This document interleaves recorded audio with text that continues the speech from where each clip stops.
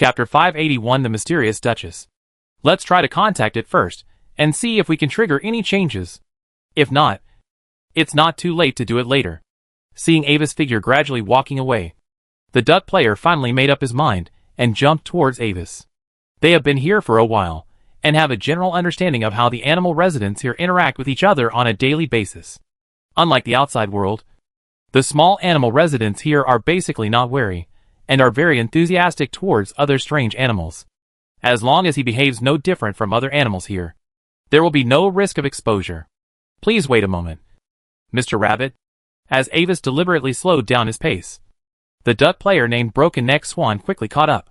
What's the matter, strange duck? Hearing its conversation, Avis stopped, turned his head slightly, and stared at it with his pink rabbit eyes. For some reason, when being stared at by Avis, Broken Neck Swan suddenly felt his breath slightly choked. Although it was a bit nonsense, he did sense some kind of illusory momentum from the rabbit in front of him, who was dressed in a formal dress and had a serious face. Excuse me, do you need any help? Under the invisible mental pressure, Duck forgot all the prepared remarks, and after a long time, he finally came up with a standard player opening remark. This idiot duck. In the distance, the other three players, who were observing in secret, instantly covered their faces, and couldn't bear to watch any more. Thank you for your kindness. If this is your purpose, then I just need a follower now. Come, carry this box for me. However, Avis did not refuse.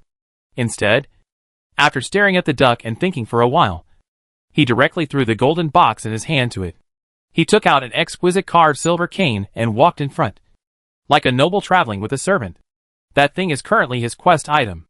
Players cannot put it in their backpacks, and even Avis himself cannot put it in the space items. So Avis is not worried about whether there will be problems if he throws it to the duck player. After receiving the golden box, the Broken Neck Swan instantly felt a sinking in his hand. The box doesn't look big, but it is actually very heavy.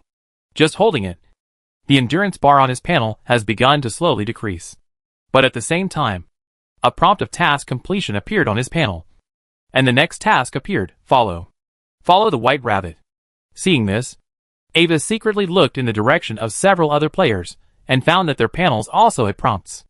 The tasks of these players seemed to be the same, which was to obtain the golden pepper, and as long as one person in the team encountered it, it would be considered obtained. Okay, follow me now. Don't think about being lazy. Lazy bones. Walk faster. Withdrawing his eyes, Avis looked at the duck that was barely following behind him and staggering, and directly tapped the base of its webbed feet with his cane with a bad look. As for why Avis suddenly became like this, it was because the white rabbit was this character's setting. After a while, they were going to meet the so-called Duchess. Avis hoped to play the role of the white rabbit for the time being, so he prepared to run in with his temporary follower in advance.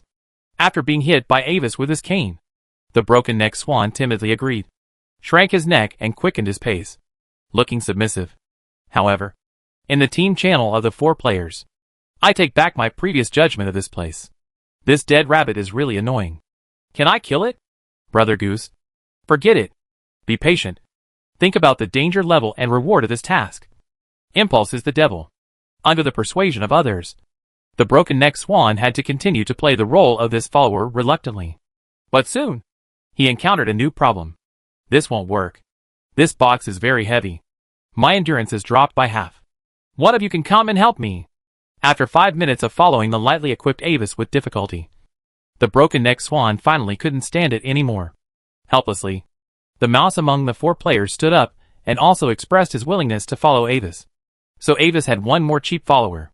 Then, the mouse took the box from the Broken Neck Swan, who immediately opened his backpack and took out a broadleaf lettuce and started chewing it. Due to its extremely low price and decent stamina recovery, using broadleaf lettuce to restore stamina has become very popular among mainstream players. I didn't know that you ducks would eat this kind of thing. At this time, Avis, who was walking in front, suddenly said indifferently, coincidentally, I heard that the piglets in the Duchess's house also like to eat this. The Broken Neck Swan was furious again and almost couldn't help throwing the lettuce at Avis. In short, after a few twists and turns, everyone finally arrived at a magnificent manor in the upper city before the pocket watch reached 12 o'clock. Oh, Dear Mr. Lobet, have you brought what I want? In the gorgeous reception room with bright colors and fairy tale atmosphere, the graceful Duchess sat on the throne of the main seat and looked at the few people below. Unlike the small animals in the city, she has a completely human appearance, and her power is very strong. And she has reached the 8th level. I have brought it. Respected madam. Hurry up. 2 lazy bones. Bring the things to the Honorable Duchess. Facing the Duchess on the main seat, Ambus bowed respectfully, and then he turned to the duck and mouse beside him, who were tired like dead dogs. And his face changed instantly.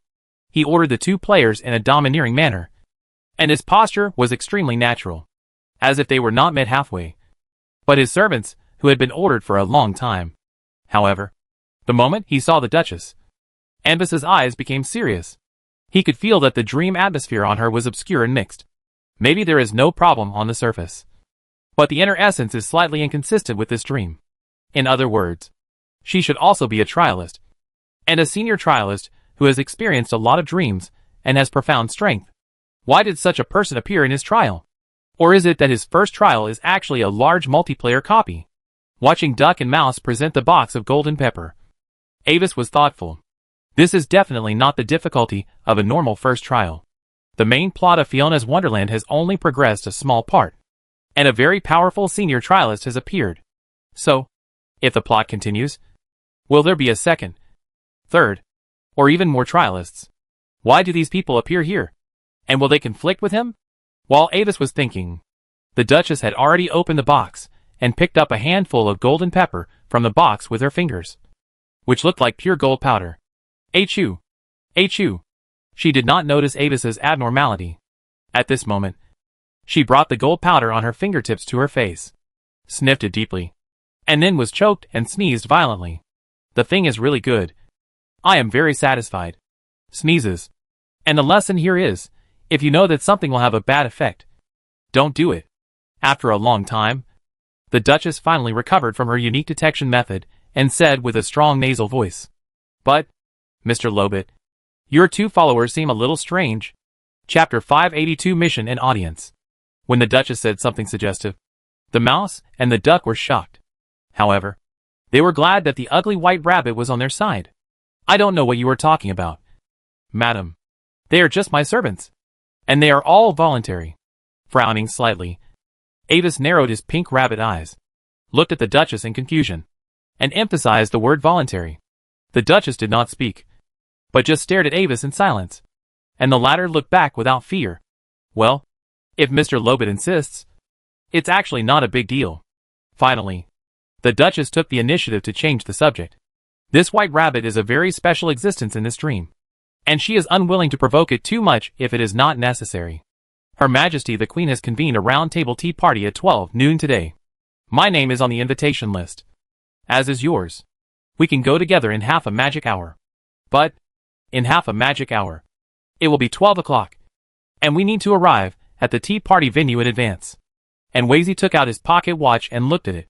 The hands on the dial had returned to 11:30 without knowing when. "I think you are right, Mr. Lobet." The Duchess nodded, closed the lid of the box again, and then patted it casually, and the box disappeared. Then, the lesson is, if you want to arrive on time, you must leave early. Your lesson is still worth our repeated reflection. "Madam." Avis bowed again, but his tone was a little cold. "Then, please wait here for a moment, Mr. Lobet. I need to prepare for the meeting with the Queen." Then the Duchess stood up and left the reception room. She is really a strange person, but perhaps the most normal person in this place. The duck player Broken Neck Swan secretly glanced at the white rabbit incarnated by Avis, and found that the latter seemed to be resting with his eyes closed.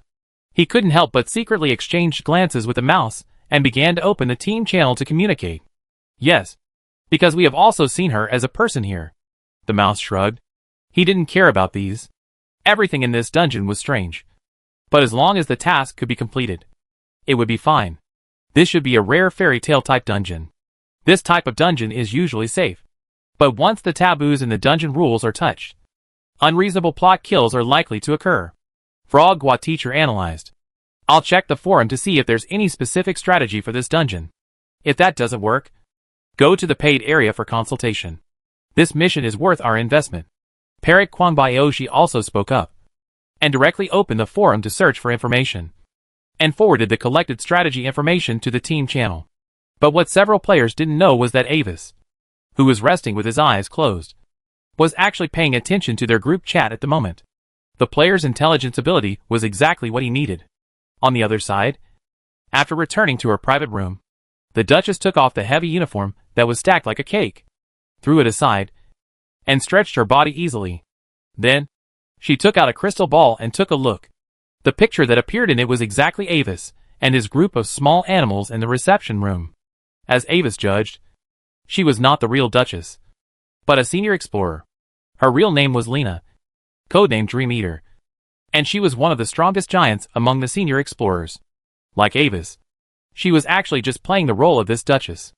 It was not accidental that Lena came to this world. Before that, a special trial for all seniors suddenly appeared in the entire Inheritance Land, New World. This is a special task that rarely appears in the Inheritance Land. Its goal is to assist the Inheritance Land itself and devour other dream worlds. The level of this trial is a rare level 3, which means that the world targeted this time is a large dream world. As long as the task can be completed, all participants will receive precious authority rewards. And according to the completion of personal tasks, there is even hope to obtain the rarest dream authority fragments. As a dream world left behind by a powerful being who is about to break through the legend, the Inheritance Land is like a creature with infinite growth, which will constantly devour some qualified worlds and other deep dreams to nourish itself. The fairy tale dream world is one of the qualified worlds. According to the early exploration of a group of trialers, Lena and others found that this world is very special.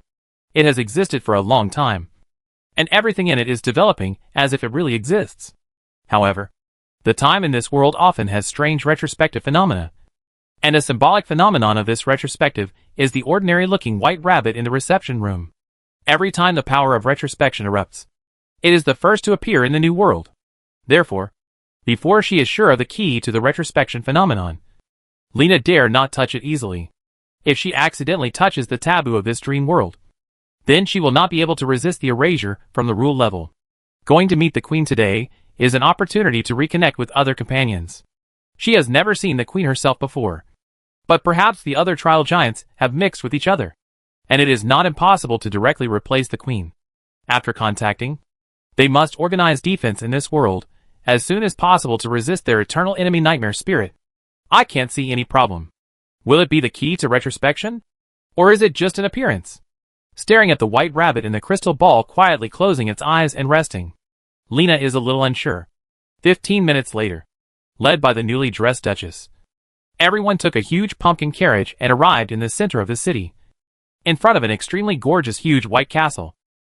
Avis was also amazed. The magnificence of this fairy tale castle was almost comparable to that of Moon Castle. Passing through the towering castle gate and moat, the pumpkin carriage drove smoothly into a beautiful garden full of exotic flowers and plants.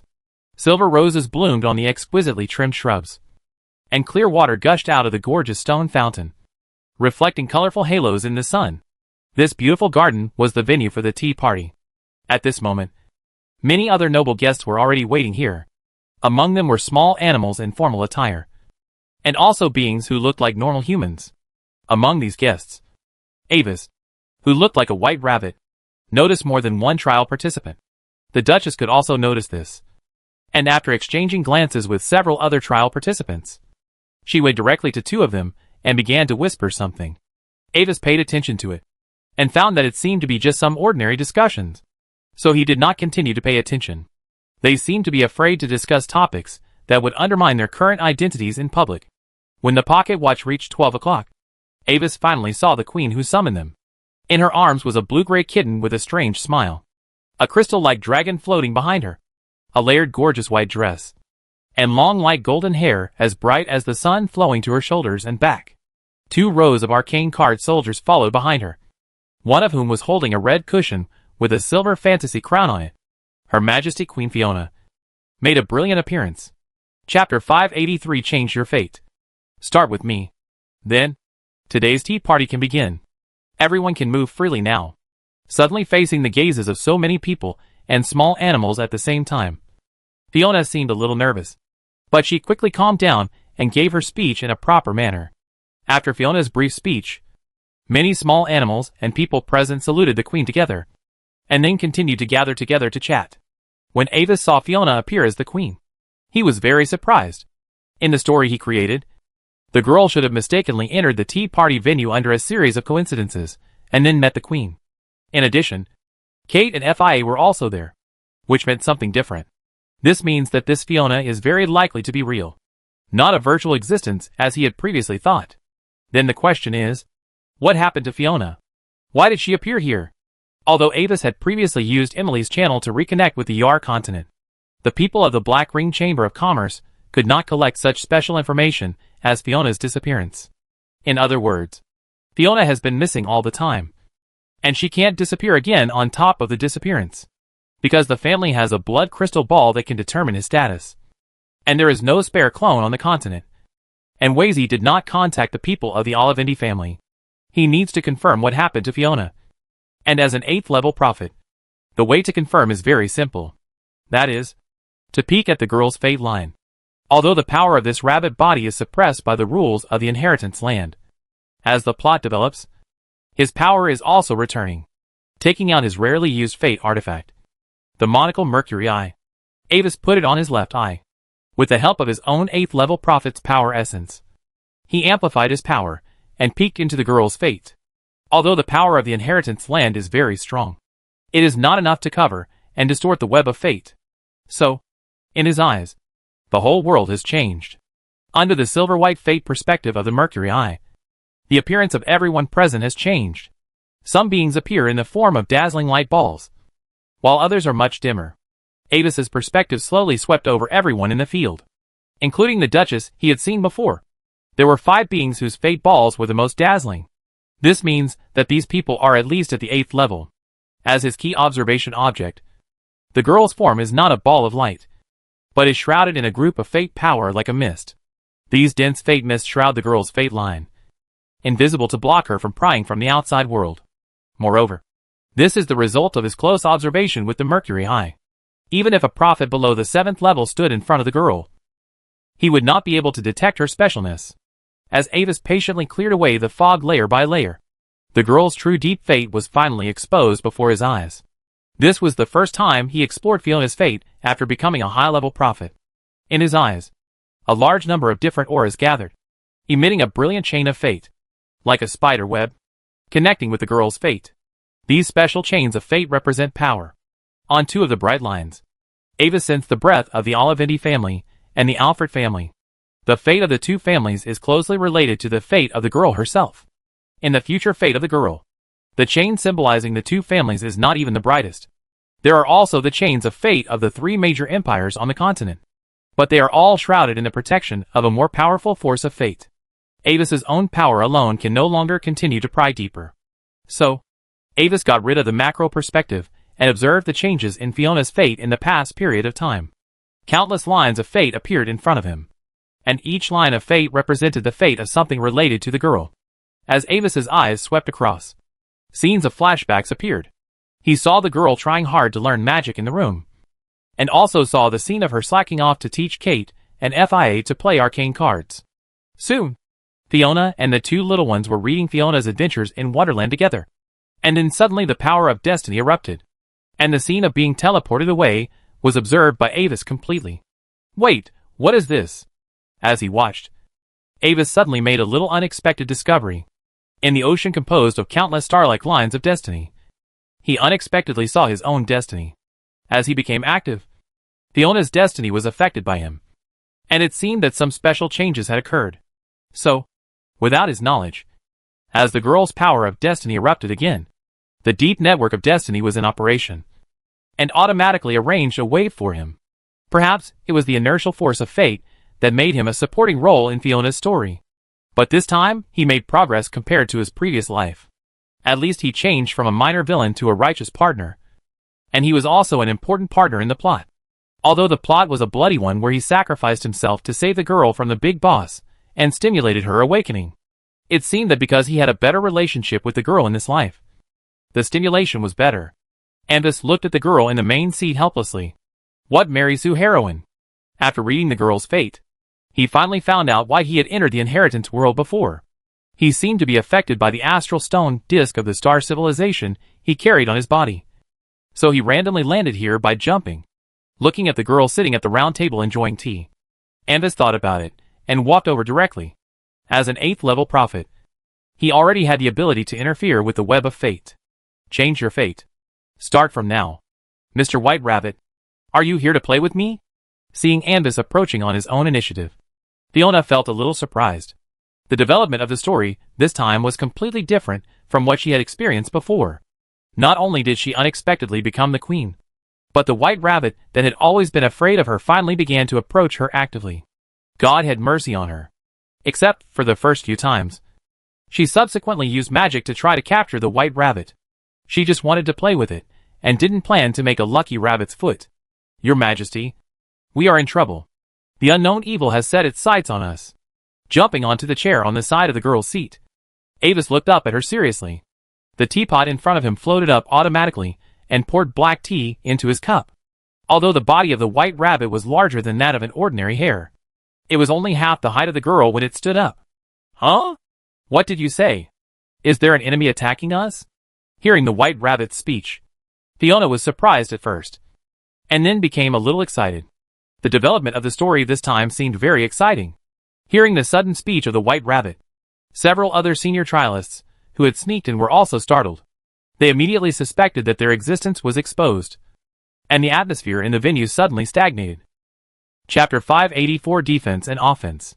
However, Ava's next words made them feel relieved again. Unknown evil is approaching. They are ancient dark beings, and our country is under serious threat. After giving a serious warning, Avis paused, ready to face possible dangers at any time. But a moment later, he found that there was no movement around him. No obliterating power from the world rules descended. Nor did he encounter sneak attacks from the lurking nightmare spirits. The White Rabbit in the original plot would naturally not say these. But this time, because Fiona replaced the identity of the queen, the constraints of the original plot have been loosened. With a sigh of relief in his heart, Avis temporarily stopped preparing for the backup and turned his eyes to the many human and small animal guests present. I wonder if everyone present here has noticed this.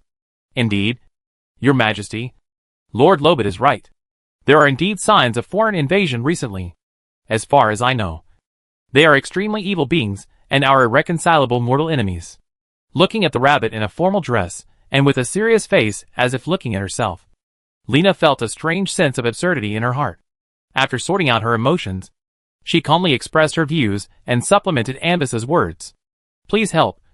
Your Majesty, we must make full defenses in advance and never let them destroy our kingdom. At the same time, several other guests played by trial players also spoke up to support Fiona in defending against the nightmare spirit's attack. Okay, I got it. Seeing that everyone was expecting her to take action, Fiona nodded excitedly. After thinking about what to do for a while, the little girl with long light blonde hair let go of the cat in her arms, tried to make a serious expression, and used her mental power to connect to the main body of Fiona in Wonderland on her body. So, the rules of the dream world began to operate with the girl's thoughts. And a huge silver-white sky curtain emerged from the air, directly covering the entire fairy tale main city, as the embodiment of the power of the world's rules. The defensive power of the sky curtain is unquestionable. Under this sky curtain, everyone felt warm, and their strength was greatly enhanced. What a powerful force. Praise Her Majesty the Queen. We are safe. Looking at this spectacular scene, many small animals who had heard of the invasion of foreign enemies before and were a little panicked now calmed down again and began to praise the Queen excitedly. However, while the trial participants praised generously, they also felt fear in their hearts. Judging from the power displayed by this layer of sky, if they were to face the Queen who controlled the rules, they would probably not be able to take even one round. Fortunately, they can now use this power to deal with the nightmare spirits.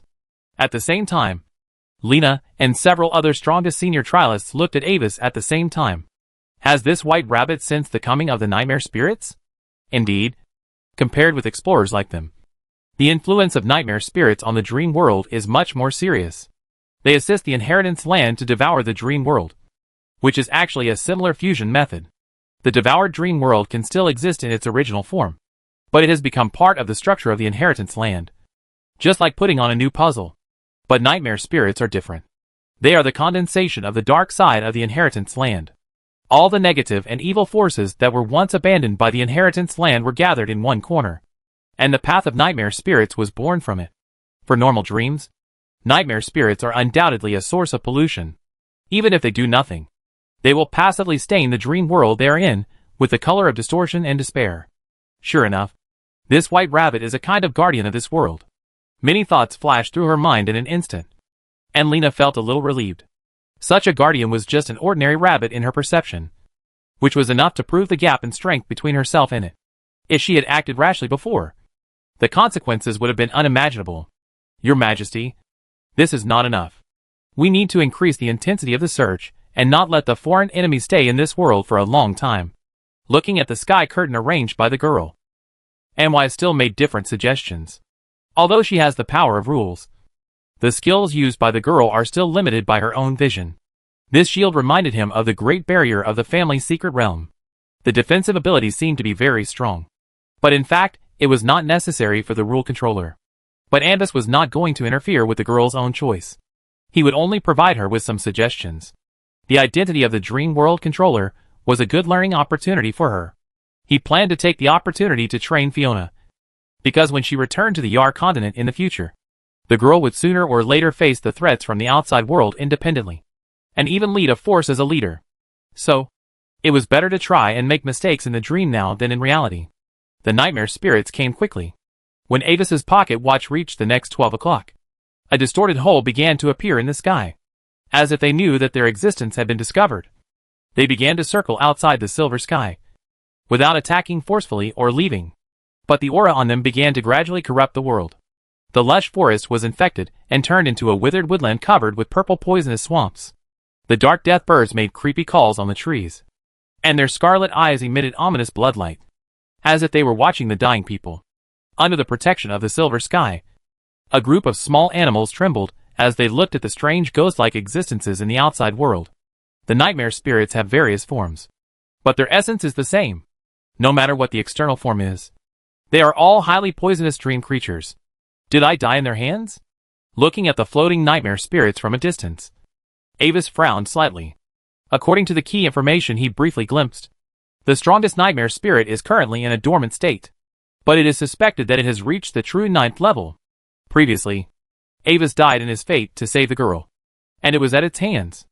At present, Fiona, who controls the rules of the dream world, can still block them out. But as time goes by, the corruption of the world will become higher and higher, and the inheritance land is also swallowing and assimilating the world bit by bit. Every time it swallows more, Fiona can control less authority. As one grows and the other shrinks, the shield will become weaker and weaker, and eventually it will be completely unable to defend. However, since he has seen his fate, he will naturally not continue to let it repeat itself. Slowly walking out of the barrier, Avis's rabbit eyes exuded a strange light and looked at the nightmare spirits. A dark rose appeared on his chest at some point. It is said that the fastest way for nightmare spirits to upgrade is to devour their own kind. Chapter 585 Strength Recovery. Although he had switched to the form of a nightmare spirit, Avis did not directly attack the large group of nightmare spirits. He was observing their behavior patterns. Nightmare spirits can be roughly divided into two types. One is the nightmare spirit that the trialists voluntarily choose to take the path of nightmare spirits and thus transform into. And the other is the entity formed by the dark side power of the inheritance land. What Avis is looking for is the aggregation of those pure negative energy. There are actually not many professionals who really take the path of nightmare spirits. Among the nightmare spirit group, the number of negative dream aggregations accounts for more than 70%. And these negative energy entities are easy to distinguish from the trialists. Their behavior is completely based on instinct, as if they were carved from the same mold. They are also the best food for the newly transferred nightmare spirits in the early stage, because they have no wisdom and only act on instinct. Professionals who master complex spells can completely trap them. Soon, Avis locked the target. He did not attack the large group of nightmare spirits directly, but carefully found a few new nightmare spirits that were alone and attacked. After switching to the nightmare spirit state, Avis could clearly feel that the suppression of the rules of the inheritance land had become lighter. If he looked like an ordinary rabbit of level 10 before, he was at least level 40 now. With his sneak attack, These new nightmare spirits of only level 20 or 30 disappeared one after another, and their own power and authority fragments were absorbed by Avis under the influence of the rules. As these dream authority fragments entered the body, the suppression of Avis was further reduced, and his own strength was liberated more. Instead of relying on secret methods to use his own power as before, as expected of a nightmare spirit that becomes stronger by devouring its own kind. The speed and pleasure of this power increase are indeed irresistible. As his strength recovered, Avis began to speed up the speed of hunting nightmare spirits. A large number of rule fragments and the power essence of nightmare spirits entered his body, making his momentum rise steadily. Even some unconscious nightmare spirits nearby began to instinctively avoid him. But as he devoured, Avis gradually discovered the biggest problem of the nightmare spirit's path, relying on this method of devouring the same kind to improve. In the early stage, the speed of nightmare spirit's power and authority improvement is indeed much faster than that of trialists. But as the strength grows to a certain limit, high-level nightmare spirits devour low-level nightmare spirits, and it is almost impossible to obtain any authority improvement. If you want to go further, you can only devour other high-level ones, or kill trialists of a high enough level. And the key to the problem lies in the dream authority. Whether it is a trial or a nightmare spirit, their ultimate goal is to increase the integrity of their authority in the inheritance land to 100%. Obtain the final inheritance and control of the entire inheritance land. However, the improvement of authority integrity needs to be completed by collecting all authority fragments. These fragments are divided into 100 pieces. The first 50 are white fragments, 51 to 80 are blue fragments, 81 to 95 are purple fragments, and the last 95 to 100 are gold fragments. The later the fragments, the more difficult it is to obtain, and these fragments can be obtained repeatedly.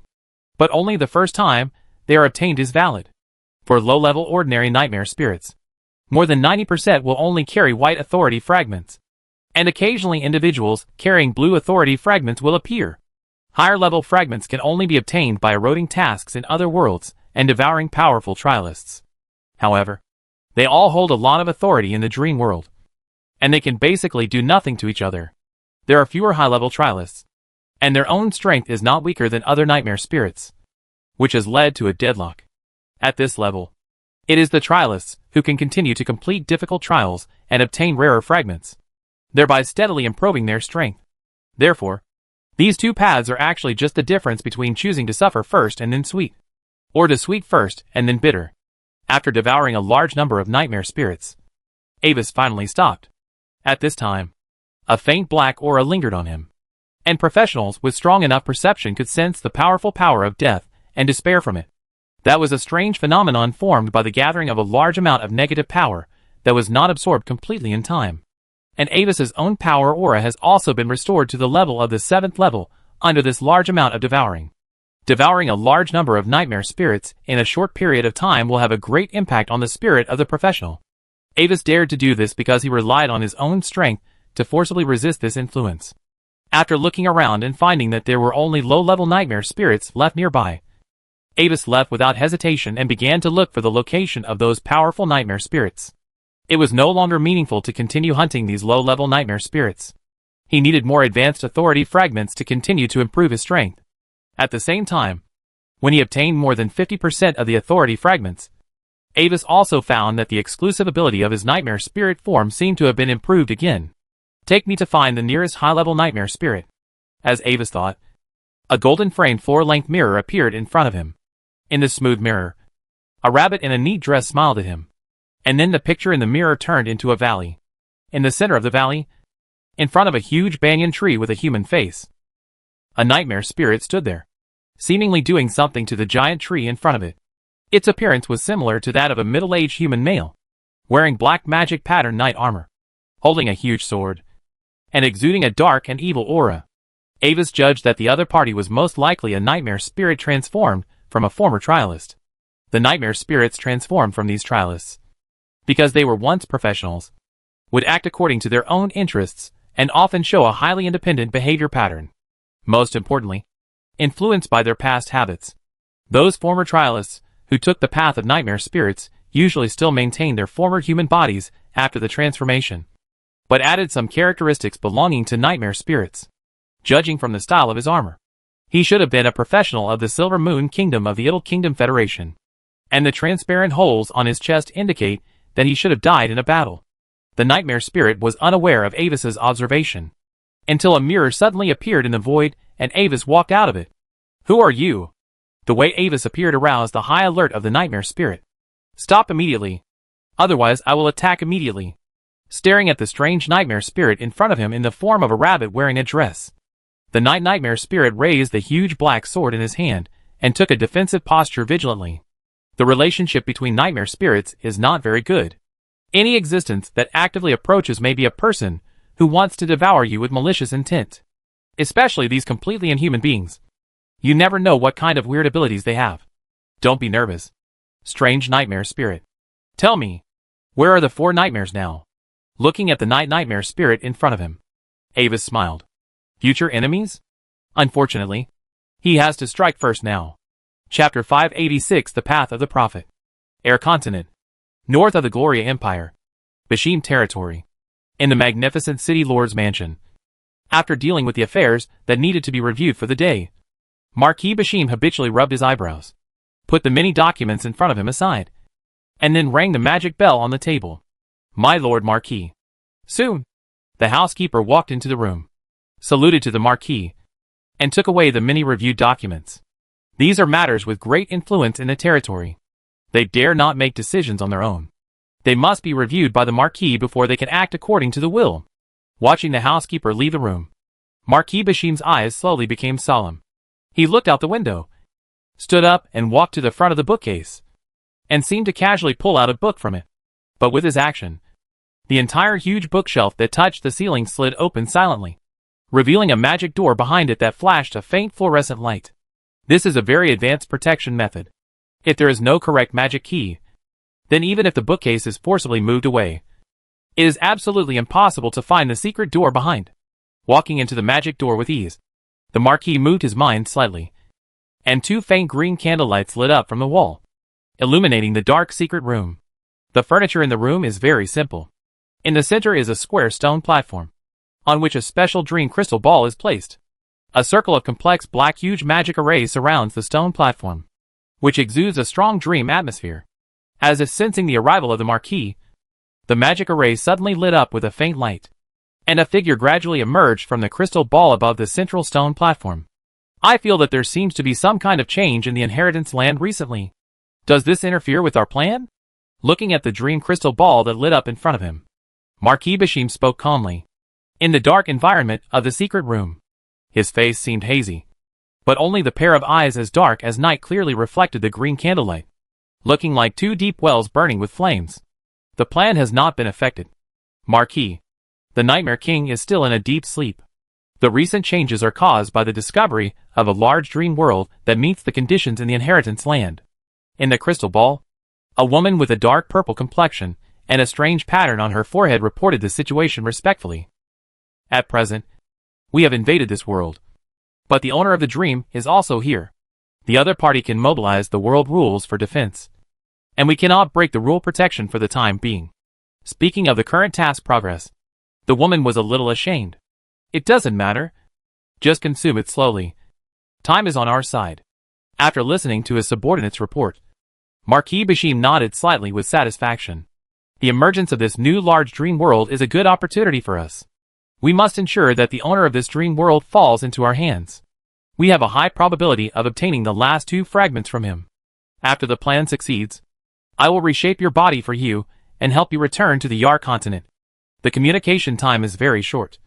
Watching the crystal ball in front of him dim again and finally shatter into a pile of debris, Marquis Bashim skillfully took out a new crystal ball and placed it on the surface of the stone platform, allowing the magic circle on the ground to gradually charge it.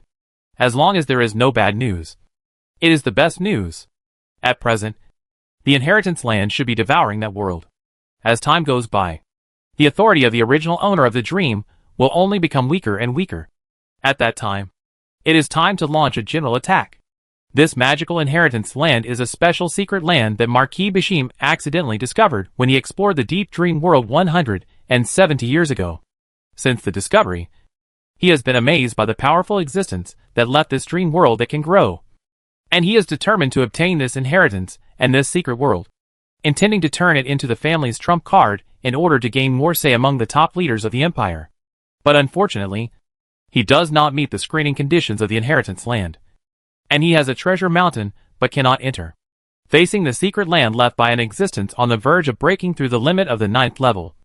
Even Marquis Bashim, as an old 9th level, cannot forcibly seize the authority. But after all, as a 9th level, Marquis Bashim still found a special way. That is, the product of all the negativity and darkness of the inheritance land. The Nightmare Spirit. Using his own 9th order power, he secretly captured and merged a large number of nightmare spirits, artificially creating a nightmare spirit king without intelligence. He also tried to manipulate it to indirectly control the power of the dream world, and finally achieve the effect of obtaining inheritance. But in the process of implementing this seemingly perfect plan, Marquis Bashim also encountered the problem discovered by Anvis. The road of nightmare spirits became more and more difficult. In the past 170 years, Marquis Bashim tried his best, but he only collected 98 fragments of power with difficulty. He never got the remaining 2 golden fragments. As the incarnation of the dark side of dreams, nightmare spirits need negative magic to maintain their existence all the time. If they do not get enough negative power for a long time, they will gradually dissipate because they cannot maintain their individual existence. For this reason, Marquis Bashim had to let the Nightmare Spirit King sink into a hibernation-like sleeping state to minimize daily consumption, waiting for a sufficiently powerful trialist with the last 2 fragments to appear, and then compete for the most core inheritance of the dream. Now, he finally saw hope. It was the first time in the past 150 years that the trial land swallowed a large dream world. Before that, it was some small and medium-sized worlds, and the interval was very long, and it had a probability of happening almost every 10 years. But correspondingly, this kind of task also has the most benefits. The reward for swallowing a large dream world should be enough to fill the last 2 puzzle pieces. Right? Finally, after checking the layout of the secret room, Marquis Bashim waved his hand, extinguished the candle, and then left the secret room. In recent years, the situation in the empire has become somewhat turbulent, and the 9 marquises also have their own calculations. He needs to gain stronger power to gain the most benefits in the upcoming chaos. In the dream world, after asking the Nightmare Spirit about the whereabouts of the 4 nightmares, Avis directly used the Nightmare Spirit's innate ability to enter the mirror and leave. Because the other party showed a strong uncooperative attitude and aggressiveness during the questioning process, Avis had to appease it and let it get the rest it longed for. The 4 nightmares are 4 powerful nightmare spirits, whose strength is below that of the strongest nightmare spirit. It is said that for some reason, the strongest nightmare spirit is currently in a dormant state, and the 4 nightmares are the strongest nightmare spirits that are active outside. Anvis plans to kill one of them, and then replace its identity and become one of the new 4 nightmares. This is the best choice he came up with after analyzing part of the future destiny he spied on the girl. Unlike in the past, he used to indirectly interfere with the web of fate through the power of prophecy, and he himself was always hidden outside the game and invincible. But this time, his own fate has been involved. He can no longer stand in the position of a chess player and have a panoramic view of the overall situation as in the past. But everything has 2 sides. Although he has entered the game, it is also an opportunity. He wants to make an attempt to find his own way as a prophet. Chapter 587 Dark Taitais. Anvis's target for this trip is Dark Taitais among the 4 nightmares. The 4 nightmares are actually equally powerful, and all of them control more than 90% of the power. But they have different characteristics. As the name suggests, Taitais' characteristic is darkness. In Anvis's view, Taitais' darkness is the most suitable for the identity he replaced. The other 3 nightmares, whether despair, madness, or lust, are not as dark as him. As Anvis's thoughts, the mirror in front of him began to change rapidly. And finally, when the picture in the mirror was fixed again, the environment outside the mirror had turned into a dark palace interior. There was no light in the surrounding environment, and the only light source came from the ceiling of the hall, which was countless pale and cold dim light spots that seemed to come from the depths of the dark starry sky. On the rock throne in the center of the hall, a tall figure sat on it. The figure was wearing a dark hooded robe, and his face was completely dark. When the mirror of nothingness appeared in the hall, the hood of the figure moved slightly, as if projecting a certain line of sight. Taitais felt a little strange. His palace was shrouded by his own dark domain, An ordinary dream teleportation could not reach it. And this mirror could appear here. So it must have its own special features. He could sense the breath of Anubis on the mirror. A nightmare spirit, who had just broken through the 7th level not long ago. Perhaps it was a skill obtained after the experiment of breaking through the 7th level. But it accidentally fell into his palace. Unfortunately, just after the breakthrough, it was destined to return to eternal darkness. Following Titties' thoughts, the darkness in the hall suddenly materialized, like a ball of thick ink, wrapping the mirror condensed by Avis. But at this point, the darkness could no longer advance. They soaked the glass, stained the carved gold frame and the mithril plating on the back. But that was the limit. Facing Avis in the mirror world, the darkness returned in vain. Is this your ability? Sensing all this, Dark Titties slowly stood up from the throne. His darkness did not force the enemy out of the unknown area, which meant that the enemy was not an ordinary new high-level nightmare spirit, which aroused Titties' interest. Looking at Avis inside the mirror, Titties raised one hand, and a deep darkness gathered in his palm. This is the special power he controls as a nightmare spirit, the embodiment of the dark rules of the dream world. In the dream world, he can exert an effect similar to the real 9th level rule power. The inheritance of fairy tales separated its dark side and abandoned it. But this dark side never disappeared. It just sank into the darkness that no light could touch. But what Titties didn't expect was that when he was about to devour the mirror with rules, Avis in the mirror suddenly moved. And Avis's target was not him, but his reflection in the mirror. Titties only felt dazed for a moment, and the surrounding environment suddenly changed. He seemed to be still inside his palace, but his essence was completely different. The body of Avis, who was just in the mirror, had turned his back to him and stood in front of the mirror. The most important thing is that the dark rule power that was surging in his body all the time suddenly became silent at this moment. No matter how he mobilized it, he could not communicate with it again. What did you do? Titties' words rarely carried a trace of emotional fluctuations. For countless years, since he became one of the 4 nightmares and mastered the power of the darkness of dreams, his emotions have completely sunk into darkness, and his state is like a god, neither happy nor sad. But now, he has re-experienced his previous emotions and long-lost surprise. Nothing. Just planning to invite you to come to the mirror for a chat. In front of the mirror, Avis slowly turned around. On the chest of the dark dress, a rose as dark as the night bloomed wantonly. At the same time, the momentum around him suddenly began to rise step by step, becoming deep and terrifying. You are not the 7th level? Watching the sudden change in Avis's breath, Titties' heart gradually sank.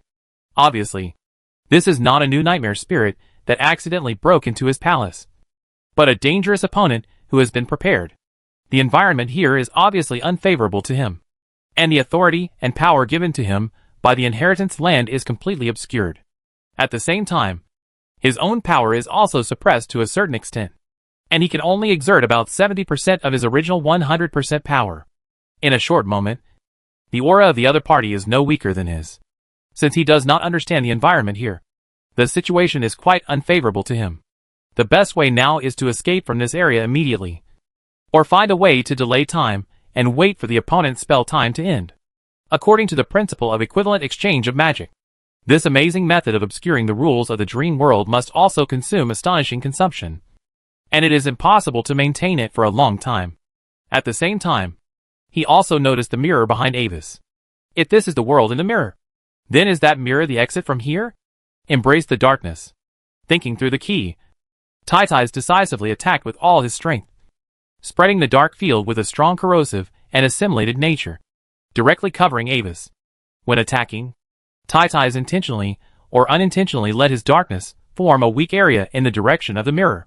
If Avis chooses to dodge, then he must give up the direction of the mirror. Otherwise he can only take his attack. But if that is indeed the exit, then Avis will never give up easily. As he expected, Avis did not move a step, but condensed a shield emitting a pale white luster, covering himself and the mirror. At the same time, a field with a strong holy light power directly spread out with the shield as the center, dispersing the surrounding darkness, and even sweeping towards Titties in reverse. Disgusting guy. How can there be a nightmare spirit like you? This kind of sacred power made Titties feel very disgusted instinctively. For nightmare spirits, which are essentially a collection of negative forces, the holy light field created by Avis is no different from pouring boiling dog shit on people. With an irritable roar, Titties seemed to explode. A large amount of dense darkness, like a tide, continuously impacted the holy light field in the center, making its light flicker. However, Avis's strength was also not weak, and the holy light field soon regained stability. And it had a fierce consumption with the surging dark power. And they were in a stalemate. Looking at the tense battle situation, Titties increased his investment again, as if he wanted to annihilate Avis directly in the endless darkness in this way. But secretly, he had begun to prepare his own nightmare spirit talent ability that he had not used for a long time. Call of the Dark Stars. When he was weak, he relied on this ability to kill the unprepared opponents many times, and finally sat on the position of the 4 nightmares. Chapter 588, Nesting Dolls. Finally, when the holy light domain was suppressed again, Titties suddenly activated his own ability. In the dense darkness, countless pale and cold dim stars suddenly lit up. In the depths of the countless dark stars, a monotonous and chaotic note suddenly echoed. As this strange sound spread, Avis suddenly felt cold all over, and an uncontrollable chaotic whisper sounded from the bottom of his heart. The magic power around him stagnated, and the protective shield that had always been maintained was instantly shattered. At the same moment, a long brewing, dense dark power like a pitch-black arrow suddenly pierced through the already scattered holy light domain and rushed straight to Avis. But at the critical moment, Avis's eyes suddenly regained clarity. A thin pale white shield suddenly emerged from his body, and the dark arrow hit the surface of the shield and directly shattered into a cloud of smoke like dark power. What? The sudden change surprised Titties. Even without the power of rules, this move of his was enough to make his opponent of the same level lose consciousness for a few seconds. What kind of existence is this unknown nightmare spirit? What Titties didn't know was that due to the existence of the old secret book, Avis's resistance to such abnormal things was surprisingly high. But he quickly calmed down, and he also anticipated the possibility of the sneak attack failing. As one of the 4 nightmares, he had prepared more than just this. Behind Avis, the inconspicuous black mist formed by the shattered dark arrow suddenly condensed into an arrow again, while Avis was not prepared, and then instantly shot into the mirror behind Avis. As if caught off guard by this change, Avis intervened a step too late, and the arrow swiftly avoided his obstruction and instantly sank into the mirror. At the same time, the body of Titties in the distance suddenly turned into a shadow silently, flowing into the surrounding darkness. Only a smile made of a black mist remained on the spot, as if silently mocking him. Staring at this scene, Avis's face was as dark as water. The holy light field around him suddenly spread as if affected by his annoyance, purifying all the remaining dark forces in the hall that had lost their source.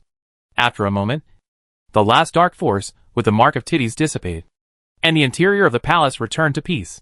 Damn it! The plan failed. After a moment of silence, Avis muttered to himself. The hall was still as calm as usual.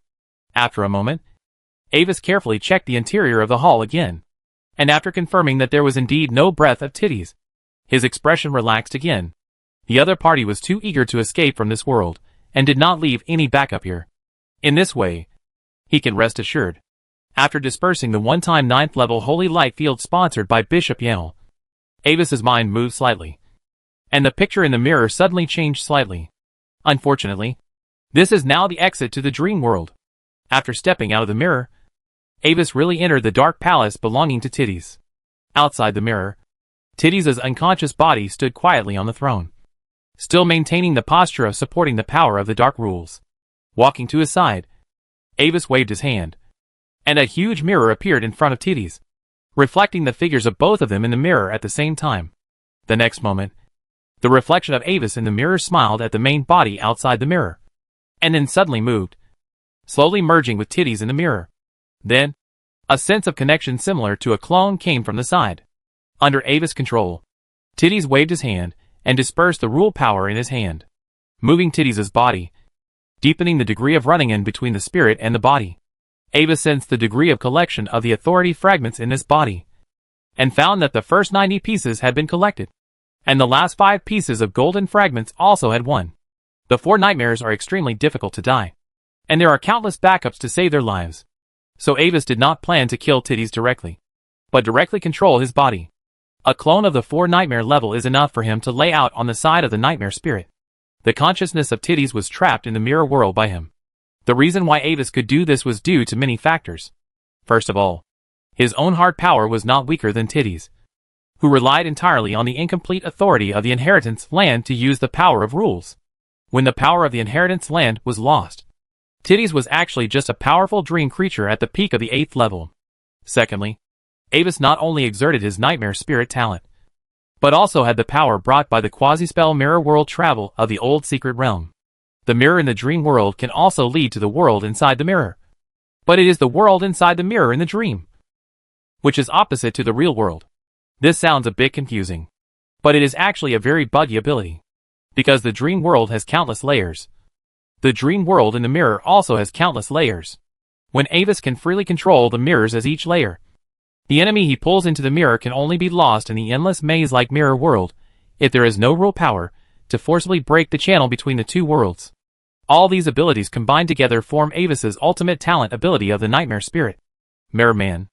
After leaving his clone in the Nightmare Spirit's camp, Avis quietly left the area controlled by the Nightmare Spirit, resumed his identity as a trialist, and returned to the fairy tale city. Along the way, he looked at the time on the pocket watch again. But now the flow of time is normal, and it does not appear like before, where it will be restored to the quarter before 12 o'clock at any time. After coming to this world, the nature of this pocket watch seems to have become a little special. The most obvious change is that it cannot appear in the world in the mirror. Thinking about the information that this phenomenon may hide, Avis walked into the palace. At this time, Her Majesty Queen Fiona and many guests gathered in the palace were playing arcane cards. Because there were many guests, a multiplayer game mode was currently adopted. Everyone was divided into several parties to fight each other, and the victory standard was the last party left on the field.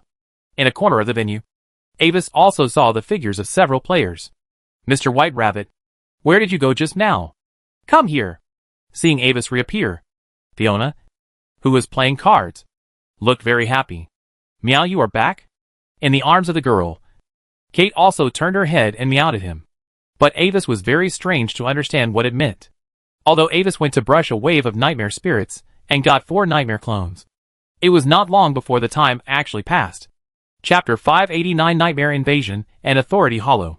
Your Majesty. Avis walked over and was about to speak when he was suddenly picked up by Fiona.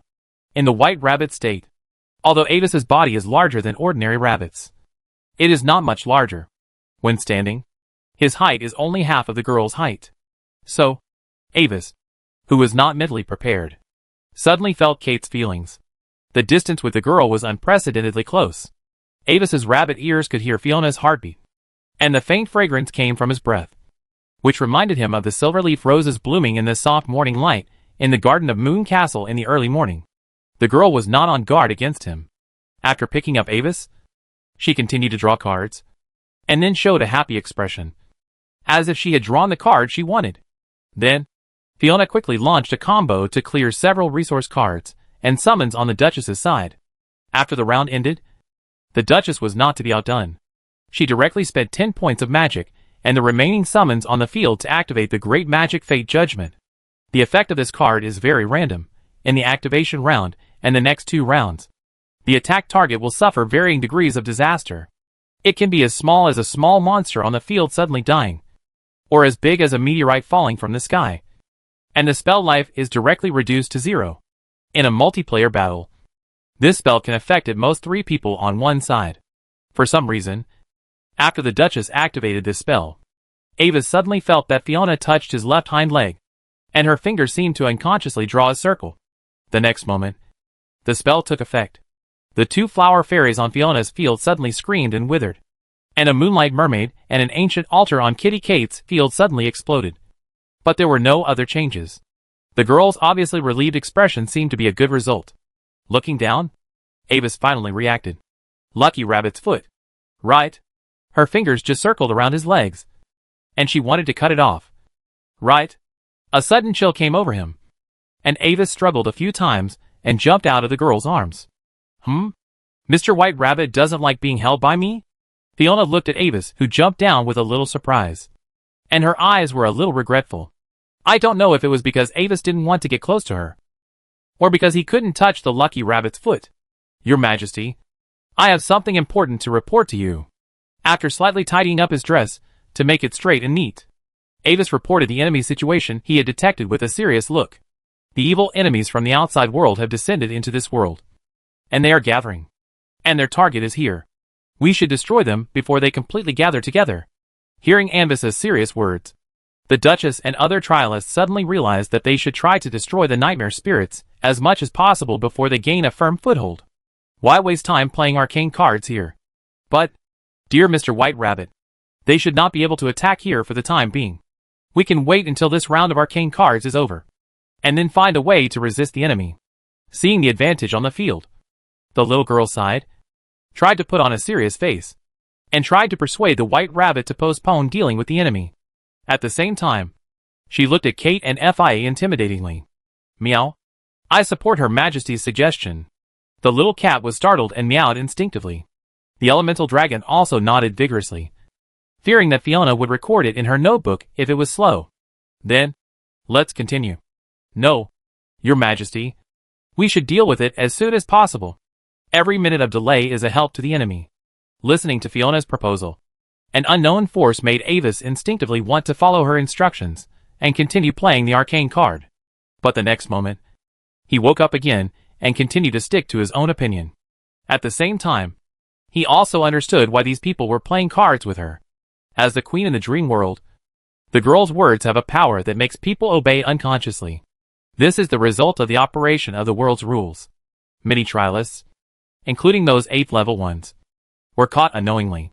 They not only accompanied her to play the secret card, but also did not think there was anything wrong with this behavior. But when Avis pointed it out, everyone finally realized that there was something wrong with themselves. Your Majesty, I think Mr. White Rabbit is right. We should focus on destroying the enemy now. Just as the lesson says, it is better to do it sooner rather than later. I agree with the Duchess's opinion. After the Duchess spoke first, several other senior trialists and some small animal guests expressed their opinions, and some even volunteered to attack and destroy the enemy. Okay, I got it. Let's end today's tea party here. With a sigh of regret, Fiona waved her hand, and the arcane card battle table in front of everyone disappeared immediately, replaced by a magic sand table showing the topographic map of the dream world. In the sand table, the miniature incredible kingdom was surrounded by a huge silver protective cover, and in a large area outside the protective cover, there were dotted black areas, among which the black volume in 4 locations was the largest. Everyone, these black areas should be where the enemies are. The bigger the black, the stronger the enemy there is. Looking at the magic projection on the sand table, Avis automatically took over the job of explaining. He was very familiar with this scene, because the location of his freshly baked clone was one of the 4 largest black areas. After all, it was a fairy tale world, and there was no strategy to speak of. After determining the enemy's position, many guests swarmed out of the palace and went to eliminate their own targets, including the Duchess. Several senior trialists unanimously picked one of the 4 strongest nightmares. These senior trialists rarely have the opportunity to gather in the trial world, but once they gather together, they have the possibility of hunting powerful nightmare spirits. Although they cannot absorb the power of nightmare spirits, the authority fragments dropped by nightmare spirits are good things for them. They can use the extra authority fragments to exchange various things in the secret shop of the inheritance land, including various powerful magic, innate abilities, magical items, etc. After each mission, they can exchange resources from the store to strengthen themselves. Well, aren't you going? In the castle, Fiona was a little surprised to see the White Rabbit that stayed in place and didn't run away. I have more important things to do, Your Majesty. NY stared at the magic sand table in front of him and dealt with the girl casually. This thing is a projection of Fiona's own dream world authority. As the controller of Fiona's Wonderland, her control over this world is still very strong. Some players who play single-player games can turn on the God mode to control the game process, such as directly opening the full map and displaying the enemy's location in real time. But with the invasion of the inheritance land, this place will be gradually assimilated and turned into a multiplayer online game, and the girl's authority will also be taken away. The darkness, where those nightmare spirits are located, is the manifestation of the emptiness of authority caused by their power eroding and corrupting this world. Chapter 590 Siege and Information Leakage. Damn it. How dare you? At this moment, Lilith of Lust, one of the 4 nightmares, was shocked and angry. She was originally happily training this dream world, such as letting this remote fairy tale kingdom be tinged with the color of desire. To put it simply, spring has arrived. Everything is revived. And it is the season for animals to mate. And when they indulge in desire, the nature of their own existence is also quietly changed. The original fairy tale-like dreamy temperament disappears and turns into a dark and twisted desire aggregate. In the process of transformation, Lilith herself will get corresponding feedback. And in this act of spreading desire, her own essence will become stronger. Before that, the guy from the black abyss of despair seemed to have sent her a message, inviting her to meet in his despair realm. Although Lilith agreed, she did not plan to go immediately, but planned to transform enough native creatures in the dream world first, and then go to meet after obtaining enough benefits and power enhancement to discuss how to capture the core area of this world. As one of the 4 nightmares, she also has her own ambitions. Lilith was originally a dream caster, and she fell into this world by mistake due to a failed magic experiment. Relying on her own dream magic, she quickly changed her job to become a hidden profession nightmare spirit, and then spent 80 years to eliminate powerful enemies one by one, and finally became the symbol of lust, and climbed to the position of the 4th nightmare with difficulty, as the weakest of the 4 nightmares. But the road has not come to the end. What she really wants is to further expand her own characteristics into desire. Only by going one step further, she would have a chance to compete with the Nightmare Spirit King, who was pressing on her. But the Nightmare Spirit King was too powerful. She had seen it once before. With just one strike, he wiped out the 5 8th level extreme trialists at that time. And no one survived. That was completely unreasonable. And she felt desperately powerful. She didn't want to fight him from the bottom of her heart. But the final inheritance here can only be obtained by the trialist or nightmare spirit, who first obtains complete authority. At that time, all the existences that fell into the inheritance land will be subject to the control of the inheritance land. Life and death are only a matter of time. There is only one way to become the subordinate of the other party. However, she did not put all her hopes on one place, and left herself a way out in case the challenge failed. That is to find strong foreign aid to cooperate with, to help the other party control this inheritance land, and to regain a body on the Yar continent at the cost of serving the other party for 100 years. Then give up her own authority and forcibly leave this inheritance world. But when her perfect plan was in progress, several terrifying dream attacks emerged without warning, and with the help of a series of control spells, they instantly hit Lilith, who was caught off guard. Dream world tearing, soul annihilation, advanced negative purification. The magic attacks had unique dream attributes, which were completely different from the attacks of other nightmare spirits with strong negative properties. Caught off guard by this series of attacks, Lilith's aura suddenly weakened and became extremely unstable. Judging from the power of those attacks, the enemy's strength was obviously at the same level as her, and there was more than one. In shock and anger, Lilith suddenly screamed. The big magic tide of desire that she solidified as her trump card exploded instantly flooding the area of dozens of miles. So, when the trialists took action to defend against the attack, they also exposed their bodies and could no longer hide. 1, 2, 3, 4 top trialists? You really think highly of me. Her eyes slowly swept over the many invading enemies, and paid special attention to the 4 with the strongest aura among them. Lilith's pink and purple eyes showed strong surprise and anger. She never expected that these trialists, who usually avoided them like rabbits avoiding tigers, would dare to gather together to attack her. Haha, I will prove to you that choosing me as a target is the most wrong move in your entire life. In anger, Lilith laughed instead. Her cool and fiery body also shook slightly, attracting the attention of the trialists with its huge mass. Along with her sweet laughter, the strange pink pattern on her body began to light up. The huge lust field began to expand on a large scale, eroding the rationality of many trial participants. But because she was already injured, the effect of the field was minimal under the joint efforts of everyone. Looking at the result of her attack, Lilith's heart sank. Although she did not admit defeat, she knew that she would have to bleed heavily before she could escape this time. A moment later, with a huge dream explosion, in the rainbow-colored dream light and shadow, Lilith's fiery body in the form of a nightmare completely collapsed, and countless wisps of pink and purple desires escaped. But most of them were intercepted by the people who were well prepared. Not bad. There are even quite a few purple authority fragments. The feedback from the inheritance land has arrived. The reward for destroying one of the 4 nightmares is close to directly clearing a level 2 trial world. Really? I only got the reward for clearing the level 1 trial. It may be related to the participation. But she dropped a lot of blue authority fragments. After returning this time, my strength should be able to go further. Counting their gains, everyone was beaming with joy. The essence of the 4 nightmares is still nightmare spirits. Destroying them here is equivalent to each trial participant passing a trial world. According to the different levels of effort, they also receive different task evaluations. Should we take this opportunity to take down another 4 nightmares?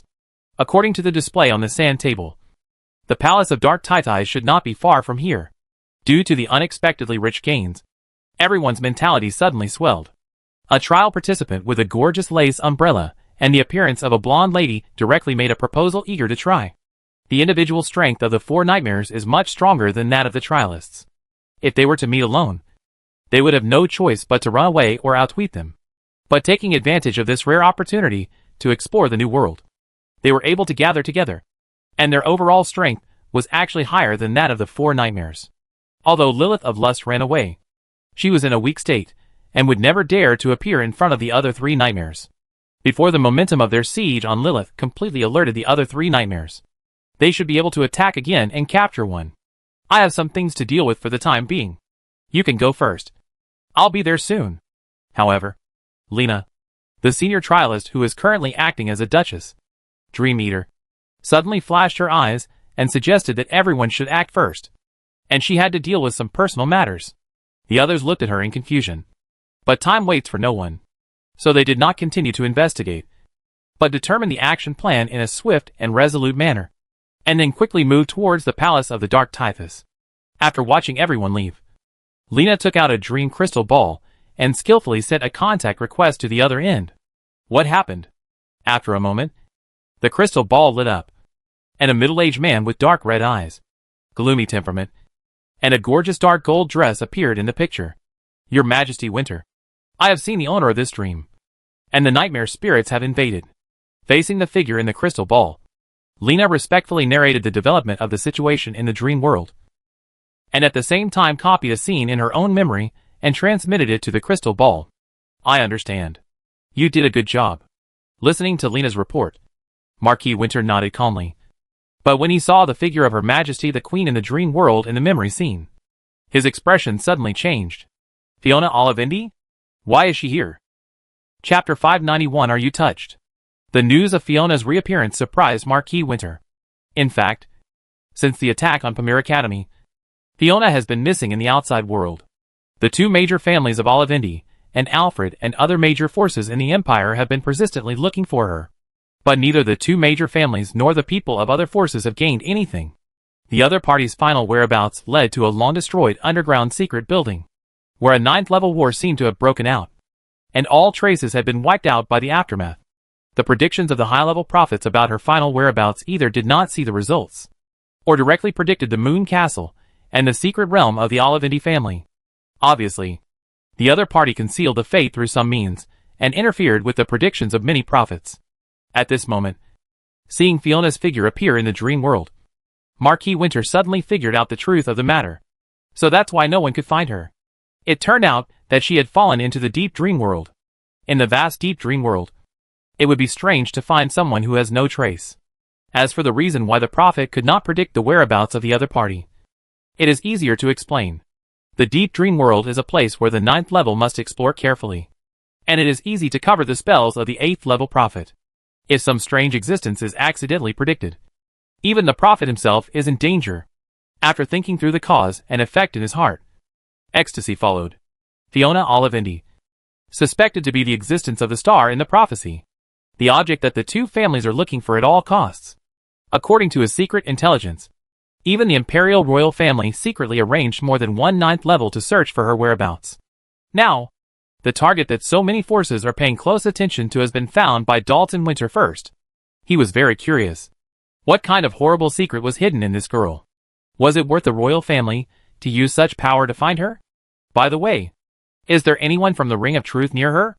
But at this time, Marquis Winter suddenly remembered a rumor whose authenticity could not be confirmed.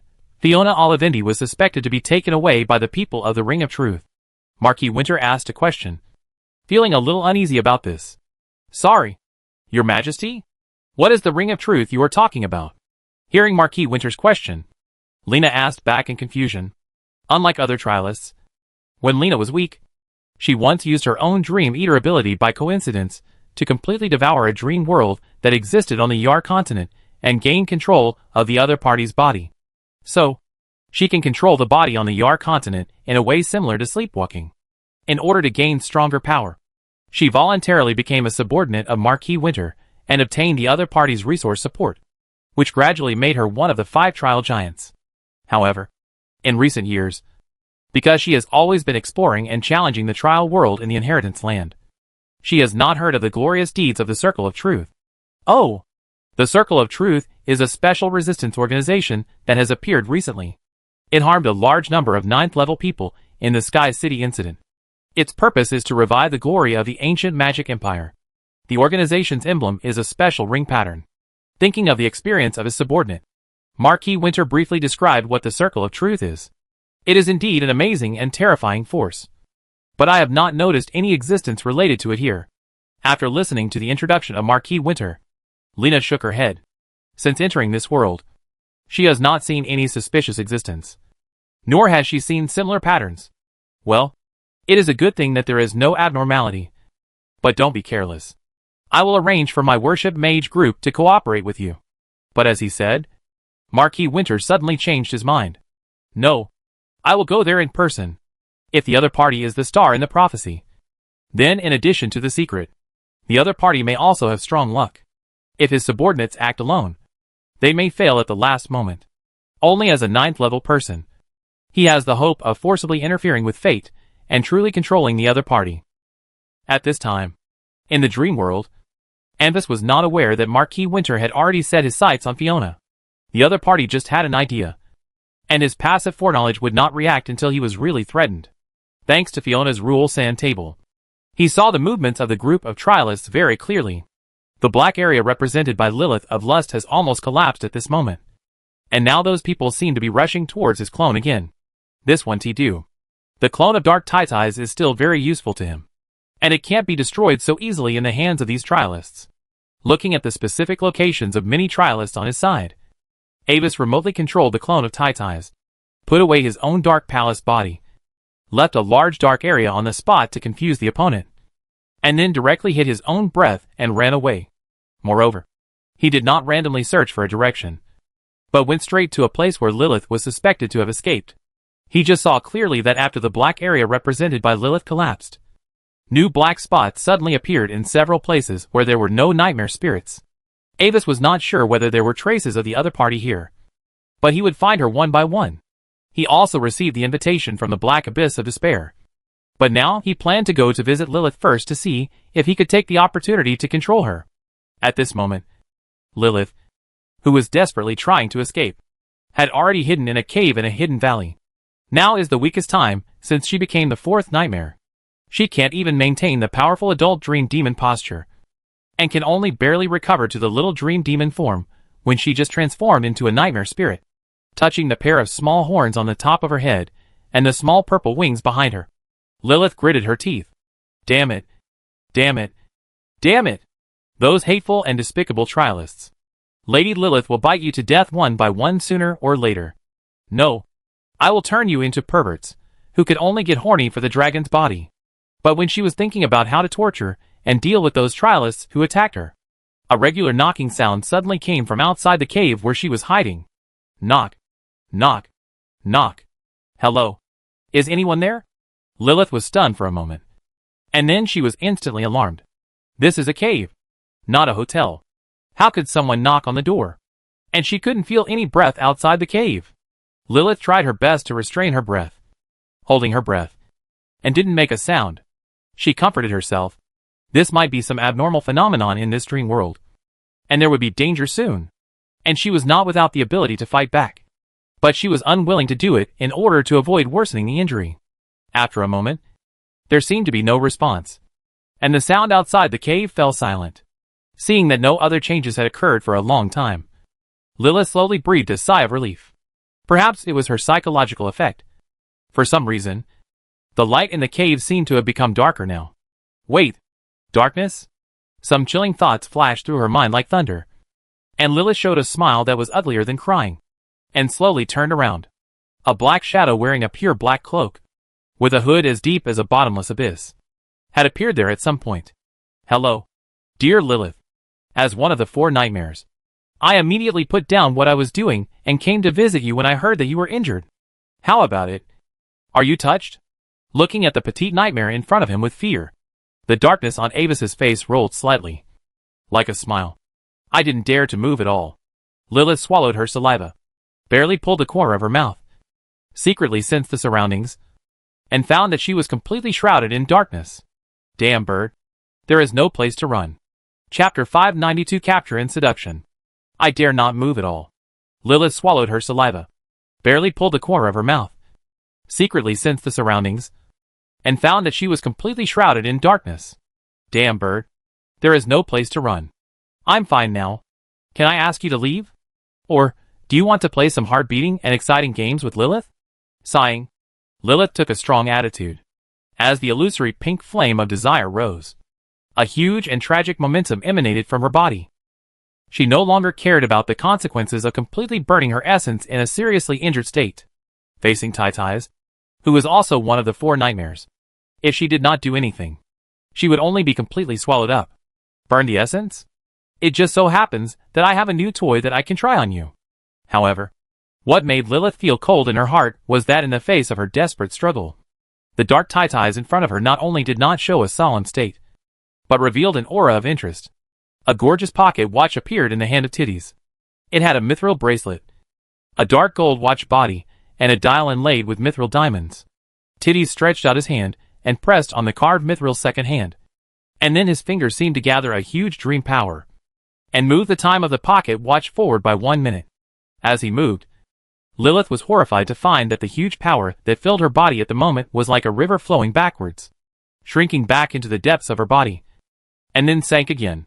As Titties' fingers stopped moving, she once again returned to the seriously injured little dream demon just now, and her action of burning her essence just now seemed to be just an illusory dream. That pocket watch. How is it possible? How can you use the power of the administrator's authority? No. You are not Taitais. Who are you? Staring at the pocket watch in Taitais' hand, Lilith's expression changed from astonishment, disbelief, desire, and finally to deep dejection. There is no hope, no matter who the dark shadow in front of her is. When that kind of power is revealed, she has no chance of escape. As an external nightmare spirit, Taitais cannot use the administrator's authority of this world. And judging from the posture shown by the other party, the real Taitais may have been killed long ago. Me? Of course I am Taitais, the embodiment of darkness in the 4 nightmares. Looking at the terrified and unbelievable little nightmare in front of him, Avis smiled with evil taste, and was very satisfied with the effect of the pocket watch. The ability to reset the world with a pocket watch was discovered when he used the power of Taitais. In Titties' power perception, the pocket watch on the white rabbit is a very special existence, almost as conspicuous as the silver moon in the night sky, due to its own nightmare spirit rule characteristics. It can instinctively perceive that this pocket watch is a collection of some special authority in this world. This is also the root cause of the pocket watch cannot be brought into the mirror world. The authority controller of the world of the incredible country cannot be brought into the mirror world. On the way to find Lilith, Avis also found a way to use the pocket watch. He found those players, and spent 4 seconds to make up a story about accidentally finding a family heirloom. He gave them the pocket watch and the scroll of advanced identification, and then asked them to identify it with the panel. The ability of the scroll alone is not enough to identify the nature of the pocket watch, but the system panel will give additional hints in the introduction. White Rabbit's Pocket Watch. Quality, Legend. Owner, White Rabbit. Skill? Description, White Rabbit's mysterious pocket watch, which seems to contain some kind of power. The White Rabbit, who cannot be bound by time, will never be late, because the watch used for timing is in its hands. Note, users are limited to White Rabbit and the Queen. Based on the description, Avis guessed how to use it. That is to use the mind to determine the area that needs to be reversed, and at the same time use the power of the White Rabbit to turn the watch hands counterclockwise. The second hand is the easiest to turn, followed by the minute hand, and the hour hand is the most difficult. In this world, this reversal effect has the highest priority. Not only can it reverse the enemy's attack, but it can also reverse its own state. If Lilith's strength is still in full state, then she will have a chance to use her lustful power to resist for a moment, and then take the opportunity to escape from this world. But unfortunately, there is no if in reality. Even in the dream world, Lilith, who saw the situation clearly, was decisive and let Avis inject the seeds of distortion into her soul. She signed a master-servant contract with Avis. This was a backup plan in case he needed to recover the seeds of distortion in the future. As the contract that was enough to bind the 9th level took effect, Lilith was completely tied to Avis's camp. Master, Lilith is at your service. As the seeds of distortion took effect, the little nightmare became completely honest. Tell me, what do you know about the black abyss of despair and the madness of Decius? Looking at Lilith's small appearance, Avis locked his target on her, and then moved the hands of the pocket watch forward 20 minutes. Then, Lilith's breath began to rise obviously, and her immature and petite body also restored the appearance of the cool and hot adult nightmare before the injury. Of course, the previously lost fragments of the rules of the inheritance land could no longer be restored. But this did not affect Lilith's surprise. Thank you for the gift, Master. Heiyuan is the strongest of our 4 nightmares, and he is also the most scheming. He looks like a young human with black hair and black eyes. The few times we acted together, they were all overall action plans proposed by him. His hand of despair can make intelligent life lose all faith and commit suicide in despair. And the form of Theseus is a black tree with an elf's upper body. His strength is similar to that of Typhus, but his ability to save his life is the strongest among us. However, his mental state is very unstable due to the influence of authority, and he usually makes actions that cannot be understood by common sense. While introducing the abilities of the other 2 nightmares, Lilith's words suddenly paused. In Avis's puzzled eyes, she took out a shining dream crystal ball, looked at Avis, and silently asked whether to connect. The next moment, after learning the identity of the connector on the other end of the crystal ball through the surface-thinking perception of the twisted seed, Avis showed an intriguing expression. He controlled Typhus's body in the darkness and signaled Lilith to connect. Soon, the image of Marquis Bashim appeared in the crystal ball. Your breath suddenly became weaker. What happened? Not knowing the changes that happened here, he looked at Lilith's body, but could not find anything unusual. I was attacked by many high-level trialists, and escaped with secret methods, and was slightly injured. But it's not a big problem.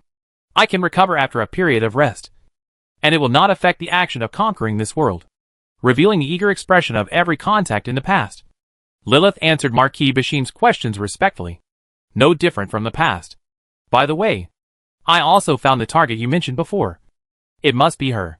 As she said, Lilith sent the image of Fiona playing secret cards in the palace. She is here. Very good. Your information is very important. Suddenly hearing this news, Marquis Bashim couldn't help but stand up, his tone overjoyed. Let's do this. I will wake up the Nightmare Spirit King and let him take action once. You find a way to lead him, and make sure to take down the target before others. Chapter 593 Despair and Madness. After Lilith finished communicating with Marquis Bashim, Avis reappeared from the darkness. He had recognized the other party's identity, but what he didn't expect was that Marquis Bashim was actually connected to the Nightmare Spirit King. Unlike Count Draka and Marquis Winter, Marquis Bashim is one of the marquises of the neutral faction. But it is obvious that although he claims to be neutral, the professionals who can sit in the position of Marquis have their own ambitions. At the same time, this communication between Lilith and Marquis Bashim also answered a doubt that Avis always had in his heart. Logically speaking, the Nightmare Spirit King should not wake up before the strongest trialist appears. But in the prophecy, the Nightmare Spirit King not only suddenly revived, but also came to this world and killed him in front of Fiona. According to the script of fate, he will restore his original appearance before his death, which will cause the girl who knows the truth to burst into grief and drive the Nightmare Spirit King back to sleep as the final boss. Then during the sleep of the Nightmare Spirit King, the 4 nightmares will come one by one to give the girl experience and a gift pack of authority fragments. When the girl's strength is fully developed in the future, she will lead the protagonist team to the evil Demon King's palace and destroy the Nightmare Spirit King in an epic battle to avenge him. To be honest, if he hadn't received a boxed lunch at the beginning, and Wazy felt that this arrangement was actually quite good. But now there is no need to say, He has to make some preparations in advance, slightly modify the plot, and reverse the world line of his death. It is obvious that the Nightmare Spirit King awakened because of Marquis Bashim's actions. He is not sure how deep the connection between the two is, but Bashim can at least interfere with the Nightmare Spirit King's actions to a limited extent. Knowing the news that the Nightmare Spirit King is about to come in advance is actually a good thing for Anvis. In Lilith's impression of the Nightmare Spirit King's power, the other party has an essential gap with her. This could only mean that the other party's strength may have reached the true 9th level, rather than the pseudo-9th level of the 8th level peak strength plus incomplete authority power of the inheritance land, like the 4 nightmares. Facing such a strong man, if it were in other dream worlds, he would only hide as far as possible. But in this world, the power of the dream world rules represented by White Rabbit's pocket watch is enough to offset the power of the Nightmare Spirit King's own rules. In this way, he has the strength to fight. I'm going to meet the Black Abyss of Despair now. Your strength is unstable now. You can leave here first, and go back to your secret base to recover as much as possible. You can return before the Nightmare Spirit King arrives. Looking at Lilith of Lust waiting for his further instructions, Avis thought about it, and decided to let her leave this world first. Return to the old nest to regain the spare fragments of authority, and recover as much strength as possible. After all, only the first fragment of authority is effective, and it is useless to carry the duplicate fragments with you. The Nightmare Spirits don't have a redemption store, so they can only hoard the excess. It is used to save it for the event that they have to abandon their main body and escape, so that they can quickly recover their strength. Letting Lilith return before the Nightmare Spirit King arrives is to remind him of the specific movements of the enemy. She should be able to do this as she can communicate with Marquis Bashim. After watching Lilith open the dream passage and leave, and making sure that there was no other danger, Ava set out to meet Despair and Madness. The specific location of the meeting is located in the northwest of the Incredible Kingdom, on a dilapidated valley altar. Although the story written by Avis only involves the Incredible Kingdom, this dream world is still growing silently in places that the story has not touched. When Avis arrived, the Black Abyss of Despair and the Desire of Madness were already waiting here. As Lilith said, the Black Abyss is a human youth who looks normal, while Desire of Madness is a tree with dark green branches. But the upper body of an elf strangely sticks out from the trunk. However, the latter has always closed his eyes, which looks a bit strange. Where is Lilith? How is she? Glancing at the arriving Avis, Despair spoke slowly. Although his tone was flat, he inexplicably carried some gloomy and cold temperament. He could feel that when Lilith's breath finally disappeared, the breath of Typhus seemed to have appeared nearby. Lilith? She was besieged by those trialists. I'm afraid she can't come this time. Avis told the truth. After all, she was defeated by those trialists. She was unable to attend the meeting because she left this world temporarily to recover. That's it. It seems that the strong ones, who can force Lilith to leave this world, have gathered. After looking at Avis deeply, Heiyuan didn't say anything. Avis didn't have the breath of Lilith, which meant that he might have found the trace of the weak Lilith at that time. But Lilith slipped away in advance when she saw the bad situation, and Avis didn't succeed. This also proves from the side that Lilith's injury is not too serious. At least she still has the energy to open the world channel and escape from the obstruction of Titties. Next, we'd better act together temporarily. The original owner of this world should still retain a large part of the world's authority. Thinking that he had sorted out the truth of the situation, Heiyuan no longer considered Lilith's affairs and acquiesced that she would temporarily withdraw from the competition for this new world. Then, Heiyuan began to make plans on how to erode this world. Since Lilith was not there, the original 4 areas were redivided into 3 areas, and each of the 3 people present had 1 area, and they did not invade each other. As for those trialists who gathered together, Heiyuan suggested that the main body temporarily gather together, and only arrange the clone to spread the nightmare symbolized by itself.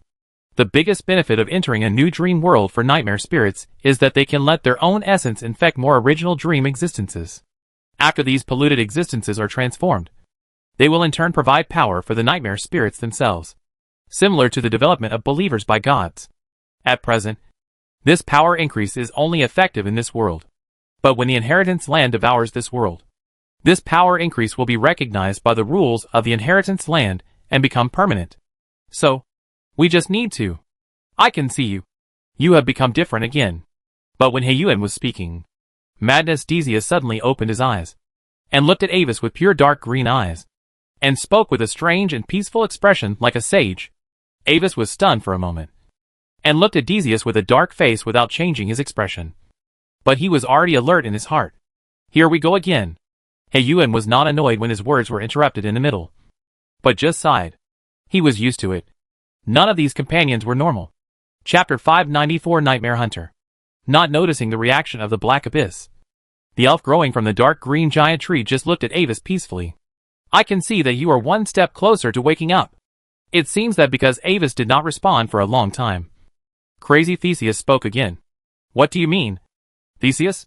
The indifferent voice came from Avis's dark face, and the tone was like the real dark Taitais, without any emotion. The entire inheritance land has gone mad long ago. It has swallowed too many ancient taboos and indescribable things in the long years. Everything is irreversible.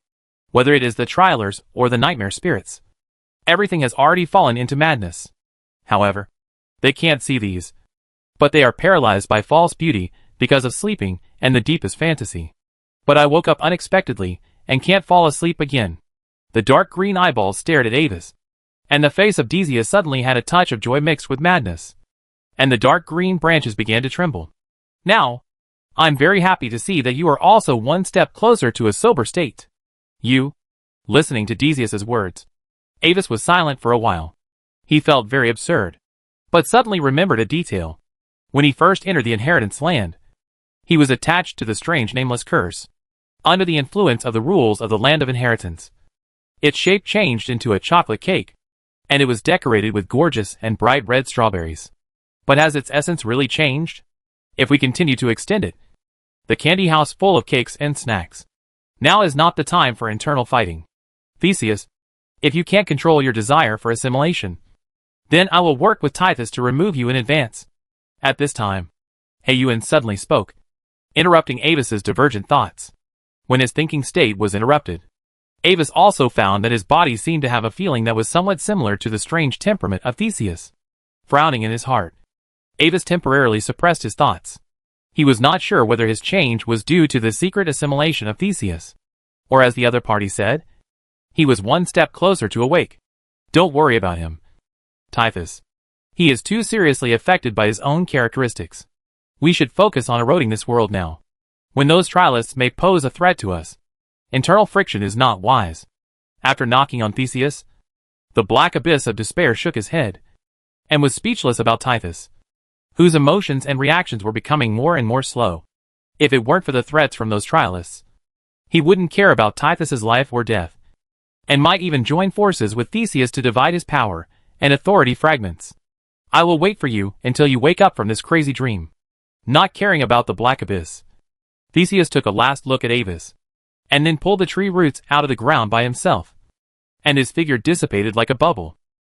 It's wonderful. The crazy guy left by himself. I think it's true that we have a better compatibility. Looking at the big pit left behind where Theseus was before, Heiyuan whistled indifferently, and turned his eyes back to Avis. Is there really a normal person who intends to act alone at this time? No way. No way. Avis glanced at Heiyuan and felt that this guy must have seen a lot of players. However, even if Heiyuan didn't make fun of him, he didn't plan to leave for the time being. After all, here, there are more than one crazy nightmares who are alone. Disappeared? Has Theseus left this world? But there is no fluctuation of the world channel opening. In the palace of the incredible country, Avis, who has regained his white rabbit form, stared at the image on the sand table and felt a little strange. In the display on the sand table, in addition to the lustful Lilith who has left this world in front of Avis, the area representing the crazy Theseus has also disappeared. At this moment, in the entire dream world, there is only a huge black area formed by the two nightmare spirits of despair Heiyuan and darkness Taitais gathered together, as the leader of the four nightmares that Lilith admires. The strength of the Black Abyss of Despair is indeed good. After Avis used the power of the White Rabbit pocket watch, Black Abyss still persisted under his hands for 15 minutes, and even broke out more than one trump card during this period. If the Dark Taitais was not his clone, Black Abyss might have succeeded and successfully escaped from this world. But there is no if. After the power of authority was offset by the restart effect of the White Rabbit pocket watch, Black Abyss was successfully subdued by him and planted the seeds of distortion. Such a fierce resistance could still break out under his hands. And Avis would like to call him the strongest of the 4 nightmares. After controlling the lone Black Abyss of Despair, Avis kept Tithys and Black Abyss together, pretending that nothing had happened, and also used it to intimidate the trialists. Many trialists soon discovered the location of the 2 nightmare spirits, but after a little exploration, they suffered heavy losses and gave up the idea of continuing to attack them, and instead began to hunt other weaker wandering nightmare spirits.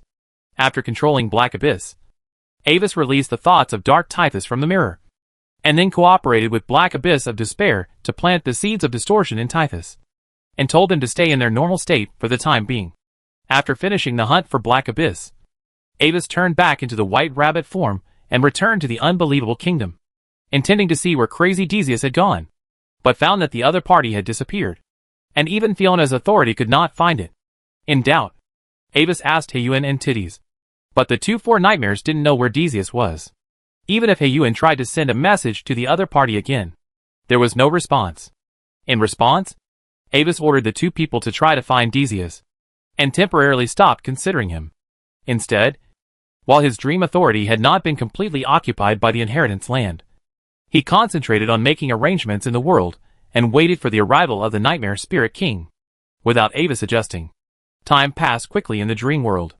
7 days later, Lilith of Lust, who had recovered most of her strength, returned and brought the information that the Nightmare Spirit King was about to wake up completely.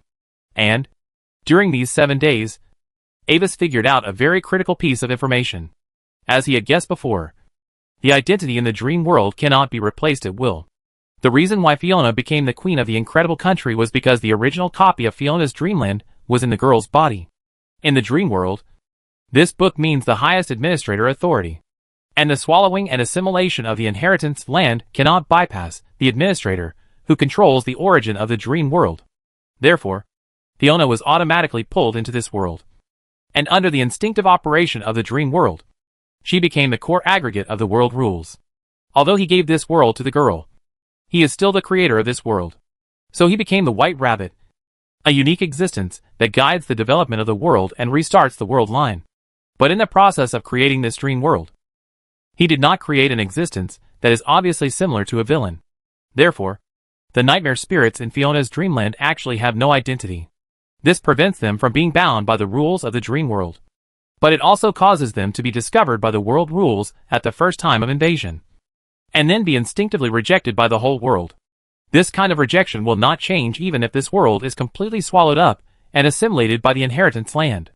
Then, he can use this rejection to arrange a special welcome ceremony for the Nightmare Spirit King. Chapter 595: The Coming Nightmare Spirit King. During these 7 days, Anvis also contacted Emily again and used his clone to return to the Yar continent once. For people living on the continent, 7 days is not a long time. For professionals, it is not even enough to master a new combat skill or complete a small magic experiment.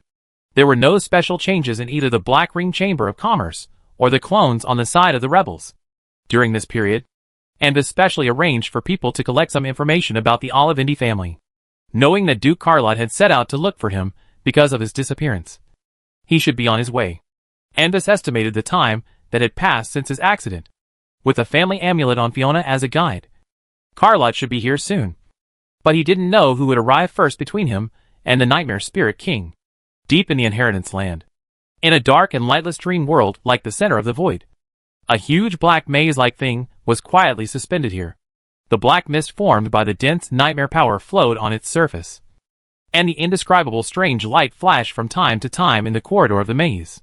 But at this moment, it seemed to be stimulated by something, and the flow speed of these mists began to become faster and faster. Finally, in the core of the maze, a huge sphere shining with pale fluorescence emerged from the darkness. The surface of the sphere was covered with dense lines like the cerebral cortex, and countless streams of light flowed rapidly in the lines like electric currents. As time passed, a huge crack appeared on the top of the sphere, and a huge eyeball with a black background and red pupils, supported by blood vessels and neural networks, looked at the dark deep space ahead. At first, the depths of this eyeball were filled with tyranny and chaos, and then slowly became clear. It is the Nightmare Spirit King and Marquis Bashim. How long has it been since the last awakening? A thought flashed through its mind. And the next moment, it came up with an answer based on its own changes. I have had a total of 63,200 nightmares. And the nightmare power has lost about 15% compared to before going to bed, which is enough to exert the 9th level power. It's time to set off. Because the Nightmare Spirit King is a mixture of thousands of nightmare spirits. This practice has caused countless messy nightmare spirit consciousness remnants to be left in the body of the Nightmare Spirit King, affecting its mind all the time. This is also what Marquis Bashim deliberately did to facilitate control of it. When the Nightmare Spirit King does not have a unified strongest will, he can use his 9th level strength to easily control it. At this moment, suppressing the chaotic will in the body of the Nightmare Spirit King, Marquis Bashim forcibly controlled the Nightmare Spirit King to open the dream channel and headed towards the world of Fiona's dreamland. In fact, Lilith was not clear that the Nightmare Spirit King could exert the full 9th level strength. And more of the reason was actually because the 9th level Marquis Bashim was personally controlling it. Your Majesty, the most powerful enemy is coming. Please cheer up and prepare to resist the enemy. In the castle of the fairy tale world, the white rabbit incarnation of Ambus looked at Fiona, who was planning to sneak out of the palace to play with the kitten Kate and the little dragon FIA, and directly frowned. That, Lord White Rabbit, haven't we prepared in advance? As long as the enemy comes, we can directly hit it head on. Fiona was caught fishing secretly, and she tried to make an innocent expression, blinking her big blue eyes, trying to convince Avis. And, you know, as long as I don't leave this city, it doesn't matter where I am. Meow meow on. I support Her Majesty the Queen, *2. The kitten Kate and the little dragon FIA also cried out to express their support. Recently, due to the erosion of the inheritance land, the power and authority held by the girl has been reduced by more than half, and the area of the sand table representing the degree of control over the dream world has shrunk significantly, almost leaving only the scope of the incredible country. However, at this point, the girl's control over the dream world seems to have reached the bottom, and will no longer continue to decrease. Avis speculated that this should be due to the operating rules of the inheritance land. At any time, the trialists will not face an absolutely certain death, and as the inheritance land swallowing and fusion ratio of this world deepens, the girl, as the master of the dream, will also be marked with the mark of the inheritance land and become a trialist with an ID card. As the queen of the incredible country, you should be more stable. But while arguing, the two suddenly stopped talking at the same time and looked to the side, as if they had realized something. In the sky northwest of the city, a huge black crack that almost spanned the sky suddenly tore the blue sky and white clouds like an oil painting. From that crack, a deep and terrifying pressure quickly spread. A huge black maze with a nightmare shape slowly floated into this world from the crack and hovered in the sky. The rainbow-like dreamy lightning lingered on its surface, but it was offset by its own terrifying power and had no effect. In the incredible country, facing the dark maze in the sky that was almost the size of the entire city, even with the light silver world rule shield as protection, many small animal residents trembled uncontrollably. That is, the king of nightmare spirits? Looking at the giant maze-like existence full of oppression in the sky, the little girl took a breath and was a little at a loss. She could clearly feel the power level of that terrifying existence. It was a 9th level existence like her father, a top existence that mastered the power of rules. Your Majesty, please use the power of rules to drive the enemy away. Ambus also looked at the real enemy with a serious face, but did not make any move immediately. As the master of dreams, Fiona's power here is actually stronger than his. The only problem is that the girl had never fought any decent battles before, and now she has to face the 9th level directly. It is inevitable that she will feel panic, which is a factor that is difficult to solve even if she prepares in advance. I will try my best. Swallowing her saliva, the girl stared at the behemoth in the sky with her lake blue eyes, and clenched the scepter in panic, trying to communicate the rules of the world and expel it. But unfortunately, the power of the Nightmare Spirit King is not something that the girl with incomplete authority can shake. At the same time, as Fiona's own fear, some invisible things rose from her body and merged into the body of the Nightmare Spirit King, which instantly reduced the girl's attack effect on him. Like the 4 nightmares, the Nightmare Spirit King is also the embodiment of nightmare characteristics, and its symbol is fear. This is the most primitive emotion left over from ancient times. Out of fear of various things, nightmares are born from it. Facing the Nightmare Spirit King. All lives with fear in their hearts will be greatly suppressed in their own strength. Chapter 596 Rules Rejection. Noticing Fiona's reaction, Avis sighed. In fact, Avis also knew that the girl was able to endure fear and face the Nightmare Spirit King, whose strength far exceeded her own. Her performance was already quite outstanding. The power of the Nightmare Spirit King to spread fear comes from its own passive ability, which cannot be overcome by pure will. And Avis was not afraid of the Nightmare Spirit King, because he had seen too many powerful and weird beings, and there were many stronger than the Nightmare Spirit King. Fear comes from the unknown. He had faced the speaker whose state was between the 9th level limit and the legendary level, peeked at the indescribable huge blood-red eye in the Sky City, and also faced the sun-like light humanoid in his memory. After seeing those top existences, facing the passive fear field of the Nightmare Spirit King again was naturally not enough to arouse the fear in Ava's heart. And Fiona, who had lived in Moon Castle and the family's secret realm for a long time, was far from having such knowledge as Avis. The strongest person she had ever faced was actually Duke Carrot, and even in the actual combat class, the Duke had never fully demonstrated his pressure, considering her strength level. However, everything has two sides. If the girl can find a way to defeat the Nightmare Spirit King, then she will naturally be able to overcome this fear, greatly increase her will, and resist similar situations. This opportunity to face one's own fear is very rare, especially when one side is not without hope of winning. Elsewhere in the unbelievable country, the appearance of the Nightmare Spirit King caused a chain reaction. The city of the small animal residence was covered by the rule shield, and was not affected much for the time being. But the outside area without rule protection has begun to rapidly transform into a nightmare world. Darkness has become the main color in the environment, and all kinds of weird dream anomalies emerge in the dark fog. In the nightmare area, the low-level nightmare spirits began to revel, dancing wantonly in the dark nightmare fog, and the crazy dance posture was chilling. At the same time, in the distance of the area where the Nightmare Spirit King was located, the 4 nightmares had arrived at some point, but they were in a relatively scattered position, and seemed to be secretly guarding against each other. But for some reason, the positions of the 3 nightmares of darkness, lust, and despair had a vague feeling of surrounding the crazy Decius. The arrival of the 4 nightmares caused the girl's pressure to increase again, and the shield covering the entire incredible country seemed to be unable to withstand the pressure and began to shrink inward. Seeing this situation, many trialists hiding in the incredible country also began to panic. What should we do? Should we evacuate this world right now? A participant who looked like a hound but was dressed in a straight noble dress spoke first, intending to test the reactions of others. Although the city shield was gradually shrinking, it would take a long time for it to shrink to them, which was enough for them to discuss a result. If you want to leave, please do so, Mr. Dream Ferryman. No one will stop you here. The lesson here is, the hunter will shoot down the bird that takes the lead in taking off. Duchess Lena smiled sarcastically, stretched out her hand to make a pleased gesture, and habitually found a lesson. However, the dog noble known as the Dream Ferryman just smiled, fully demonstrating what it means to be a dog.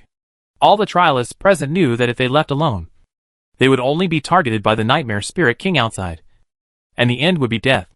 But resistance was even more useless. Their combined strength could only barely resist the attack of the 4 nightmares, not to mention the Nightmare Spirit King, who was stronger than the 4 nightmares. The reason why most trialists stayed here and did not escape was because they needed a bait that could attract the attention of the Nightmare Spirit King and let them escape easily. Lena, who replaced the Duchess, had another plan. Marquis Winter had come to this world in person, but he did not force his way in because he did not want to attract the attention of the city's rule shield. At present, he was lurking outside the city, waiting for the moment when the nightmare spirits broke through the city so that he could take Fiona away in the chaos. Under the gazes of all parties, the Nightmare Spirit King finally made the first move.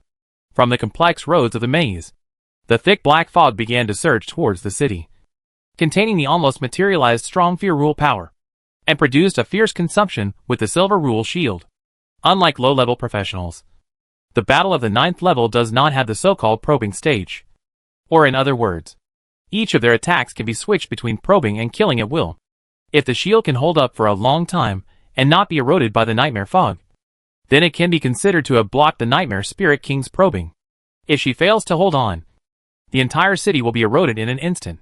and Fiona's power will decline in an instant, leading to her defeat. Avis looked at the girl who was trying to hold on with some concern, and was also alert to other threats from the outside world to avoid accidents. Now is not the time to let the 3 nightmares rebel, even if he controls 3 of the 4 nightmares. After facing the Nightmare Spirit King, Avis can feel that under normal conditions, even if the 3 of them come together, it will be a pure defeat. Moreover, the camps of those trialers are not necessarily friendly. It is possible that someone wants to try to attack Fiona before escaping. Don't be afraid, Your Majesty. You are always the supreme ruler of this dream. As long as your belief is firm enough, even the terrifying nightmare will subside. Encouragement. Mechanized mind. Iron will. Diamond's inspiration. After thinking about it, Avis tried to inspire the girl's courage through mouth and magic to see if he could burst out and kill. It can't be said that there is no effect at all. At least the colorful halo on his body provides Fiona with some psychological comfort and cool light effect bonus. Because he has no rule power. Simple spells cannot offset the fear rule of the 9th level Nightmare Spirit King. And the Pocket Watch's recollection cannot work on Fiona with higher authority. Haven't those trialists taken action yet? After sensing the movements and specific discussions of the trialists in the city, Avis shook his head. If you are timid and don't even dare to take action, how can you hope to obtain the final inheritance? At the same time, he finally waited for the right time and launched his arrangement. Outside the incredible kingdom, huge magic circles suddenly lit up under the mountains and forests that were transformed into nightmare lands. That was a conceptual magic circle formed purely by the power of the world rules. Even if the 9th level Nightmare Spirit King wanted to clear it, it would take some effort. At the same time, with the emergence of these magic circles, the originally tepid rejection reaction of the world rules suddenly became violent like an enraged mad bull. And this kind of rejection of rules not only came from the world with Fiona's dreamland, but even the inheritance land that swallowed and assimilated this world began to reject many nightmare spirits together. Chapter 597 Emotions and Detection. This is Avis's plan. The impact of the swallowing of the inheritance land is two-way. The merging process of the two worlds is not as simple as who eats who like a beast hunting, but mutual interference and fusion. As the progress of the swallowing of the inheritance land exceeds 70%, the magic circle he set up in advance communicates not only the rules of this world. The effect of the magic circle is also very simple, marking all foreign objects that invade the world with highlights. If before, the invasion of nightmare spirits is equivalent to the human body being infected with the cold virus, the rules of the world are the instinctive operation of the immune system, slowly eliminating the virus. Then now, the nightmare spirits are like arrows directly inserted into the human body, and the whole body tries its best to pull them out immediately. Especially the giant crossbow arrow of the Nightmare Spirit King. Therefore, the countless subtle dream-colored thunders that were originally lingering on the nightmare spirits, visible to the naked eye, suddenly increased in intensity by many times, and directly changed from the original spider web to a chain. Being caught off guard by this change, Marquis Bashim suffered a heavy loss, even though he urgently mobilized part of his own rule power for defense. His aura was obviously much weaker. The other nightmare spirits were also under great pressure at this moment. But because they were not strong, the world rules also had a much weaker rejection of them. And the attack they received at this moment was not as terrifying as the Nightmare Spirit King. In the distance of the city, as the strongest besides the Nightmare Spirit King, the 4 nightmares were also under great pressure from the rules, and their auras dropped to varying degrees. Seeing this shocking change, the trialists in the city who were originally planning to escape looked at each other in bewilderment. Although it is not clear how the manager of this dream did it, the current situation is that all the nightmare spirits are struggling to resist the rejection of the world rules, and their own strength has been suppressed by more than a large level. But when they reacted, everyone saw a touch of heat in the eyes of the trialists around them. This wonderful opportunity to beat the down dog is not always available. The power gap has been reversed. They can easily deal with the 4 nightmares in this state, and even have the hope of cooperating with the queen of this dream to try to hunt down the Nightmare Spirit King. The longest-lived trialists all know that the strength of the Nightmare Spirit King has actually reached another level. It relies on its own strength to beat the 4 nightmares, let alone them. But if they want to obtain inheritance and return to the Yar continent, the Nightmare Spirit King is the opponent they are destined to face. Then, why not take advantage of this once-in-a-lifetime opportunity to keep the other party here forever? Even if they can't stay, They must severely injure it, and then find a way to hunt it down. Duchess Lena thought more. His Majesty the Winter Marquis was currently hiding outside the city. If he could make a move at the critical moment, the Nightmare Spirit King would most likely fall. If she could get the help of His Majesty the Winter Marquis, she would have a great chance of getting most of the Nightmare Spirit King's drops, thus becoming the strongest trialist. No doubt about it. The perspective returned to the palace. After activating the rule array, Amos quietly stayed by Fiona's side, silently sensing the changes in the entire incredible kingdom. He had previously discovered that with the influence of these magic arrays, he seemed to have temporarily gained a godlike ability and a special perception ability, which enabled him to see some things that he could not perceive in the past. Ava saw the gradually weakening fear and rising curiosity of Fiona, and the fighting will of the kittens Kate and Fia, the surging greed of the trialists, the panic of the small animal residents, and the confusion and anger of many nightmare spirits outside the city. TSK. There are actually people who can have lust for the body of a non-human nightmare spirit. Avis's eyes passed over the trialist. Although human sexuality is free, this is too strange. After trying to touch the girl and attracting the latter's puzzled eyes, Avis found that he seemed to be able to only observe and could not influence these emotions. But as he looked, his eyes noticed a place outside the city. It should have been a vibrant plain, but now it has turned into a purple-black poisonous swamp. From Avis's perspective, there was nothing there, but there was an inexplicable feeling of surprise.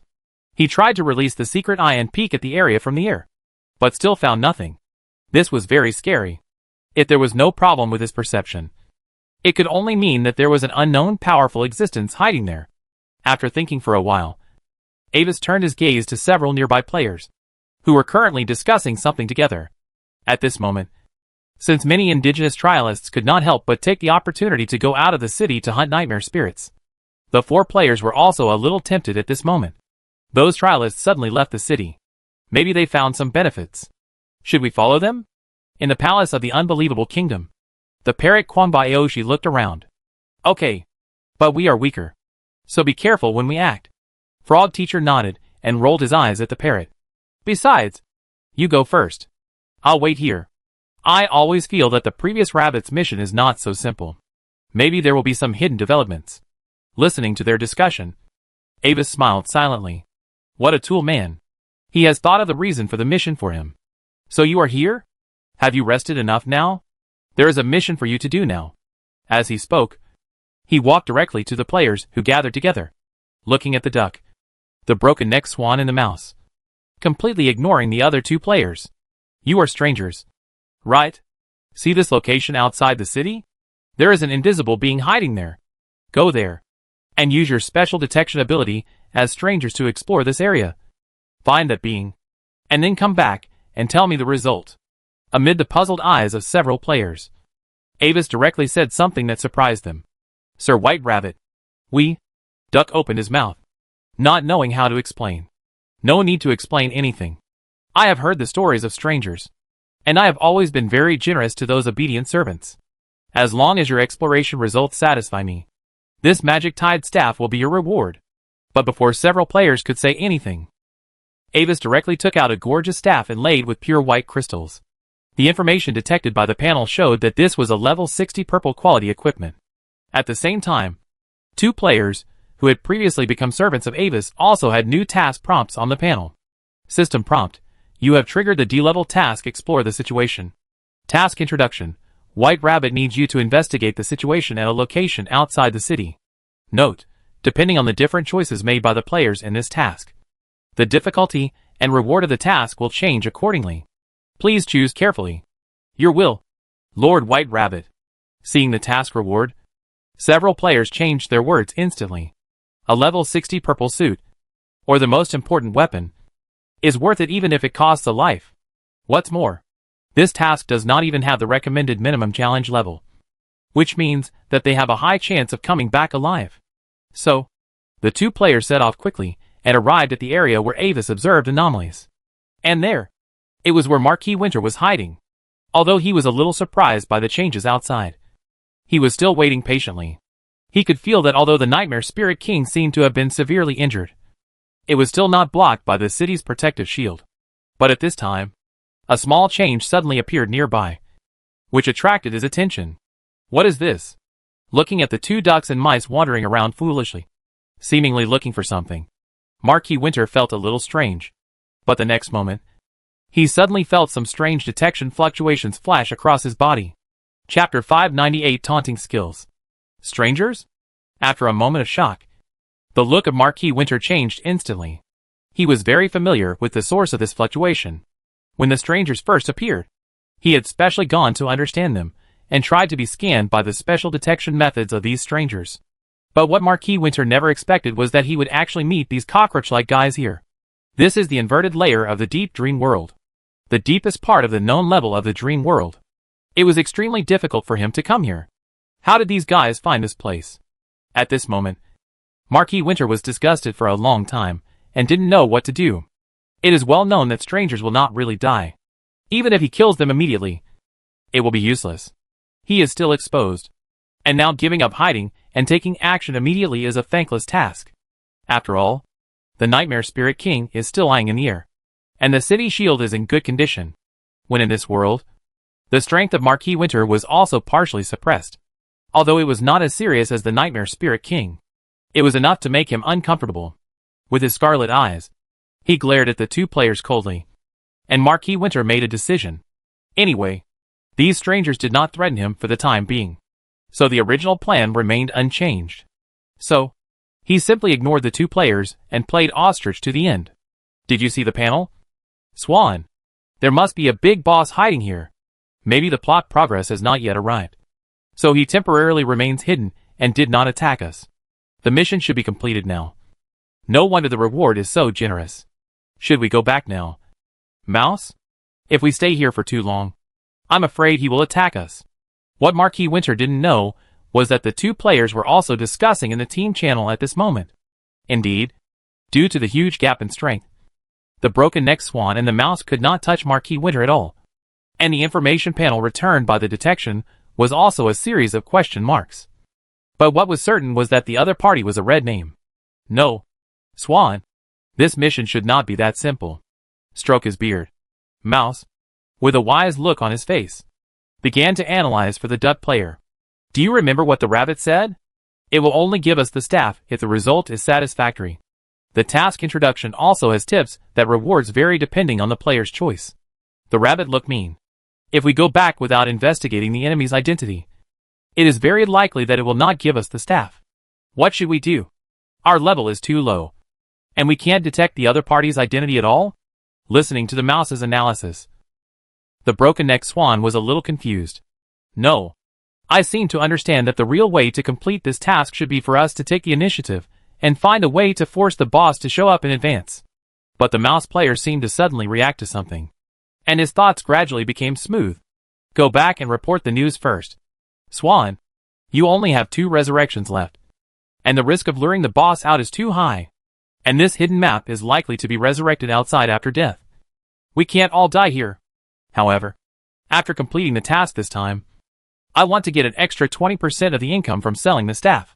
Finally, the mouse player made a plan and sent this request to the other 2 people in the team who were not present at the same time, and obtained the approval of others. No problem. Then I will go back first. Nodding, the broken-necked swan no longer hesitated, and directly blessed himself with light body technique and greased the foot soles, and then left quickly, watching the duck player gradually go away. Feeling that the other party was safe, the mouse calmed down and threw a fireball directly at the position where the Marquis Winter was. But what made the mouse helpless was that the exploding fireball was like really hitting an open space, and there was no feedback that the target was attacked. After trying to change a few more spells, he finally determined that he might not be able to touch the other party at all. After hesitating for a while, the mouse found that he seemed to have only one last way left. Once this method is used, there is a high probability that the boss will appear, but he may die. Under the suspicious gaze of Marquis Winter, Mouse took a deep breath. Can you hear me? You are a scum who can only hide in the dark corner like a mouse. You are dead, Marquis Winter. Finally, when the 10th dirty word was cursed in a different way, Mouse died as he wished. Marquis Winter did not show up, but just used a little magic power to crush him to death. But when Marquis Winter took action, his own breath was inevitably leaked. So, Avis, who was paying attention to the movements of the two players throughout the process, immediately obtained a lot of information. A hostile 9th level, hiding his identity, without the breath of nightmare spirits or trialists, is a pure outsider. But he was able to arrive here at this critical moment and hide on the side of the battlefield. He should have been invited by the nightmare spirits or trialists, intending to take advantage of the battle between the two sides and secretly attack. Want to do something bad behind his back? So, and Wazy used his pocket watch to communicate with the magic circle outside and manually highlighted the Marquis Winter. Thanks to this enthusiastic 9th level, who came by and brought his own dry food to help. The next moment, with a thick dreamy lightning lingering around him, the unlucky Marquis Winter groaned and could no longer maintain his hidden state, and was directly exposed to everyone's eyes. Both sides were shocked by the sudden appearance of this unknown 9th level in the field. Duchess Lena was surprised in joy. She didn't expect that Marquis Winter would also be attacked by the rules of the world. Of course, Marquis Winter himself did not expect things to turn out like this. But this is not his biggest trouble now. The Nightmare Spirit King has set his sights on him. Is this what you rely on? It's useless. All resistance is futile under absolute power. Seemingly angered by Ambus's arrangement, the Nightmare Spirit King finally spoke for the first time after coming to this world. As it spoke, the overwhelming nightmare power black mist emanated from its labyrinthine body. Like a huge sky curtain, it directly covered the sky of the entire incredible kingdom. With this move, the dreamy lightning condensed by the power of the world rules that lingered on its body instantly became almost undetectable like rootless water. Sir, the Nightmare Spirit King, I am not your enemy. My goal is also to break through this city. We can completely avoid each other. Looking at the huge dark maze in the sky with a little nervousness, Marquis Winter spoke in a deep voice, intending to avoid this meaningless battle. Needless to say, if you don't leave here immediately, I will send you away myself. Unlike Avis, Marquis Bashim, who is very familiar with Marquis Winter, has recognized his temporary ally. Because of this, he also instantly understood that the other party is probably also here for Fiona. Not to mention that the fundamental goals of both parties conflict with each other. For Marquis Bashim, who has long regarded this world as his own backyard, even if it is a temporary ally, it is absolutely not allowed to reach out to this world. In the eyes of Marquis Bashim, the only one who really threatens him in this world is Winter, and Fiona's rule power is far from him. He is not at all at ease to keep Marquis Winter here, so it is better to drive this unstable factor out of this world in advance. The negotiations broke down, and Marquis Winter took a deep breath and also attacked. He also had his own pride. Since the other party rejected his request for cooperation, there was no need to show weakness. He was not really afraid of the so-called Nightmare Spirit King, but just didn't want to be taken advantage of. As the two collided, the dark sky that was originally shrouded in the sky instantly shattered into a huge hole. The blood-eyed Mosasaur, the source of Marquis Winter's bloodline, was a kind of existence that focused on both magic and melee combat. In a short moment, it collided countless times around the huge body of the Nightmare Spirit King, and every time he came into contact, the rule power of Marquis Winter would invade the depths of the Nightmare Spirit King's maze structure in a special form to destroy it. Chapter 599, Imminent. Boom boom boom. Finally, with an indescribable huge collision aftermath, the dazzling light pierced the dark sky like a rising sun. After the light gradually extinguished, the figures of Marquis Winter and the Nightmare Spirit King finally reappeared in front of everyone. The Nightmare Spirit King's body became a little broken, but his breath was still stable. On the other hand, Marquis Winter's body had become a little blurry, and his power and breath became high and low, and the result of the battle could be seen at a glance. After the fierce battle lasted for a while, Marquis Winter gradually fell into a disadvantage. To the inheritance land, he was an outsider after all, and his own existence form was incompatible with the whole world. Far inferior to Marquis Bashim in the form of the Nightmare Spirit King. Humph. Very good. You win. Looking coldly at the huge black maze-like Nightmare Spirit King in the distance, Marquis Winter looked at his hands that had begun to become transparent, and suddenly laughed. After all, both are 9th level. Even if the Nightmare Spirit King is slightly stronger than the Marquis Winter, it is limited, and it is impossible to decide the winner so quickly. But the Nightmare Spirit King's goal is not to kill the incarnation of the Marquis Winter, but to expel him. Marquis Winter can feel that his dream body has been wiped out of the root of existence by the other party, and is about to completely dissipate. Even if he recondenses a new dream body and finds a way to come back here. I am afraid that the other party has already captured the city. Hee hee. But I left a little gift in your body. I hope you like it. After saying the last sentence, the body of the Marquis Winter finally couldn't hold on and turned into starlight and dissipated. Buzz. But at the same time, a strange white transparent ripple like a water wave suddenly exploded from the body of the Nightmare Spirit King. Even though the Marquis Winter had been expelled from the dream world, he had injected all of his remaining rule power into the body of the Nightmare Spirit King before the root was wiped out.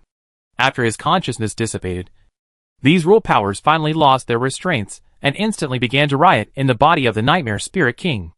After taking this blow, the Nightmare Spirit King's own aura suddenly dropped again. The injury this time was more serious than the injuries it had suffered in the entire battle before. As the ripples dissipated, the outer layer of the dark maze of the Nightmare Spirit King's body obviously collapsed a large area, becoming even more dilapidated.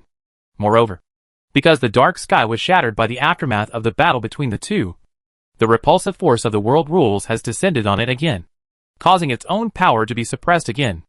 However, in the eyes of Marquis Bashim, it is all worth it. After solving Marquis Winter, the other trialists and Fiona herself are not a concern at all. In order to avoid more trouble, he no longer hesitated, and while forcibly repairing the dark sky, he also began to forcefully squeeze into the shield with his own huge fear rule force field. Suddenly, Fiona's rule power to maintain the shield quickly flowed away like a dam with a floodgate opened. But what the Nightmare Spirit King did not expect was that as time went on, the silver shield always stood stubbornly, firmly blocking its invasion. Because the Nightmare Spirit King was weakened again and again by Avis's plan, his power was suppressed to a level that was not too far behind the girl. For a moment, the power between the two actually formed a balance and began to stalemate. Seeing this situation, Fiona and the two little ones were relieved. But Avis slowly frowned. Maybe it seems to be temporarily safe. But this is not a good thing, because the Nightmare Spirit King is in a seriously injured state at the moment. If he can't take the girl for a long time, he is likely to choose to retreat temporarily, wait for his injuries to recover, and then come back. At that time, the situation is no longer under his control. Perhaps the girl will still burst out her potential to defeat the Nightmare Spirit King under the arrangement of fate. But that 80% will still be based on sacrificing him. After thinking about it, Avis decisively gave orders to the 3-4 nightmares controlled by him. No need to delay any more time, and immediately attacked the protective barrier with all their strength. With Avis's instructions, the situation on the battlefield finally changed. The balance between Fiona and the Nightmare King was originally very fragile. With the intervention of the 4 nightmares, it suddenly deteriorated like an avalanche. Even though Fiona tried very hard to temporarily divide some of her energy and tried to quickly defeat or expel the 4 nightmares, the Nightmare King had already firmly restrained her, and the girl's combat experience at the rule level was seriously insufficient. After gritting her teeth and holding on for a while, under the girl's unwilling eyes, the silver rule shield covering the entire city finally faded and disappeared slowly. What an incredible talent! Even though I am seriously injured now, you are proud enough to be able to resist me for so long. Seeing the city shield finally disappear, Marquis Basim also breathed a sigh of relief. Somewhat surprised at the intensity of the battle between him and the girl was a pure collision of rules. He could feel that the girl's current strength was not even at the 7th level. The reason why she could use the power of rules was entirely because she was in this world. And she, who had no experience at all, could actually persist in the battle of rules for so long with him. A veteran 9th level. If Fiona had not been bound to the Olivendi family, Marquis Basim might have already had a heart of love for talent at this moment. But since this talent was destined not to be used by him, then after he figured out the true meaning of star, she could disappear from this world forever. Moreover, these 4 nightmare spirits did a good job this time. When he completely controlled the inheritance land, he could consider retaining their self-awareness and leading the Dream World Legion he would form in the future. Having thought of all the subsequent finishing work in his mind, Marquis Basim controlled the body of the Nightmare Spirit King and descended into the city forcefully. As the terrifying nightmare force field spontaneously emitted from his body spread, the capital of the unbelievable kingdom was now in chaos. Many fairy tale animal residents dressed like humans screamed in fear and fled. But in the end, they could only be swallowed up by the darkness from the sky in despair. and then transformed into terrifying nightmare creatures in great fear and pain. Little squirrel. Little tit. Don't. Looking at everything in the city sadly, Fiona's voice was already crying. This is her world. With the actions of the Nightmare Spirit King, she could also partially sense the emotions of many small animal residents when they are dying. Watching her closest lover groaning and rolling in pain in front of her, she was finally transformed into the sadness and powerlessness of an unconscious nightmare creature. Her legs were crushed by the collapsed house, and she could only wait desperately for the terrifying nightmare creature to crawl over. Watching the fear and despair of being eaten bit by bit, these intense emotions poured into the girl's heart, making Fiona feel the same. She tried hard to continue to control the power of the world rules and wanted to protect the small animal residents in the city. But she found powerlessly that due to the previous defeat, her control over the world rules had become extremely sluggish and dull. The Nightmare Spirit King was already within reach. A silver shield reappeared with difficulty under the girl's desperate attempts, but it could only cover the area of the size of the palace. Chapter 600 Hunting. The excitement of the city being breached does not seem to reach the level of explosion. Is it really impossible without my sacrifice? Avis was a little confused while paying close attention to Fiona's condition. No. If Fiona can explode, it means that the conditions for explosion have been met from the beginning to the end. But more stimulation is needed. While Avis was observing the situation, the body of the Nightmare Spirit King had already floated on the top of the palace shield. Unfortunately, everything ends here. A sound like thunder echoed from the dark sky. Looking at the fragile new shield below, the Nightmare Spirit King did not make any excessive movements, but just pressed down like a mountain. But such a simple attack method brought desperate pressure. There is no fancy collision of rule power. It is a pure competition of the use of rule power. If it falls completely, everything in the palace will be wiped out except Fiona. The moment the two collided, Fiona's face turned pale, and the light silver shield covering the palace shattered like an eggshell. Is it over? The pink rabbit eyes watched the Nightmare Spirit King falling rapidly from the sky, and Avis's eyes were calm. The white rabbit's pocket watch appeared in his hand, and the next moment, the pointer on the watch suddenly began to reverse rapidly. With his action, the time of the entire Alice in Wonderland world began to flow backwards rapidly. The function of the pocket watch is not limited to being activated by him and modifying the time in the dream in a small range. Just like before Avis came, the ordinary white rabbit could trace back the timeline of the entire world.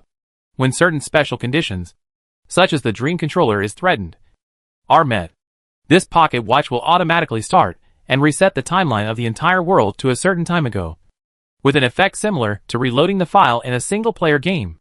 This is one of the most fundamental cornerstone rules of this world, and the pocket watch is just a physical projection of the restart rule. Anvis also guessed this ability recently. This was originally one of the insurances he left when he made Fiona's Wonderland to ensure the safety of the girl.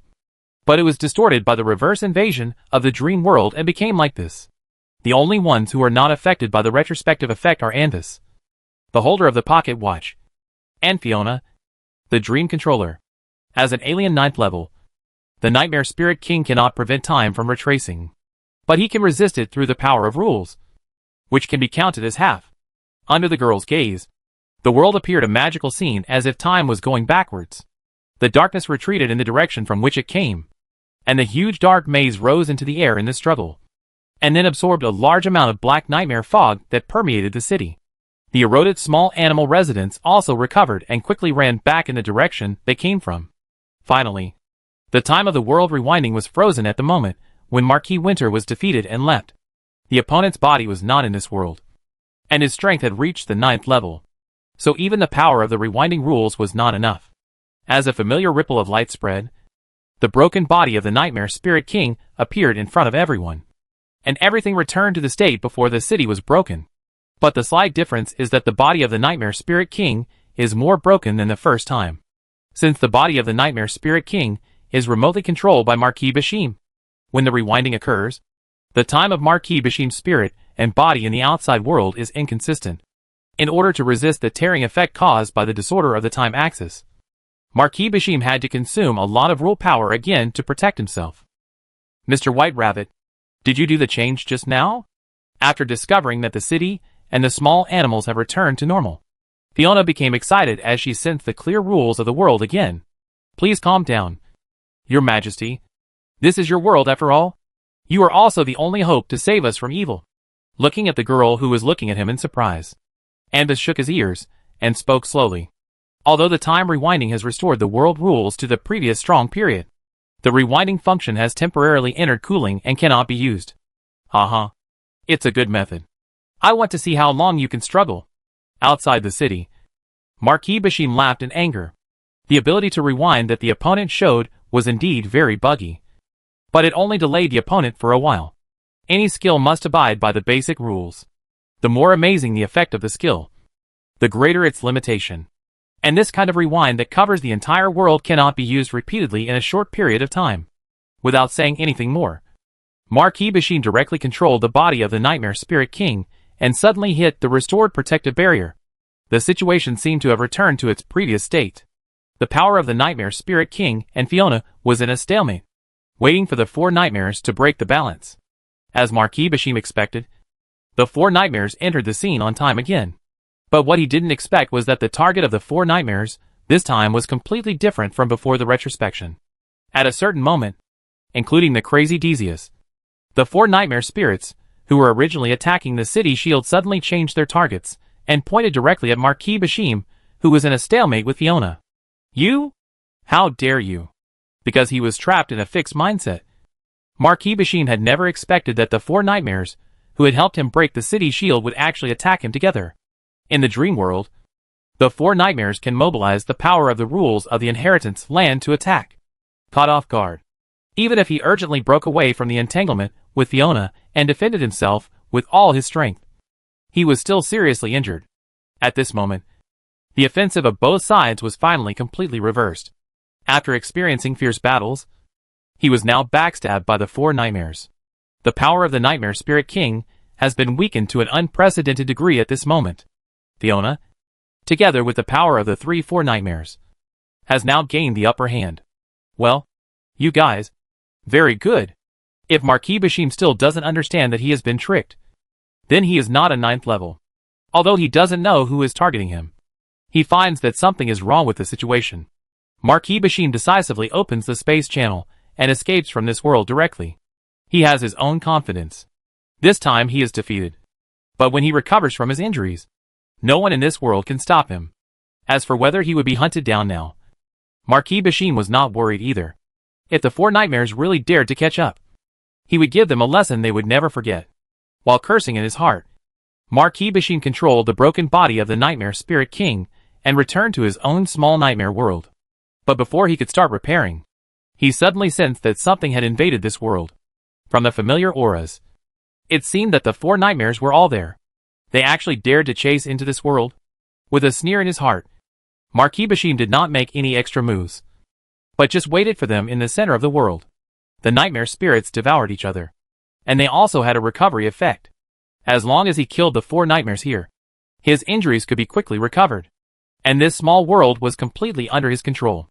As long as he had a thought, the connection between the four nightmares and the inheritance land would be temporarily cut off in an instant.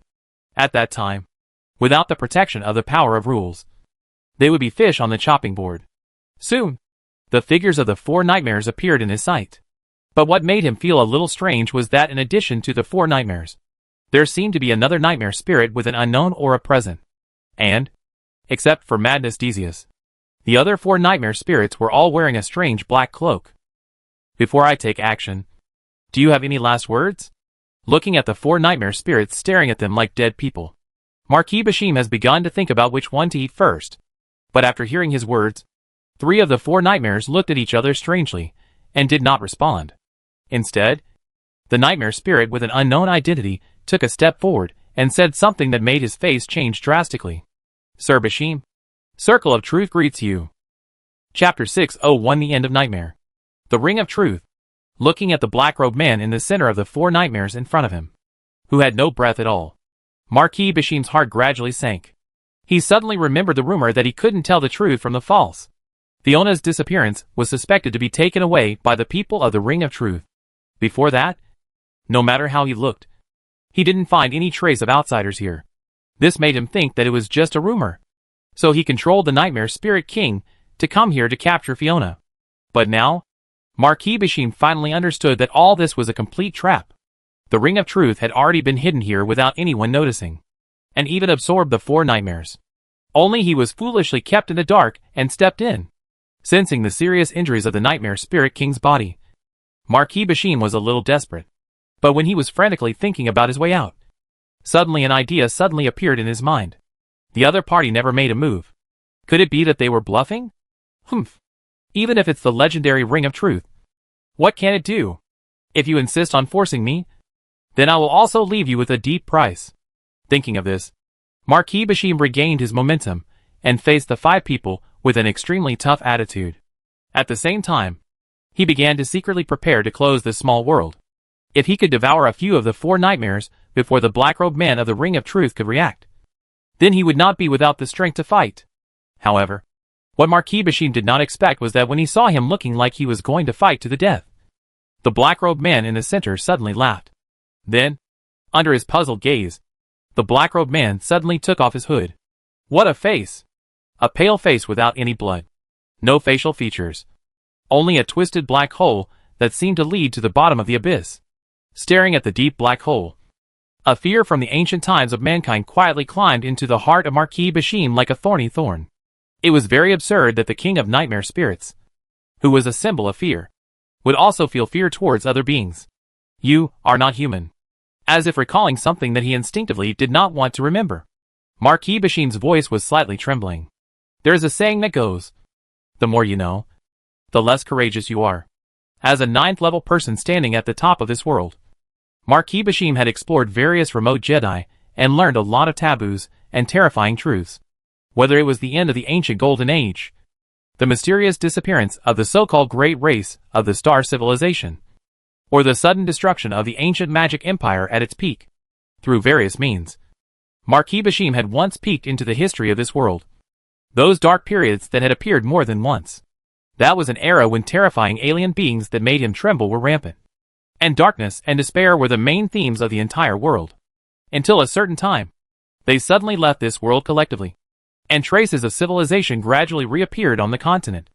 And now, seeing the face under the hood of the black-clothed man known as the Ring of Truth, and the ancient and terrifying aura that was completely different from the ordinary 9th level, Marquis Bashim had already had the worst idea. Are those terrifying beings finally about to return to this world? If this is true, then the origins of those strange and powerful but unknown 9th level beings in the Circle of Truth organization makes sense. The more he thought about it, the more frightened Marquis Bashim felt. So, their goal is not to restore the glory of the ancient magic empire, but to bring more ancient beings from outside the domain back to this world. No wonder they are always secretive, and their actions are unpredictable. Although it seems that he has thought a lot. In the dream world, time has only passed in a moment. Looking at Ambus's weird face, Marquis Bashim's heart gradually sank. An organization that has always hidden its identity before, now suddenly exposes its true face in front of you without any care. This can only mean one thing.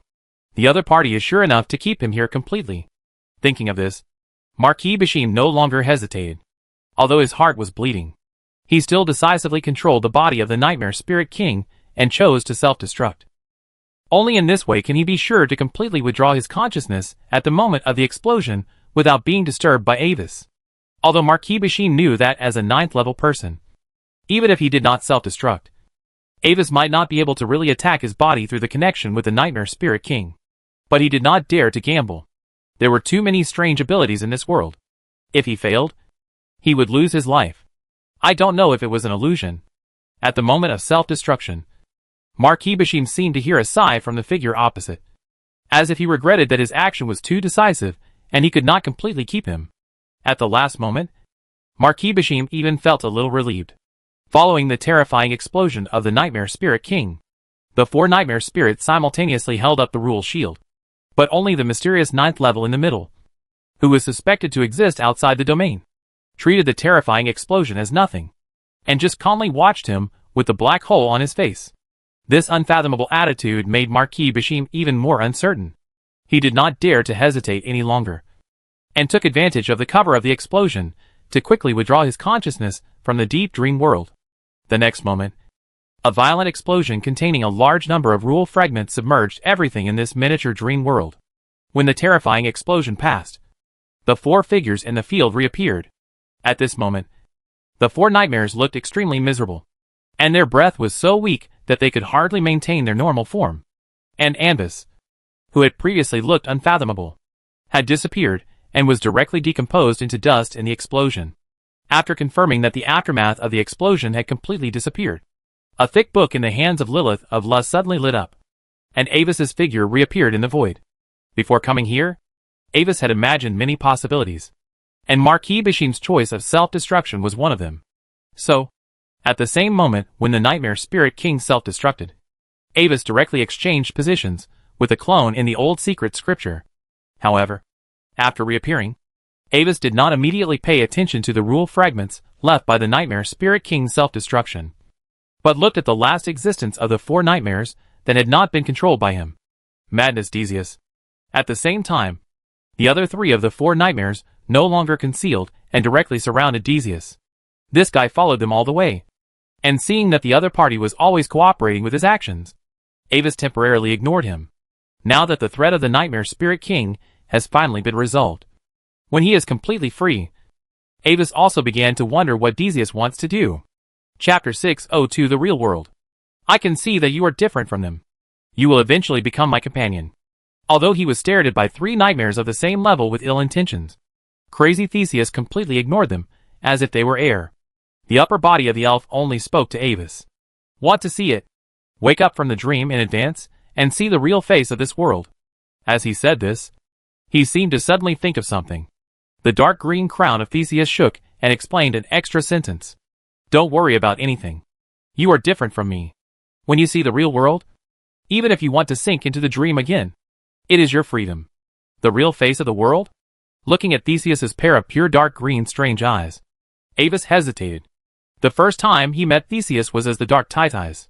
But now Theseus went directly to him without looking at Tityes again, which shows that the other party's goal has always been him. How do you want me to see the truth of the world? It's simple. Use this leaf to cover your eyes, and let it melt in your sight. Theseus shook the tree, and a strange dark green oval leaf fell from the treetop into Avis's hand. You don't really believe what he said, do you, Lord Avis? He is the incarnation of madness, the existence that gathers the madness of the entire inheritance land. You have to know that no madman will think he is crazy. They will only think that the whole world is crazy, and only he remains awake. However, before Avis made any move, the black abyss of despair spoke up very rudely and refuted Theseus. He had long disliked this crazy guy. Every time his plan failed, it was almost always because of this guy. I also think that if you just believe Theseus, there may be great risks. So, I have a suggestion. Before you try the method provided by Theseus, you can try to make him our companion. How about trying it after confirming that there is no risk? On the side, Lilith of Lust also spoke up and proposed a safer plan. So, Theseus, what do you say? After listening to the suggestions of the two nightmare spirits, Avis looked back at the half-tree and half-elf in front of him with a strange style. If you insist, then I have no objection. Looking at Avis's face calmly, Theseus nodded gently. So, like the other four nightmares, Avis signed a contract with him and planted the seeds of distortion. And after all this was over, Theseus' attitude did not change. Seeing this, Avis was relieved. But when he put the leaf in front of his eyes, Theseus suddenly spoke. Before you really wake up, you must understand one fact. We live in a crazy dream, and the awakened have no friends. When Avis was thinking about what Theseus meant, the black leaf melted in front of his eyes, and then turned into black liquid and flowed into his eyes. This phenomenon means that some characteristics belonging to Theseus have invaded his body. So the face of the whole world gradually began to change in front of his eyes. The main body of this small world is still dark, but there are some dark red auras, which are extremely huge and are floating in this world like streamers. At this moment, a dark red aura streamer is slowly sweeping towards them like a huge mountain range coming towards them. Avis frowned, wanting to see how Decius would react to this, but suddenly found that the other party's form had changed at this moment. Originally, Decius' elf upper body did not show any gender characteristics, but in his current eyes, Decius has become an elf girl holding a strange dark green branch and a long curly hair that is as bright as the sun. But for some reason, Avis always feels that Decius' face is familiar now. Antonoia? After a moment, Avis finally remembered the source of this familiar feeling. That was the elf girl named Antinoia that he had seen from the perspective of a bystander in the underground ruins city. In Claire's memory, he had seen Antinoia's appearance, with golden hair like the sun and blue eyes like a snowy lake. Antinoia? This name seems familiar. Is she the owner of this branch? Looking at the huge red gas streamer sweeping over with an expressionless face, Theseus seemed to think for a while before answering. Unlike the previous neutral voice, his, or her current voice, is exactly the same as Antinoia in Avis' memory. My appearance is because of this branch. Since I got this branch, my appearance has become like this.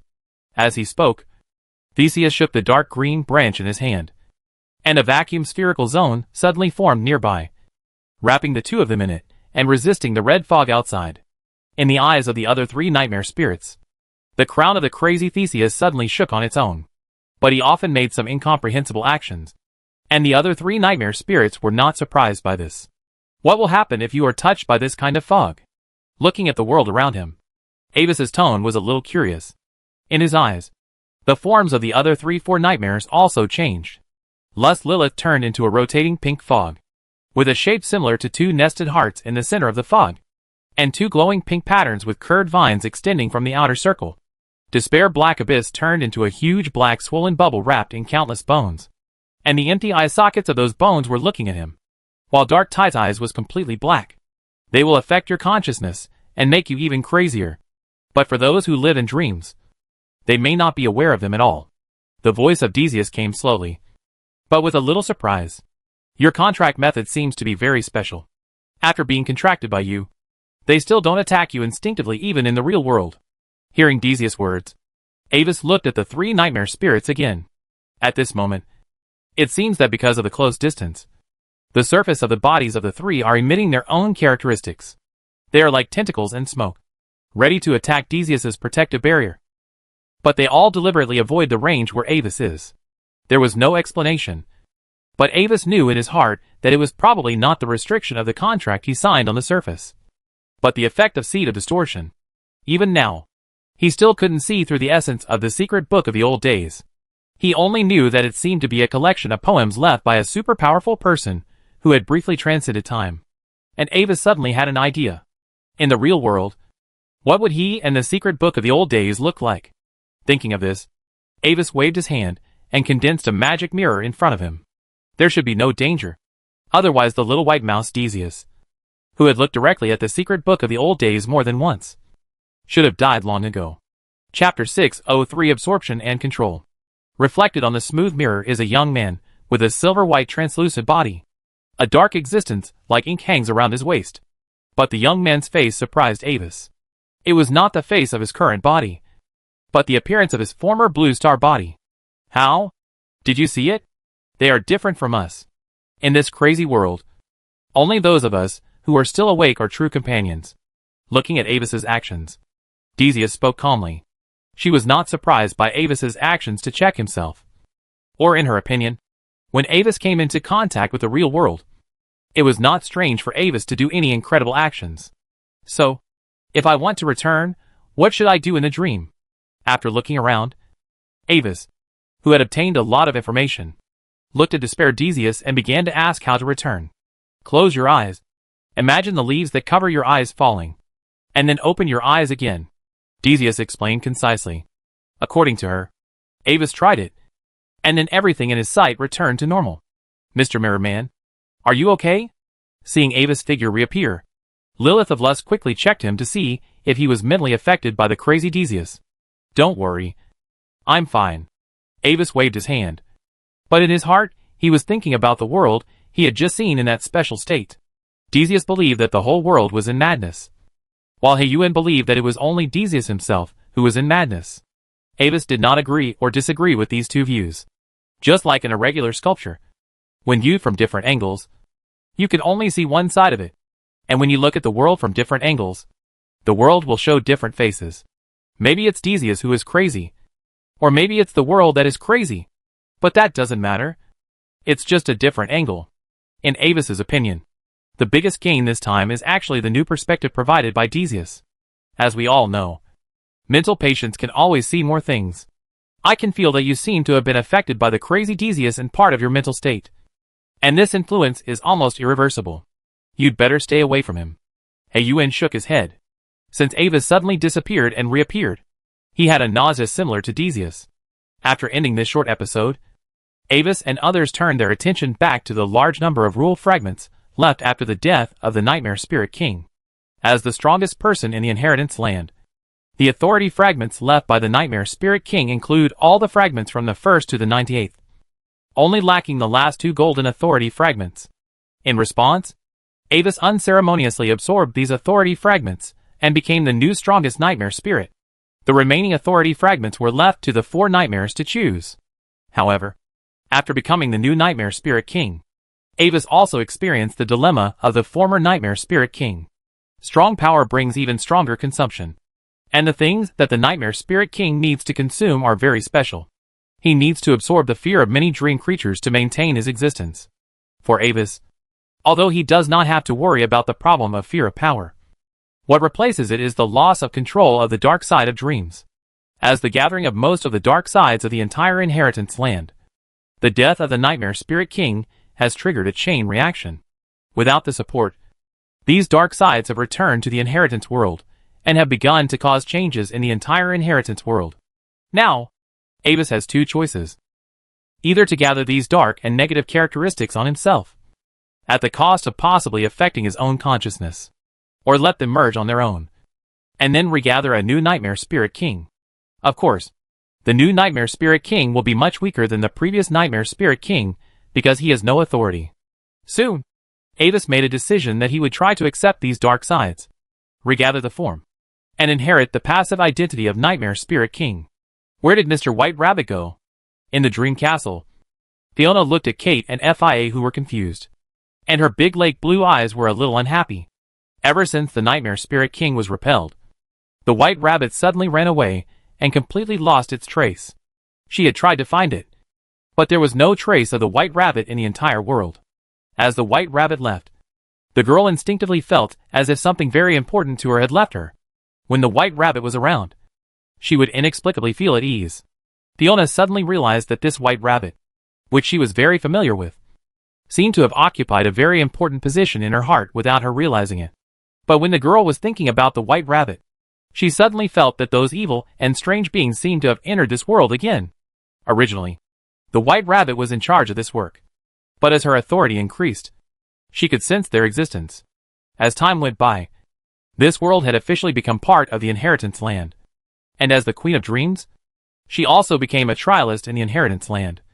But she still had an inseparable connection with this world.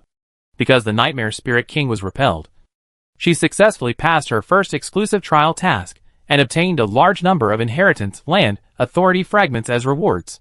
Now her strength has far exceeded her previous state.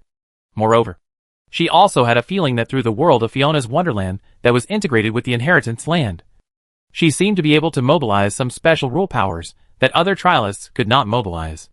After discovering the enemy's appearance, there was no time to continue trying new abilities. Fiona immediately began to act, and the rule shield reappeared, covering the city to avoid the enemy's attack. Although the White Rabbit disappeared, she had mastered the ability to sense abnormal beings approaching the world.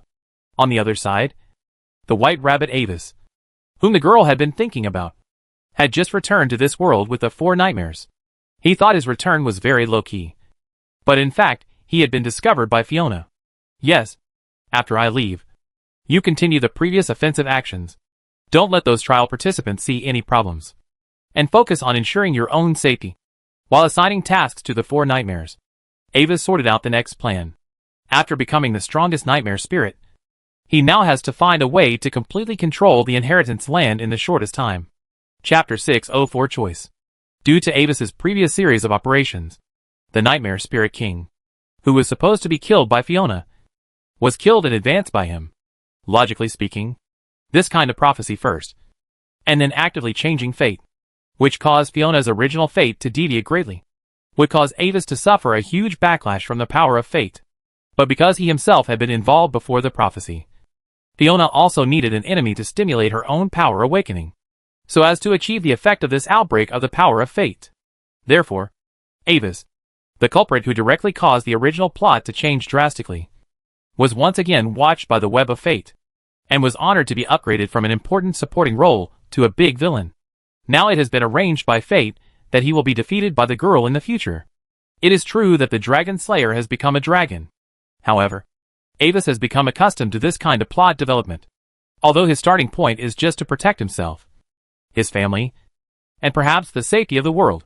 But outsiders who do not know the truth will always misunderstand his behavior and think that he is the source of chaos and the spreader of evil. Avis was helpless to these voices. If you walk by the river often, you will get your feet wet. For those predictors who play with fate, it is easy for all kinds of unpredictable consequences to happen. He has no ability to change other people's views on him for the time being, so he can only prove himself silently with his actions to ensure that he is still on the path of justice. Fortunately, a person's character cannot be used to judge awards. Otherwise, he would probably have to build a manor specifically to display his trophies. After sensing the current situation of this world, Avis let the four nightmares do things themselves and play the role of villains well. He himself returned to the identity of the trialist White Rabbit and returned to Fiona's side as a justice partner. Considering the influence of his own form, Avis kept the part of himself that had become the Nightmare Spirit King in the original Nightmare world. Because the gathering of the dark side of the inheritance land had too serious an impact on the spirit, Avis finally gave up the path of becoming the Nightmare Spirit King. Instead, he used a special clone to replace the main body, receiving the power and authority of the Nightmare Spirit King, and using it to carry the dark side of the entire inheritance land. Normally, this clone would be in a dormant state and would keep in touch with him through the medium of the old secret book. It would only wake up when he needed to fight against foreign enemies. While returning to the direction of the palace of the Incredible Kingdom, Avis was also thinking about how to use this incident to train Fiona's ability to face difficulties independently. In his previous observation of fate, when the Trialist's New World Exploration mission was completed, due to the arrangement of fate, Fiona would directly obtain the last two fragments when settling accounts. Then, she solved the Nightmare Spirit King, successfully obtained the ownership of this inheritance land, and her own strength officially broke through to the 7th level. In other words, Fiona actually had enough ability to solve this trouble, but it was temporarily unable to manifest because of his intervention. Now, he needed to think of a way to let the girl explode according to her original destiny. If it really didn't work, he would just die again. At this time, in the Incredible Country, many trial participants were busy. Everyone had seen the previous battle, but because the battle level was too high, they could not intervene and could only watch the whole process. As the battle results appeared, the mysterious strongman exploded and died. The Nightmare Spirit King escaped with serious injuries, and the four nightmares went to chase him. Now all the powerful enemies have left this world, leaving only other scattered nightmare spirits. The operation rules of the inheritance land also reminded them that they all received phase settlement rewards. But the strategy task of this dream world has not been fully completed. Taking advantage of this rare gathering opportunity, many trial participants formed a team and began to hunt down scattered nightmare spirits to obtain the rewards of the inheritance land. As most of the remaining powerful nightmare spirits were expelled and hunted by them, the integration speed of the inheritance land and this world began to accelerate. At present, the progress of the inheritance land swallowing this world has reached about 80%. At the current speed, converted into the time in this dream, there are about 3 days left before the complete swallowing is completed. Usually, this task of occupying a new world will be settled after this world is completely swallowed by the inheritance land. At this time, in a nightmare swamp in the northwest of the unbelievable country, a nightmare spirit that looked like a black tree and exuded a 7th level high-level aura was swaying slowly. A purple-black mist enveloped its body, and a large number of broken snowy bones were scattered at its feet, making its style look indescribably weird. Do it! Suddenly, with a low shout, a large amount of magic light suddenly lit up around the dark nightmare spirit. Countless spears of light shining with a dreamlike aura pierced the trunk of the giant tree like a sieve. With a terrifying howl, the huge black ancient tree fell down without support, and blood flowed out like a living thing, and then slowly turned into thick black smoke and dissipated, leaving behind a large number of fragments emitting various colors of brilliance. Watching the nightmare spirit completely dissipate, the many trialists who launched the attack breathed a sigh of relief, walked out of their hiding places, and began to distribute the drops. The inheritance land, I'm afraid that this time the situation will change. The new Nightmare Spirit King will be more powerful. Maybe we should not continue to collect the authority fragments, but find a way to escape from here as soon as possible. Sitting casually on a huge skeleton protruding higher than the ground, one of the 5 giants of the trial, the dream ferryman who looks like a hound in a dress, looked at everyone distributing the fragments and spoke pessimistically. I think this is our only chance to truly resolve the threat of the Nightmare Spirit King. But before he finished speaking, Flickering Dream, who is also one of the 5 giants and looks like a griffin, shook his head and refuted his opinion. I propose that after the mission in this world is completed, we take the initiative to search for the whereabouts of the Nightmare Spirit King and try to resolve it before the other party recovers. Escape is useless. The Nightmare Spirit King is a threat that we must resolve. Otherwise, once the other party obtains all the authority and completely controls the inheritance land, everything will be too late.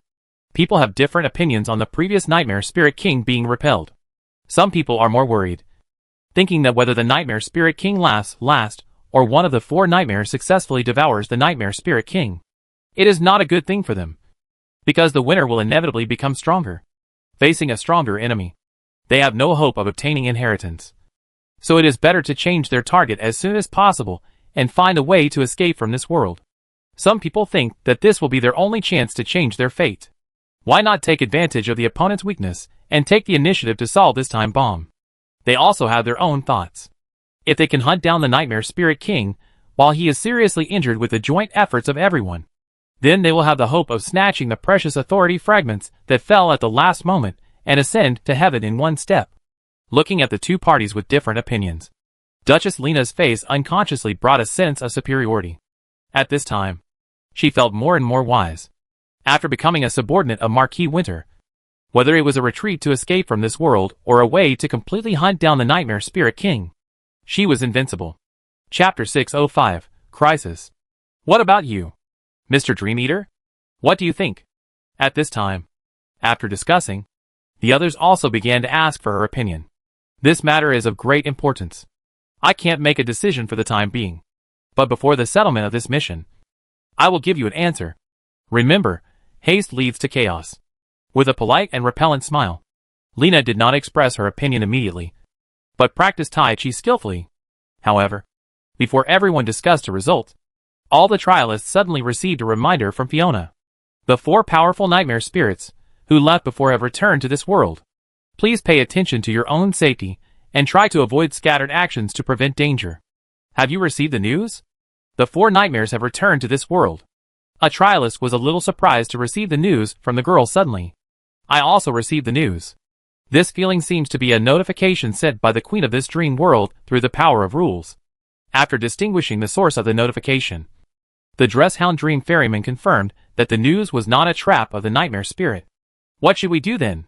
Should we return to the city now, or go check on the 4 nightmares? I think we can observe the 4 nightmares from a distance and check on the results of their previous pursuit of the Nightmare Spirit King. Griffin thought about the questions of other trialists, and then quickly made up his mind. But first, we should go back to the city and find the queen to see the exact location of the 4 nightmares. But as he spoke, the Griffin suddenly found that his needs had been met. Fiona sent another message, which contained the current specific distribution of nightmare spirits in the entire dream world. It seems that our queen has already considered this. So, I am now going to investigate the situation of Lilith of Lust. If you have the same idea as me, you can also act together. As he spoke, the Griffin flapped his wings and set off decisively. After the others realized the Griffin's goal, they also set out one after another. There must be a battle between the 4 nightmares and the Nightmare Spirit King. No matter who wins, there will always be a loser. And the 4 nightmare spirits came back. Not one. Which means that the 4 nightmares did not succeed, but let the Nightmare Spirit King escape successfully. Otherwise, if one of the 4 nightmares successfully devoured the Nightmare Spirit King, after the strength increased greatly, it would only devour the other 3 nightmares together. So now, after the fierce battle, the power of the 4 nightmares will inevitably be damaged to a certain extent. And this is their opportunity. Mr. Dream Eater, who are you going to choose this time? After the Griffin left, the Hound looked at the Duchess, intending to see her opinion. Then, I will choose. But at this moment, her eyes suddenly flickered slightly. and she sensed some special connection. I'm sorry, everyone. I have something to deal with temporarily. So I'm sorry. After saying that, Lena stood up and flew away. TSK. Always so mysterious. Looking at her back as she went away. The Hound Dream Ferryman snorted disdainfully. Others were also a little confused. But everyone has their own secrets. Without endangering their own safety, there is no need to take the initiative to explore other people in depth. Otherwise it is easy to make enemies. After leaving the crowd, Duchess Lena landed again and took out a crystal ball in her arms. That was the communication prop she and Marquis Winter agreed on. At this moment, the crystal ball has lit up and is flashing. I have arrived in this world again. How is the situation here during this period of time? Where is the Nightmare Spirit King? And Faye? Is the Queen of Dreams still here? As soon as the screen was connected, Earl Winter on the other side asked questions, like a machine gun. Previously, the Dream World body was forcibly dispelled by the Nightmare Spirit King, which made Marquis Winter very angry and felt that he was set up. Although it was a trick, it did effectively delay him, forcing him to spend time to create a dream body again. Now, Marquis Winter has repaired and reinforced his dream body, intending to avenge his previous defeat and see if there is still hope to take Fiona away. What he is most worried about now is that the Nightmare Spirit King will transfer Fiona away before he arrives again. And then, he will completely miss this once-in-a-lifetime opportunity. Marquis Winter now only hopes that the last blow before his body dissipates can effectively weaken the strength of the Nightmare Spirit King, so that Fiona can survive the attack of the Nightmare Spirit King. Fortunately, Dream Eater Lena's next reply dispelled his worries. Knowing that her thigh has returned to this world, Lena was very happy, and quickly described in detail how the Nightmare Spirit King fled after being defeated, and the 4 nightmares went to chase him, and then reappeared. As for the current specific situation of the Nightmare Spirit King, Lena was not clear, but the 4 nightmares did not suddenly become stronger, indicating that they did not succeed. Very good. I understand. After listening to Lena's story, Marquis Winter was greatly relieved. Obviously, due to his previous self-detonation attack, the strength of the Nightmare Spirit King was seriously damaged, and he couldn't even beat a little girl who was less than the 7th level, which was simply a disgrace to the 9th level. And the other party was able to escape the pursuit of the 4 nightmares despite being seriously injured, which should be due to some special trump card. But its current situation is definitely not going to be better, at least in the short term. The threat of the Nightmare Spirit King is no longer a concern. After thinking about it, Marquis Winter gave up the tempting idea of going to the Nightmare Spirit King's lair to cause trouble immediately.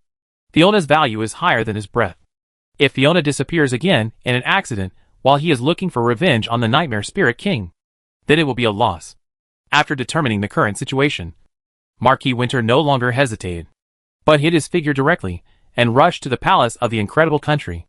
At the same time when Marquis Winter arrived, Avis, who had returned to Fiona, suddenly jumped in his heart. Some strong danger is approaching. The source is unknown.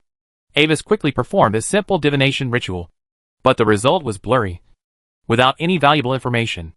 This phenomenon is very unusual, indicating that the enemy's strength may have exceeded his prediction range.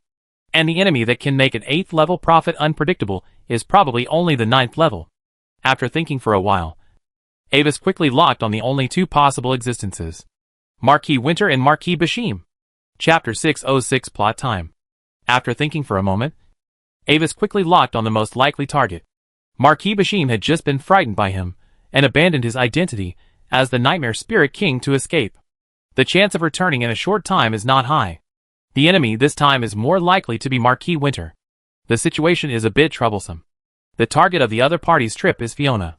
This is a dangerous enemy, but if used well, it is also a precious opportunity for the girl to grow. Although his own strength is less than the 9th level, Avis has had many experiences of facing the 9th level, whether it is with the help of the name of Ring of Truth or borrowing the trump card of the super 9th level.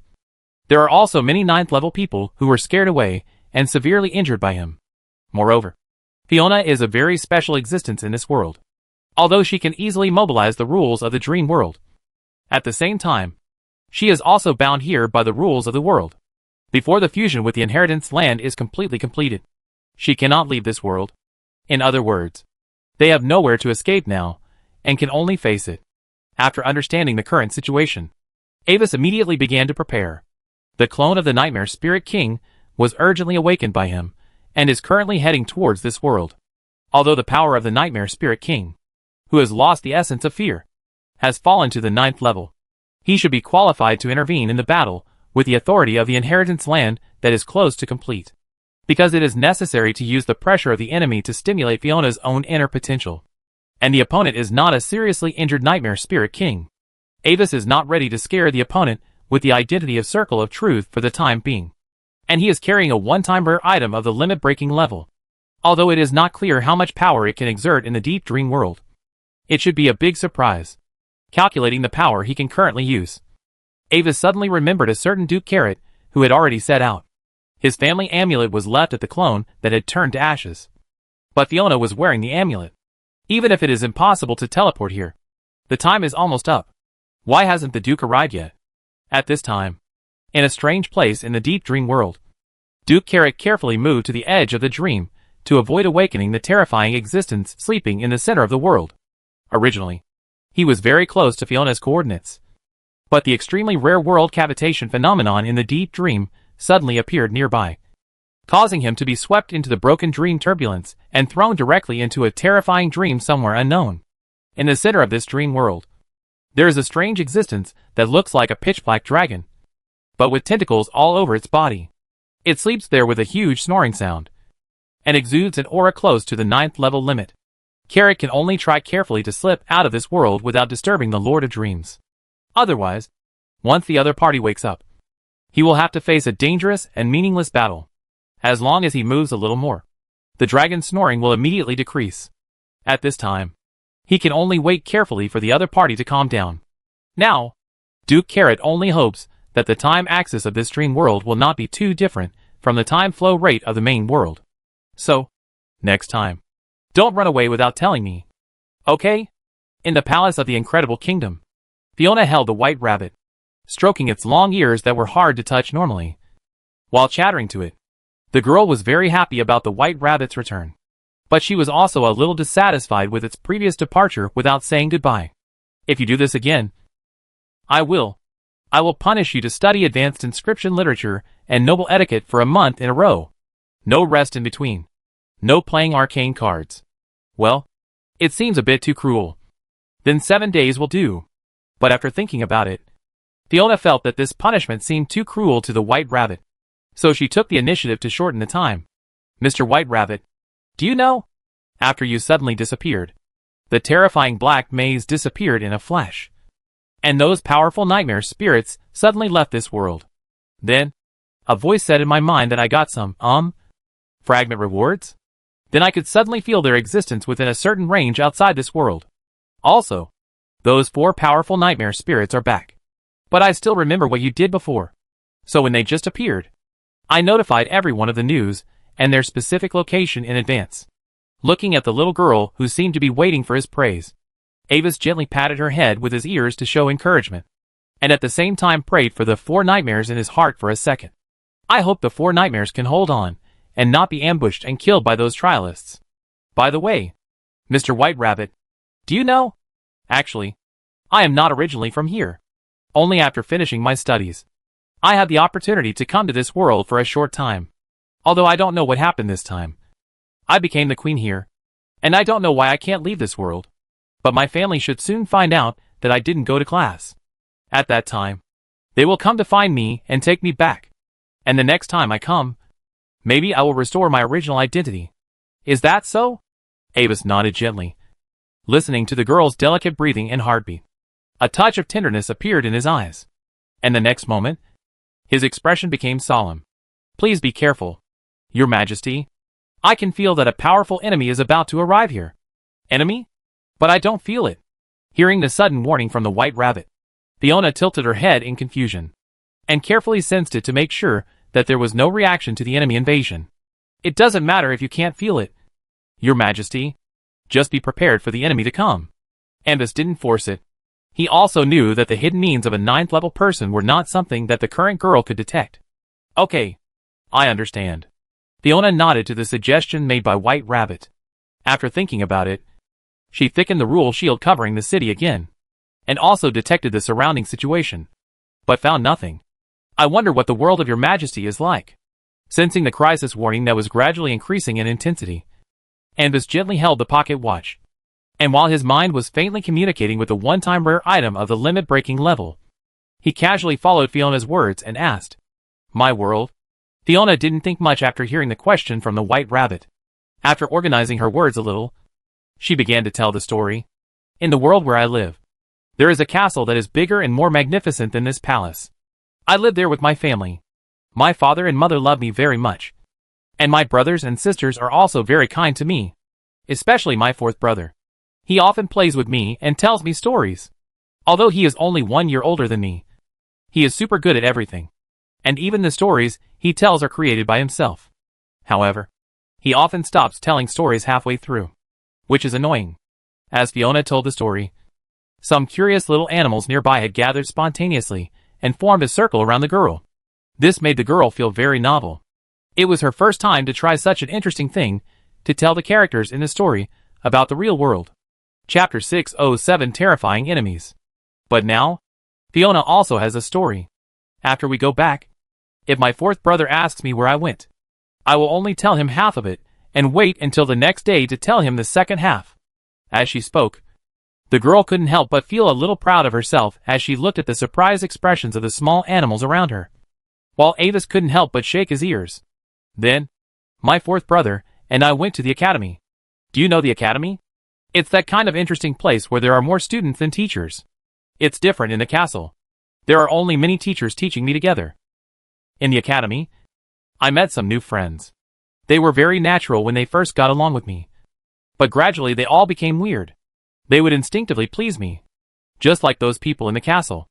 As she spoke, the little girl sighed and then continued to talk. However, my fourth brother still took good care of me like he did in the castle, and taught me a lot. He knows a lot. And sometimes I feel like he knows everything like a teacher. Although other people in the school don't pay attention to my fourth brother, I can feel that my fourth brother is actually very powerful. But I don't know why he hasn't shown his strength. Also, a classmate once asked me privately whether the relationship between the ninth Prince Lanu and my fourth brother is that kind of relationship. I asked her what that kind of relationship means, but she refused to say. Your Majesty, do you know what that kind of relationship means now? At this time, a parrot raised its wings and asked a question, and the small animals around it also stared at Fiona expectantly. Unfortunately, I still don't know. Maybe I can ask my fourth brother after I go back. Fiona shook her head. Could it be, Your Majesty, please continue. Silently casting a silencing spell on the parrot, Avis changed the subject. But unfortunately, I only attended the academy for less than a year before I had to return to the castle because of an accident. In order to protect me, my fourth brother used himself as bait to lure away the terrible enemy. But he was captured by the enemy. As she spoke, Fiona's mood gradually became depressed. The small animals around her also became quiet due to the girl's mood changes. At that time, I was protected by my father in the castle's secret realm. Although I was safe, my fourth brother fell into danger. From that time on, I wondered why I didn't have enough strength. If I had the strength of my father, my fourth brother wouldn't have to be in danger to protect me. But fortunately, perhaps it was because the wish I made when a star fell took effect.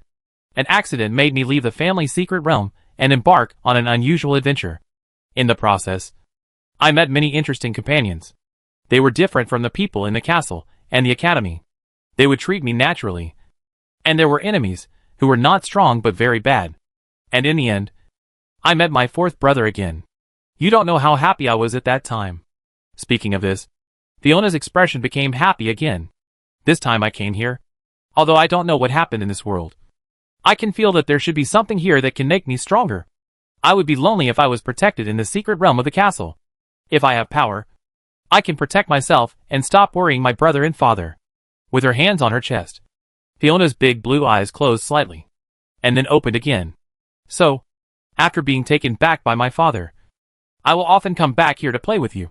Although you may not recognize me at that time, I will quietly become stronger and give them a surprise. She wanted to say something more, but at this time, Fiona's face suddenly changed. She could feel that her shield had just been forcibly penetrated by someone. She just listened to the White Rabbit's words and strengthened the city's defense. But now she didn't even find out the identity of the enemy. And the defense was completely broken. Hide quickly. There are enemies coming. Fiona suddenly thought of the white rabbit and many small animals. If a big battle broke out, she would definitely not be able to distract herself to take care of them. But almost the next second after the girl sounded the alarm, the air in the palace suddenly stopped. Come! The confused expressions of many small animals were frozen on their faces. The dust in the air stopped falling, and the leaping white rabbit was frozen in midair, as if time had suddenly frozen. From the outside of the palace, a square transparent cube had emerged at some point, like a huge crystal box, covering the girl and the white rabbit, although it was blocked for a moment by the suddenly strengthened rule shield outside the city. After showing his true strength, Marquis Winter still forcibly broke the shield. At the same time, he immediately used the rule power to imprison the space-time area within the palace to prevent the target from realizing that something was wrong and escaping. The next moment, the entire transparent cube with the palace inside began to shrink gradually. But there seemed to be some strong interference in this process. And the cube's shrinking speed was sometimes fast and sometimes slow. The scarlet eyes stared at the cube, and the girl with regular light flashing around her body resisted the shrinking of the cube. Marquis Winter sneered and drew a strange short sword from his waist. The sword body was made of a strange brown metal, with uneven surface. The tip of the sword had been broken, and the blade was stained with a trace of unknown dry dark brown blood. It was a weapon that had been with him for many years. An unknown strange object he found when he was exploring the depths of the life-forbidden zone. Usually, Marquis Winter would only use it when facing an enemy of the same level 9. And the ability to quickly break the shield before was due to its power. Last time, because he only came in the dream incarnation, he did not expect that the strength of the Nightmare Spirit King would be so tricky. So he did not carry this weapon. But this time, he would not make the same mistake again. With his mind locked on the girl, Marquis Winter held a dagger with his backhand and swung it out. The next moment, invisible and intangible twisted lines condensed from the front of the blade and connected directly to the girl, who was trying her best to resist the restraint. This was an attack on the soul, and the power was specially controlled to a level that would not be lethal. After all, what he wanted was to obtain a complete experimental subject, not a mutilated corpse. But what Marquis Winter did not expect was that at the critical moment, the white rabbit next to the girl suddenly moved, and the pocket watch in its hand emitted a faint light, twisting and offsetting the movement of the lines. At the critical moment, Anvis relied on the power of the pocket watch to break the rules of Marquis Winter and block the attack for the girl. Is this the guardian you created? Interesting creation. Raising his eyebrows, Marquis Winter watched with interest as Avis tried to move the pointer and offset the line bit by bit. He saw the traces of the operation of the rules, and the connection between the pocket watch and this world. But unfortunately, the fairy tale is over. Now it's time for adults. As he said this, Marquis Winter turned slightly and slashed at Avis with a sword. This sword was different from the one used against Fiona. A large number of black soul lines penetrated the cube like arrows and shot at all the small animals fixed around Fiona. In order to prevent any accidents, Marquis Winter made a casual decision to clear the field. Just some small animals. Except for Avis, who barely relied on the pocket watch for support. The other small animals hit by the thin lines all fell down silently, and the fluctuations of thoughts completely dissipated. Seeing the scene of many small animals, who were just listening to her story, dying tragically in front of her, the girl's light blue eyes showed a strong sadness and regret. This was her mistake. When the white rabbits gave the warning, she should have let them escape. Instead of being careless and thinking that the city's defense would not be a problem, because she had not yet discovered the enemy. A sentence that Anvis had taught her once again echoed in the girl's heart. No matter what choice you make now, you will bear the price of your choice in the future. Staring at the vague appearance of Marquis Winter across the space with anger, the girl's eyes were red, and she tried her best to control the power of the world rules, helping the white rabbits resist the attack while constantly attacking the space cage that imprisoned her. The rules of the world seemed to become violent with the girl's anger. Swirling heavy dark clouds gathered over the city, and huge thunders were heard, as if the whole world was roaring at Marquis Winter, under the impact of the surging power of the rules. The transparent cube-shaped cage finally could not continue to shrink, but began to gradually expand again, as if it was about to be completely stretched out. Watching the girl who suddenly became stubborn in resistance, Marquis Winter also frowned, which made him feel a little troublesome. After all, he didn't want to leave the girl with any serious injuries. which would interfere with his research. On the other side, after barely offsetting the attack with the help of Fiona, Ambus's pink rabbit eyes stared at Marquis Winter, and his heart sank. The dagger in Marquis Winter's hand gave him a rare sense of creepy crisis. He only now realized that the previous sense of crisis was not entirely from Marquis Winter himself, but also a large part from this dagger. He had no doubt that if he was hit by the dagger, he would definitely die on the spot. Facing the Marquis Winter holding the dagger, Avis gave up his previous plan to die. He wanted to solve this danger. At least not let Fiona face the dagger directly. You know, fate cannot completely restrain the 9th level strongman. If he just let it go, Fiona might really be in danger this time. Sensing something in the dress pocket on his chest, Avis's eyes became sharp. He only had one chance. Not to mention that he didn't have a second limit-breaking item. Marquis Winter would not give him a second chance. Chapter 608 Farewell. Are you still insisting on doing this in vain? Outside the cube, Marquis Winter held the dagger in his hand, his eyes grim. He knew that the longer the night, the more dreams there would be, especially when facing a being like Fiona, who had a special status in the prophecy. The longer the delay, the greater the chance of changes. Whether it was the Nightmare Spirit King who was missing at the moment, or other unknown factors, they could all lead to his failure. Although the girl's resistance at the moment was nothing in his eyes, Marquis Winter did not take the next step immediately. A vague sense of crisis always lingered in his heart. Marquis Winter was not sure where this sense of crisis came from, but it also made him alert, and suspected that he was being targeted by some powerful being. Considering all this, Marquis Winter no longer hesitated. He turned the dagger in his hand over, held the hilt with his right hand, poured magic into it, and then suddenly swung it towards the entire cube. Depending on his posture, the effect of this strange dagger was different. The attack with the sword in his hand was aimed at cutting the power of rules. As he moved, a twisted crack suddenly appeared on the already modeled blade, and it was very deep, almost penetrating the center of the sword. But at such a cost, this sword had a very amazing effect. The space around the cube suddenly darkened, and then it instantly took the cube in the center and independently emerged from the entire dream world. At the same time, Fiona and Avis, who were imprisoned in the transparent cube, suddenly lost all contact with the rules of the world. Without the assistance of the power of the world rules, Fiona was instantly beaten back to her original form, and the pocket watch in Ambus's hand also fell into silence, directly losing all its magical effects. Without internal obstacles, the transparent cube covering the entire palace shrank rapidly, and soon shrank into a small cube with the size of a palm on the outside. To be honest, the price paid by this sword surprised Marquis Winter a little.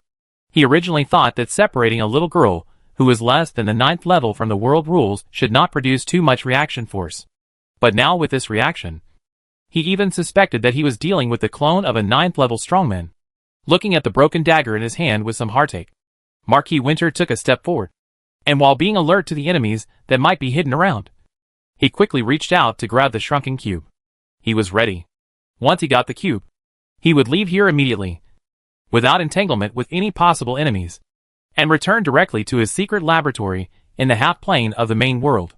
There was a full set of compound protective arrays, as well as luxurious arrangements for confusing and blocking prophecy magic.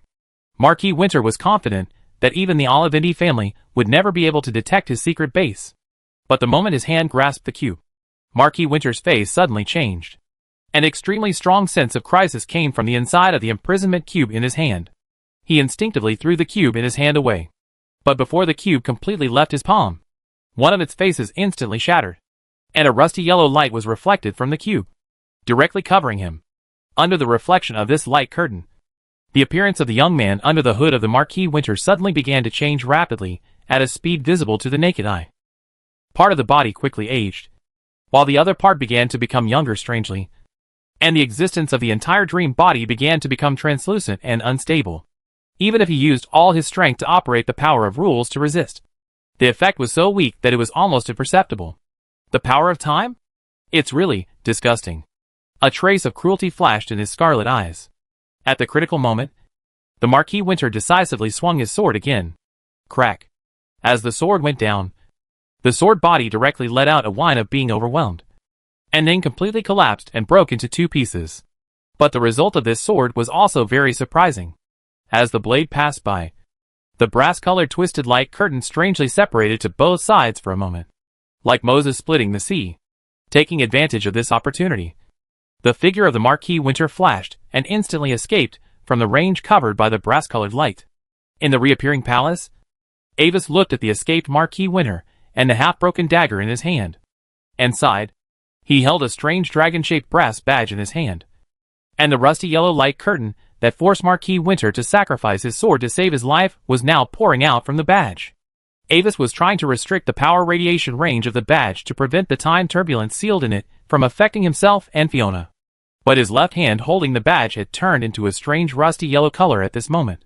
And now, he just relied on the power of the pocket watch in his other hand to barely suppress it, so that it would not spread upwards.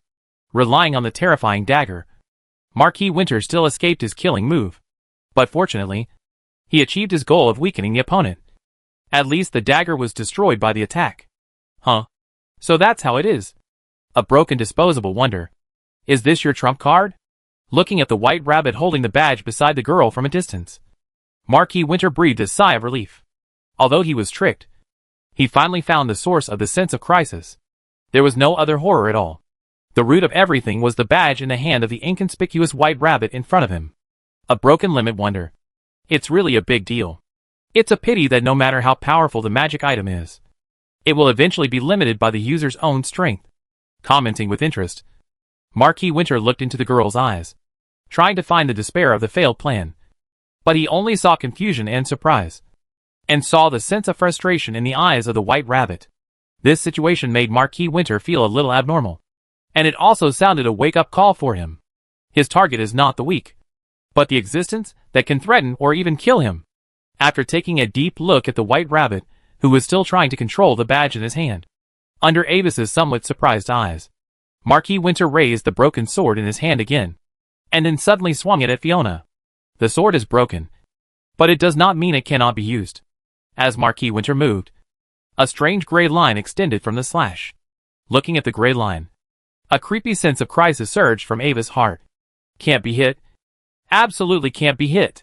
The girl's exclamation seemed to come from the side, but it seemed to be separated by an extremely long distance.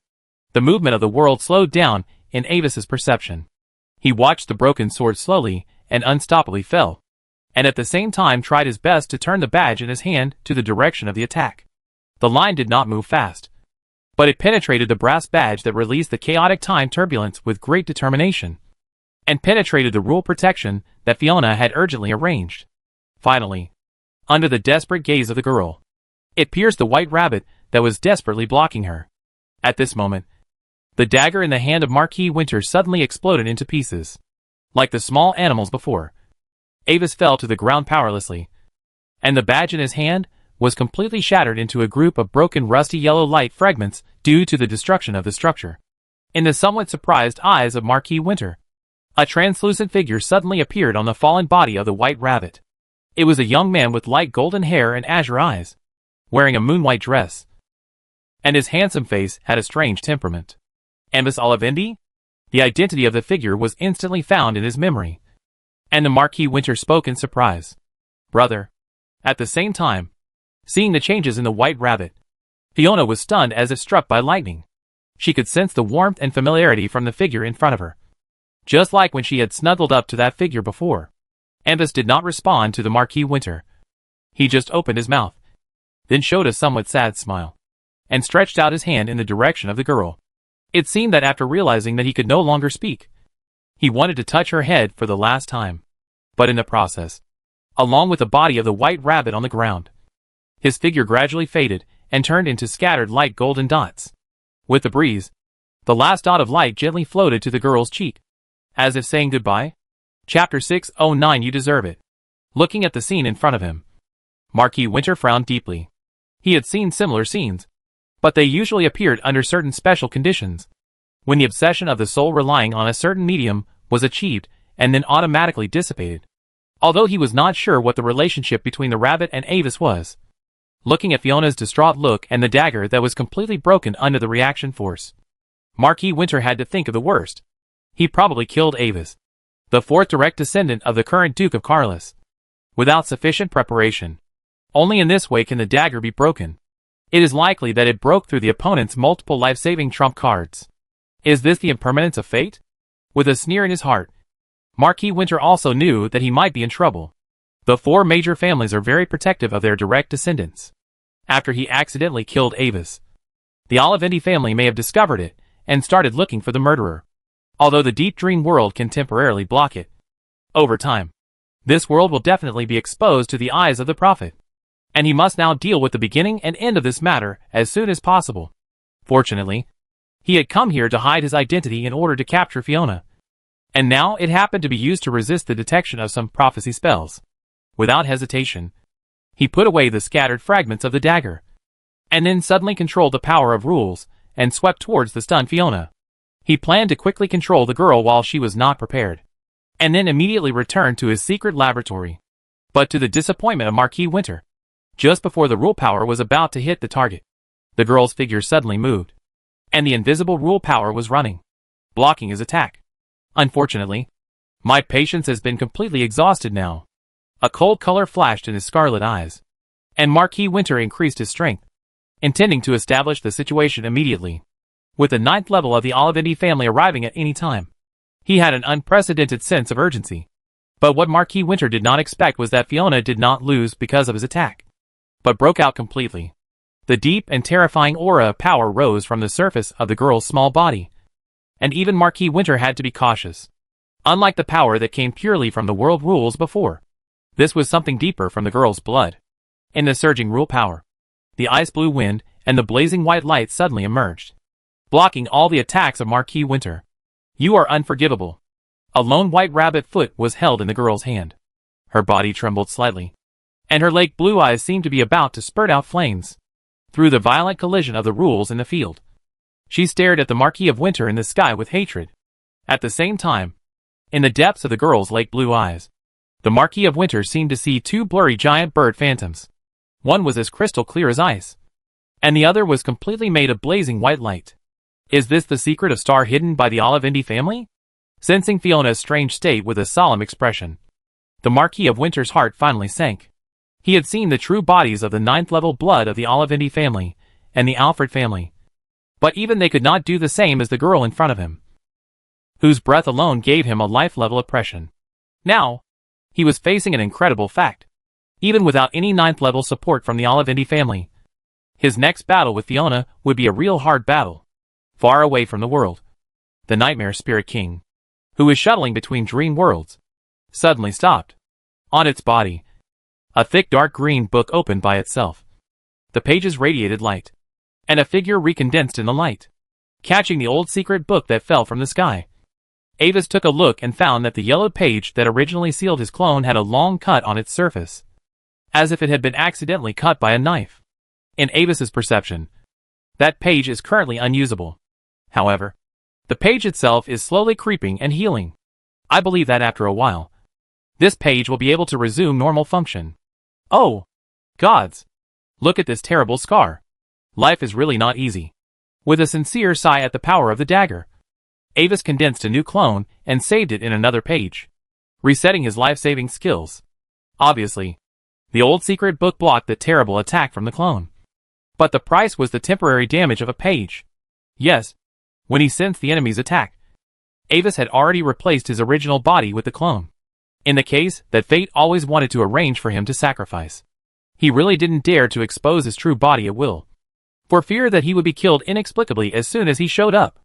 After all, whether it was a clone or a true body, there was almost no difference in front of the 9th level, and it was all a matter of a second.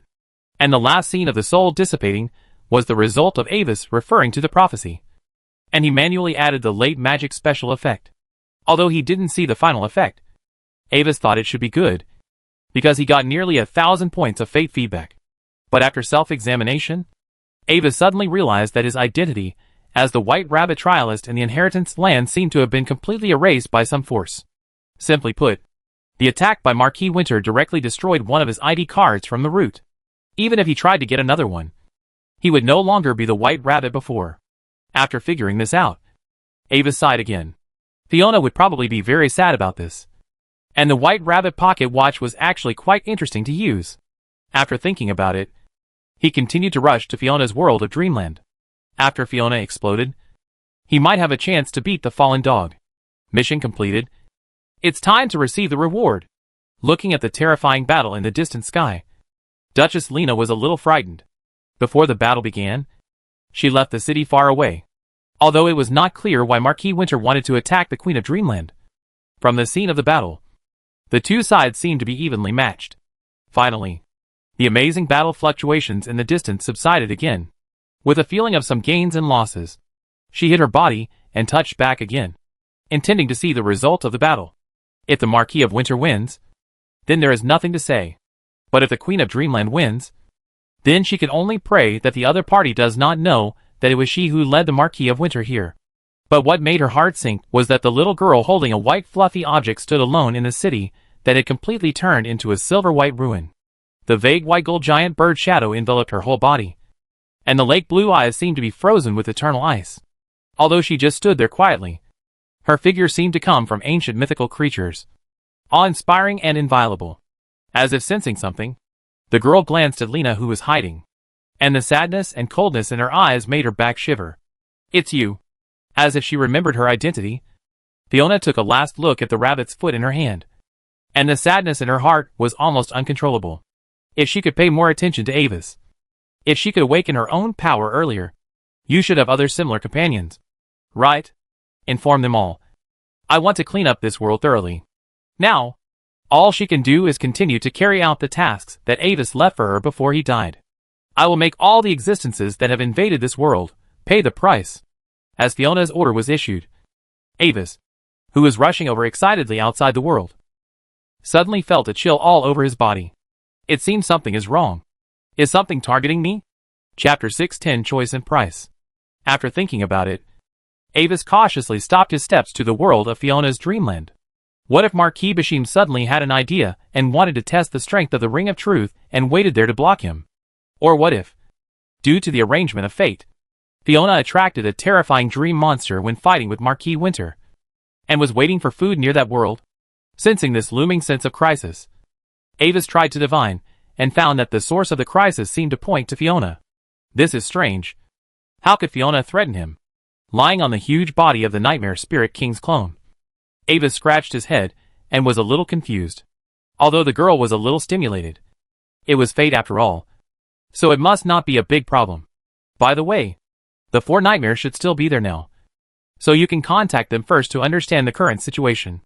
Having made a decision in his heart, Avis continued to move forward. At this moment, in the dream world, the 4 nightmares were being chased around by Fiona and her men. The first to suffer was still Lilith of Lust, because she had been attacked once before and was the weakest. But fortunately, before the girl really took action, Madness Dezia somehow learned that the girl was about to take action and issued a danger warning to the other 3 nightmare spirits. So, after realizing that something was wrong and paying the price of serious injuries, Lilith of Lust successfully escaped from this world. There were 3 other nightmare spirits who escaped with her. After seeing Lilith's miserable experience, they also did not dare to face the girl in this state, so they simply escaped from this world together. Once the 4 nightmares ran away, the other nightmare spirits at the bottom suffered. Those who were strong enough or had enough trump cards were lucky enough to escape from this world before the girl's attention was focused on them.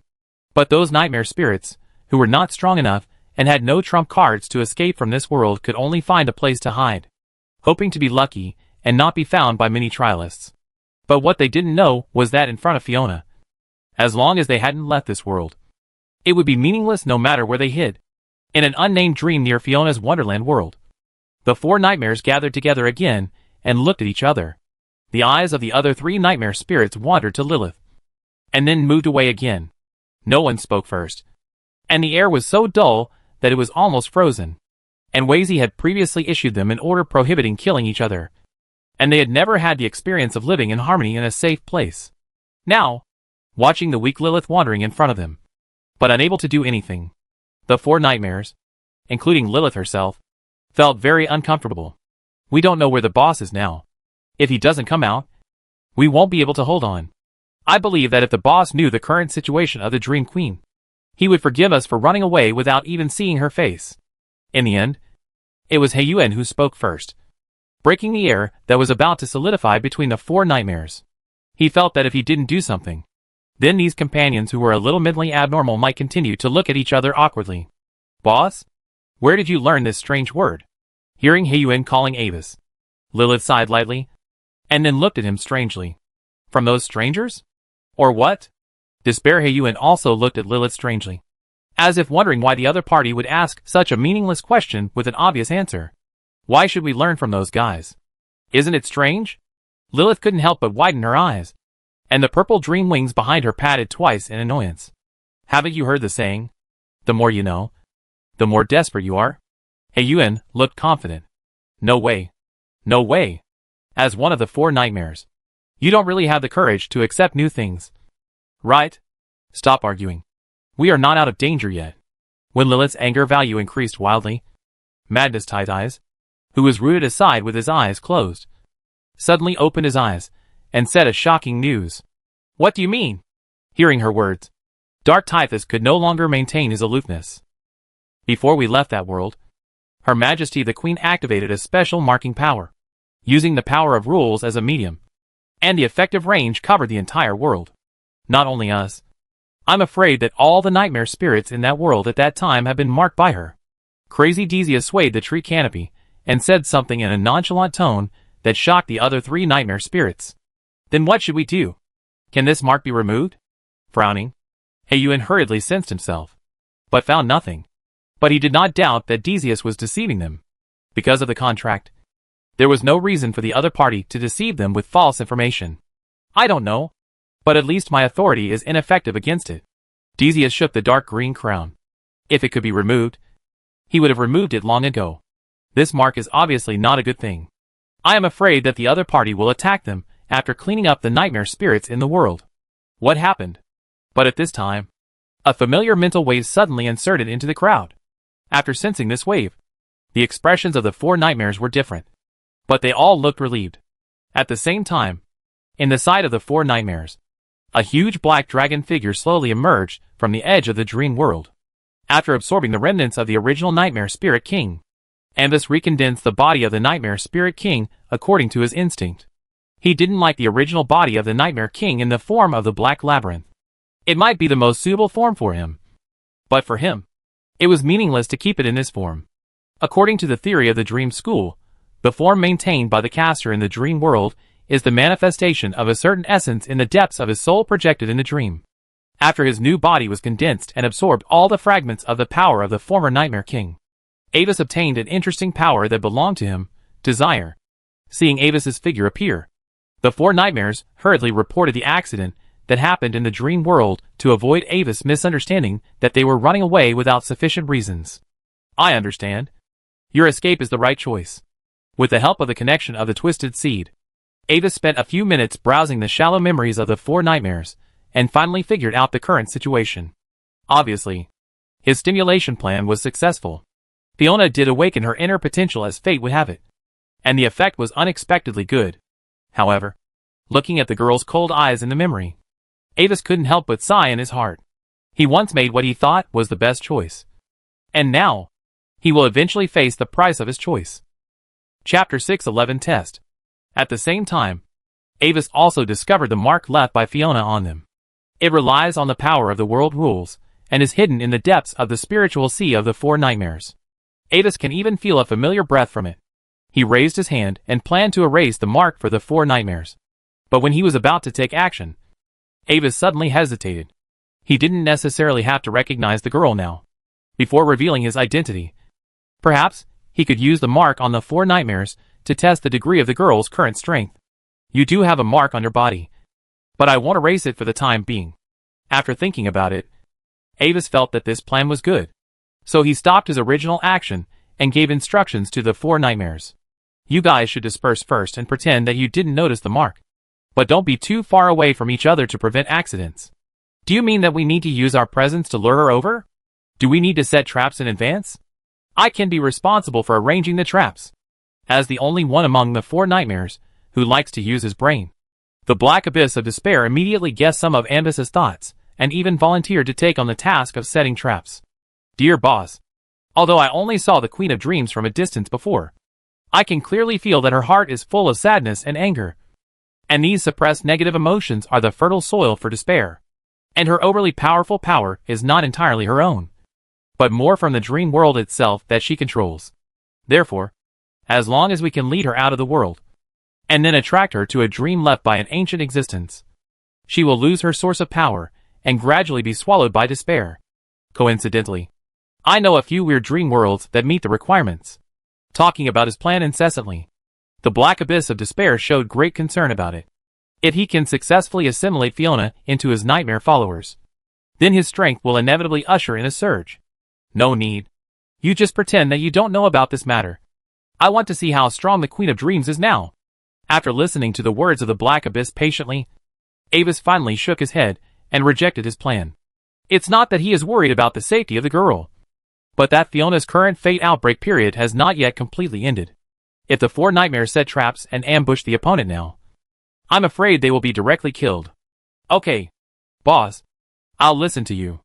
Since Avis had said this, Heiyuan said no more. Although he was used to giving advice to the 4 nightmares, it was not his hobby. If he did not step forward, the other 3 companions would not have any action plan. Even if he stepped forward, the other 3 nightmare spirits would often fail because they did not follow his arrangements. Now that someone has finally taken over this headache, Heiyuan is happy to see it happen.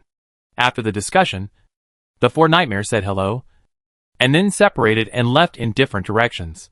As Avis expected, the girl did not chase out immediately after cleaning up all the nightmare spirits in the world of Fiona's adventures in Wonderland. Instead, she waited for a while until the inheritance land completely swallowed up the dream world, and the mission rewards were completely settled. Then, as a formal trialist of the inheritance land, she led the other trialists to actively hunt nightmare spirits.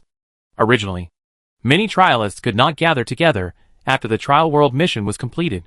But after Fiona's world of Dreamland merged with the inheritance land, Fiona gained some special permissions. She can now summon other trialists to enter the same dream world together. With the help of the rule marks left behind, the girl began to clean up the trial worlds everywhere. Solving the nightmare spirits, she marked one by one. This mark that even the 4 nightmares except Decius could not detect was not something that other weaker nightmare spirits could find. In a very short time, the girl led other powerful trialists to run around and continuously cleaned up most of the nightmare spirits that had invaded her world. At the same time, Fiona was also looking for the whereabouts of the Nightmare Spirit King. She remembered very clearly that it was the appearance of the Nightmare Spirit King that caused the city to be destroyed for the first time, and forced the 4th brother's incarnation, the White Rabbit, to use the power of retrospection. After the White Rabbit died, she gained control of the pocket watch. But when she tried to use the pocket watch to retrospect the White Rabbit's injuries, she only failed. Because the pocket watch had just been used a short time ago, the power had temporarily fallen into silence. If it weren't for the attack of the Nightmare Spirit King, which caused the power of the White Rabbit pocket watch to temporarily fall into silence, then Andus could have retrospected the world's time at that moment. And maybe he wouldn't have died. Thinking that the 4th brother had always been silently guarding her side, Fiona couldn't help but have red eyes again. She swore that she would make all the murderers who directly or indirectly caused Ava's death pay the price. Finally, after dealing with most of the nightmare spirits that didn't run too far, she aimed at the 4 nightmares. Although because of Anthus's instructions, the 4 nightmares pretended not to know that they were marked. But that was just their pretending after all. So when Fiona came to find them, they only entangled with the girl for a while. And when the girl was about to use her killing move, they slipped away directly, not giving the other party any chance to leave them behind. This negative behavior made the girl very angry, and she began to have some doubts. If it was 1 or 2 of the 4 nightmares, it would be fine. But all 4 were like this, and even the direction of escape was vaguely the same, which made the girl wonder if there was a trap waiting for her in that direction. For this reason, she specially paid more attention and came up with a way to test it. In a small dream world, Duchess Dream Eater Lena carefully looked at the edge of the dream in front of her. Sighing in her heart, she could feel that the girl actually had some suspicion of her. Or rather, she suspected that some of them, the trialists, were colluding with the enemy. But because there was no direct evidence, she did not take action. And this time, they were specially arranged to track down the 4 nightmares separately, which might be a test for them. And I don't know what went wrong with Marquis Winter, and he couldn't be contacted for the time being. Could he really have been killed by her? When she thought of this possibility, Lena felt a chill all over her body, and she dared not make any unusual movements at this time. I hope it's okay. Lena stepped into the edge of the dream in front of her resignedly, cheering herself up. As long as she was sure that there was no problem with the dream world in front of her, her mission this time would be completed. After returning, she must find a reason to ask for leave and hide in her secret base for a while. But just after entering this world, the scene in front of her made her stunned, as if she had been struck by lightning. There was no ground in this world, only a large rock belt suspended in the dark void. The figures of the 4 nightmares stood on one of the rocks, as if waiting for something. At the same time, in the center of this small world, the outline of an extremely huge black dragon came into her eyes. The extremely terrifying nightmare power was flowing on it, but it suddenly gave rise to all kinds of uncontrollable desires in her heart. As if startled by her appearance, the eyes of the 5 nightmare spirits turned at the same time and instantly gathered on Lena, who suddenly appeared. Hiccup. Lena's legs softened. Her throat moved, and she almost fainted. Chapter 612 Dream Collision. A little mouse broke in. The black abyss of despair spoke with great interest. He felt the sweet despair from Lena, which was like fine wine. What a brave and reckless act. I almost couldn't help but transform it completely now. The Lord hasn't spoken yet. You better not put on this attitude now. Am I right? Lilith sneered, and then threw an extremely obvious wink in the direction of the black dragon. However, Avis didn't care about the friction between his subordinates, but focused his attention on the intruder, the senior trialist, Dream Eater Lena. He saw an interesting scene. In his eyes, Lena's spiritual space was like a seed at this moment, and as he stared for a long time, the seed was rapidly growing and sprouting. Avis could clearly feel that it was the most basic of all intelligent life. The embodiment of desire, wanting strength, power, beauty. The desires of intelligent life are innate. As long as they are alive, they will have desires, just as shadows will appear when there is light. And he, the new Nightmare Spirit King, can control the desires in people's hearts and make them grow and spread uncontrollably. As time goes by, the seed that Lena turned into has grown into a lush small tree, and the vigorous power of desire flows through it, turning into strange leaves. From those leaves of desire, Avis saw different kinds of Lena, some of whom broke through the 9th level, some of whom controlled the inheritance land, and some of whom took Marquis Winter as his subordinate and became the Marquis of the Empire. In these wonderful scenes, Lena's self-consciousness began to weaken, and she gradually indulged in endless beautiful desires. The nature of the dream power surrounding her body also gradually began to change, becoming turbid and full of negative properties. Avis had a feeling that when this tree of desire blossomed and bore fruit, it was the time when she completely lost her self-consciousness and became his apostle of desire. But after thinking about it, Avis finally did not choose to continue, but turned his eyes away, disconnected this change, and let herself gradually calm down. As one of the 5 giants of the trial, Lena herself also has a good ability to save her life. As Avis's eyes turned away, the source of the mutation disappeared, and several amulets on her body emitted a faint light, purifying her mental state again. After waking up from the ocean of desire, Lena instantly remembered everything that had happened before, and with a look of horror on her face, she did not dare to stay for a moment, and immediately activated a one-time life-saving wonder that she treasured. As a blue light flashed from her body, a ring on her left hand instantly shattered, but Lena herself disappeared in the light. Just let her go, boss? Looking at where she left, Despair's black abyss shook his head, his tone a little regretful. Such delicious food is rare. If possible, he still wants to taste her despair. Don't worry, Black Abyss. They will be back soon. At that time, you can do whatever you want.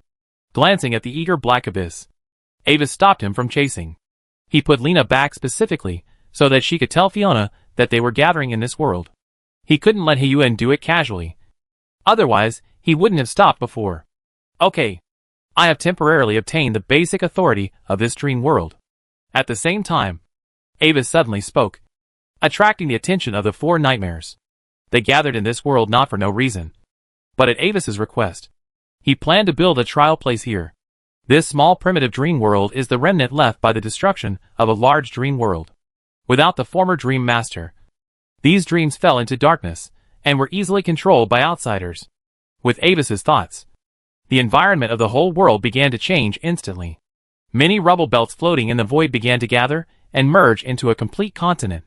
Then, Avis switched to the real perspective and gestured to the mad Decius. The blonde elf girl nodded gently to him and stuck the strange branch in her hand into the ground.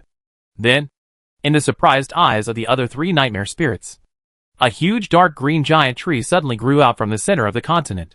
At the same time, a breath that made the three nightmares feel extremely terrified spread from the giant tree. Looking up at the giant tree with a terrifying breath, Avis smiled. This was the existence of the body he simulated by detecting the structure of the branch with the rules of the world. Sure enough, this branch was related to the mysterious high elf Antinoia. And it did hide a big secret. In Avis's mind perception, the existence of this giant tree provided a terrifying increase in the power of the rules of this world, which was even comparable to some medium-sized dream worlds. And in this way, the battle site he arranged for the girl was completed. Calculating the time, she should have obtained the last two fragments. This is the situation. Your Majesty, I barely escaped at a huge cost. On the other side, Duchess Lena, who had escaped with difficulty, had returned to Fiona and described the terrible danger she had encountered before. You said that you were first attacked by the opponent's mental attack, and then regained consciousness? Fiona asked back in a strange way. Her eyes swept over Lena's body indifferently. Yes, yes. Being looked at by her like this, Dream Eater Lena's tone trembled for no reason, as if her heart was exposed in front of the girl without any cover, and all her secrets were exposed to her eyes. I know. You can go down. Fiona nodded, and then issued an order to expel the guest. Yes. Then I'll take my leave.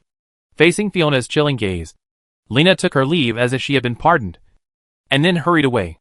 In her perception, the pressure the girl gave her at this moment was actually not much less than that of the Nightmare Spirit King. So, the enemies have gathered in that world. Staring at the seemingly ordinary small dream world on the map, Fiona remained silent. The enemies gathered in one place and did not move. So there is a high probability that there are traps set there. If you force an attack, it is easy to suffer unnecessary losses. So, the best choice is to find a way to force the enemy to leave and drive them to the battlefield of your choice. Fourth brother, if you were still alive, you would probably teach me like this in a gentle tone. Right? Recalling the scenes between her and Avis, the little girl took a deep breath, suppressed the intense emotions in her heart, and then cast her eyes on another small dream world nearby. Thanks to the knowledge about the dream world that she had learned under Avis's supervision, Fiona quickly found a simple way. Dream world collision. Now, follow me and pry open the connection between this world and the background of the deep dream world. Looking at this world, Fiona waved her hand and issued instructions to the many trialists who followed her. Chapter 6:13 Battle. As Fiona and others in the outside world moved to the dream world, Avis suddenly felt his heart skip a beat. What bad things happened again? Muttering in his heart, Avis looked up at the sky, intending to predict the future situation in the short term. But soon, he found that he didn't need to do it anymore. In Avis's eyes, a familiar black crack suddenly split in the air. Avis was stunned for a moment, and then he reacted to the current situation in an instant. Dream world collision. He had the honor of encountering such an incident during the trial of joining the True Knowledge Society. That incident was identified as a conspiracy of the Gate of the Eyes, and the negligence of the Guardian at that time. For this, the Olivendi family, and he personally received a large amount of compensation. Obviously, the source of this situation can only come from the girl in the outside world. But Fiona was able to come up with this method, which surprised Avis. In his original prediction, with Fiona's personality, it is more likely that she should rush in directly with people. But after being surprised, Avis immediately began to counterattack. For him in the past, this situation was indeed a big crisis. But now that he dared to wait in this world blatantly, he naturally considered the possibility of a collision with the dream world. Avis deliberately set the battlefield in this world because there was only one small fragment world near this fragment world that could be easily pulled and collided with his dream world. At this moment, with the help of the authority of the Nightmare Spirit King, he began to quickly mobilize the power of the world rules and began to fight against the colliding fragment world. At the same time, as the world crack appeared, the dark giant tree in the center of the continent also began to light up, and the hazy dark green light suddenly appeared at both ends of the crack. and slowly closed the crack like glue. Sure enough, this branch is likely related to the legendary world tree. Seeing this change, Avis nodded silently in his heart. Avis had long doubted the identity of the mysterious High Elf Antinoia. The other party was qualified to appear in the historical fragment that he and Claire had experienced together, and could also skillfully operate the High Elf Observatory, which was enough to prove something. Outside the world, Fiona looked at the state of the target world and was a little confused. She had just cooperated with several other powerful trialists to pry a small world and crash into it. But the result was completely different from what she expected. The fragmented world she had pried down to hit the target has now shattered like a soap bubble. But the target world did not collapse. Only cracked a few cracks. A strange dark green light shone through the crack, and it seemed to be repairing itself bit by bit. Obviously, if there was no mistake in the description in the book, then there was a big problem with this world. Now, there was no dream world nearby that could easily allow her to continue to pry. And if she forcibly pulled the nearest new dream world, it would take a long time. The most important thing was that during her pursuit, she had already felt that a mark she had left before had disappeared. What Fiona was most worried about now was that the other party had a way to erase all the other marks. If the other party was determined to hide, she might completely lose hope of revenge for Avis. Looking at the dream world with several large cracks in front of her, the girl touched the rabbit's foot hanging on her chest, took a deep breath, and then made a decision. Follow me and prepare for the battle. She wanted to force her way in while the damage had not been completely repaired. Recalling the majestic appearance of her third sister Alanis leading the Wind Knights in training, the girl followed suit and commanded. With many trialists who followed her, she forced her way into the world from the largest crack. Gods! What is that? As soon as they entered the world, everyone saw the dark green giant tree standing far away on the continent, and the pitch-black nightmare dragon entrenched under the tree. The three nightmares gathered on the continent were unconsciously ignored by everyone at this moment. Just like what happened to Dream Eater Lena, endless desires overflowed from everyone's hearts, trying to drown their wills. Fiona, who was in front of everyone, was especially focused on by Avis. He wanted to try to control the girl directly, but as expected, a huge spiritual stand spread out from the girl, with two completely different powerful auras, covering everyone. So, the power of desire was blocked outside, and everyone's eyes regained clarity, and they couldn't help but look at the little girl with a soft platinum glow with some awe. The moment Fiona had just entered this world, Avis felt a strong breath of destiny. To put it simply, his previous series of actions were too much like a villain. So he was chosen by fate to be the real behind-the-scenes villain. And now the magic girl representing justice is coming to destroy him, as he had predicted before. After the mission was completed, the girl did obtain the last two pieces of authority. He could sense the aura of the two missing pieces, and he believed that Fiona could also sense a similar aura from him. Fiona looked down at the huge black dragon on the continent that was as dark as night. And Avis was also looking up at the girl in the sky, who was surrounded by people like stars. At this moment, it was like the gaze of day and night. The other trialists and nightmare spirits were eclipsed by the oppression of the two. Facing the cold eyes of the girl, Avis seemed to see the white princess in his previous life, who used super-level magic on the battlefield and watched countless lives with her without changing his face. But the next moment, the huge black dragon opened its mouth, revealing an extremely hideous smile in the eyes of many trialists. That's it. Like a seed, it gradually grew under his gaze until it became a towering tree, until it was strong enough to support the unknown fate. So, he would now test the current development of the once tender seedling. The two sides did not have any dialogue, and with the relationship between the nightmare spirit and the trial, there was no need to say much. Under the tense gaze of the crowd, the huge black dragon slowly stood up, and the dark nightmare field instantly spread to the sky, and was then blocked by the soft light field around the girl. Without any temptation, the battle entered a white-hot moment. The two rules of opposite natures collided fiercely at zero distance, causing great pressure on both sides. At the same time, at the signal of Avis, the four nightmares directly attacked everyone to prevent outsiders from interfering with his battle with Fiona. In comparison, Avis has stronger hard power and better control over the rules field than Fiona. But due to the world collision caused by the girl before, he now needs to be distracted to maintain the stability of this world, and cannot go all out. Although Fiona's strength is not as good as his, the domain that possesses two powerful auras at the same time is very strange. Avis needs to consume nearly 1.5 parts of his strength to offset the girl's 1 part of the domain power. Chapter 6:14 Expected Explosion. Considering his identity, Avis only used the power of the Nightmare Spirit King's own domain, and did not use other means. But this does not mean that the power he exerted is much weaker. As the gathering of the dark side of the inheritance land, the power of the Nightmare Spirit King is actually quite powerful. The reason why it was so difficult to fight with the girl was because Fiona's power was even more unreasonable. After all, it was the highest masterpiece of the 2 major families of the Empire. Although Fiona's power surprised Avis, it was not surprising. If you don't even have this level, how can you bear your own destiny in the future? After seeing that the domains of both sides were in a stalemate, Avis's eyes flashed, and he immediately used the backup he had prepared before. The glow of the magic circle lit up from deep underground, and a large number of black spheres condensed with the power of desire condensed from the surface, like countless birds returning to their nests, shooting into the sky from all directions, covering all the groups of trialers. That was a one-time backup plan that Avis had prepared long ago. He stored a lot of the power of the Nightmare Spirit King's desire in advance to cooperate with the attack at the critical moment and interfere with Fiona's decision.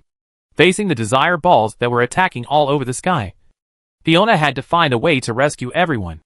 Otherwise, if someone on her side was controlled by the Nightmare Spirit King, the situation would instantly fall into a disadvantage. But as her domain spread, the pressure on the girl began to increase rapidly. Sudden impacted by countless desire balls, the domain emitting platinum light had become unstable. As the light began to flicker, the coverage area also began to shrink faintly. Everyone gather immediately. Don't stay too far away from me. Fiona tried hard to support her own domain, and she barely spoke to inform everyone on her side. Many powerful trialists also activated their incomplete authority to jointly resist Avis's carpet attack. Roar. But while Fiona and others were trying to prepare for this wave of attacks, Avis would not stand there and do nothing. With a slightly illusory dragon roar, a huge black nightmare light column spewed out from the mouth of the black dragon and suddenly bombarded Fiona's domain.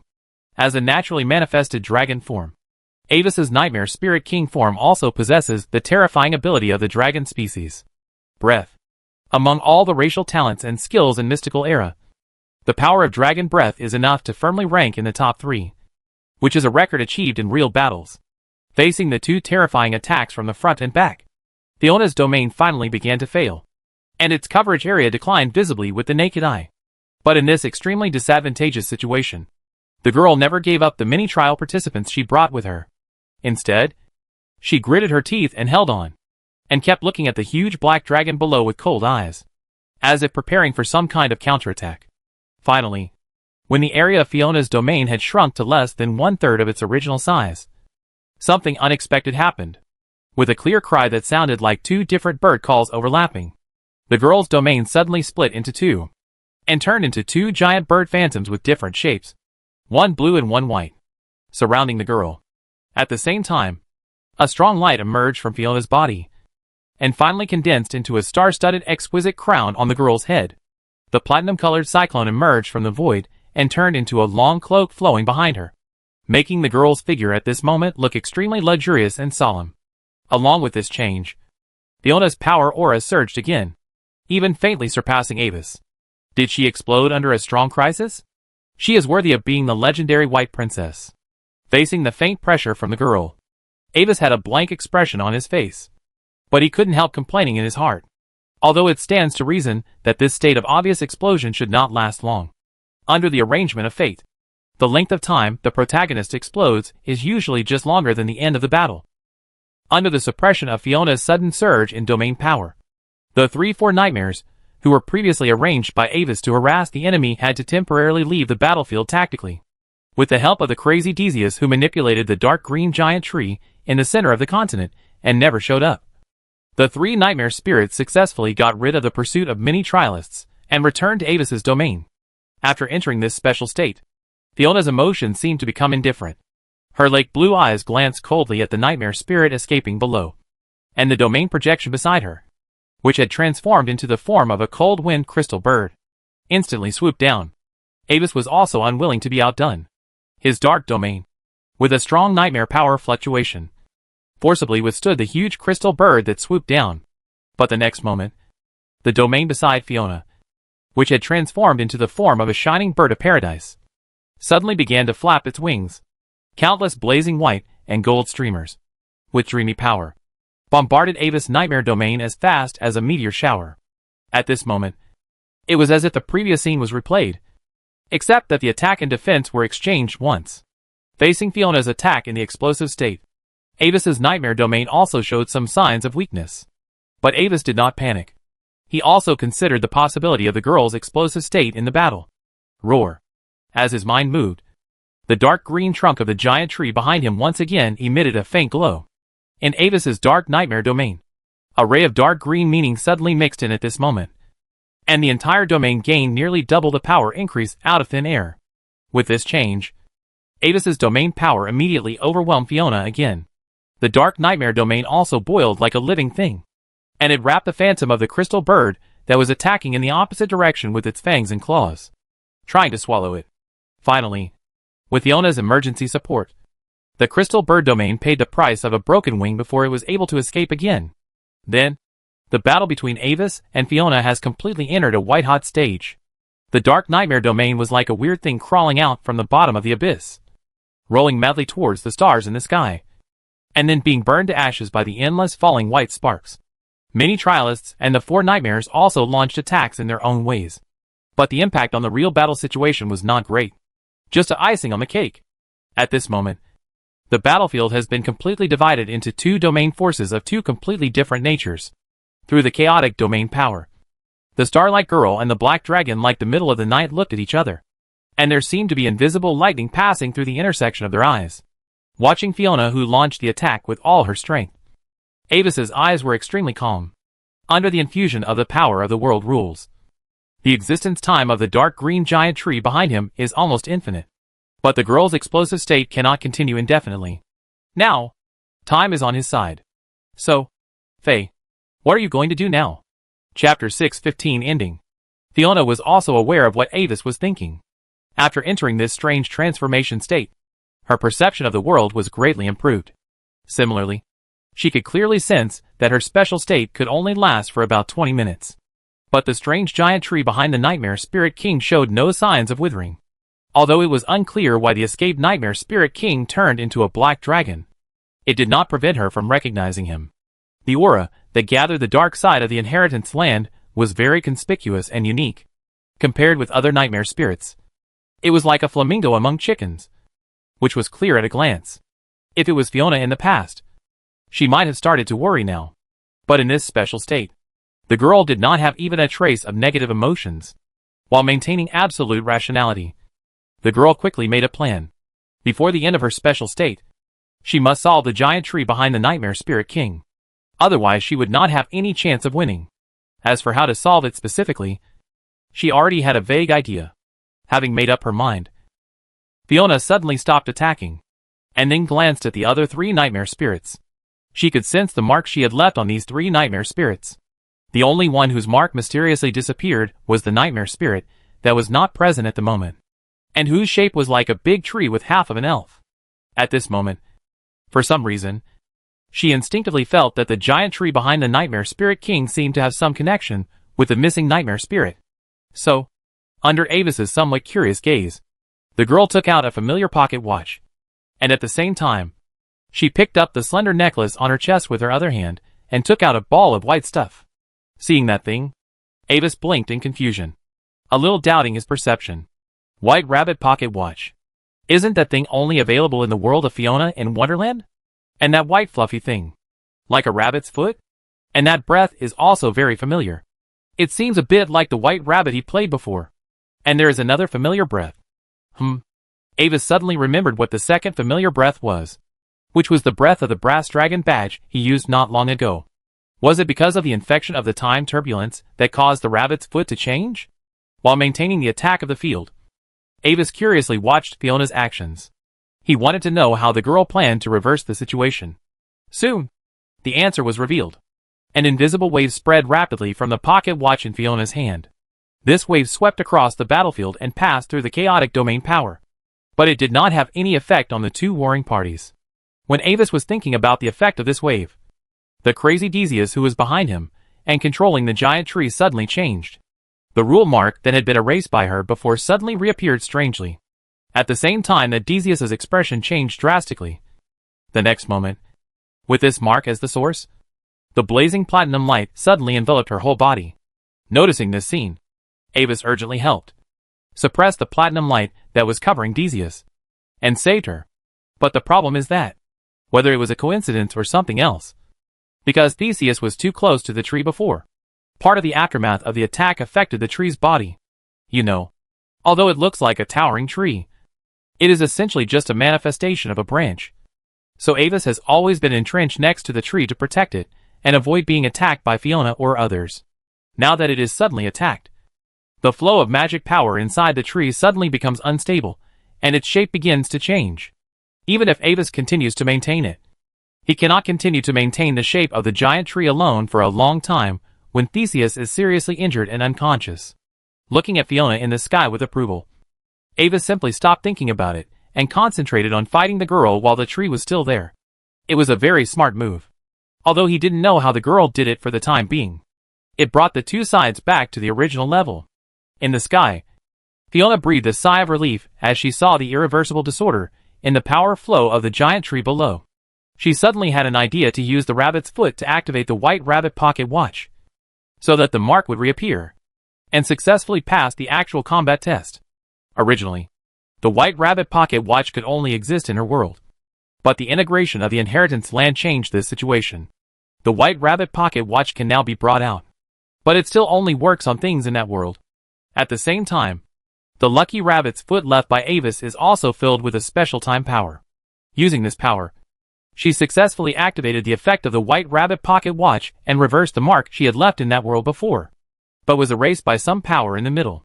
As for the subsequent explosion of the power of the world rules, that was the special effect attached to the mark, and now it was reversed and released. She had about 15 minutes left to transform, but the tree could only hold on for less than 10 minutes, and time was on her side. And fortunately, when she was fighting, the space of this world, which was on the verge of stability, suddenly had problems again. A long wound suddenly cracked in the sky again, and a large part of the power of the dark green giant tree was instantly involved, which further accelerated the arrival of its collapse time. Avis looked at the crack helplessly. If he relied on luck alone, he could not beat Fiona in the period of fate explosion. But to be honest, Fiona was able to force him to this point, which surprised him very much. If it continued like this, he would almost certainly lose. There was no need to continue to maintain this world. Just go directly to the final stage. Under the nervous eyes of many trialists, the huge nightmare dragon broke away from the giant tree on the ground for the first time and flew high. At the same time that the power to maintain the stability of this world was taken back by Avis, the terrifying black flame of rules rose from his body. Crack. With his actions, the originally stable world space began to deteriorate instantly, and some tiny black cracks emerged from the void beside him. And there was a trend of more and more. But at this moment, no one paid attention to these details. With the endless and condensed power of desire, the burning huge black dragon crashed into Fiona's domain like a cannonball. At the same time, the giant tree in the center of the continent also gathered its last strength, and the rich dark green light enveloped the surface of the dragon, increasing the power of this collision to an extremely terrifying degree. The burning rule is the real desperate trump card of the 9th level, at the cost of a long period of absolute weakness, in exchange for a short period of the strongest power. Either you die or I die. Facing Avis in this state, Fiona also knew that the battle had reached the final moment. She shrank her own domain, and the two giant bird phantoms hugged her on the left and right, like a solid shield. Chapter 6:16 The Queen of Dreams. Facing the Nightmare Spirit King who was attacking, many trialists also used their strongest attacks, desperately hindering Avis's progress, and trying to weaken the upcoming impact as much as possible. But all this had little effect. The next moment, the huge burning black dragon suddenly hit Fiona's shrinking domain like a dark meteorite. Boom! The moment the collision occurred, the world seemed to suddenly stop. Then, the chaotic rule ripples expanded rapidly from the center of the collision at a speed close to that of light, covering everything on the battlefield. The continent below was now torn apart. Black cracks spread in the void, as a battlefield for the battle between two quasi-9th level warriors. This small dream world was already overwhelmed. In the center of the continent, the original dark green giant tree had withered and returned to the form of Mad Tai-Tai's. At this moment, it had awakened under the stimulation of the crisis, and used the last bit of its strength to urgently support the rule protection with the other 3 nightmares, to avoid being involved in the aftermath of the explosion. The Queen of the Dream is really powerful. Do you think the boss can win this time? Looking at the horrific explosion that almost swept everything in the sky, the black abyss of despair looked amazed, and asked the other 3 nightmare spirits for their opinions with some uncertainty. I'm not sure either. Did you see the changes in the other party's domain? When the 2 birds appeared, the other party's aura was no weaker than yours. Lilith of Lust shook her head and looked at the center of the explosion with a complicated expression. The power of desire that Anbis gained after becoming the king of nightmare spirits just blocked the road of desire that she wanted to take. But due to the effect of distortion, she could not have any hostility towards Anbis.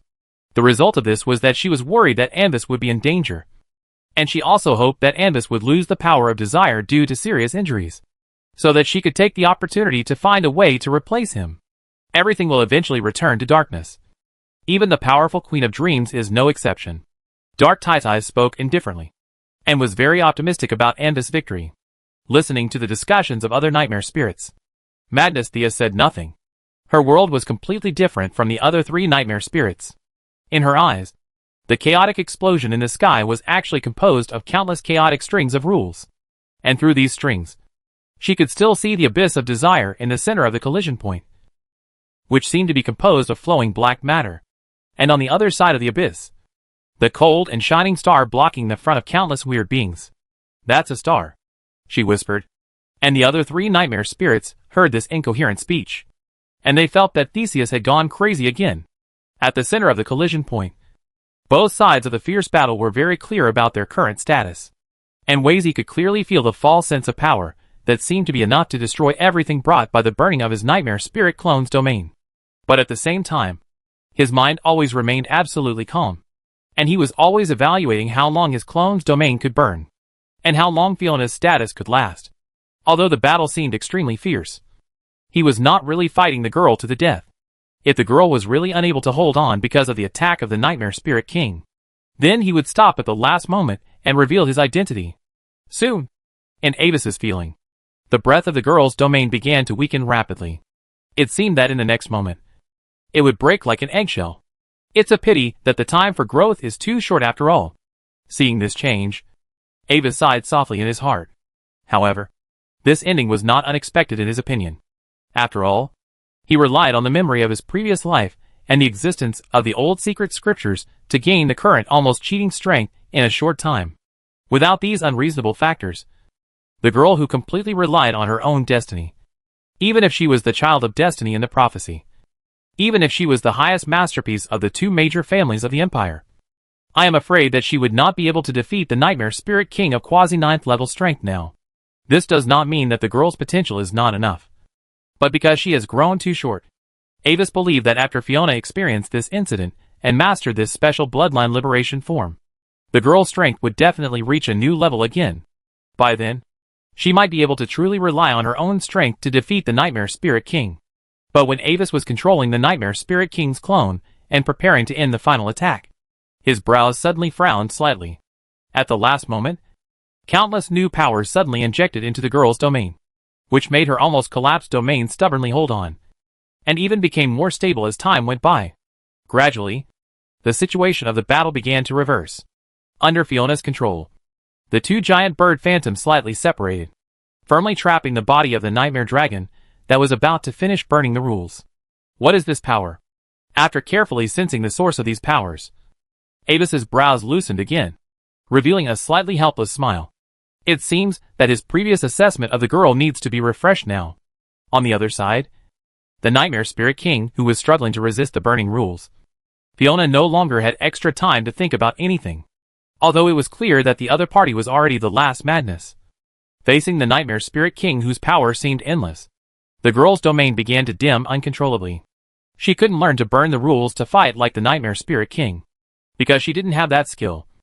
Nor did she have the ability to burn the rules. The world in front of her fell into darkness, and the indescribable fatigue cast a heavy shadow on the girl's spiritual world. Due to the absolutely rational state, consciousness told her very clearly that the bloodline domain was about to be broken. Without the protection of the domain, she would definitely die under the attack. And this was the final outcome. Is this the end? In the depths of the sea of consciousness, Fiona thought a little discouraged. But the next moment, a light spot lit up in her heart. In this light spot, she saw the white rabbit holding a pocket watch and a serious face, and Avis smiling at her gently. In silence, the two conveyed the same idea to her. Don't give up. That's right. She can't die here. Otherwise Avis's sacrifice for her will lose its value. She needs strength. No matter what it is. With a strong call from the girl's heart, many unexpected beings responded to her. In her dark spiritual world, countless faint white lights suddenly lit up, like stars in the sky, illuminating the dark night. Your Majesty, please hold on. We are also your strength. Your Majesty. As the distance approaches, these light spots turn into small animals, carrying their respective thoughts, and merge into the girl's small body. That is all the fairy tale existences living in the world of Fiona's Wonderland. When Anwazi made the fairy tale book, they were set up. When Fiona needs it, they will appear with the call and fight for her will. After all, this story was originally written for the girl. A warm feeling came from the heart, and the power became full again. With the help of this new power, Fiona continued to hold on tenaciously. As time went by, the terrifying power of the Nightmare Spirit King's burning rules finally began to slowly fade away. Following Fiona's thoughts, the two giant birds separated again, tightly entangled the Nightmare Spirit King, whose strength began to decline, preventing it from using any secret method to escape, and began to completely disintegrate the other party's existence. At the last moment, Fiona, whose consciousness fell into a blur due to excessive consumption, seemed to hear Avis' voice dimly. Congratulations, Faye. You won. Chapter 617, The Mysterious Man Taking Advantage. Finally, with the addition of various powers, the battle ended with Fiona's victory. Although the girl was somewhat fuzzy due to excessive consumption, she still insisted on controlling her own domain force field at the last moment, and completely decomposed the Nightmare Spirit King into the most basic dream particles. Then, with the demise of the enemy, the string that had always been tight in Fiona's heart finally relaxed. The fatigue and weakness that had been suppressed before suddenly broke out completely, instantly drowning the girl's consciousness. And as the little girl fell into a coma, the domain power that had always surrounded her naturally dissipated. The little dragon Fia and the little cat Kate, who had been hiding in the girl's summoning space before, jumped out in a hurry and caught the girl's falling body. At the same time, the star-shining crown and platinum cloak on Fiona's body also dissipated again, and the girl's original posture was restored. After seeing this change, all the beings present, whether nightmare spirits or trialists, all had their eyes changed. At this time, the body of the defeated Nightmare Spirit King did not completely dissipate. Instead, it turned into a black vortex containing a strong nightmare power, lingering in the center of the battlefield.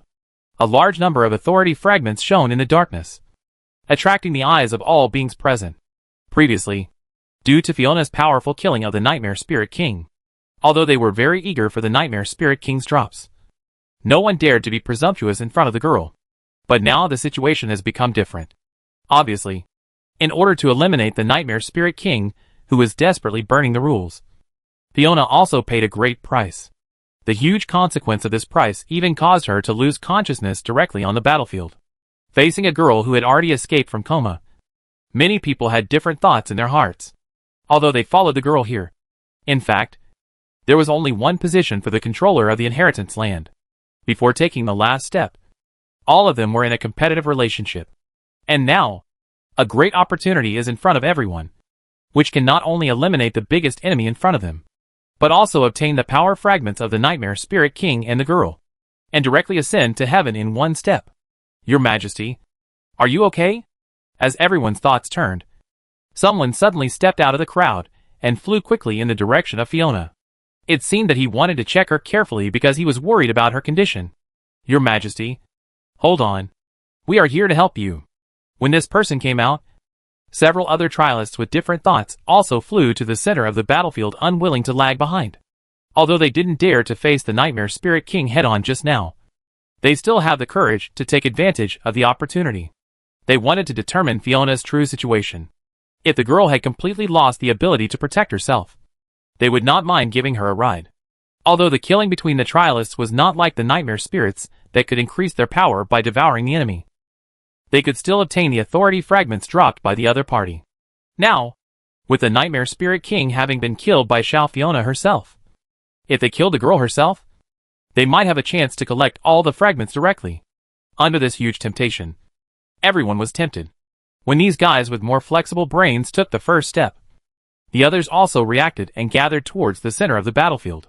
But unlike the situation when they fought side by side just now, this time, all the trialists looked at the others around them with strong vigilance. It's really interesting. It is said that we nightmare spirits devour our companions. But what is the difference between the behavior of these trialists now and us?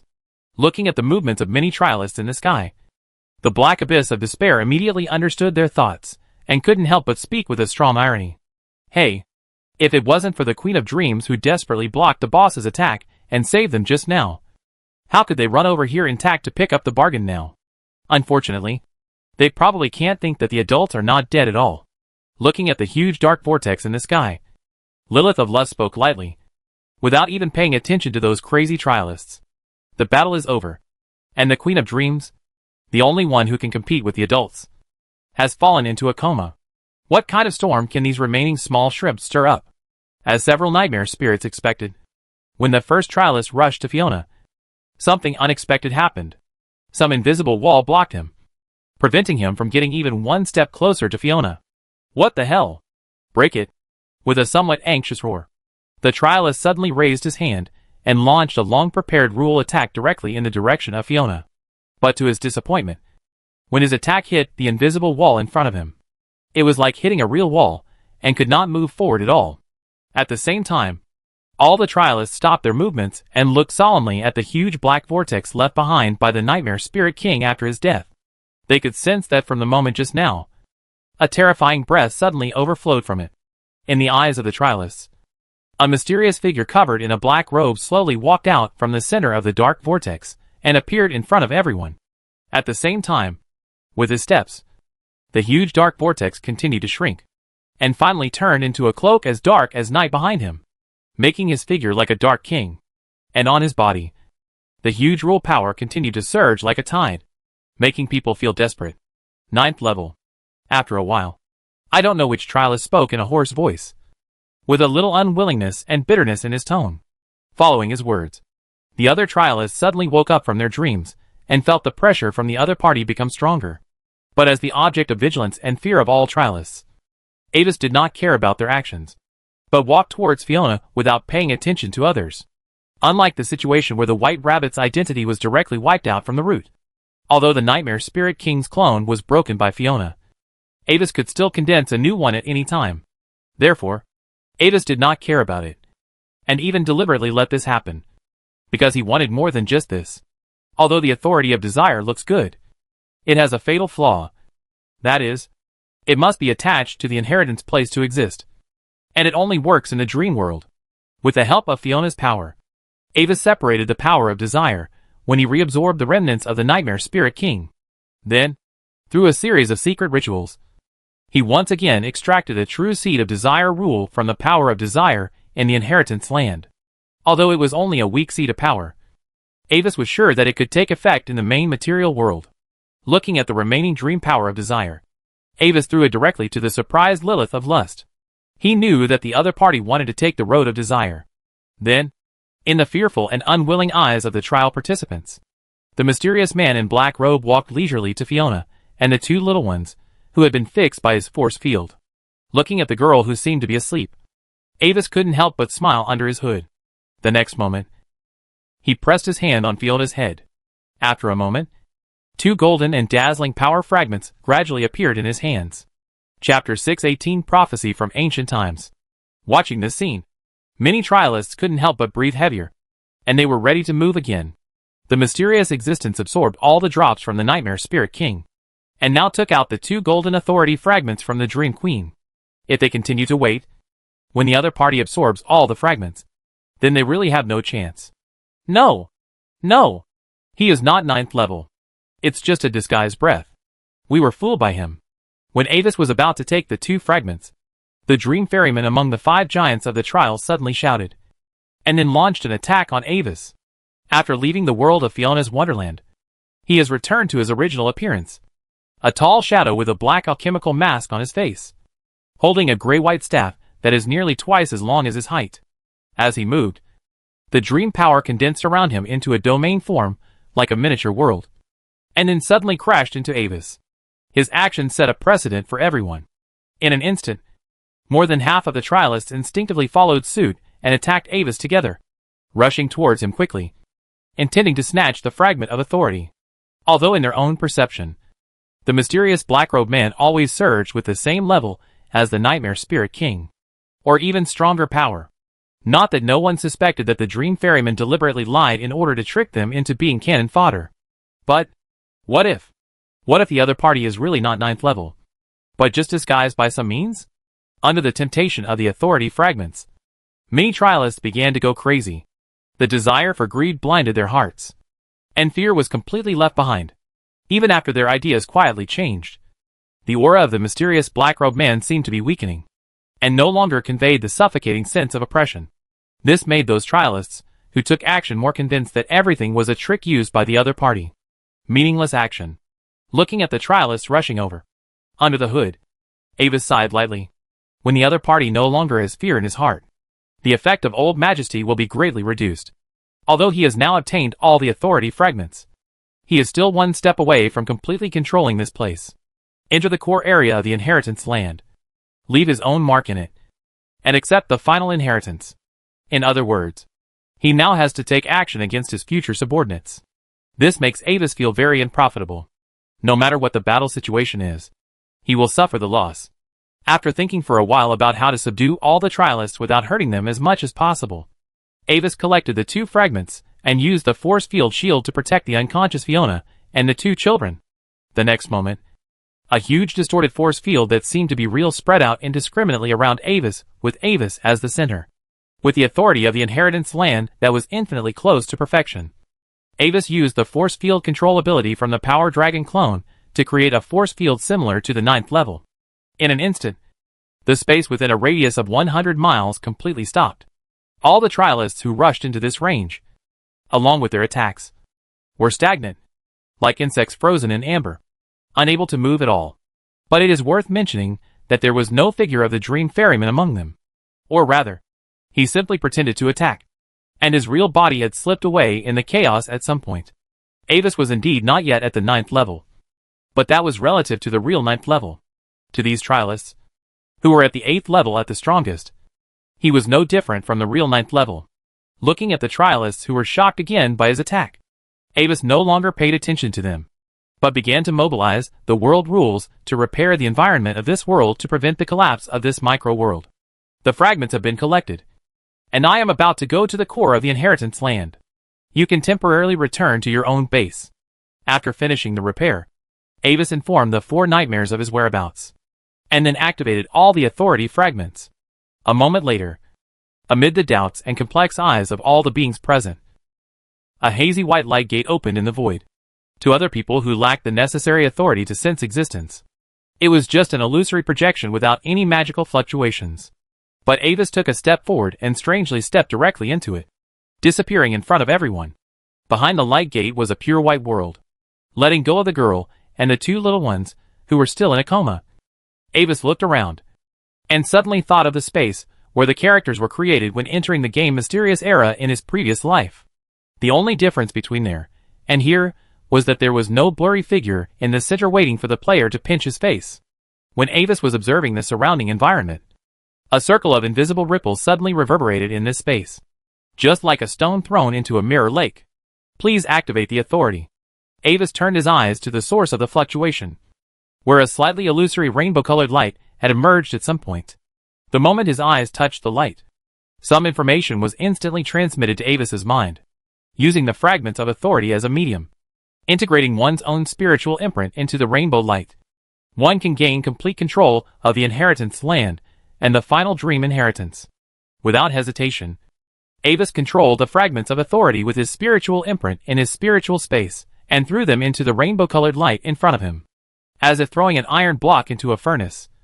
All the fragments began to melt in the rainbow-colored light, and then gathered together to form a small rainbow-colored square trioctahedron.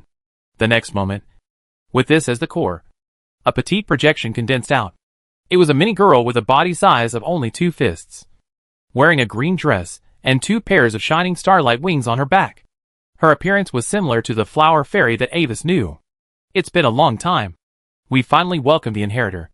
But when she saw Avis, she was obviously stunned for a moment, and her tone was involuntarily weak. The inheritor, is it you? She was dressed in a black robe, and the breath of the nightmare spirit could not be covered. She didn't look like the girl who carried the fate of the world in the prophecy. Any questions? Staring at this little thing with azure eyes, Avis raised his eyebrows and asked with interest. He suddenly realized that he seemed to have accidentally touched some extraordinary secrets. Yes, in the prophecy, the inheritor should be a girl, since Avis was indeed the inheritor. The girl answered his question without any concealment. Can you tell me the complete content of the prophecy? Yes. My creator told me that my next master will be a girl with the key. She came from the endless starlight, carrying the hope from ancient times, and also holding the fate of the future of the world until the stars return to their positions. While speaking, looking at Avis's appearance, the flower fairy flew around him in confusion. Could it be that you are just pretending to be like this? And your real gender is a girl? Chapter 6:19 Control of the Land of Inheritance. Does it matter? No matter what prophecy your creator left before, the result now is that I have gained supreme control over this place. And Weiss directly asked the flower fairy girl's question. Also, how should I call you? You can call me Margaretto. Master. The emerald fairy flew back and forth around Enwise, and its wings shining with starlight sprinkled bits of light around Enwise. You don't understand. The existence that created me comes from the great star civilization. Unlike most other civilized races, we are a race that is born with the ability to peek into the future.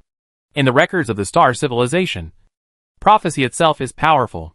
When the future is peeked at by the observer, it is equivalent to an interference in the future.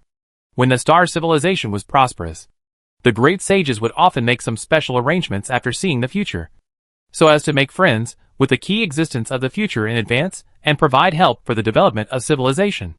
And this relic was also left by my creator after seeing the future. The inheritance contained in it is the most suitable thing for you now. Assuming that you are not the existence in the prophecy, it is equivalent to that there is a problem with the prophecy that the creator told me. But this is the situation that there is no record in my database. I see. Glancing at Fiona behind him, Avis had roughly understood the details of this prophecy. Obviously, if he had not traveled through time, little Anvis would still be staying safely in Pamir Academy, scheming with other peers. The only one who arrived here now would be Fiona herself, and she is the protagonist in the original prophecy. But his rebirth completely changed everything.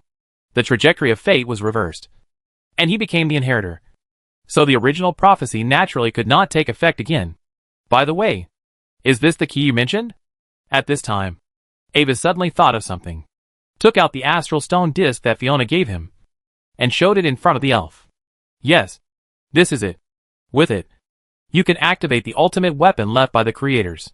Seeing Avis take out the astral stone disc, the elf immediately looked relieved and nodded vigorously. So, you are still disguising your identity? Avis was silent. When the elf Margaret talked about the civilization of the stars, he immediately thought of this thing. He suddenly realized that the development of all this plot was completely one ring after another, like an extremely precise machine. He had a good relationship with Fiona in this life, so Fiona gave him the astral stone disc.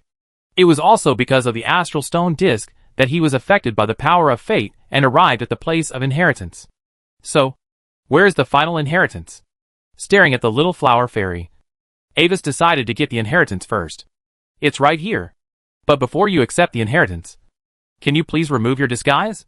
An inheritor with a completely different identity from the one in the prophecy may cause some unforeseen problems. Flying around Avis, the flower fairy looked a little anxious. Your current disguise is so hard that even I can't see through it. Although I don't know how you did it.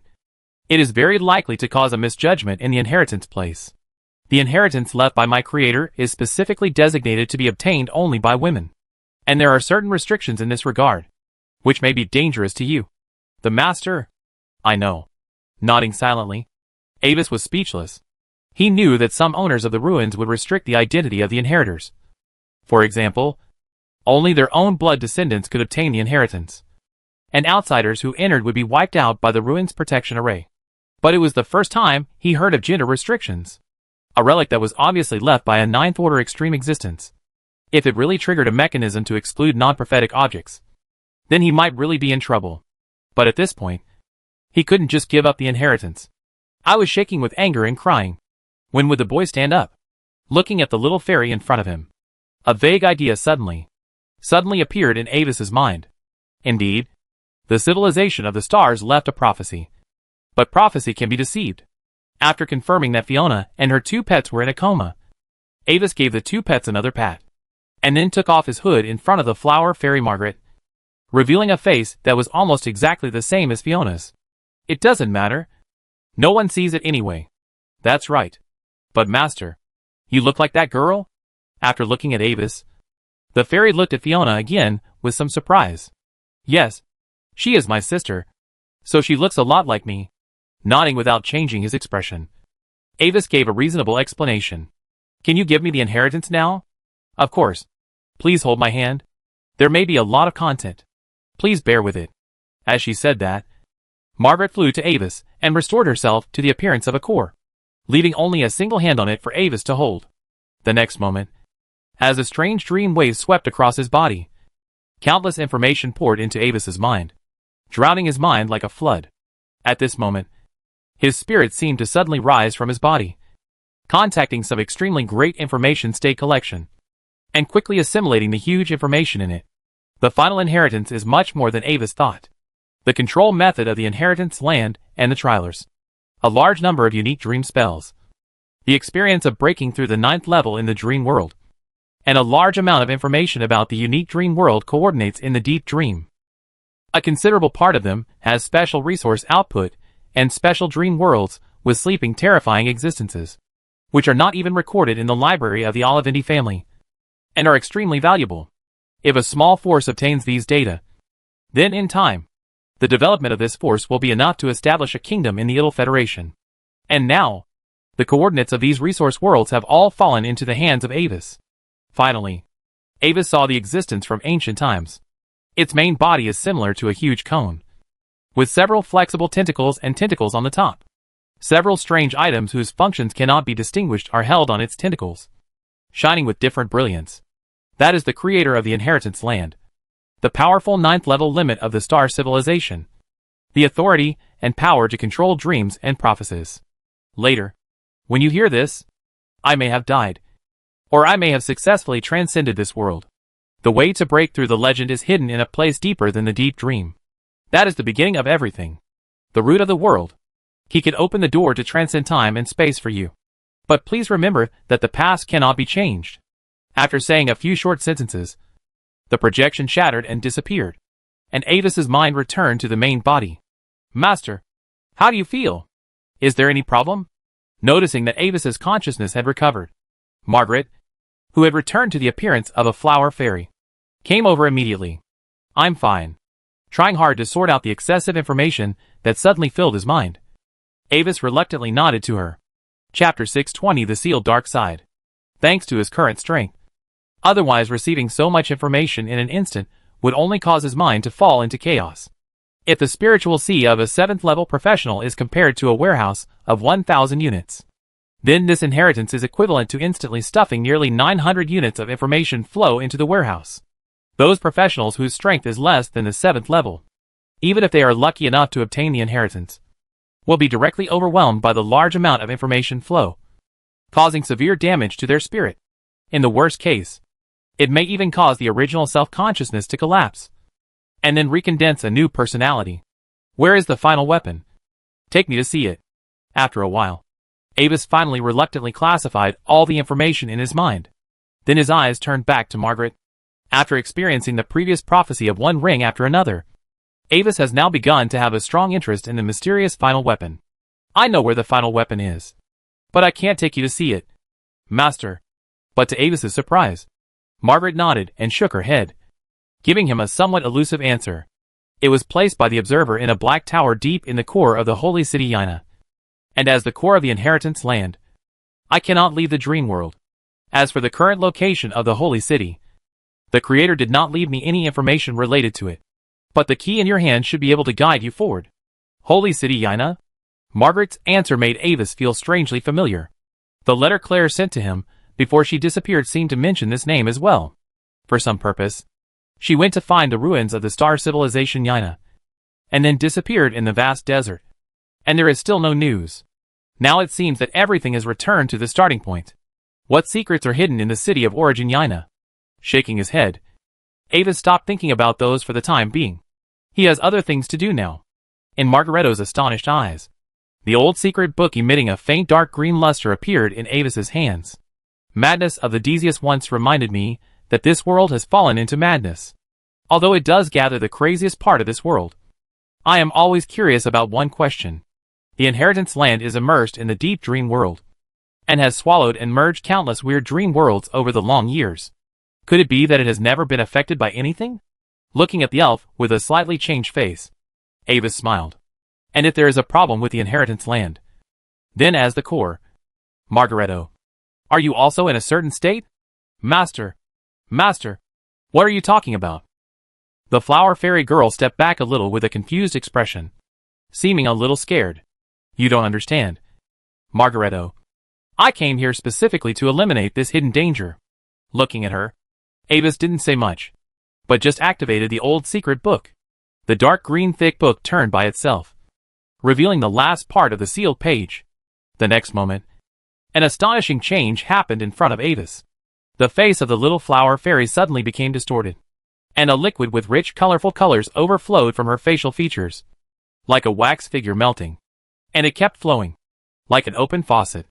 Although it was extremely bright, it gave people a strange sense of dirtiness, like oil stains with colorful luster in the sun. As the core, the existence of Margaretto in the inheritance land is similar to the relationship between Fiona's Wonderland and the world in the book. The strange pollution that the inheritance land has been exposed to for countless years will be fed back to her existence at the first time. And then it will be eliminated and isolated by the defense mechanism of the dream. But as time goes by, these eliminated strange existences gather more and more. And eventually even the rules of the inheritance land itself are polluted and distorted, which leads to the emergence of things like nightmare spirits. And what Avis is doing now is to prepare to thoroughly purify the inheritance land and solve the hidden dangers hidden in Margaretto.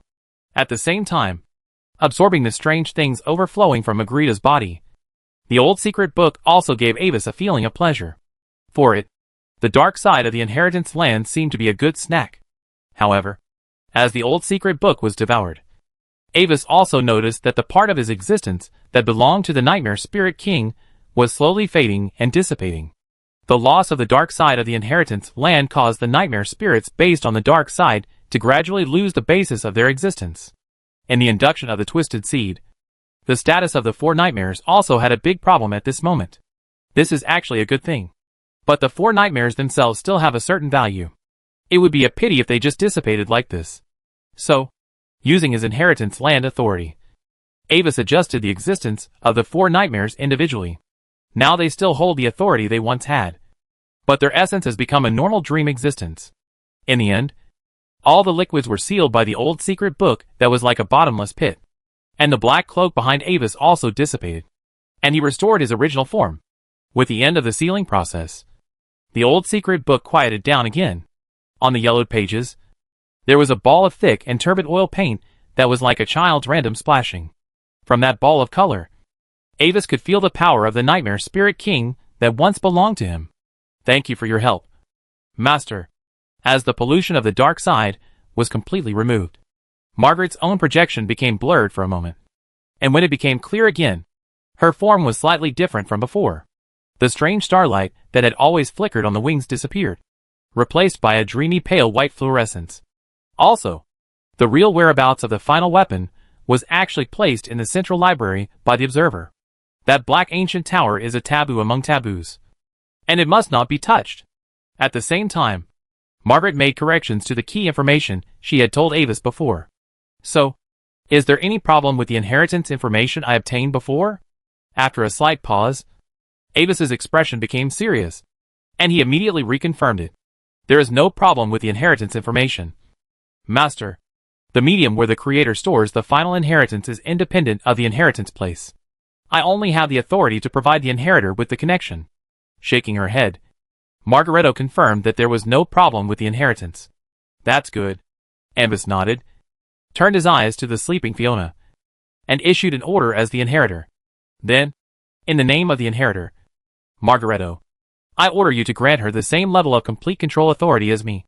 And at the same time, when she asks about the situation here, conceal my existence from her. This is prone to problems.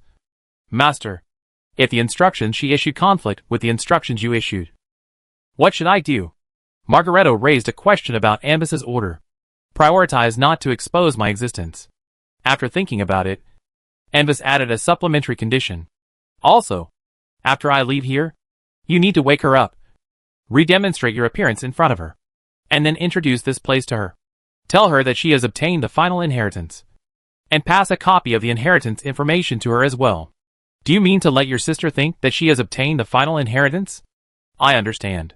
Hearing Avis's arrangement, Margaret immediately understood Avis's intention, although she was puzzled as to why the inheritor did this. Under the constraints of the rules, she would not question Avis's orders, and would only execute them meticulously. Finally, after taking a look at the sleeping Fiona and the two little ones, Avis's figure gradually faded and disappeared in this pure white space. Chapter 621 Subsequent Arrangements. Out of resistance to fate, Avis got the inheritance that belonged to the girl first. But to be honest, this also gave him a feeling as if he had robbed his sister's lollipop. In the original Destiny, Fiona successfully controlled the inheritance world, but also buried hidden dangers around her. This hidden danger will erupt in the future, causing her to lose some companions. The strong man who left the inheritance land may have predicted this scene, so he kept the inheritance information separately, but deliberately let the inheritance land change, because this is also part of the difficulties that the girl needs to experience in the future. But now, Fiona has passed his test, so as compensation and reward, Avis eliminated this hidden danger in advance. Fate is never destined. This is his unique insistence. After leaving the core area of the inheritance land, Avis glanced at the surrounding environment and found that he had returned to the position when he entered the core area before. From the perspective of other trialists present, the pale white light gate appeared again, and Avis walked out of it alone. He's out again, some people whispered. Some looked at Avis warily, but no one dared to take action. Sure enough, the master successfully gained control of the inheritance land. The changes in us should also be the work of the master. Seeing Avis' figure reappear, Lilith breathed a sigh of relief and spoke happily. After obtaining the part of the desire authority that Avis threw to her, which once belonged to the Nightmare Spirit King, she has now successfully taken a step further and transformed herself from the original lust to the symbol of desire. Of course, this transformation is not yet complete. Her current temperament still tends to be lustful, but she has made the most important essential transformation. The rest is just a matter of time. This world seems to have undergone some fundamental changes. Haven't you noticed? Our previous companions have now completely disappeared. Frowning slightly, the black abyss of despair looked at his hands and felt a strange sense of disobedience. He still has the same power as before, but he knows very well his essence has changed dramatically. Although Avis specially saved the four of them, strictly speaking, he is no longer a nightmare spirit, but a dream creature with the talent to control nightmare power. This world has become a lot more normal, which is a good thing. I feel that my reason has never been as clear as it is now.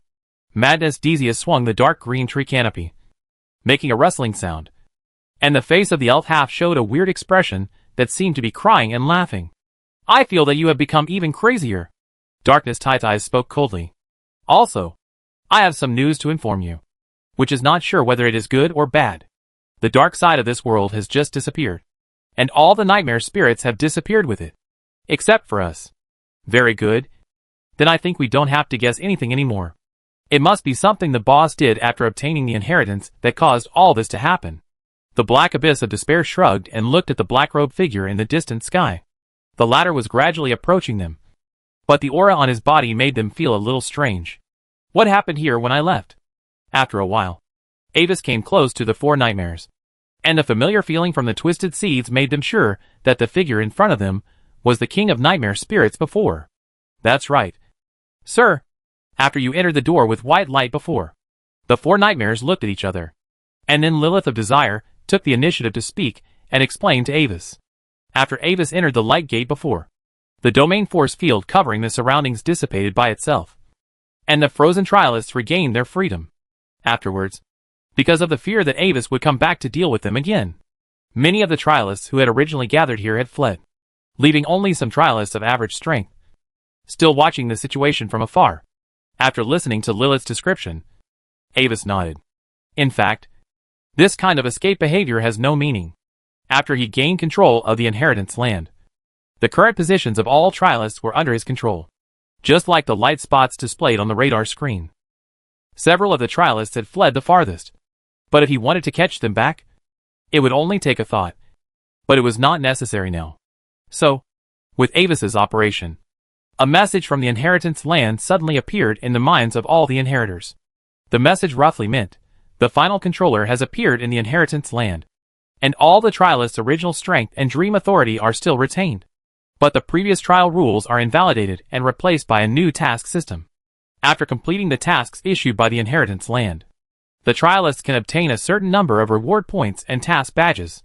Points and badges can be exchanged in the task store to increase strength, authority fragments, or other resource rewards. Badges are divided into different levels according to the difficulty of the task. The top reward in the store is the qualification to reincarnate back to the Yar continent with part of one's own strength, which requires 50,000 task points and 3 S-level task badges. After completing the modification of the task system, the first batch of tasks issued by Enwazi was to let them develop the resource world in the inheritance information and hand over the precious resources collected to the inheritance land. Due to the danger of the environment, there are many unique and precious resources in the deep dream world. Even at the level of the 4 major families, it is not easy to obtain them.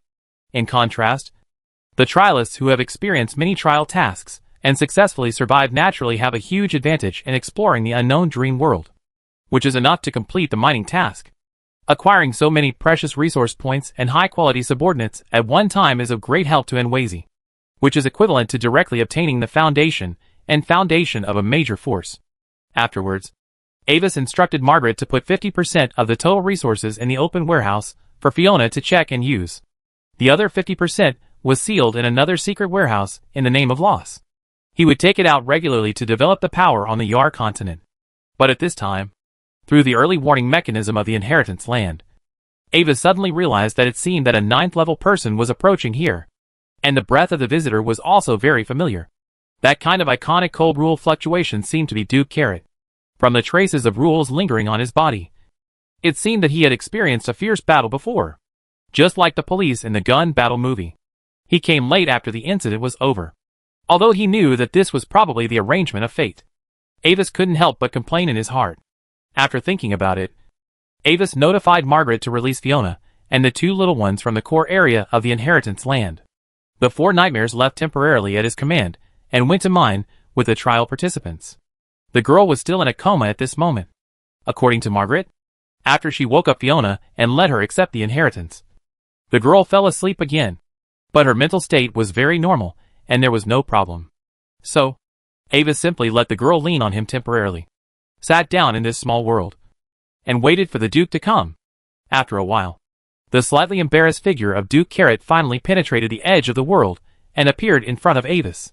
I hope I'm not too late. I solved a small accident on the way, but it dragged me to now. How are you?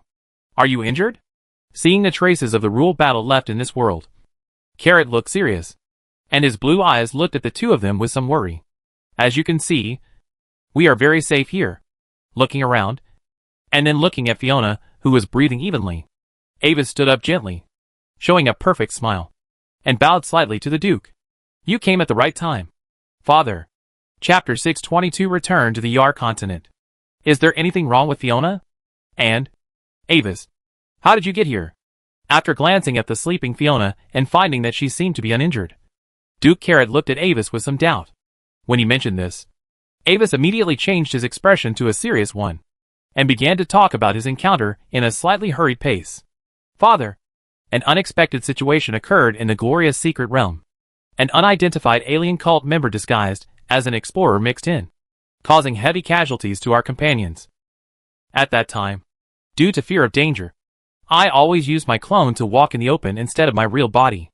At the last moment, the enemy used some magic, and the real body used the secret method to urgently escape from the glorious secret realm. But my real body, which was hiding on the side, was accidentally caught in the turbulence of time and space and fell into the deep dream world. During this period, I have been exploring here, looking for a way back. You know, relying on a little bit of prophecy, you could avoid many dangers in advance. And this book can help me solve some other dangers. Speaking, and Wazy also showed the Duke the secret book of the old days. After swallowing and sealing a large number of powerful ancient beings, the secret book of the old days has been upgraded several times. And now Duke Carrot can't see its specific power clearly. As for meeting Fiona, it was also due to prophecy. When exploring the dream world nearby, I accidentally had a feeling that someone who was closely related to my destiny was nearby. So, following the guidance of fate, I found her in this world. And her current sleeping state seems to be related to some kind of inheritance obtained here. And Wazy briefly introduced his experience of leaving the glorious secret realm to the Duke. But in order to avoid unnecessary interference with fate, he concealed the part related to himself and Fiona. Because I was worried that something might happen to her while she was sleeping. I originally planned to stay here and guard her until she woke up. But now that you are here, I think we are safe. But before the words were completely finished, Avis's expression changed slightly, and his blue eyes shrank. At the same time, the Duke suddenly raised his head and looked at the distant sky. In that direction, some extremely ancient and terrifying existence was slowly approaching. It was a dark existence from ancient times. Although they had collectively left this world, there were still a few remnants in the deep dream world. The next moment, noticing the other party's reaction just now, both of them looked a little surprised. It seems that your level of prophecy is indeed high enough. The Duke was surprised that with Avis's strength, he could actually discover the enemy with him. This seemed to be explained only by prophecy. And Avis was surprised that the Duke not only did not solve the enemy, but brought the enemy directly here.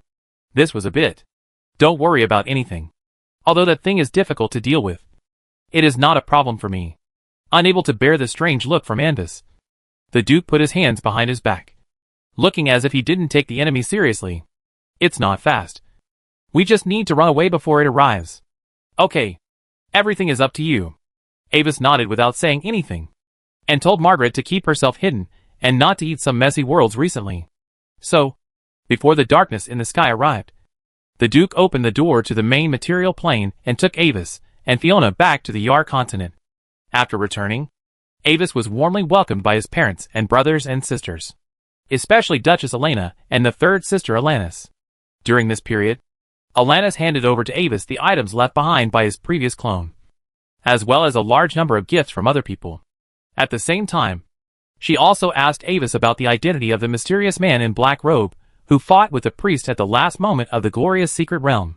In this regard, Avis could only say that he didn't know, but according to his guess, it might be some other underground forces who also hid their identities and mixed in, such as the recently popular Ring of Truth. Everyone discussed Avis's guess and finally felt that the possibility was very small. As a resistance organization, Circle of Truth has no need to fight for these noble children, as descendants of the ruling class of the Empire.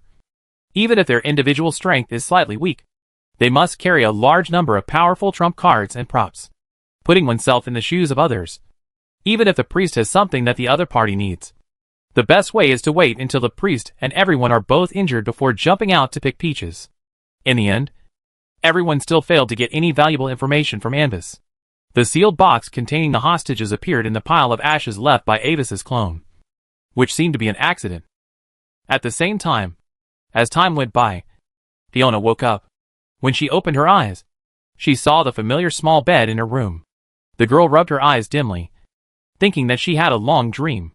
In this dream, she seemed to become the queen of the dream world, and she also destroyed many powerful enemies.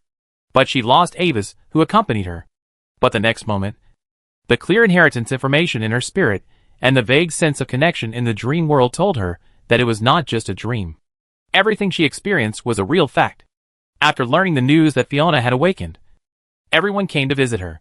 Although the illusion of returning to reality from the dream diluted the sadness, the girl still sat there quietly like a statue, until the familiar figure in the crowd came into her eyes.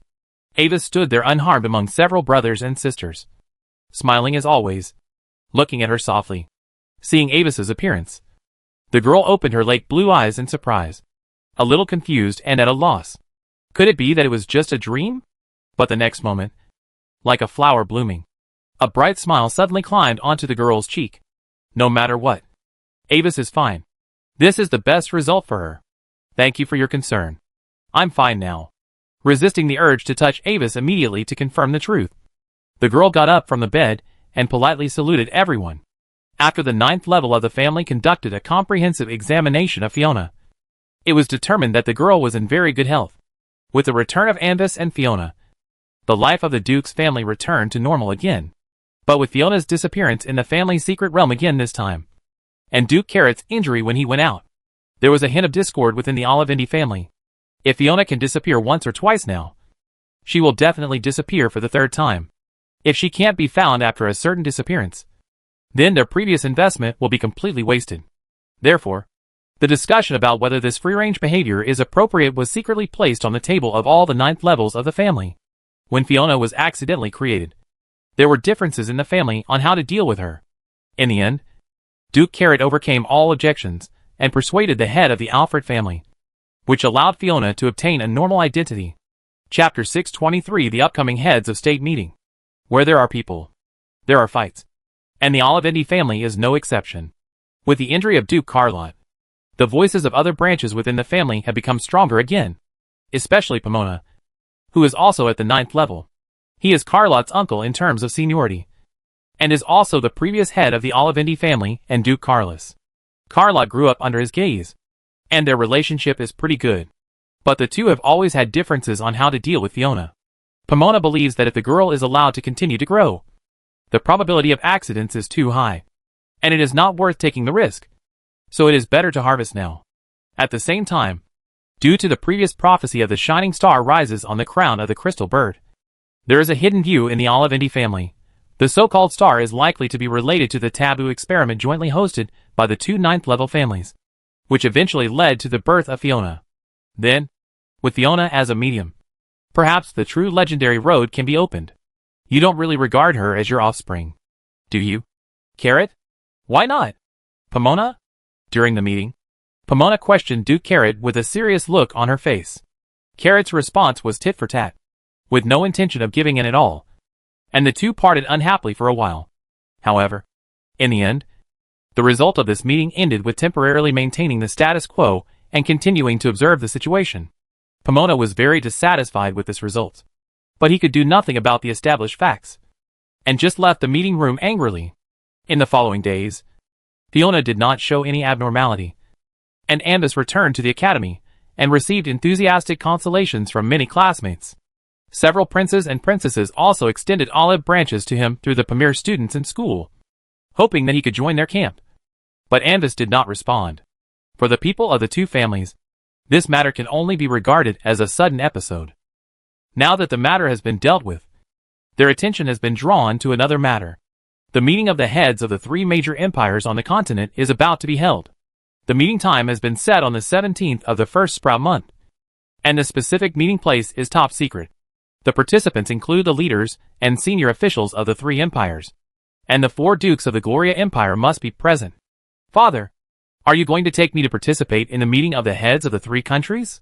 In the study of the academy residence, Ambus looked at Duke Carrot in the crystal ball with a surprised look. Then, will my brothers go with you? No. I only plan to take you with me to this meeting. The Duke shook his head and answered Avis's question. In such an important meeting, it is usually not allowed to bring uninvited people to the meeting at will. But the descendants of the participants, who have not held the coming-of-age ceremony, are not included. This is an unwritten rule among the top leaders. Usually, participants will bring their most satisfied descendants to the meeting to broaden their horizons. At the same time, they also show it to people from other forces, and compete with each other secretly. Compared to that, although Fiona's talent is stronger, your character makes me more at ease. Also, participating in this kind of meeting in person should also help you improve your ability as a prophet. Right? Thank you for your appreciation. I understand.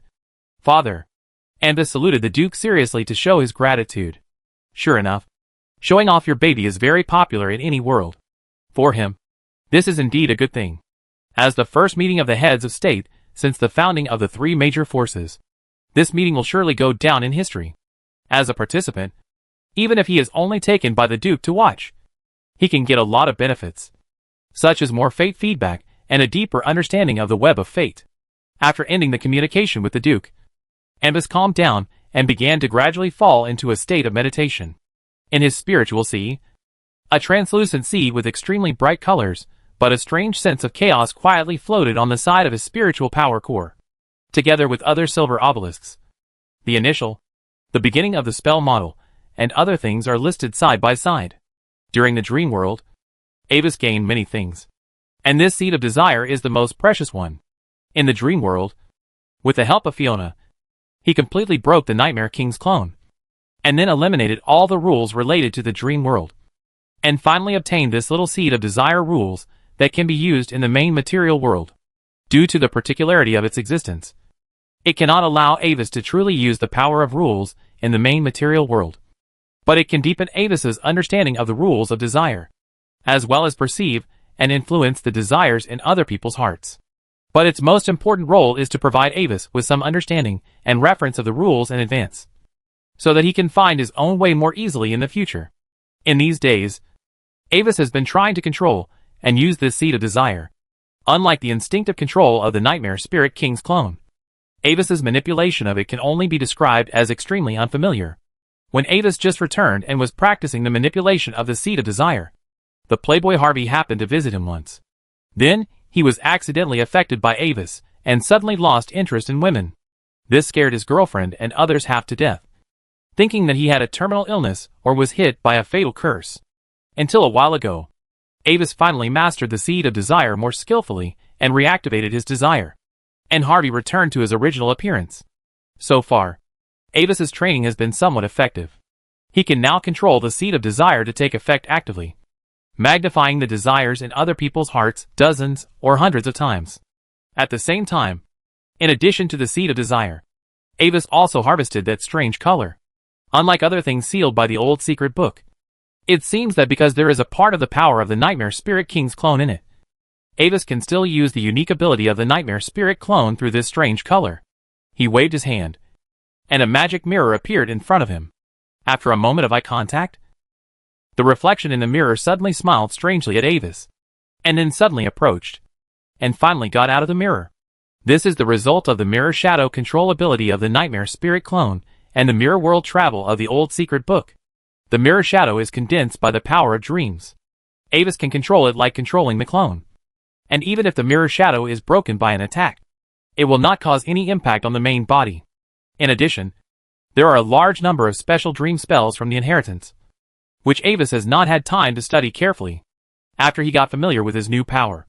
The day to participate in the meeting with the Duke arrived. Before the meeting began, Avis arrived at the Imperial capital through the teleportation array of Pamir College, and then returned to the Olivendi family. The meeting venue needs to be reached through a special one-way teleportation symbol, which only the Duke himself has obtained, and the number of accompanying personnel cannot exceed 3. Chapter 624 Meeting begins. You're here. Sensing Avis' arrival, the Duke, who was standing in front of the huge French window in the study with his hands behind his back, turned around and nodded to him lightly. At the same time, 2 blue-robed spellcasters stood on the left and right of the Duke, seemingly waiting to set off. Father. Facing the majestic gaze of Duke Carrot, Avis bowed calmly, and at the same time glanced at the 2 blue-robed mages with a little curiosity. At this moment, he had taken off his college cloak and put on a delicately crafted light blue slim dress. A pure white wavy scarf inlaid with gems was worn at the neck, and it was branded with the faintly shiny Olivendi family emblem. Take this. We're ready to set off. Without explaining the identities of the 2 blue-robed spellcasters to Avis. After Avis arrived, the Duke took out an amulet engraved with strange runes and motioned Avis to wear it.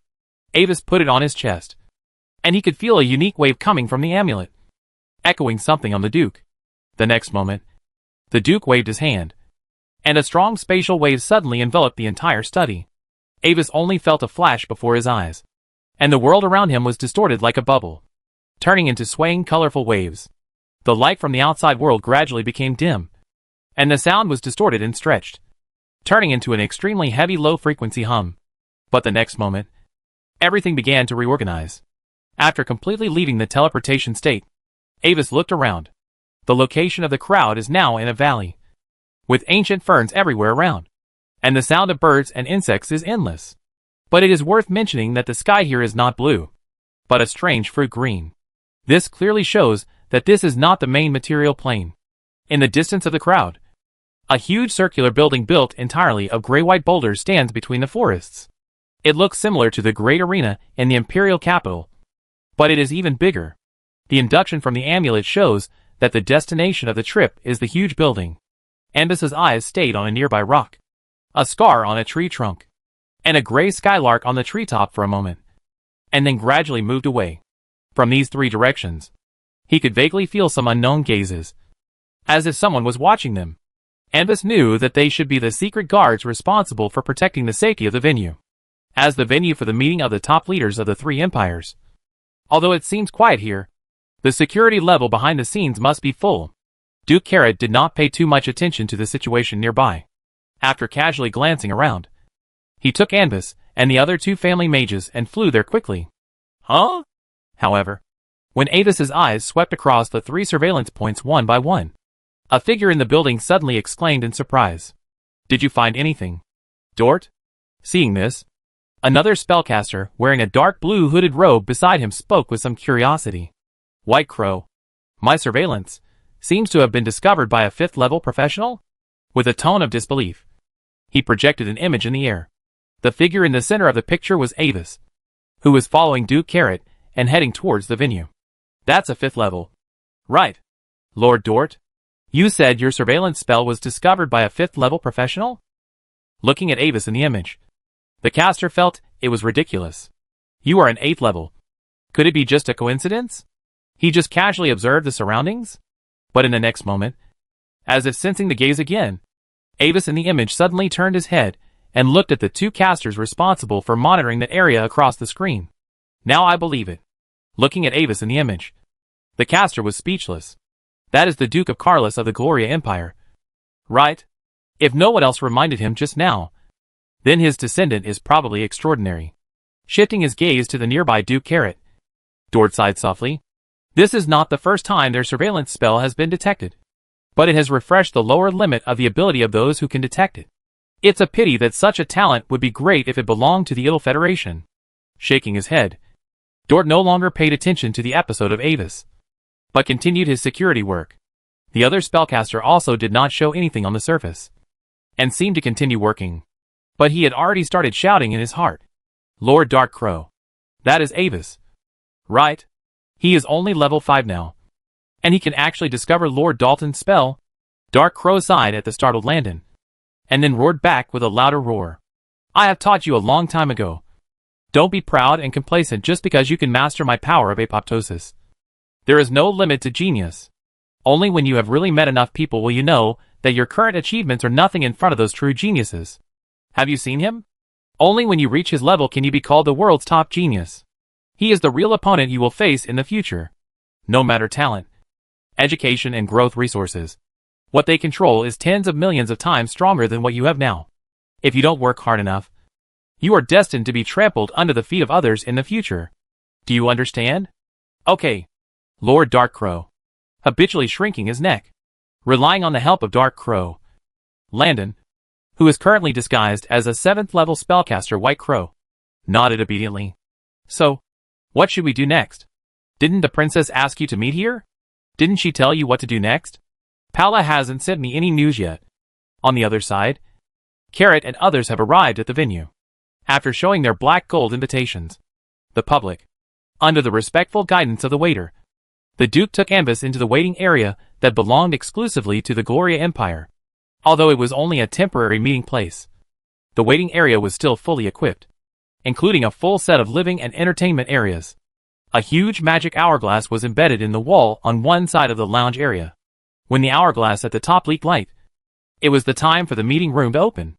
At this moment, many nobles of the empire had also entered the venue, and were gathering in groups of 3 or 2 to chat and casually discuss some current affairs. and their respective descendants gathered on the other side of the lounge area to chat. Several noble descendants that Avis knew greeted him when they saw him. However, the moment he entered the venue, Avis' heart suddenly jumped. A feeling that something big was about to happen flashed through his mind. At the next meeting, it seemed that something important would happen to the continent. This made Avis look forward to the next meeting even more. Soon, as the gems on the upper layer of the magic hourglass on one side of the wall completely leaked out, the passage leading to the real meeting place opened. A group of nobles stood up one after another, holding invitations and walking along the passage, entering the central conference hall in an orderly manner. The noble descendants, who were not qualified to attend the meeting, could only go to the transparent circular seats outside the conference hall through the viewing passage and watch the meeting from afar. Chapter 625 Unexpected Guests. When the time struck 12 o'clock, under the gaze of Anbis and other noble descendants, the space at the core of the venue opened like water waves, and the heads of the three empires entered at the same time. Gloria III, with dark purple eyes and hair, wearing a star crown and a dark golden robe, walked out of the void. After looking around, he sat down on one of the three gorgeous thrones arranged in a triangular shape in the center of the venue, with a serious expression. The head of the royal knights and the chief of the Mage Corps guarded him on the left and right, and many nobles belonging to the empire in the venue gathered behind him spontaneously. At the same time, Saint Messia III, surrounded by many red-robed archbishops, wearing a pure white robe decorated with sacred golden patterns, a triple crown, and pure white light in his eyes, also walked out. He randomly chose a throne in another corner to sit on, and smiled friendly to the onlookers. Finally, there was King Lauren XV, who was originally one of the vice presidents and was temporarily elected as the new federal speaker. The speaker of the Magic Parliament, Mystery Seeker Urbani, appeared at the same time as him, and his body was parallel, revealing a very intriguing message. A large number of parliamentarians gathered behind the two, and the total number exceeded almost half of the other two major forces present. With the arrival of the speakers of the three empires and the Magic Parliament, the meeting officially began. I believe you all know the reason for initiating this meeting. Due to the brief approach of that person, the Yar continent was seriously affected. Looking at the other two heads of the empires who entered, Saint Messia III, who looked like a blonde youth, spoke with a warm smile and a slightly casual tone. I have a suggestion. How about we temporarily stop the meaningless internal friction and jointly solve the problem of overlapping areas? In principle, I have no objection to proposals that contribute to the peace of the continent. But what if someone secretly sends people to make trouble? The contract cannot constrain the 9th level limit. Gloria III sneered at Saint Messia III's proposal and put forward his own opinion. This is a good proposal, but because of our current special situation, it may be difficult to really realize it. The federal speaker also shook his head. His tone was very regretful. I see. Then, let's put it aside for the time being. Slightly narrowing his eyes, Saint Messia III nodded, as if he was just mentioning it casually. Since the Golden Moon incident last year, 5 super large overlapping areas, 17 large overlapping areas, and hundreds of medium-sized and smaller areas have appeared in our Holy Messiah Empire. Currently, the number of these overlapping areas is still increasing at a rate of several per day, and the area of the original areas is always slowly increasing, including divine arts. There is no way to effectively eliminate their existence. After Saint Messiah III finished speaking, the Speaker of the Federation looked at Gloria III, glanced at Orvani, and then spoke in the same way. The current situation in the Federation is also very serious. Currently, for super large areas, 11 large areas, and hundreds of small and medium-sized areas have been discovered. But we have a special discovery that the overlapping areas near the battlefield are expanding faster than the overlapping areas in other places. The reason is being observed. After the two finished speaking, Gloria III spoke in a deep voice after his dark purple eyes swept over them. My Gloria Empire was also severely affected. Currently, 6 super large overlapping areas, 12 large areas, and hundreds of small and medium-sized areas have been found. In addition, at the end of the month of the Frozen Month, some powerful dream existence broke out from the super large overlapping area in the west of Fry Province, causing certain casualties to nearby towns. We finally defeated and imprisoned it at the cost of a 9th level light injury and the destruction of most of the Wild Valley City. After this incident, the area of the super large overlapping area where the incident occurred increased by 19%. In the listening area, Avis was concentrating on the meeting below, listening carefully to the words of a group of powerful people, and 2 blue-robed spellcasters were guarding him. At present, everyone in the meeting room is discussing and exchanging information about the number of overlapping areas in their respective countries, as well as research on the characteristics of overlapping areas and the best way to deal with them. At the same time, a small number of contactees who were trapped in the construct network that night and mutated themselves as a result seemed to have a special sense of the direction where the new overlapping area would appear. The 3 parties have basically reached a consensus that the expansion of the overlapping area must be curbed as soon as possible. And at the same time, they must find a way to clean it up to prevent the emergence of more powerful dream beings and invade the main material world along the overlapping area. The dangers of the deep dream world are much greater than those of the main material plane. If those most powerful and strange beings known to the world come to the world, it will not be a threat to a single empire, but a continent-level threat. Any seemingly light decision made in the meeting hall can directly determine the fate of countless people in a certain area. At this moment, in the viewing area where Anvis was, the entourage brought by the participants from the 3 empires gathered here, including some princes and princesses. When the meeting officially started, most of the noble descendants who were originally chatting became quiet and began to listen carefully to the content of the meeting. But as time passed, some people soon became bored. It's really boring here. If I had known it would be like this, I might as well go to Cuddy's lunch party. Not far from Anvis, a girl in a gorgeous long dress complained to the people around her in a low voice with some dissatisfaction. And her companions agreed. In this world where power is respected, not everyone has the qualities that match their status, especially those royal descendants from small and medium-sized kingdoms in the Federation. Their noble origins brought them a rich supply of resources, but compared with the 2 empires and those truly large kingdoms, they still lack some of the foundation accumulated over a long period of time. Soon, more and more noble descendants stopped paying attention to the meeting and continued to chat. There were even a few princes and princesses who gathered together and set up Croman chess and secret cards. Avis glanced at the others and did not comment on the situation. Everyone has their own choice. Maybe they feel that the content of the meeting is useless to them, and they take the opportunity to try to expand their personal connections. But at this time, Avis's eyes suddenly noticed an unusual detail. In the nearby rest area, a young elf who looked ordinary was diligently holding a tray and serving drinks to the blonde girl in a princess dress in front of him. And in front of the young man, a translucent game panel was floating there conspicuously. Player nickname, The Last Dragonborn. Character name, Rivers. Avis nodded in amazement. This is really a familiar name. So familiar that it seems that he had chosen it himself at some time in the past. It took a while for him to remember the information related to the identity of the girl. She originally entered with the people of the Federation. From the previous conversation, outsiders called her Her Highness Paula. Indeed, compared to him, a male NPC, the beautiful princess is more attractive. Chapter 626, Amazing Attack. At this moment, the elf also noticed the gaze cast by Avis and the half-smile expression, and his posture suddenly froze slightly. The next moment, he tried to look nonchalant and said a few words to the girl in front of him. Then, in Avis's eyes, the girl looked at him curiously, and then walked over with the last Dragonborn, holding the hem of her skirt with both hands, slightly bent her knees, and saluted him gracefully. Hello, young sir. Paula Blackfeather greets you. Princess of the Blackfeather Kingdom? Hello. I am Avis. Avis Olivendi. Avis also saluted. And at the same time, he was a little surprised. The last Dragonborn could influence her behavior, which means that the other party was probably not disguised as a servant to sneak in, but was brought in by her. So it's you. I've heard people around me mention your name. The most outstanding descendant of Grand Duke Carlos. Princess Paula blinked her big green eyes, showing the innocent expression unique to girls, and spoke in a very natural tone.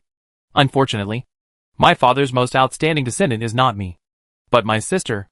Many people know that her talent is much better than mine. But Anvis shook his head and did not accept the title. Oh, that? You can refuse my praise without hesitation. So you must have a good relationship with her. Seeing this, Paula maintained a sweet smile and tried to change her words. Indeed, but she was taken away by the evil organization door in the eyes of the Federation, and her whereabouts are still unknown. Avis looked strange. Although Fiona had been rescued, the news was only circulated among the 9th level members of the two families, and the outside world was still in a state of rumors. You are really straightforward, haha. The smile was a little stiff, and the little princess tried hard to resist the desire to roll her eyes and maintain her demeanor. So, Your Highness, what do you want to see me about? However, after a few teasings, Avis stopped teasing her. The strength of this princess was only the 5th level, and the guards were only at the peak of the 7th level. It was only because of the last dragon that he paid some attention. No, nothing. I just heard from my followers that I saw you, so I wanted to meet you and satisfy my little curiosity about you. Speaking, Princess Paula couldn't help but secretly glared at the last dragon, who made her embarrassed. Looking at the prompt Paula's character favorability -5 that popped up on the panel, the elf wanted to cry, but had no tears. Then, Paula will not disturb you from watching the meeting. Finally, she bowed slightly to Avis, and prepared to leave with the last dragonborn. Please wait a moment. Your Highness Paula, can I ask about the origin of your follower? I seem to feel that he is somewhat familiar. But at this time, Avis suddenly spoke to keep her. Are you talking about Sifri? He is. I met him when I was out. At that time, he was caught by a group of bandits, and I asked my guards to save him. Then, in order to repay my life-saving grace, he voluntarily followed me. I see. Then I must have recognized the wrong elf. Sorry. After listening to Paula's description, Avis looked at the last dragonborn with a strange look, which made the elf's eyelids jump. Good guy. Other people's plots are all heroes saving beauties. Why is it the other way around when it comes to you? Deliberately emphasizing the word mistaken elf, Avis no longer tried to keep him, and watched Paula and the last dragonborn gradually walk away. But when he was about to continue watching the meeting, his heart suddenly jumped. He turned back suddenly, and his eyes were focused on the girl's back again. Something that will have a huge impact on her fate is about to happen to her. And this thing is related to him in some way. Looking at the two people who were walking away, it seemed that they were going to leave the viewing area temporarily and go to the rest area. Avis's eyes flashed slightly, and then he immediately decided to follow quietly to see. But at this moment, a sentence from the venue attracted his attention again. Then, next, we should discuss the issue of how to deal with the Circle of Truth. The existence of this special organization is a threat to all of us. This voice came from the federal speaker Lauren 15. As he mentioned this topic, others immediately responded widely. As a civilian resistance organization, the Circle of Truth not only has a mysterious leader of the 9th level, but also has the terrifying power to forcibly kill the federal speaker and expel Malem in a very short time. The most important thing is that the prophecy is almost completely ineffective against this organization. No one knows the identity of the core members of this organization, which makes the other party like a venomous snake lurking in the dark. And it is unknown when it will reveal its deadly fangs. For this kind of sword of Damocles-like organization, almost everyone present is in danger. The other party can kill even the speaker at will. So aren't they in greater danger? Now that the federal speaker has taken the initiative to bring it up, they all support the vigorous promotion of the eradication operation. And Avis's face changes for a while. However, when he came to his senses and found that Princess Paula had disappeared outside the viewing area, he hurriedly left his clone here to continue watching the meeting. And he quickly chased out. But when he chased out of the viewing area, he found that Princess Paula and the last dragonborn were gone at this moment. Being a little wary of this abnormal situation, Avis followed his feeling and walked towards a door on the side of the waiting area. It was not an exit, but an area similar to a utility room, where some spare furniture and other items would be piled up, waiting to be replaced in case the furnishings outside were damaged. But when Avis's hand just touched the gold-plated door handle, a violent crisis warning came like an electric shock, stimulating every nerve of his like a cold steel knife. Avis's movements suddenly stopped, and a thin layer of cold sweat oozed from his forehead. Can't open it. Can't open it. Can't open it. Absolutely can't open it. The spiritual sense was warning him frantically, as if there was some kind of great terror waiting for him behind the door. The old secret book on his waist also instinctively emitted a faint dark green fluorescence under this stimulation, as if it felt some kind of threat. How could this happen? Where are Paula and the last dragonborn? Slowly releasing his hand holding the door handle, Avis slowly retreated until the sense of crisis weakened again. No longer hesitating, Avis directly took out a black crystal ball, which he used to communicate with the last Dragonborn on a daily basis. But it could also be used to directly locate the specific position of another crystal ball. With one hand on the crystal ball, Avis cast a tracing spell. A white glowing line appeared in Avis's sight. One end connected to the crystal ball, and the other end extended straight to the door in the distance. What on earth are they doing in there?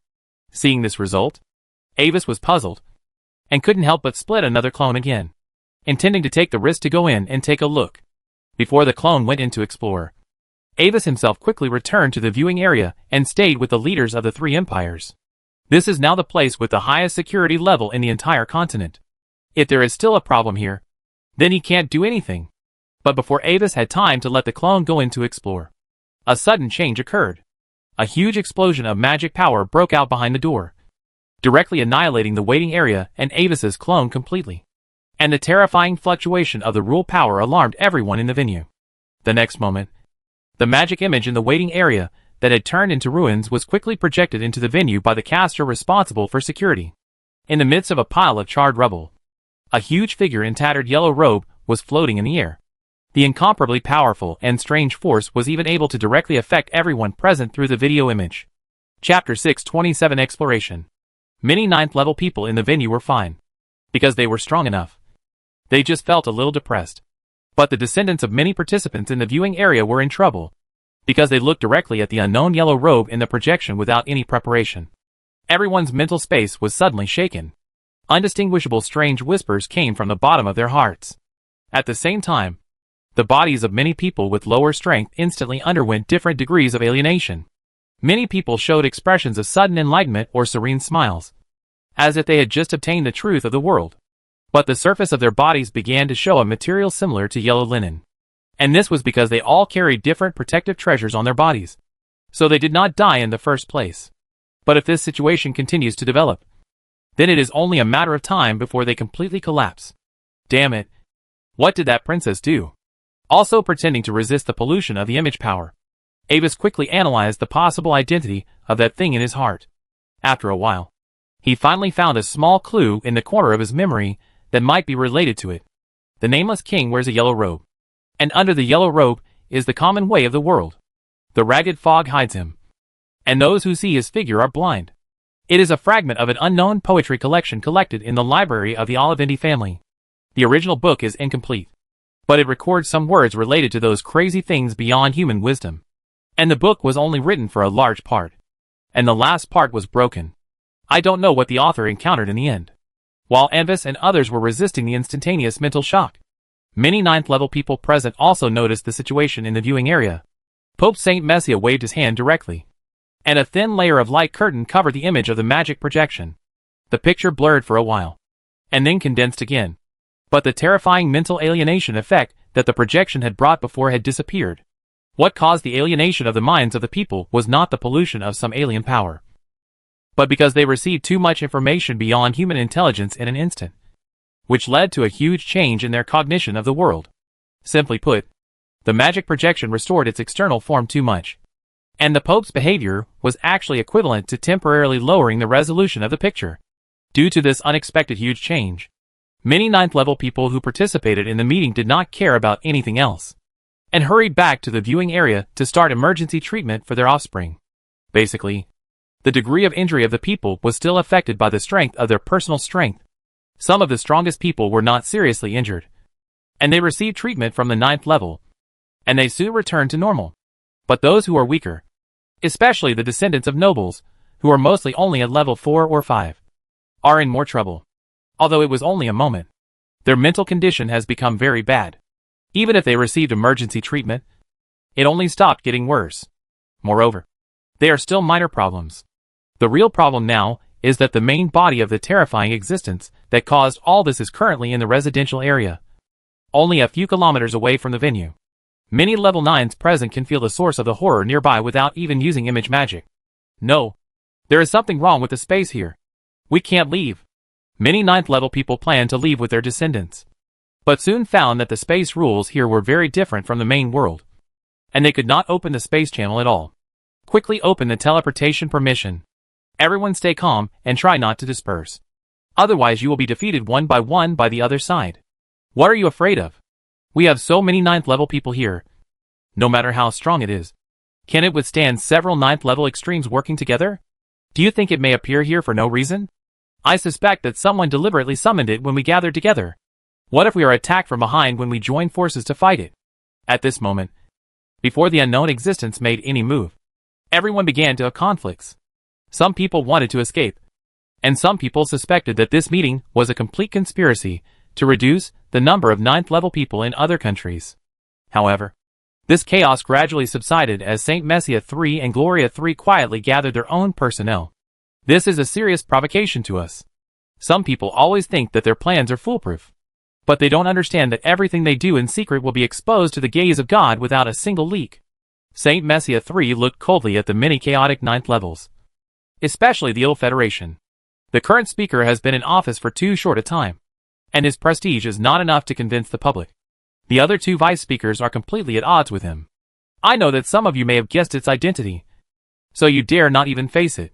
But I hope you can understand one fact. We are the masters of your continent now, facing guests from afar.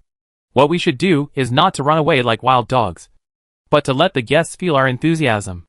After saying that, he no longer paid attention to the people from the other two parties, but directly left with a group of bishops, heading towards the destroyed federal rest area. Your continent belongs to all of us, and it is not the turn of the Holy Light Church to protect it alone. A cold light flashed across his dark purple eyes, and Gloria III left a word, also leading many 9th level to the battlefield. They are all gone. What should we do? Looking at each other, the eyes of many 9th level members of the Federation flickered. If they all leave, the offspring we bring will be in danger without the protection of the 9th level. Why don't we leave some people here to protect them? A 9th level tried to speak and proposed a safer plan. Second. His words were immediately agreed by many members, and they habitually began to raise their hands to vote. Everyone. We are also one of the three major forces. Those who are willing to face it can follow me now. Looking at this scene, the current federal speaker Lauren 15 was somewhat helpless, but due to the different political systems, he could only arrange these 9th level members in a negotiating tone. Mystery Seeker Alvani had already stood up, ready to go at any time. In the end, only a small number of members were willing to go and fight the enemy, and some of them even made up their minds to run away immediately if the situation was not right. After all this, the venue was empty for a short time, with only a small number of the remaining 9th level people still guarding the viewing area, responsible for protecting the descendants of the nobles. Some of the descendants of the nobles who have recovered are also trying to wake up their friends, but with little success. Looking at this chaotic situation, Avis, who has recovered with the help of the Duke, has a flickering eye. He can vaguely feel that he is now at a turning point in history. Many 9th level people in the venue are studying the spatial rules here, intending to open up a spatial channel back to the Yar continent. Basically, no one pays attention to the actions of these descendants of the nobles. After thinking about it, in order to ensure his own safety, Avis carefully separated a clone and asked it to explore in the direction of the battlefield. There is definitely something wrong with the princess just now. If you can find the traces left by the other party, you may find important clues. Chapter 628 Conspiracy and Suspicion. At this time, in a special small space, Landon, the last Dragonborn, and Princess Paula, who Amwise was looking for, were hiding inside. She had actually followed her father's instructions to meet Landon, who was disguised as the White Crow, secretly, and handed him the things that had been agreed upon before, and made sure that he opened them in front of her. As a result, the moment the box was opened, an accident happened. In the open box, there was a strange book that was half burned, and on the cover of the page, a strange symbol similar to a triangle suddenly lit up. Almost at the same time, Landon instinctively activated his special ability that he awakened after breaking through the 4th level, and pulled himself, Princess Paula, and the last Dragonborn into the 0-point space. That was the strongest life-saving skill he had obtained. An extremely special conceptual subspace. Only by knowing the existence of this space can you perceive it and enter it. Lord Dark Crow, please think of a solution. Sensing the terrifying aura coming from outside, Landon frowned. What can I do? I told you long ago that if you keep meeting and liking each other, something bad will happen sooner or later. In Landon's mental space, Dark Crow's sneer came. Paula should have been framed. Otherwise, With the existence of that thing outside, she would definitely not be able to escape successfully. Landon shook his head, looking at Princess Paula, who was in a coma next to him, and was a little worried about her situation.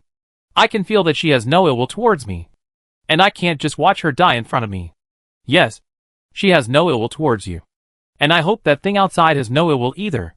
The roar of the dark crow echoed in the sea of Lanton's mind, and the topic turned to the last dragonborn, who was holding a crystal ball and looking around. Also, I think you should be very clear about the weakness of your ability. Why did you bring that guy who is obviously a foreigner in? They foreigners are not infinitely resurrected.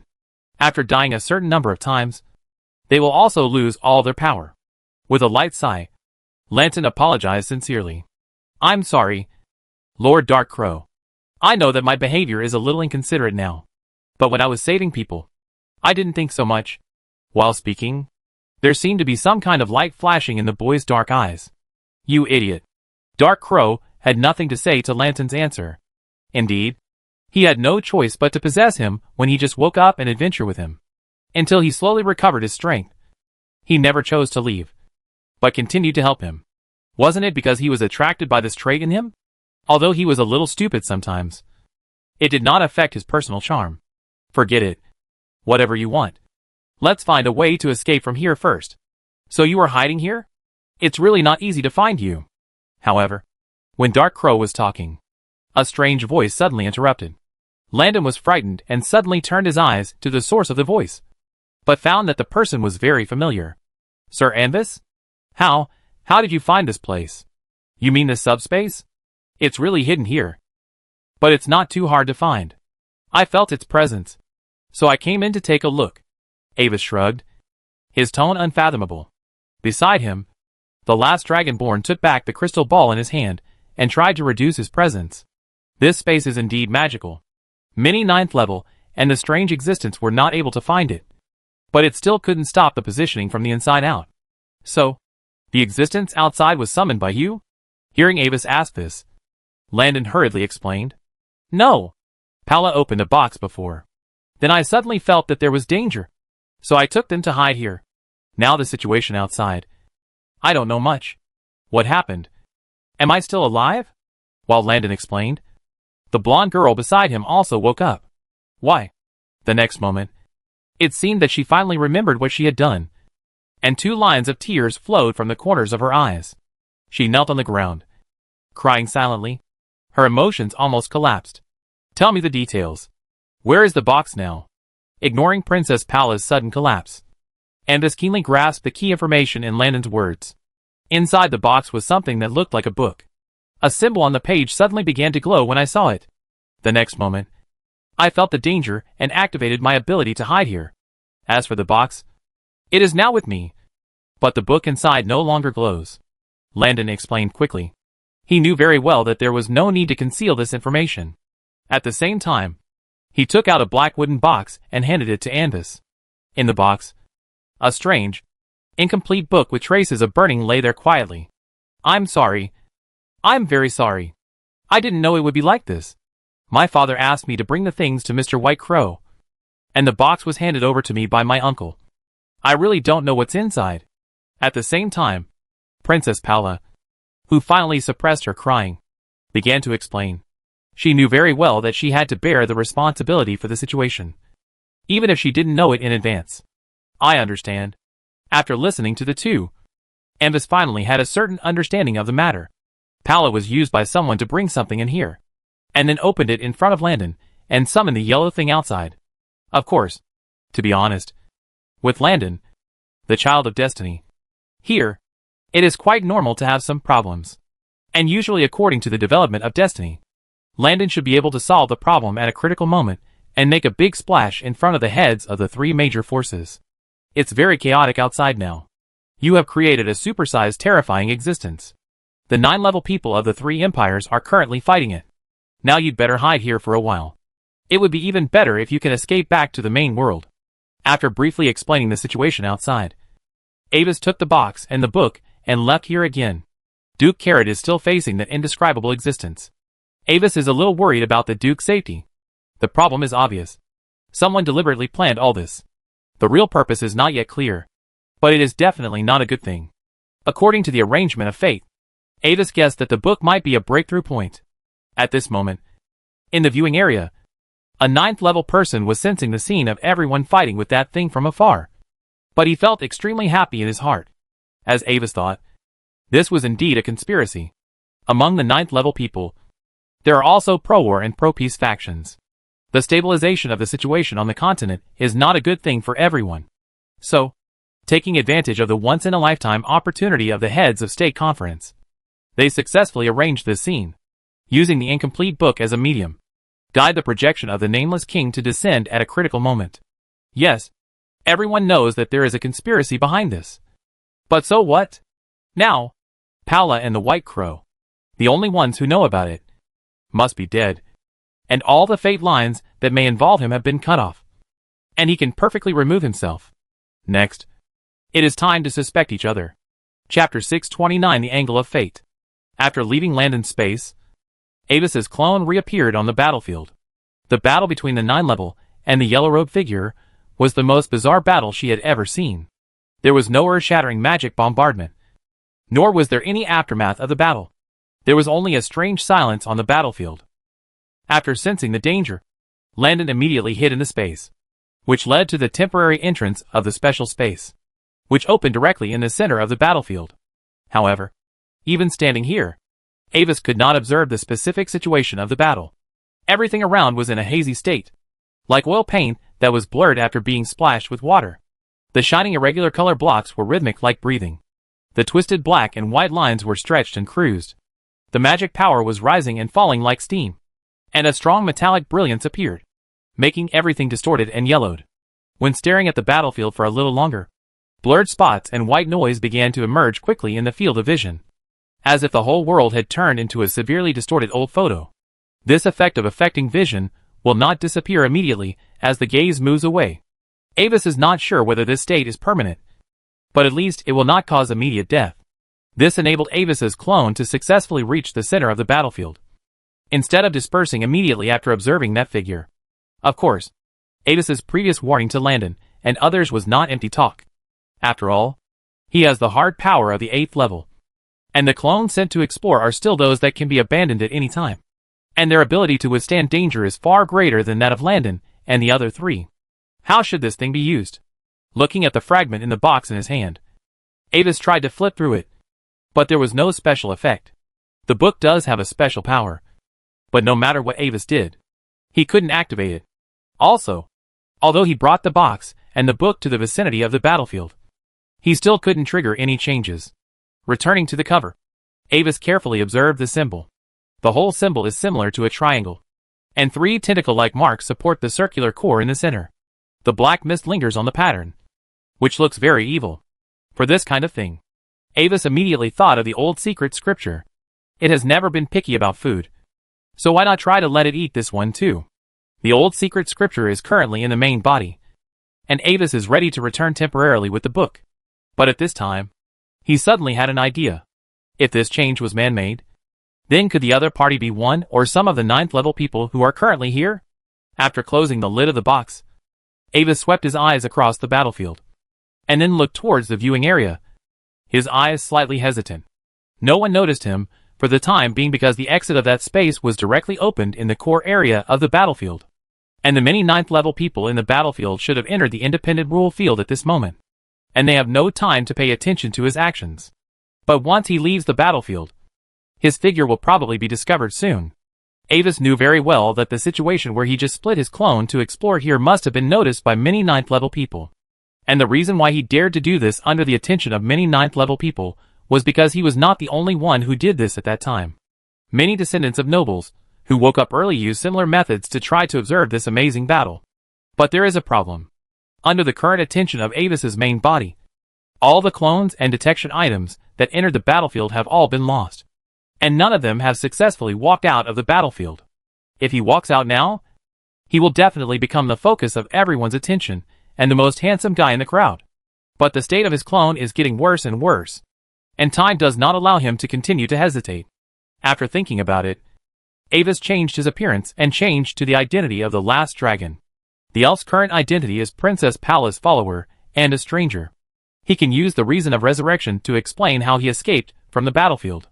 So, when Avis's figure suddenly appeared outside the battlefield with shining white light, the face of a 9th level, who was building a cross-boundary gate in the viewing area, suddenly changed. How is it possible? How could that lowly follower, who was not even at the 7th level, escape alive from the hands of the nameless king? Wait! That light! A stranger! The next moment, noticing the way Avis appeared, he immediately panicked. This is impossible. The prophet had clearly made it, and no stranger knew about it, and all the fate lines should have been cut off. He couldn't help but be shocked. If what they did was exposed, then being targeted by the 2 angry empires at the same time would not be fun. Even if he was at the 9th level, he would be severely punished. What's wrong with you? Burning Sun Flame? At this time, noticing that he was suddenly stunned, a 9th level person next to him asked strangely, I'm fine. I just remembered something.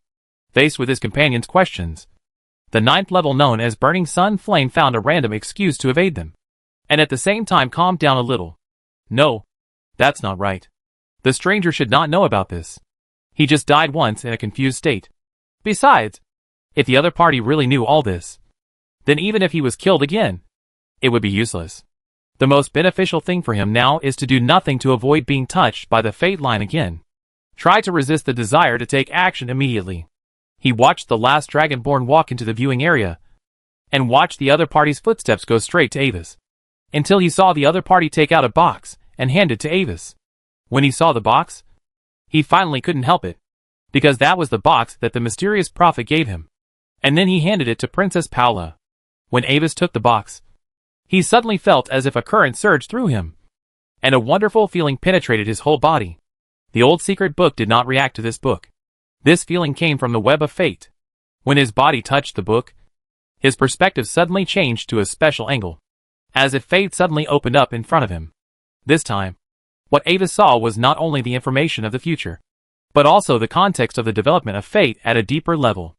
Avis saw the different lengths of the fate of other noble descendants, and also saw the unique fate of a group of 9th level people like the bright sun. But more importantly, he saw himself. In the entire venue, the invisible thread of fate connected everyone together, like an intricate web. And now, starting from the box that just fell into his hand, changes like dominoes began to occur. Under Avis's gaze, a few seconds later, a 9th level suddenly attacked him without warning and took the box away. And when the 9th level was relaxed after succeeding, another 9th level suddenly attacked him and took the box away again. And then several other 9th levels gradually joined the battle, and the situation suddenly turned into a short melee. In the melee, Avis noticed that the thread of fate extending from the book led to the center of the battlefield. Chapter 630, The Disappearing Book. This is a dangerous sign. This thought suddenly appeared in Avis' mind. Although it was the first time for him to enter this special perspective state, it did not prevent him from instinctively understanding some of the information. As he thought, the originally stagnant battlefield area suddenly began to deform. The twisted void began to stretch, evaporate, deform, and finally collapsed inward.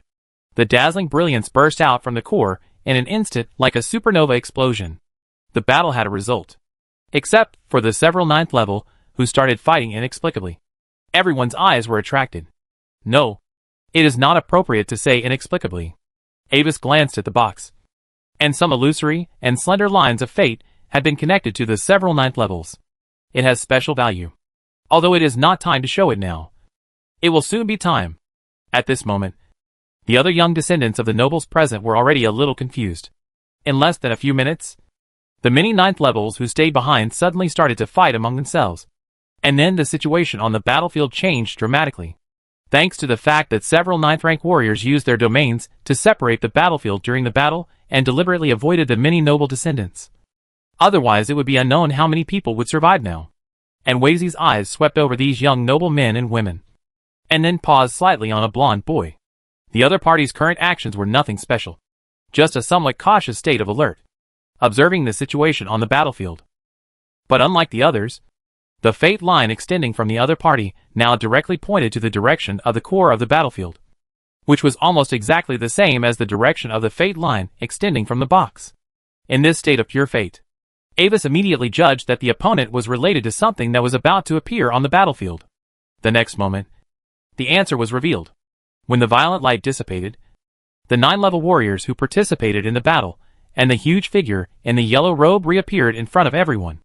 Everything seemed to be the same as before the war.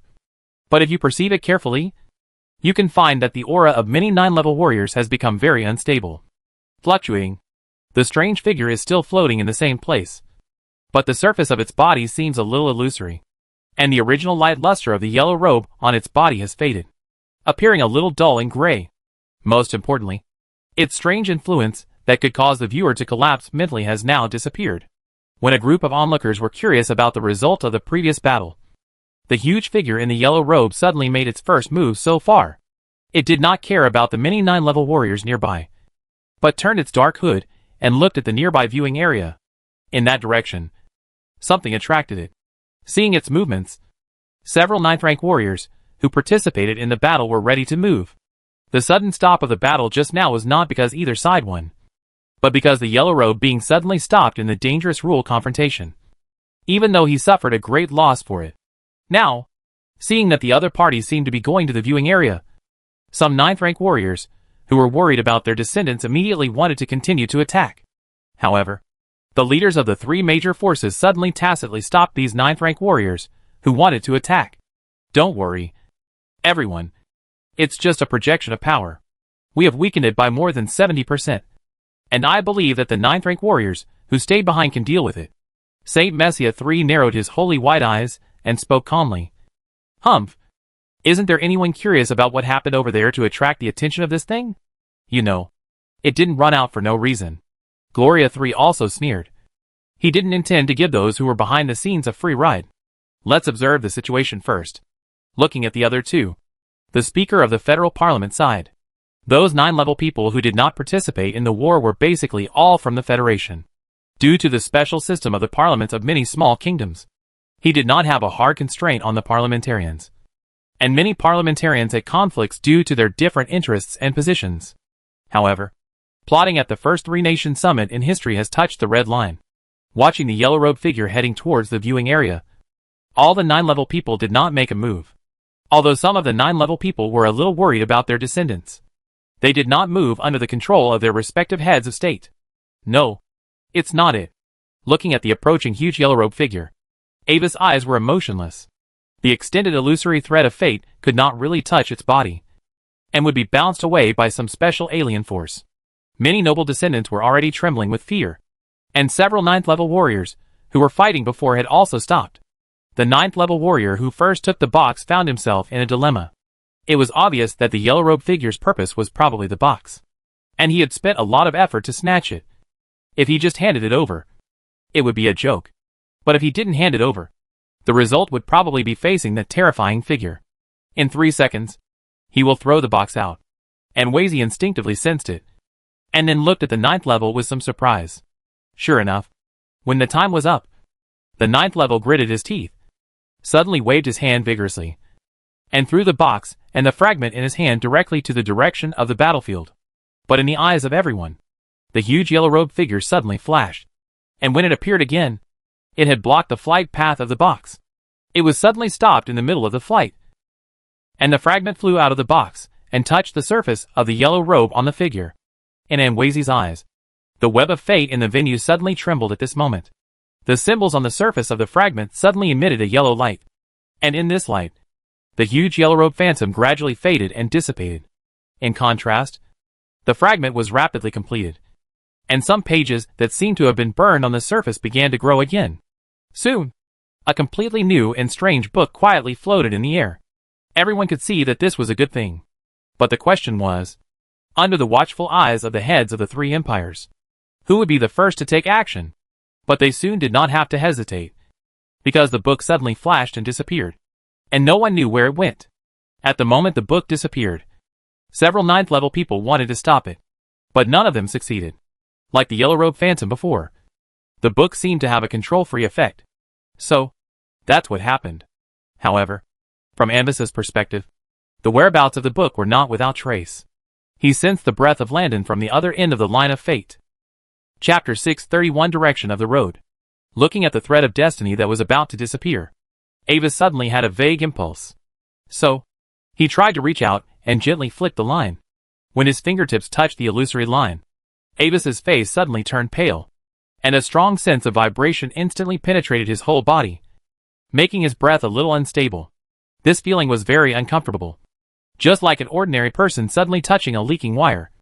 And his own destiny feedback was also consumed a little with this contact.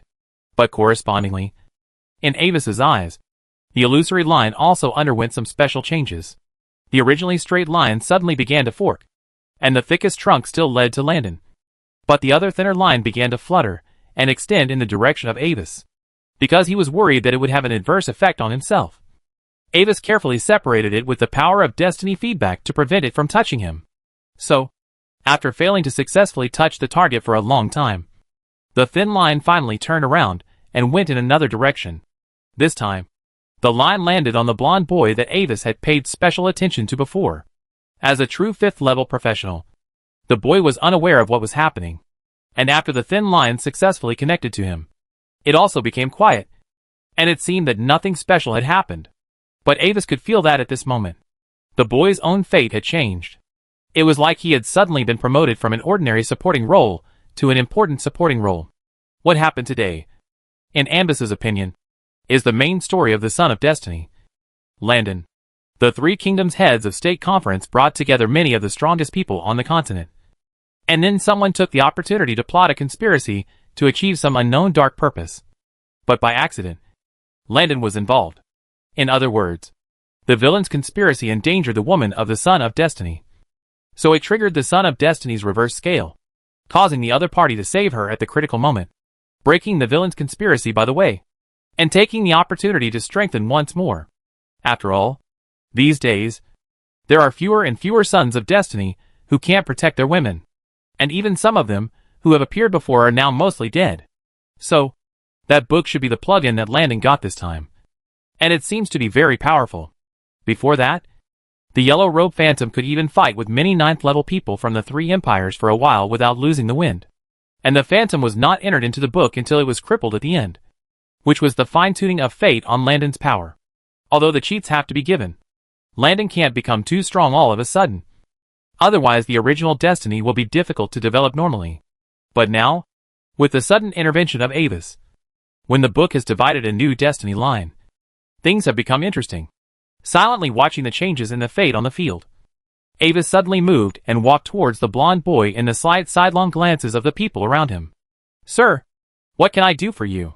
Noticing Avis's actions, the young man temporarily stopped observing the battlefield and saluted Avis slightly, with a slightly arrogant attitude.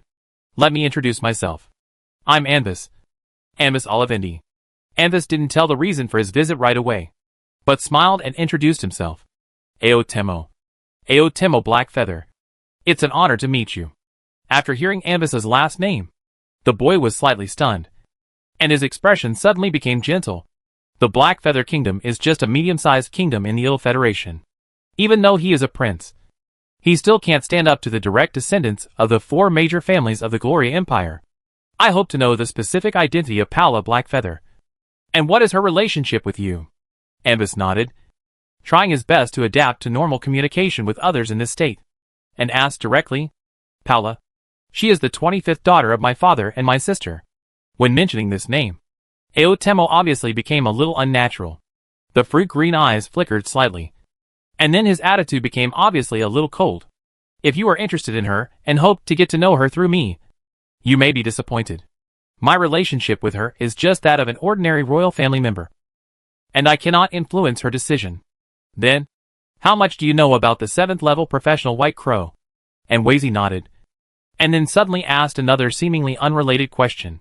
"White Crow? Oh, just an ordinary traveling mage, relying on the power of strange objects." Hearing this name, a trace of deliberately hidden disgust flashed in the depths of Aotemo's eyes.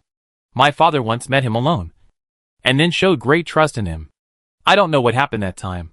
However, it is said that Baya carries some top-notch treasure, and it is with that thing that he can travel between dangerous places on the continent with the strength of the 7th level without getting into danger. Of course, this news is just a rumor. Whether it is true or not, only Baya himself may know, intentionally or unintentionally. Prince Aotemo revealed to Nwezi that Bayo was suspected of carrying a treasure, and his purpose could not be more obvious. Okay. Thank you for your information. Listening to Prince Altmer's answer, Avis had a rough idea in his mind. The azure eyes looked at him with a strange glow. And in the prince's puzzled eyes, he said goodbye to him and left.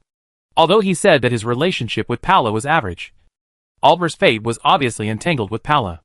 It was different from the fate connection between ordinary royal members, and different from normal brothers and sisters. But it was closer and more passionate than that. It was not necessarily Altmer who lied, but he should like Paula very much, and his fate would be entangled with Paula's in the future. And Altmer hated White Crow. That is, Landon. So his fate was not a partner of justice, but a small villain who would be defeated in the future. But now, under Avis's interference, the fate of the small villain had an inappropriate connection with the plug-in of the Child of Destiny, and everything began to move in an unknown direction. Unlike the relatively macro interference in the fate line in the past, this kind of fine-tuning down to each specific event branch and letting it continue to develop in a natural state is an experience that Avis has never had before. Very novel and interesting. Avis suddenly realized that he seemed to have just broken through a special bottleneck on the road of the prophet. The book was a trigger. It interfered with a meeting that could influence the future fate of the continent, which also made it briefly the center of the entanglement of the web of fate. And Avis's hard power has reached the standard. So the moment he touched the book, some invisible breakthrough happened naturally. So far, his feet have truly set foot on the road to the 8th level extreme prophet. Although the road ahead is still long, he can already vaguely see the direction. Looking at the direction where the fate line of the book finally disappeared, and looking at the 9th level limits of the 3 major forces that have returned and controlled the situation in the field, the countless fate lines in front of Avis gradually dissipated.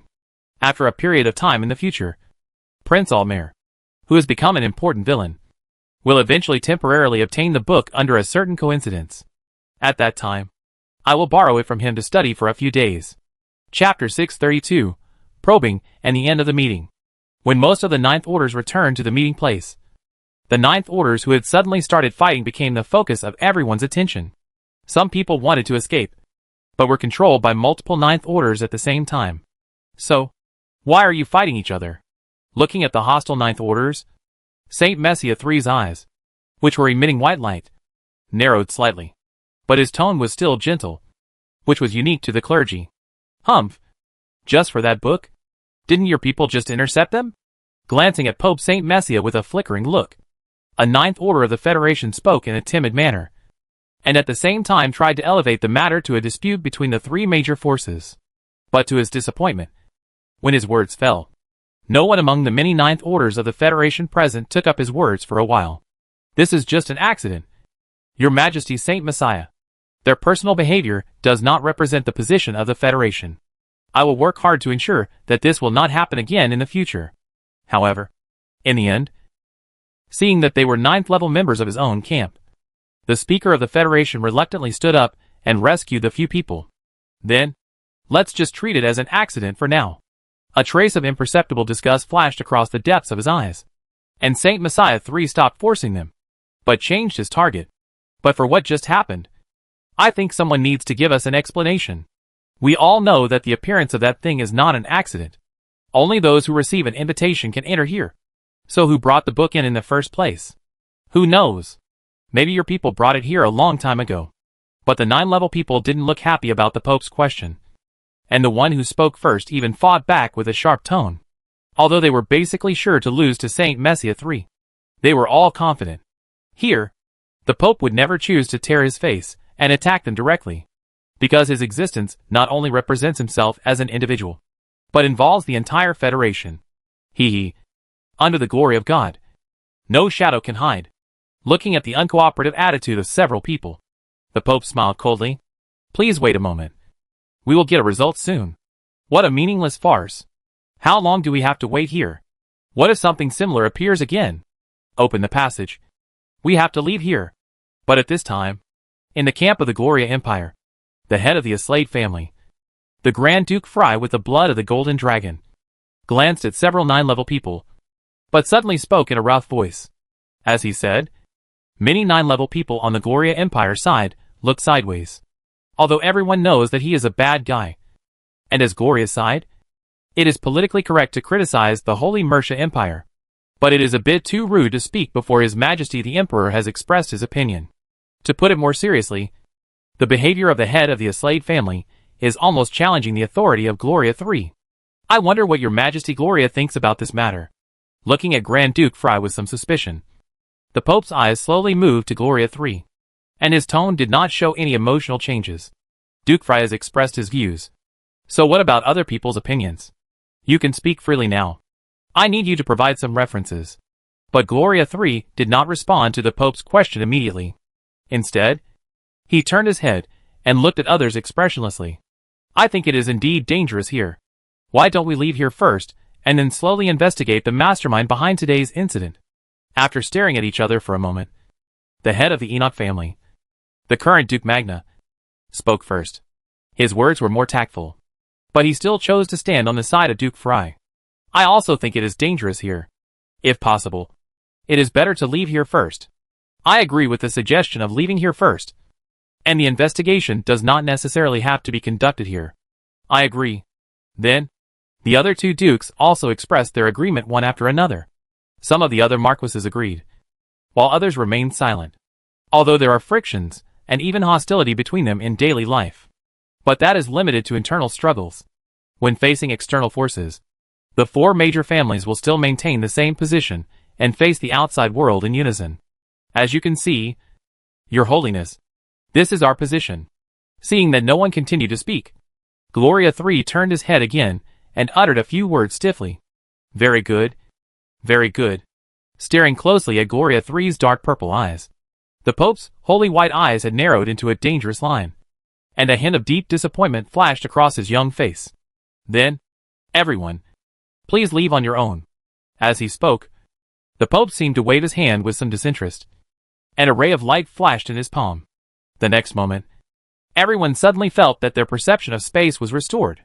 Immediately, many ninth-level people from the Little Kingdom Federation left the venue instantly. The Speaker of the Federation left a helpless look, and then left with others, watching the scene of the Federation people disappearing in a mess. Under the leadership of Gloria III, the ninth-level people from the Gloria Empire paid farewell to the Pope, and then teleported away in an orderly manner, leaving only the people from the Saint Messia Empire in the space. The lambs whose souls are blinded by desire, for the sake of immediate interests, continue to fight sadly, but do not know that the final judgment is coming. Who can escape at that time? Watching the direction where everyone disappeared, the Pope's thin figure looked a little bleak. He has always been working hard for the safety of the continent, and once thought that others could understand the seriousness of the problem and give up meaningless struggles. But now he finds that he is still too idealistic. From the beginning to the end, the goals of others and him are fundamentally different. Don't be discouraged by the depth of darkness. Your Holiness, we just need to practice diligently, and the light will make the darkness retreat, because everything we do is under the watchful eyes of God. At this time, behind the Pope, Archbishop Cormor, who was dressed in a solemn crimson bishop's robe, stepped forward, and his blue-gray old eyes with a wise look nodded gently. I think you are right, teacher. After a long silence, the blond young Pope finally sighed. If he wants to achieve his goal, perhaps he must eliminate some remnants of the old era. A world full of sins like this is really disappointing. The first meeting of the top leaders of the three empires on the Yar continent ended in a whimper. On the surface, the situation on the continent did not change significantly after this meeting. In addition, due to the mutual sharing of some information about the overlapping area at the meeting, the expansion of the overlapping area phenomenon that appeared in various parts of the continent has been suppressed, and the total area is still shrinking under the governance of many high-level professionals. But behind this, some unknown undercurrents have begun to surge. At the same time, the amazing changes that occurred in this meeting began to spread at an astonishing speed, and eventually made the bards of the entire continent talk about it with relish. Chapter 633 Color Books. On the outskirts of the imperial capital of Poloxia, the Royal Pamir Academy, sitting in front of a dragon breath wood desk, Avis leisurely read a thick magic book in his hand. His slender fingers and white gloves turned a page from time to time, making a slight rustling sound. The white sunlight of the early morning fell from the vines outside the window, illuminating the yellowed old pages between his fingers. A dish of fragrant black tea was placed on one side of the desk, and the blooming light blue rose buds floated in the cup, looking particularly tender in the sun. If you ignore the dark yellow eyeball on the cover of the thick book in the boy's hand, which was restlessly turning around, and the furniture around him that began to stir due to the overly suppressed magic, then this scene still looks very peaceful. After a while, Avis stretched his waist, closed the book, picked up the black tea needed from the new leaves of the ancient tree of life, and took a sip. As the meeting ended, he had returned to the academy and continued his ordinary daily life in the academy. But since he saw the direction of his future path clearly at the previous meeting between the top leaders of the three empires, Avis knew that he was completely different from before. Now he finally understood why those high-level prophets like to make trouble behind the scenes. It is not just for fate feedback, but also to improve the synchronization between oneself and the web of fate. Many things cannot be experienced without trying them personally. Just like he used to be able to directly interfere with the main fate line of others and make them change in the direction he wanted. But after that meeting, he is now able to specifically intervene in more detailed events. Most importantly, the result of this intervention is almost entirely determined by fate. If a prophet below level 8 has no special features, he can hardly detect any traces of fate's intervention. And if he wants to continue on the path of a prophet, he must also go through a similar process of personally controlling the development of the continent's situation. Knock knock meow. At this time, while Avis was leisurely sipping black tea, a gentle knocking sound suddenly came from outside the window. The white kitten with a backpack was holding a copy of the Imperial Morning Post and was tapping the crystal window with its little paws. Thank you. He picked up a life nut from the table and fed it to the kitten messenger as a reward. Avis watched it run away with the nut in its mouth, and then drank tea while turning over the newspaper in his hand, intending to see what news was made public today. The meeting of the heads of state of the three countries was interrupted by a mysterious pornographic book, and the truth behind it is heartwarming. Puff. Avis almost spit out a mouthful of black tea back into the cup. Goddamn pornographic book. Good fellow. Can the player edit the headlines of the Empire Morning News? Bullying the Empire language doesn't have this pun. Right? He put down the teacup and read it quickly. The content of the message was not a big problem. The whole article reported the general process of the meeting in a relatively detailed manner, as well as the whole story of the appearance of the mysterious yellow-robed figure. In the article, many ninth levels were described as being in a glorious image of not hesitating to interrupt important meetings for the safety of the continent, and ensuring that the terrifying existence threatening the continent was resolved. It can be seen that the writer was probably at the scene and witnessed it all, and the high-ranking officials of the Empire also tacitly allowed him to publish it so that the people could see their hard work for the safety of the continent. The newspaper did not mention who was behind this incident, but Marquis Bashim rarely stood up and published his views on the matter on another page. The content of the article hinted that this action was probably planned by a certain unspeakable and most mysterious resistance organization. They colluded with extraterritorial existences and attempted to revive the glory of the ancient times. They almost reported the household registration of the Ring of Truth directly. At the same time, Marquis Winter also expressed his agreement with Marquis Bashim's views on this matter. With the endorsement of two ninth-level strongmen, the heat of the Ring of Truth, which had not yet dissipated, suddenly became popular again. Feedback to Ambus was that he woke up and suddenly found that his influence on the network of destiny of the continent had increased a lot. He didn't quite understand the reason at first, until he read the newspaper. Is there really such a good thing? After flipping through the newspaper, Avis glanced at the infinite grimoire of heroes in his hand. The dark yellow eyes on the cover of the book also looked at him, as if they wanted to see through Avis's mind and read his thoughts. After looking at each other for a moment, Avis suddenly smiled. Since he got this book, he has always read it as an ordinary magic book. But in fact, this book itself has a very powerful power. Since it has read the minds of countless spellcasters, it has given birth to its own will. If it is given enough time, it may become an existence of the same level as the old secret book in the future. Since we are planning to build a continent now, it is the right time to make the best use of it. A few days later, the Kingdom of Idle Federation had a piece of news. The Black Ring Chamber of Commerce, which is famous for selling all kinds of magic constructions, launched its own portable personal service terminal, Black Ring Construction Terminal. The thing is very small and looks like a small gray box, but it can check the latest list of goods of the Chamber of Commerce at any time, and remotely place orders to the Black Ring Chamber of Commerce for goods. and even choose to immediately transmit goods to you at a high price. Although it cannot be used in areas where space is confined, it is also a groundbreaking creation. At the same time, the Black Ring Terminal is also divided into different grades. The highest and secret gold terminal can only be obtained by VIPs who spend more than 1 million gold coins a year. They have the right to transmit goods 3 times a year for free, and can get a 9.5% discount when placing an order. The most common gray iron terminal is sold in unlimited quantities at the price of 15 silver coins. This price is only a fraction of the magic communication crystal ball. Many professionals find it novel, and buy a few to study. But in the end, they found that this thing had no magic content at all, and all the mystery was in something that was remotely connected to it. This was exactly what Avis wanted to achieve. Unlike the crystal ball, this thing was very cheap to make. The key to everything was the infinite grimoire of heroes, and the core tower spirit of the floating city Bamia. After a period of debugging, Avis successfully connected the two together, and built what was probably the most primitive online shopping platform. Bamia was responsible for processing data, and Heroes' infinite grimoire was responsible for transmitting pictures and images.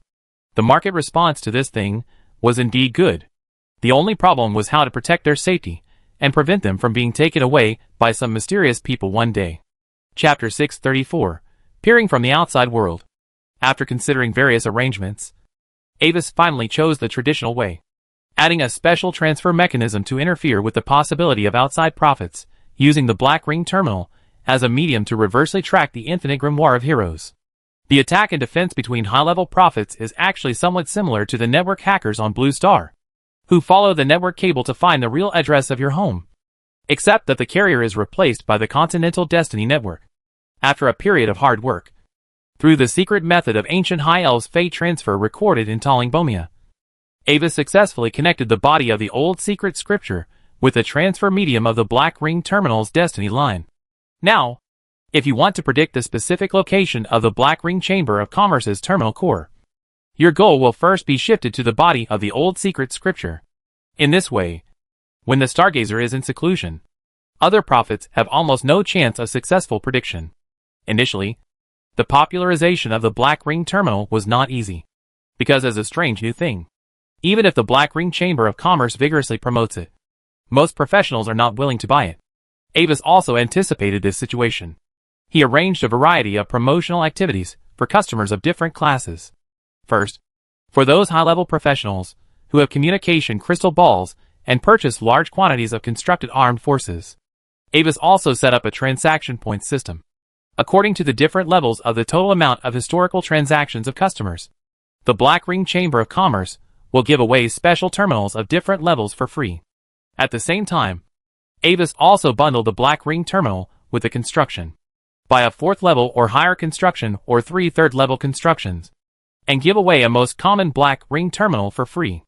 In this way, these big customers can equip their troops with terminals on a large scale for free, and the Black Ring Chamber of Commerce's construction competitiveness will be further improved.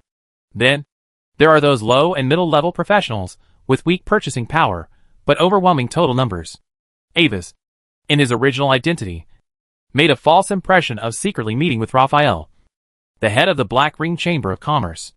Then, he arranged for his foreigner forces secret ceremony to contact the Black Ring Chamber of Commerce and issue a task to promote the Black Ring Terminal. For each terminal sold, players can get a certain percentage of the sales price. At the same time, Avis will also add the Black Ring Terminal to the Secret Ceremony Camp store at a preferential price. For players who are proficient in using mobile phones and online shopping platforms, this product similar to a magic phone is not difficult to accept. Especially its effect is very convenient. Even some players who are unwilling to accept this promotion task also choose to exchange one for their own use. In addition, the Black Ring Chamber of Commerce would hold activities in various branches every day, randomly draw 3 free places every day, and give away 1 for free. With this multi-pronged promotion method, the popularity of the Black Ring Terminal expanded rapidly like a mudslide, and soon became popular in the Federation. At the same time, as Avis had prepared, when the popularity of the Black Ring Terminal exceeded a certain level, a series of unknown sources of Fate network attacks followed, but under the firewall set by Avis. These attacks failed one after another, and failed to make any waves. The Black Ring Chamber of Commerce also added a bit of mystery. Many kingdoms in the Federation began to re-examine this Chamber of Commerce, and their attitude towards it became more serious and cautious. However, when Anbis was controlling his clone and busy developing the power of the Federation, Prince Lano suddenly arrived and brought him a piece of news that was neither good nor bad. You said that some people from the Evergrande Club wanted to test me to see if I was qualified to join them? In the reception room, listening to the information brought by Lano, Anbis thought about the composition of the Evergrande Club, and then shook his head speechlessly. Due to his previous performance in the glorious Secret Realm and being taken to the Heads of State Conference by Duke Carrot, even though he had tried his best not to stand out, he was finally spotted by some people. He remembered the name of the Evergrande Club, a secret circle of descendants of great nobles of similar age. The 8th Prince, who had arranged people to test him before, was one of the members of this club. Although the level was not low, it was only okay in his eyes. After all, no matter how strong the other party was, it was still just a group at the level of a college club. A group of experimental products of descendants of nobles. Although the future is promising, we still need to work hard now. Yes, I know you may have your own confidence, Avis, but I still suggest you be cautious. If their attitude is not too extreme, it is best not to conflict with them. As far as I know, the people who are targeting you this time include members of the 4 major families of the Empire, and my 8th brother. Even if you have the identity of the 4 major families of the Empire, the other party will not care. The blue and purple eyes are mixed with some worries. Lan Nua is not sure where Avis's confidence lies, but he still warns from his own perspective. Why did they suddenly pay attention to me? Because of the glorious Secret Realm? Avis shook his head, and did not answer Lan Nua directly. According to the information I have obtained, it seems that the existence of the secret society under your command has affected the development of their foreigner forces. Blowing the petals floating on the surface of the red tea, Lan Nua thought for a while, and answered cautiously. Thank you for your information, Your Highness Lan Nua. Your information is very valuable. Avis thanked Lan Nua seriously. He really didn't pay much attention to the things in the academy recently. It was only because he needed to maintain the persona of Avis that he still went to school normally every day. No need to do that. Helping you is helping myself. After their attention is on you, the pressure on my side will also be reduced. Waving to Avis, Lan Nua put down the teacup in his hand and stood up. Then I'll say goodbye first. I'm not going to meet their people here. Watching Prince Lan Nua leave in a hurry, Avis clapped his hands. The furnishings in the living room were completely replaced with a new one under the control of the main alchemy spirit of the house. At the same time, the cleaning magic circle was activated to completely wipe out the remaining breath in the house. After about 15 minutes, the visitor from the Hingjin Club finally appeared. However, when Avis saw the identity of the visitor, he was still a little surprised. Your Highness the 8th Prince? Welcome to you. Good afternoon. Your Excellency Avis. Sorry to bother you. He saluted Avis in a standard manner, and the purple-haired and purple-eyed 8th Prince looked at Avis's residence calmly. Avis's residence in the academy is actually more like the residence of a standard mystic scholar. Various ancient mysterious items are everywhere, which looks a little messy. This also somewhat confirms what the intelligence said, that Avis's personality is more like a scholar type, and he is not very good at socializing. My people may have had some misunderstandings with you in the past. I apologize to you for this. I hope you don't take it to heart. With a polite smile, the 8th Prince first apologized for his previous behavior half-truthfully and half-falsely, and found a way out for both parties in advance. It's just a small matter, Your Highness, and that matter has long passed. Avis responded calmly, waiting for the prince to get to the point, without letting him wait too long. The 8th Prince came straight to the point and brought out his real goal. This time, I came with sincerity, which can be regarded as compensation for the previous incident. As he said, he took out a beautiful gold-stamped envelope and placed it on the table in front of Avis. This is an invitation letter from the Hingjin Club. As long as you are willing, I will congratulate you in advance on becoming one of us. Staring into Avis' eyes, the 8th Prince's tone was seductive. So, what's the price, Your Highness? Glancing at the envelope on the table, Avis was unmoved. Believe me, it's not important compared to the benefits you can get from joining the Evergrande Club. The 8th Prince narrowed his dark purple eyes slightly, smiled, and finally stated his real goal. We hope that you can open up the control of your foreigner organization, the Secret Society, as the public intelligence agency of the Evergrande Club. Chapter 635 Threat. Control of the Secret Society? And Wazy showed a look of realization and nodded, with a little more vigilance and a little more disdain in his eyes. Thank you very much for your generosity, Your Highness. But unfortunately, I am not interested in joining the Evergold Club. It's just because my heart has long been filled with mystery and magic, and there is no room for power and desire. Hearing Wazy's answer, the 8th Prince raised his eyebrows, and a hint of playfulness flashed across the depths of his dark purple eyes. Sir Avis, I advise you to carefully consider the pros and cons before giving me a serious answer. Perhaps I didn't make it clear just now. Joining the Hengjin Club will bring you many benefits, such as ensuring the safety of your forces and caravans. Although your forces have developed well, things are different now. The situation on the continent is so chaotic now, and there are many new bandit organizations emerging in the Empire. Of course, for you with the surname Olivendi, ordinary bandits probably dare not provoke. But for those ordinary professionals in the lower-level forces, the threat is still great. Although we are eliminating bandits every day, everyone knows that bandits can never be killed. Even some of the original wandering professionals will play a guest role as bandits if the price is right. The lavender eyes stared at Avis's eyes, and the 8th Prince spoke with a threatening tone, and listed the forces under Avis that he had investigated one by one, trying to put pressure on Avis. Let me think about it. The Secret Society, the Evergrande Crown Chamber of Commerce, and some assembly factories? Lord Anvis has quite a lot of influence. I guess he has put a lot of thought into it. Right? It would be a pity if a group of unknown bandits destroyed the forces you have worked so hard to develop. But if you choose to join us, in order to show our care for new members, we will specially allocate personnel to provide protection for your forces to prevent those blind bandits from causing chaos. So, what do you say? After listening to the threat of the 8th Prince, Anvis laughed dumbly, as if he heard something funny.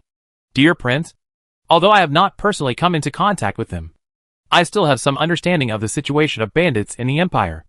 Although there are indeed few high-level forces under my command, if they can't even stop some bandits and need your additional manpower protection, then what do I need them for? Looking at Anvis's confident look, the 8th Prince frowned slightly, and for a moment, he was a little unsure whether the other party was confident enough or just a nerd who didn't understand his hint. Very good. Your confidence is admirable. But I will not withdraw my invitation immediately. This invitation will be valid for the next half-month. In addition, I hope you don't misunderstand anything. We are not trying to take the secret ceremony away from you. We just hope that you will share some control with us. This is a win-win choice for us. But the next moment, the prince's expression returned to calmness. He picked up a cup of black tea on the table and took a sip. His face also returned to the previous noble fake smile, as if he was really thinking about Avis. Whether Avis was pretending or really didn't understand, his words had been conveyed anyway. The possibility that Avis would refuse the invitation was also included in their plan. At this time, they only needed to add some external force to push Avis a little and force Avis to make a decision. Putting down the teacup in his hand, the 8th Prince slowly stood up. But before leaving, he suddenly stopped. Sir Avis, as a loyal potential ally, I give you a piece of advice. Stay away from Mon Nual. He is just a doomed loser. And at some point in the future, he will drag everyone around him into the abyss. After saying that, without waiting for Avis to reply, the prince left without looking back. On the other side, after leaving Avis's residence, the 8th Prince immediately returned to the manor of the Hengjin Club located on the outskirts of the capital with the results. There, many core members, including several descendants of the Marquis, were already waiting for his arrival. Did he agree? Seeing the prince return, Ivana Draka, the third daughter of Marquis Draka, immediately spoke. No. As previously analyzed, he refused. The prince shook his head and waved his hand to replay the conversation between him and Avis in the air in front of everyone. Is he pretending to be stupid? Or did he really not understand? Looking at Avis's reaction in the magic projection, the 12th son of the Marquis of Winter spoke with some doubt. He is probably pretending. If he can't even understand such an obvious hint, how can he successfully establish the strongest foreigner force in the entire empire? Not necessarily. Those forces were almost all established by him with the support of the Olivendi family. He himself doesn't care much. The reason he was able to found the secret society was because he was lucky enough to be the first to discover the rules for controlling those foreigners, which happened to be the specialty of nerds. That just shows that the other party is a smart person. He was the first to discover the behavioral rules of foreigners. Could it be that he couldn't understand the hints of His Royal Highness the Prince? Everyone, whether he is pretending or not, it doesn't really matter. As long as we try it out, everything will be clear. After everyone discussed for a while, the 8th Prince raised his hand gently, signaling everyone to pause the topic. According to the investigation, the only forces under Anvis Olivendi that can be put on the table are the Secret Society and the Evergold Crown Chamber of Commerce. We need to teach him a lesson and let him know the fact that the identity of the Olivendi family is not an omnipotent amulet. As he said, seeing that no one objected, the 8th Prince began to assign tasks. Regarding the Secret Society, how about letting Lord Ivana and Lord Bandy take action? I remember that the two of you are also developing forces in the field of foreigners. Of course, if anyone else wants to take action, I am also welcome. After successfully solving the secret ceremony, the person who took action has the priority to choose the spoils. As for the Evergold Crown Chamber of Commerce, the chambers of commerce under Lorraine and Richard will snipe at the commercial level. Others can harass their caravans, and all the spoils belong to individuals. As he said this, the 8th Prince smiled strangely. After all, Lord Anvis is very confident in his power. I believe that even if the caravan is robbed a few times, it can still hold on. Everyone felt that there was no problem with the arrangement of the 8th Prince. After discussing and negotiating some specific details, the Evergold Club officially began to beat Anvis. Chapter 636 Sanctions and Counterattacks. A few days later, Avis received a series of requests for help from the top leaders of the Evergolden Crown Chamber of Commerce and the Secret Ceremonies Society. The number of bandit groups encountered by the caravan on the road suddenly increased dramatically. They could encounter 2 or 3 robbers in one trip, and many of the robbers were high-level professionals. If Avis had not reduced the number of caravans in advance and arranged several high-level family guards with 9th-level disposable items to guard several major caravans, I am afraid there would be heavy casualties this time. Despite this, his caravan was indeed safe. But the cost of guarding after such a trip had left little profit. If they encountered a strong enemy and used the 9th-level disposable items, they would suffer a huge loss. In addition, the already small share of the Evergolden Crown Chamber of Commerce in the Empire was also suppressed. The Irethorn Chamber of Commerce and the Mithril Rose Chamber of Commerce suddenly inserted into the business scope of the Evergolden Crown Chamber of Commerce and began to significantly reduce prices. At the same time, some bad rumors about the Hangjingwamian Chamber of Commerce began to spread. Some people said that the healing potions and universal antidotes sold by the Hangjingwamian Chamber of Commerce were adulterated, causing the companions who could have saved their lives to be seriously injured and died. Some people even went to the Chamber of Commerce to make trouble. And whenever this happened, some city guards would often happen to patrol the door. Once the Chamber of Commerce bodyguards showed signs of taking action, they would immediately rush in to stop them and collect fines from the Chamber of Commerce on the pretext of something. On the other hand, the situation was even more complicated on the secret ceremony side. Many players in the secret ceremony camp were suddenly hunted down on a large scale by unidentified people when they were out on missions. After being resurrected in confusion and preparing for revenge, everyone found that most of the attackers who attacked them were also players. On the game forum, posts related to this quickly began to flood the screen. Many well-informed players came out to share the information they had, and finally pieced together the whole story. A few days ago, several medium-sized player forces organized by indigenous peoples in the Empire, such as Whisperers and Dawn Council, suddenly became hostile to the Mystery Society camp. At the same time, the two also issued tasks. Every time a member of the Mystery Society is hunted down, you can get a generous camp contribution reward, which can be exchanged for many rare cultivation resources. And the reward range increases according to the target's strength. Therefore, many players attracted by the generous bounty immediately began to hunt down the Mystery Society members, who were still kept in the dark. It's not that Avis didn't warn them before, but the chaotic attributes of the players destined many people to skip Avis's warning as a plot animation. After all, as the largest player camp in the Empire, it is now attacked for no reason, so it is natural to retaliate. Feeling humiliated, Bai Guang, Xingchen and other club members regrouped and led their men to fight back aggressively. But they were surprised to find that the enemy's strength was far beyond their expectations. And there were also high-level aborigines. At a time when mainstream players are still stuck in the first-level mission of level 39. High-level aborigines are still an insurmountable chasm like the world boss. Fortunately, the secret ceremony also had the protection of high-level professionals specially arranged by Nwezi, who immediately entangled the opponent's high level, so that there were no major casualties. But under the joint attack of multiple forces, the isolated players of the secret ceremony still fell into a disadvantage. Even though it is known as the strongest foreigner force, the secret ceremony society is not strong enough to fight against all the forces of the Evergrande Club on its own. At present, the original scale of the secret ceremony society has begun to shrink, and some players can't bear the pressure and start to change jobs. At the same time, they began to exchange all the accumulated contributions for resources, which directly caused a phenomenon similar to a run on the bank. There are even some players who took on the tasks of the new employer before they changed jobs, and then began to persuade other players to change jobs together. In addition, there are some letters from Prince Lano and Harvey and other people who know the whole story. They expressed their concern for him and asked him implicitly if he needed help. After reading these messages, Avis pinched his eyebrows a little helplessly and began to think about how to deal with them. The current situation seems to be that he is in unprecedented trouble. Due to the established rules, when the conflict is limited to the younger generation, the Olivendi family is not convenient to intervene directly. If he does not give in, then the sanctions from the Evergrande Club will make all the forces under his name completely collapse under a series of blows. The attack on the Evergrande Club was indeed quite professional, and it must have been done more than once in the past. But in fact, the Eighth Prince and others got a very key point wrong.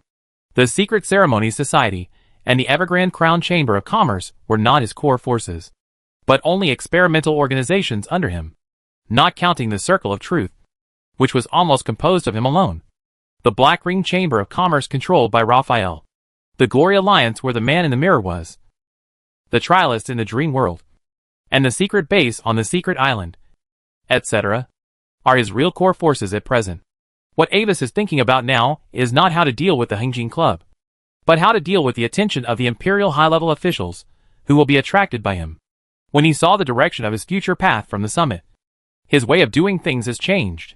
Instead of just staying away from the center of the vortex, he took the initiative to intervene, making the vortex turn more violently and involving a larger web of fate. A secret list appeared in his hand, on which dozens of names of forces with different sizes and backgrounds were listed. In the past few days, although he did not intervene, he recorded all the forces that showed their fangs to him, either openly or secretly. After reading the list carefully, Avis folded it, put it in a magic envelope, and then sent it out. Next, it's time for settlement. With Avis's efforts, the situation took a 180-degree turn. As an 8th-level prophet who has seen the direction of his own path, he can really do whatever he wants without the interference of other 9th-level strongmen. All those who were paying attention to the conflict between Avis and the Hengjin Club were surprised to find that the forces that were originally hostile to Avis seemed to have all kinds of problems. Some forces were found by their former enemies and were attacked at a critical moment, suffering heavy losses. Some forces had internal strife and directly split and disbanded. Some leaders of some forces were even directly involved in the overlapping area that suddenly appeared, and encountered unknown existences in it, and died inexplicably. This situation is very similar to the work of a prophet. But the prophet who went to investigate the situation found that there was no obvious sign of interference in their fate. If it is not a coincidence, then a very high-level prophet has taken action. Chapter 637 The Bitter Fruit of Failure. In the Hengjin Club, the core members, who had previously been complacent and casually decided to deal with Anbis, have gathered together again. However, unlike the last time when they were relaxed and carefree, the faces of the 8th Prince and several Marquis descendants were a little gloomy, and the other members with lower strength on the scene did not dare to breathe. No one spoke first, and the air filled with benzoin seemed to freeze into ice, making it difficult to breathe. In the past, when they faced Anbis, they were actually a little arrogant. They felt that Anbis was born in the Olivendi family, but he was not doing his job and went to study mysticism as a scholar, which was a complete waste of his talent and resources. But now, the ironclad facts told them that they were actually the ridiculous clowns. Almost all the forces that had attacked Anbis under their hands fell into big trouble overnight.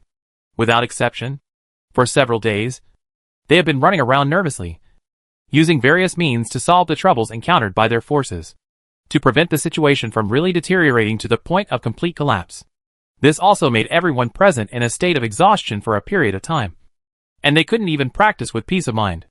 Until now, they have barely saved some of their forces, and have not been completely wiped out. But the plan to sanction Avis has long been thrown out of the window. In this secret confrontation, the Hingjin Club was completely defeated. Everyone's private forces also suffered great losses. And the most important part of it was the collapse of the foreign intelligence organization that everyone spent a lot of energy to establish.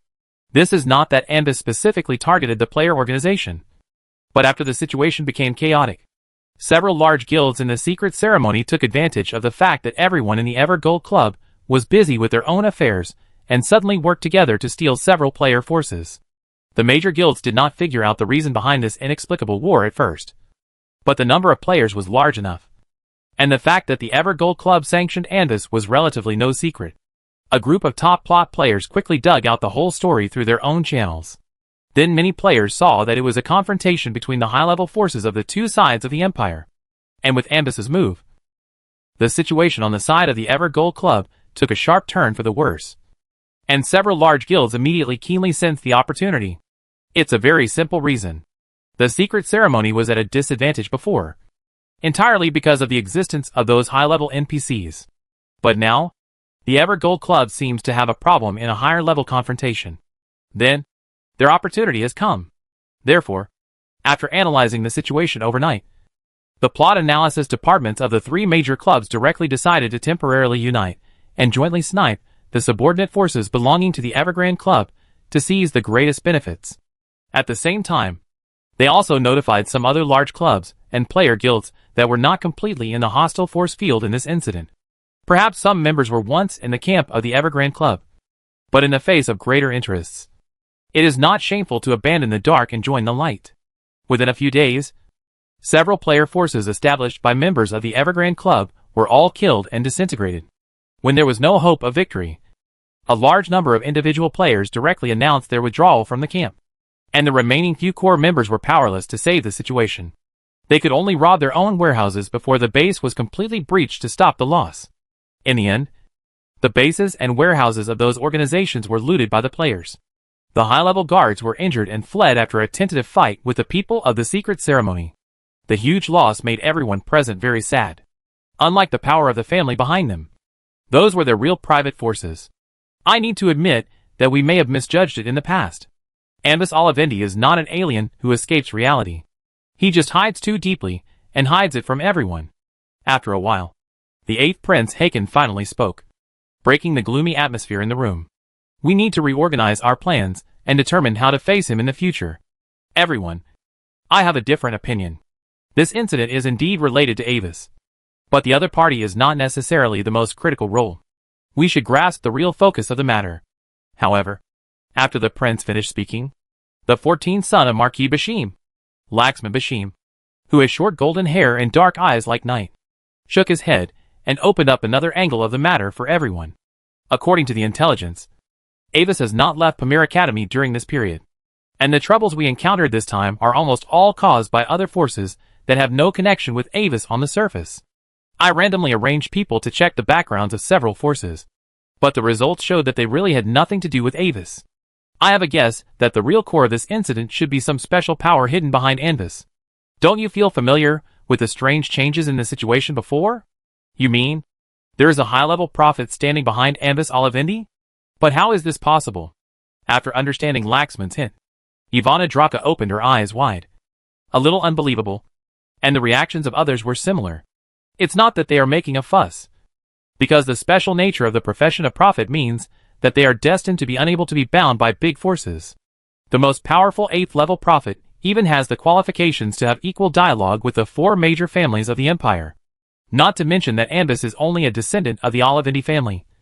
Even if Duke Carrot is here in person, it is impossible to order a top-level prophet to act so casually.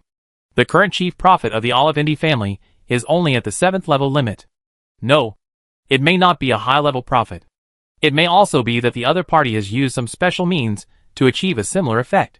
For example, some special ancient magic wonders that we don't know about. After listening to Laxman's words, the 8th Prince suddenly felt enlightened. That weird guy specially chose to take the mystic department. And with the support of the Olivendi family, it is completely reasonable that he can get some special ancient relics. If the truth is like this, then we still have hope. Such a powerful item can never work for a long time. And it may even be a one-time effect. Gritting his teeth, the 8th Prince tried to make a confident gesture. We can observe for a while. Although we failed, I believe that after this time, the 9th level crowns of the Empire, and even my father should be interested in the hidden power of Anvis. It won't be too late for us to make a decision after the several marquises have figured out the situation. Chapter 638 Contact and Concealment. On behalf of the Secret Society, I would like to thank the Black Ring Chamber of Commerce for its humanitarian support. The quality of the civilian magic constructs you provided is very good. We look forward to the next cooperation. In a newly built construct train station on the western border of the province of Karis, the captain of the White Light professional team, the black-haired and black-robed human mage Nyarlathotep smiled at the black-haired half-elf in front of him, who claimed to be the envoy of the Black Ring Chamber of Commerce, and extended his hand in a friendly manner. In this incident, the Secret Society was able to defeat several player organizations of the Evergold Club so quickly, which was also related to a batch of civilian magic constructs that the Black Ring Chamber of Commerce provided at cost price. Of course, we have always been committed to maintaining peace and prosperity on the continent. It is our mission to help those in need. I hope our friendship can last for a long time. The black-haired half-elf also smiled and stretched out his hand, gently shaking hands with Naya. On the side of the two, a long construct train stopped there like a steel behemoth. A large number of players and natives were like ants going up and down, unloading a large number of boxes filled with various parts in the carriage. These parts will be transported to the secret factory, where they will be combined with armed parts made from other factories to assemble into finished structures. There will be 5 more trains, like this one loaded with magic guide structures, which are all materials ordered by many guilds in the secret ceremony. Watching the successful completion of the transaction through the crystal ball, Avis nodded slightly, and then closed the crystal ball. Considering the safety of the members of the secret ceremony, he specially contacted the Black Ring Chamber of Commerce and asked them to send some structures over for use. After all, the Gloria Empire only prohibits military construction, but does not prohibit the import of civilian magic construction and individual weapon parts. After glancing at the communication crystal ball dedicated to Duke Carrot on the corner of the table, and finding that there was still no movement, Anvis began to meditate as usual, and at the same time prepared to deal with the possible temptation from the top of the Empire. The attack from the Hingjin Club was never taken seriously by Anvis, due to the highly solidified structure of the Empire. The personal power of the people in the Hingjin Club is like flowers in a greenhouse, trapped in a delicate flower pot, fighting for the little nutrients that leaked from the fingers of the high-level nobles. This is not even related to their personal strength. Even if some of them have enough ability to operate a powerful force, they are destined to be small fights when the foundation is already established. It is completely impossible to develop into a Chamber of Commerce alliance across multiple kingdoms, like Anvis's Black Ring Chamber of Commerce in the Idle Federation. Anvis can imagine the shock and confusion of the 8th Prince and others after he secretly took action to reverse the situation. From a certain perspective, the speculation of the Hingjin Club and others was not completely wrong. Although Avis did not interfere with the Web of Fate through a one-time magic item, he did not mindlessly use his own 8th level prophet's power to crush it. The fate of a large number of forces that interfered, even if they were just some medium-sized forces, would consume a lot of fate feedback power. Avis did not intend to waste the precious fate feedback power on these small fish, those who seemed to be the result of high-level prophets controlling fate in the eyes of outsiders, except for a small part, were mostly the result of Avis arranging his subordinates to act in secret. For example, the 2 unlucky leaders who were caught in the overlapping area and died.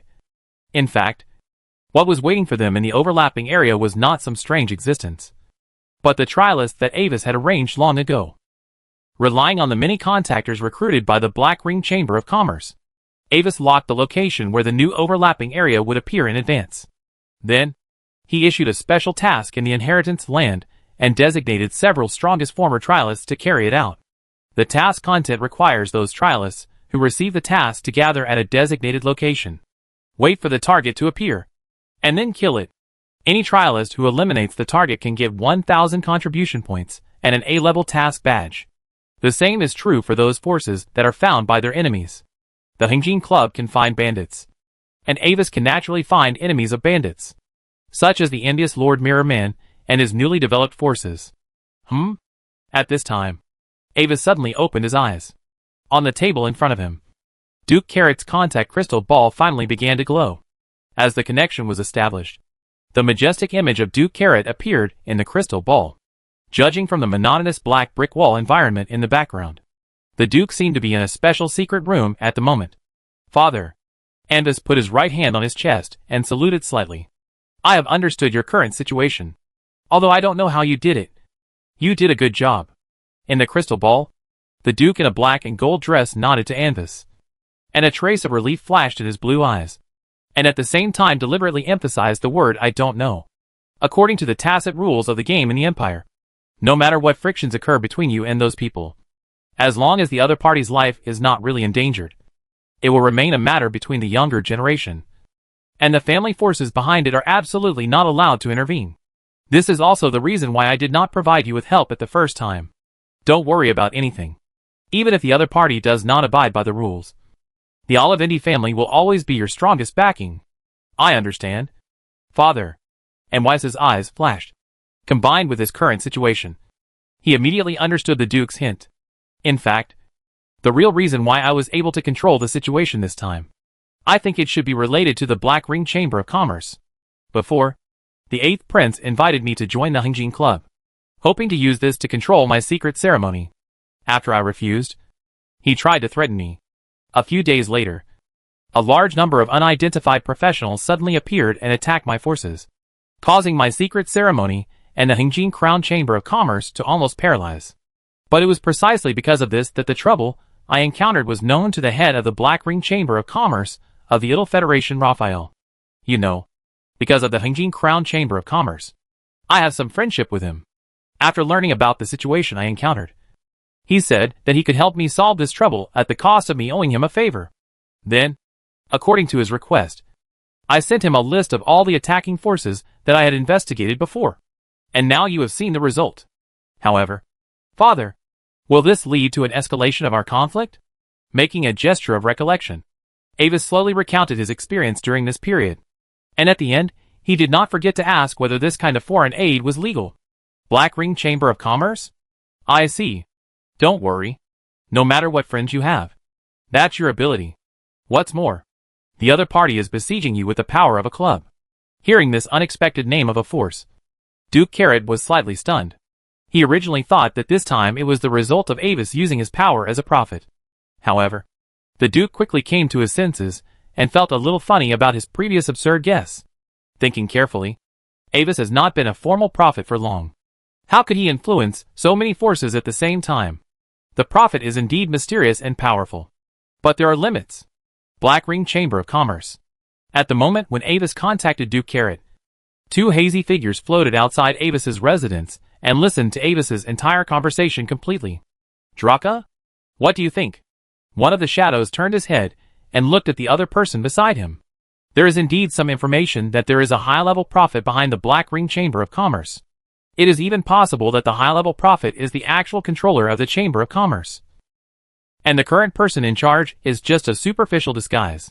Chapter 639 Probing, and the News of the Federation. I only believe what I see myself. Lord shows. Another shadow smiled strangely, without saying anything, but quietly waiting for the communication between Anvis and the Duke to end. He came here in person, not just eavesdrop like those thieves. He didn't go in to ask about the situation immediately, just because Anvis was talking to Duke Carlot. As the current head of the Olivendi family, Duke Carlot still had to give him some face. As the two were waiting, Anvis quickly ended the contact with the Duke, and then prepared to meditate every day again. But in the next moment, he suddenly opened his eyes again alertly, and glanced at the indoor environment with some suspicion, when he noticed that the hands of the magic clock began to rotate irregularly. Anvis's face changed slightly, and he immediately activated a talisman on his chest, as if he was going to escape. But the amulet's white light had just been emitted, and it was blocked by the dim light emerging from the surrounding walls, and it could not move forward. good vigilance, but still lacks sufficient hard power to match. Under Avis's vigilant gaze, two translucent figures emitting cyan light suddenly appeared in front of him. Don't worry. We are not your enemy. The power that seals your room only comes from the effect of the Academy's maze lock itself. Seeing Avis's expression, the shadow on the left smiled slightly, and the cyan light that originally permeated his face dissipated, revealing a face that Avis was somewhat familiar with. Let me introduce myself. Shios Duman, Vice President of the Royal Pamir Academy. This is His Excellency Marquis Draka. I came here today just because I have some questions to ask you. Of course, as compensation for scaring you, I can decide to give you 1,000 credits with the power of the Vice Principal. As he said, the shadow of Shios raised his hand and outlined a glowing rune in the air, as if communicating with the main control core of the puzzle lock. The next moment, Avis immediately received a notification from the college identity card that the total number of credits under his name increased by 1,000 points. Your Majesty, Vice Dean, Your Majesty, if you have any questions, I will try my best to answer as long as I know. After this scene, it seemed that the identities of the two were confirmed, and Avis's posture was obviously relaxed. What is the true identity of the mysterious prophet behind the Black Ring Chamber of Commerce? However, at this time, Marquis Draka, who had never spoken a word before, suddenly spoke, staring at Avis' eyes with his eyes emitting a faint light, and asked this question with an extremely firm tone. I don't know, Your Majesty. I have never come into contact with that person. With his brows slightly furrowed, Avis shook his head, indicating that he was not clear about the situation. If your purpose is related to the mysterious prophet, then you asked the wrong person. You are lying. But before Avis finished speaking, Marquis Draka suddenly interrupted him rudely. Your Highness, I know what you want to say. You don't know the other party's identity. It's just because you know the person in charge of the Black Ring Chamber of Commerce that you can get help from him. It's a complete accident, right? But if there is no special connection, then why would a high-level prophet go out of his way to help you? With a sneer on his face, Marquis Draka pressed on step by step. Due to the special nature of the position of prophet, high-level prophet usually appear elusive and act in secret, although the path of each high-level prophet is different. In order to prevent themselves from being tainted by too many messy threads of fate, they usually try to avoid getting involved in meaningless events. And in a situation like Avis, just because someone his subordinates know is in trouble, he will help without hesitation, no matter how you think about it. There is a problem. I'm sorry, but I really don't know the situation. Your Majesty. Avis's face also turned slightly cold, as if he felt insulted. I will come and see if you know this matter in person. With a strong sneer, Marquis Draka's aura as a 9th level suddenly surged, and pressed Avis madly. The latter's face turned pale instantly. Draka, you promised me before that you would not attack him directly. However, after noticing Marquis Draka's actions, Shios stopped him before he really took action. Humph. We will figure this out. Despite his obstructed actions, Marquis Draka was not annoyed, but just nodded to Vice Dean Shios, and then disappeared on his own. At least from the test just now, he has confirmed that Avis's strength is indeed only level 5. And there is nothing hidden. I'm sorry, Avis. I assure you that this incident today was just an accident. Smiling at Avis, Vice Dean Shios also disappeared. As the two left, the strange phenomenon of the room being blocked began to slowly disappear. Watching all this, Avis did not do anything immediately, but just entered a meditative state as before. Avis had been prepared for the appearance of the two. In fact, since he took action to resolve the attack of the Hangjin Club, Avis has always maintained a clone with only about level 5 strength in the academy. This is just in case someone tests his true strength. He can throw it out to deal with it. Sure enough, this preparation was used soon. There is no fluke mentality. Although the two seem to have left, Avis does not think that everything is fine, because it is suspected that an unknown high-level prophet is involved. The two will not be the last level 9 to pay attention to this matter. Before the limelight of this incident passes, it is better for him to keep a low profile. When Avis was performing his daily life as a good student, a message from the clone of the Idle Federation attracted his attention. Recently, the undercurrent of constructing the network has begun to rise secretly among the people of the Federation. It's not that some high-level professionals secretly rebuilt the network, when the construction network was banned by the 3 major forces on the mainland. They didn't have the courage. The real situation is that civilians began to ask around. Where can they get the network link headband? Because of the existence of those contacts, civilians saw another way to become professionals. Indeed, many people went crazy in that incident. But the civilians who were extremely close to the source of information didn't care. They just heard that wearing a headband would have a chance to become a professional master. Not only civilians. Many low-level professionals also heard that the construction network headband had a chance to greatly improve the talent of the wearer. This is not entirely a rumor, because there are indeed such cases among those who have come into contact with it, where their talents in a certain aspect have been greatly improved, and the original bottleneck has been broken through like drinking water. Even some professionals who really know the inside story are very tempted by this. Indeed, some people who wear headbands will never wake up. But compared to the total number of people, that is still a very small number. Using less than 30% of the chance of death in exchange for a chance to completely transform their talents is an extremely precious opportunity for ordinary professionals.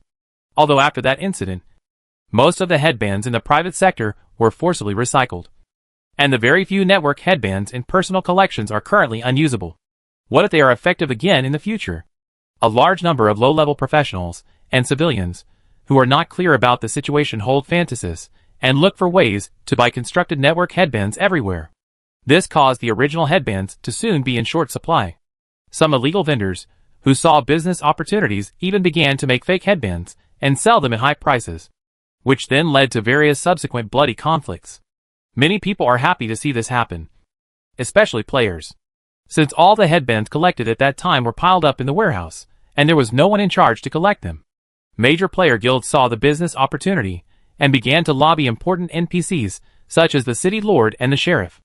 They obtained a large number of headbands by selling on their behalf and sharing the profits, and then sold them through merchant players. Chapter 640 Abnormal Marquises. This situation among the people has not yet attracted the attention of most high-level professionals and nobles, and Avis noticed it entirely because of the sensitivity of a prophet to fate. Avis knew very well that there were still many people who were unwilling to give up the popularization of the construction network. Although the previous wave of sacrifices by the speaker caused the original victims of the 9th level to still be entangled by the negative power of Malem, the huge benefits brought by the construction network are self-evident. Not to mention anything else. Before the speaker launched the final plan, the huge, almost godlike feeling of power almost made everyone who really understood it addicted to it. Indeed, it may be dangerous to hand over the highest control of the network to others. But if you independently create a similar network, wouldn't it be the best of both worlds? With this mentality, although no one mentioned this matter openly, in secret, there are still some ambitious people who plan to restart the Construction Network 2.0 plan. In fact, the federal government did not collect those headbands in a centralized manner, which was also partly due to the influence of these people. The key to the construction network is still the users. As long as the public opinion does not reject the construction network, the foundation is still there. And now, this trend suddenly appeared among the people of the Federation, making it difficult for Avis not to wonder if someone could not hold back and wanted to make trouble. It happened that Pamir College, his original body attracted a lot of attention because of the Hungjin Club, and is currently in a low-key period. Avis simply let his clone do his daily punching in at the academy for the time being, and his main body took the opportunity to withdraw and focus his attention on the federal area. However, although Avis no longer pays attention to the situation in the Empire for the time being, the turmoil caused by his collision with the Hungjin Club has just begun. After the two shadows suspected to be Marquis Draka and Vice Dean Shios left, Avis told the Duke the whole story of their arrival, and carefully described the process of Marquis Draka testing him. Vice Dean Shios gave him 1,000 credits when he first appeared, in order to prove his identity, and as compensation for the two people's confinement in the room, which frightened the students. But after Marquis Draka tried to test him, the nature of the matter changed. Although the other party did not actually take action, Avis's identity as the direct descendant of the head of the Olivendi family was here, just as the Duke had specifically told him when he first left the province of Carlis. If you get out of Carlis, you represent the face of the Olivendi family. And Wazy didn't he know why the other party did this. But it didn't he stop him from telling the whole process to Duke Carrot. Duke Carrot, who learned about the situation, took it very seriously. He directly mentioned the matter at the regular meeting of nobles convened by Emperor Gloria, and forcefully asked Marquis Draka for an explanation in public. according to common sense, due to the huge background gap between the Marquis and the four dukes.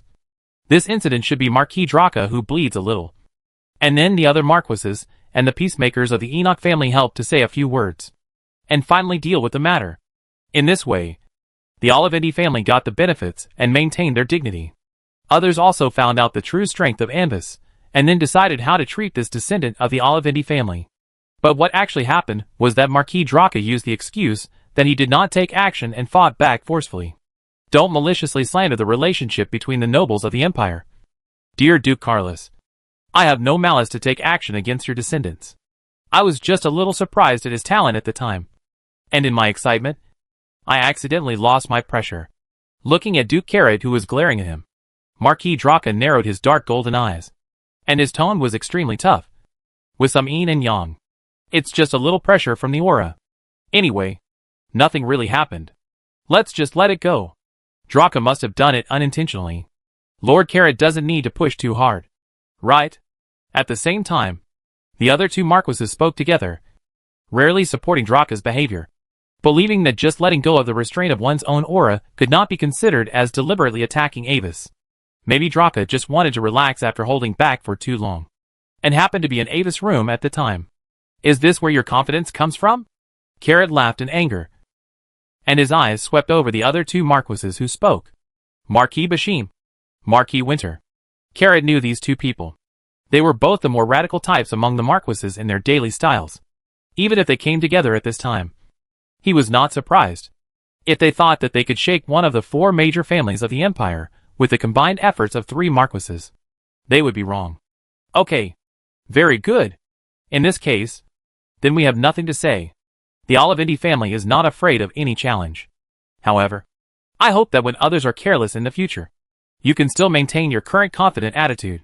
With a sneer, Carrot was ready to end his speech. Sir Carrot, I also think that there is nothing wrong with what Sir Draka did this time. But when Duke Carrot was about to sit down, the originally silent Marquis and Rita suddenly spoke softly and stood on the side of Marquis Draka. If Sir Draka takes action seriously, then Anvis will not be able to bear it, unless he really has something unknown to others. Sir Enrita, do you think so too? After a slight pause, Carrot looked at Enrita with a little suspicion, and the action of sitting down suddenly stopped, and then slowly stood up again. This female Marquis who has always remained neutral has also chosen to join the camp of Draka this time? Suddenly thinking of something, Duke Carrot's eyes swept across the other silent Marquises like lightning. But in this glimpse, he saw some bad information from the eyes of several people. This made Carrot's heart slowly sink. And at the same time, he had a bad premonition. The actions of Marquis Draka seriously offended the dignity of the Olivendi family. I think he must publicly apologize to the Olivendi family for this matter. Seeing that something was wrong, the head of the Alfred family immediately spoke up and stated that he stood on the side of the Olivendi family. At the same time, he looked over the heads of the Enoch family and the Aslade family, hoping to get some support and give these Marquises a warning. But to his surprise, the latter gave him an indifferent look, while the former suddenly began to study the pattern of his robe, as if it contained some kind of magic truth. Your Majesty, please make the decision. Realizing that the situation was out of control, Carlot's eyes went directly to the Supreme Emperor of the Empire, Gloria III, who had been sitting in the main seat and had not spoken a word before. My decision? Hearing Carlot's question, Gloria III smiled strangely. I'm afraid that this matter can only be slowly discussed by you all. Now, I have something to announce to you all. Due to my physical discomfort, I need to rest for a while.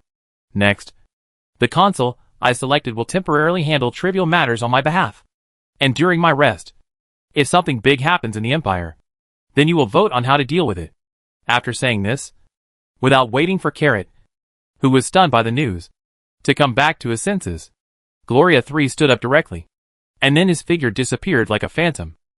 Chapter 641 The Changed Situation. As Gloria III claimed, since that noble meeting, no one in the Empire's nobles has seen Gloria III again.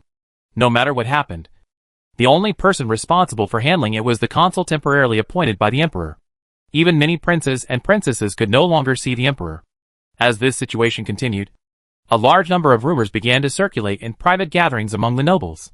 Some people said that Gloria III's abnormal behavior was due to some kind of injury, in the sudden battle in the previous heads of state meeting, which forced him to retreat and recuperate. This is very imaginative. As a 9th level strongman standing at the top of the entire empire, what kind of injury could force Gloria 3 to retreat and recuperate? Some people also believe that the Emperor is just pretending that he needs to recuperate as an excuse to deliberately avoid the conflict between the 4 major families and many marquises. This theory seems to be tenable. After all, everyone saw the confrontation between Duke Carlos and many marquises. Although the meeting ended in vain due to Gloria 3's sudden announcement of recuperation, the conflict between the two camps is far from over. The above two are the most widely recognized rumors. There are many other more sensational rumors, such as the current Gloria 3 is actually just a substitute, and the real Emperor is dead, or the Emperor is secretly trying to break through the legendary level under the pretext of recuperation. However, this news was only circulated in some secret clubs. As for the real truth, I am afraid only Gloria 3 himself knows it. During this period, Duke Carrot was in a difficult situation. Many marquises rarely joined together, except for 2 marquises who were originally close to the Olivindi family. They did not clearly stand on the side this time. Others, including the neutral marquises, stood on the side of Draka this time. But at this time, even if there was no clear stand, Carrot did not dare to trust them completely. What if the other party suddenly turned against him? 7 9th level marquises are a huge force that no one can ignore. Indeed, the number of all the 9th level marquises of the Olivindi and Alfred families combined will still exceed the 7 marquises. But the reality is never a simple comparison of numbers, unless the 2 families intend to eliminate each other at all costs. The result will be that their own side will be seriously injured and eventually be picked up by other foreign enemies. During this period, Duke Carrot tried to privately test the opinions of the Enoch family and the Aslade family on this matter, but the responses he received were similar. They could support the Olivindi family, but the Olivindi family must share the true secret of the star. It is true that the 4 major families of the empire usually unite to the outside world, but this time it is a pure power struggle within the Gloria Empire, and it is far from enough to destroy the Olivindi family. So there is no reason for the other 2 Duke families to help immediately. Moreover, Fiona, who is suspected to be the prophecy star, has just appeared, and now Ambus is suspected to be related to a high-level prophet. Does the Olivindi family want to go to heaven? If there is no clear response, then the Enoch family and the Aslade family would really like to see Olivindi weakened. After hearing this response, Carlot knew that the other 2 families probably couldn't be counted on this time. Although Carlot privately speculated about the object of the prophecy, there is no doubt that no matter which result it is a top secret that cannot be shared, and the Alfred family will never agree. So, without any signs, some private frictions began to occur in the empire. Unlike the small fights initiated by the Hingjin Club, the frictions between the 2 Duke families and many marquises, even if they are still restrained, still affect most of the Gloria Empire. The sudden change of the empire first affected the many underground forces of the empire. Any disturbance will be quickly magnified in the Black World. A large number of seemingly independent organizations were wiped out overnight, and then evidence of their connection with a certain family or a certain marquis was found. The Thieves Guild, assassin organization and other chaotic faction organizations in various places were all filled with a large number of task lists, which covered all the subordinates of several major marquises and 2 major families, with neither of the 9th level people on both sides personally involved. The situation in the Gloria Empire became somewhat chaotic. In such a situation, some small and medium-sized nobles and students from professional academies in various places also took advantage of the chaos to develop their own forces. Gloria 3 ignored the government affairs, and the dukes and marquises were busy fighting each other. It was a good time to fish in troubled waters. Under the influence of this situation, the students of Pamir Academy are no exception. Among the friends that Anbus knows, Prince Lano has become a little busy recently, and the descendants of several other major families are similar. They are all taking the opportunity to manage their own forces and erode the interests that originally belonged to others and were not convenient to touch in peacetime. Even the secret ceremony and the ever-gold crown chamber of commerce under Anbus himself have also attracted a lot of prying eyes recently. But because Anbus's previous record was too brilliant, most people dare not try it easily. After learning about the subsequent changes in the situation of the Empire, Anbus, who was far away in the Idle Federation, was inevitably silent. He founded the Circle of Truth and destroyed the Sky City at a critical moment. causing the stargazers of the Magic Council to be directly backfired and fall into sleep. The rebel organization that originally caused the turmoil in the Empire was also nipped in the bud, and had to flee to the Federation for development. All these changes prevented the subsequent Holy Light Church and the Magic Council from intervening, and the Glory Alliance was directly established in the Little Kingdom Federation. The situation in the Glory Empire, which should have been turbulent, remained relatively stable. But now, he is the one who started the riot. Although it is not clear why Gloria III was in seclusion.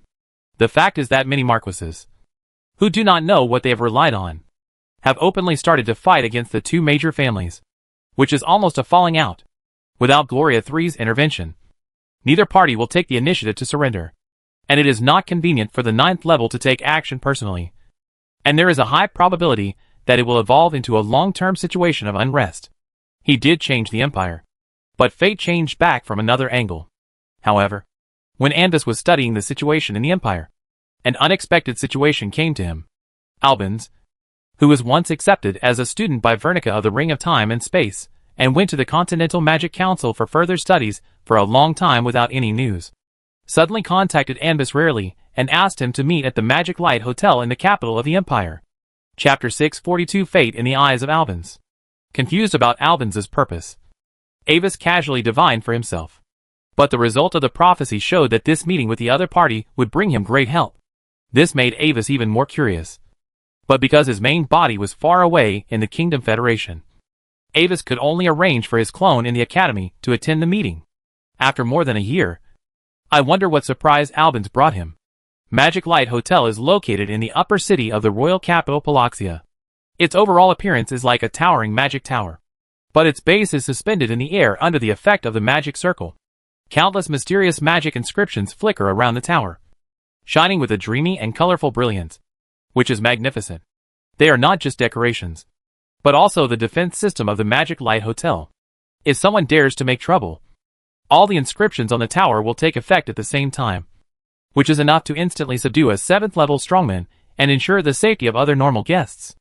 As its name suggests, this hotel is completely controlled by the Continental Magic Council.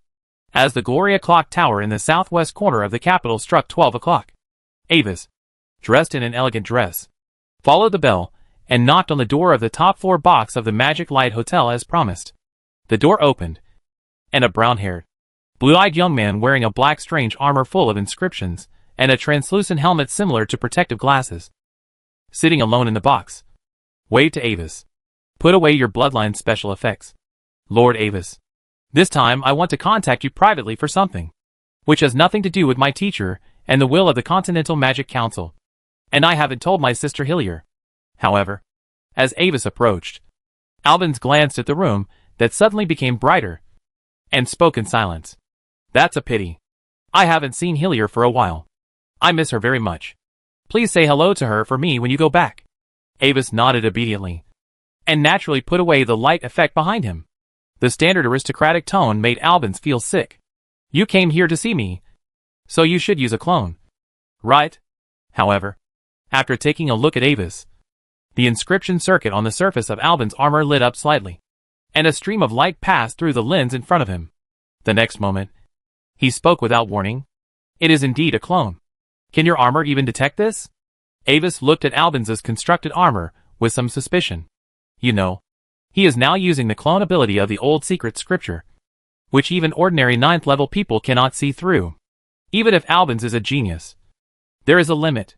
In fact, you concealed it very well, even if you have admitted it. I still can't detect your true intentions.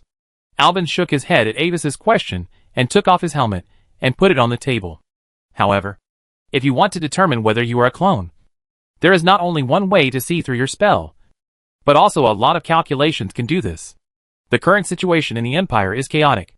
According to your daily cautious character, the probability of your real body venturing here to meet me is less than 40%. Moreover, according to calculations, your current threat index is much smaller than predicted, almost just slightly stronger than the ordinary 5th level. Adding all the above factors together, the probability that you will come here in a clone is close to 80%. Facing Avis's puzzled look, Albans directly confessed his approach. I see. It is indeed a very smart approach. Avis nodded in understanding.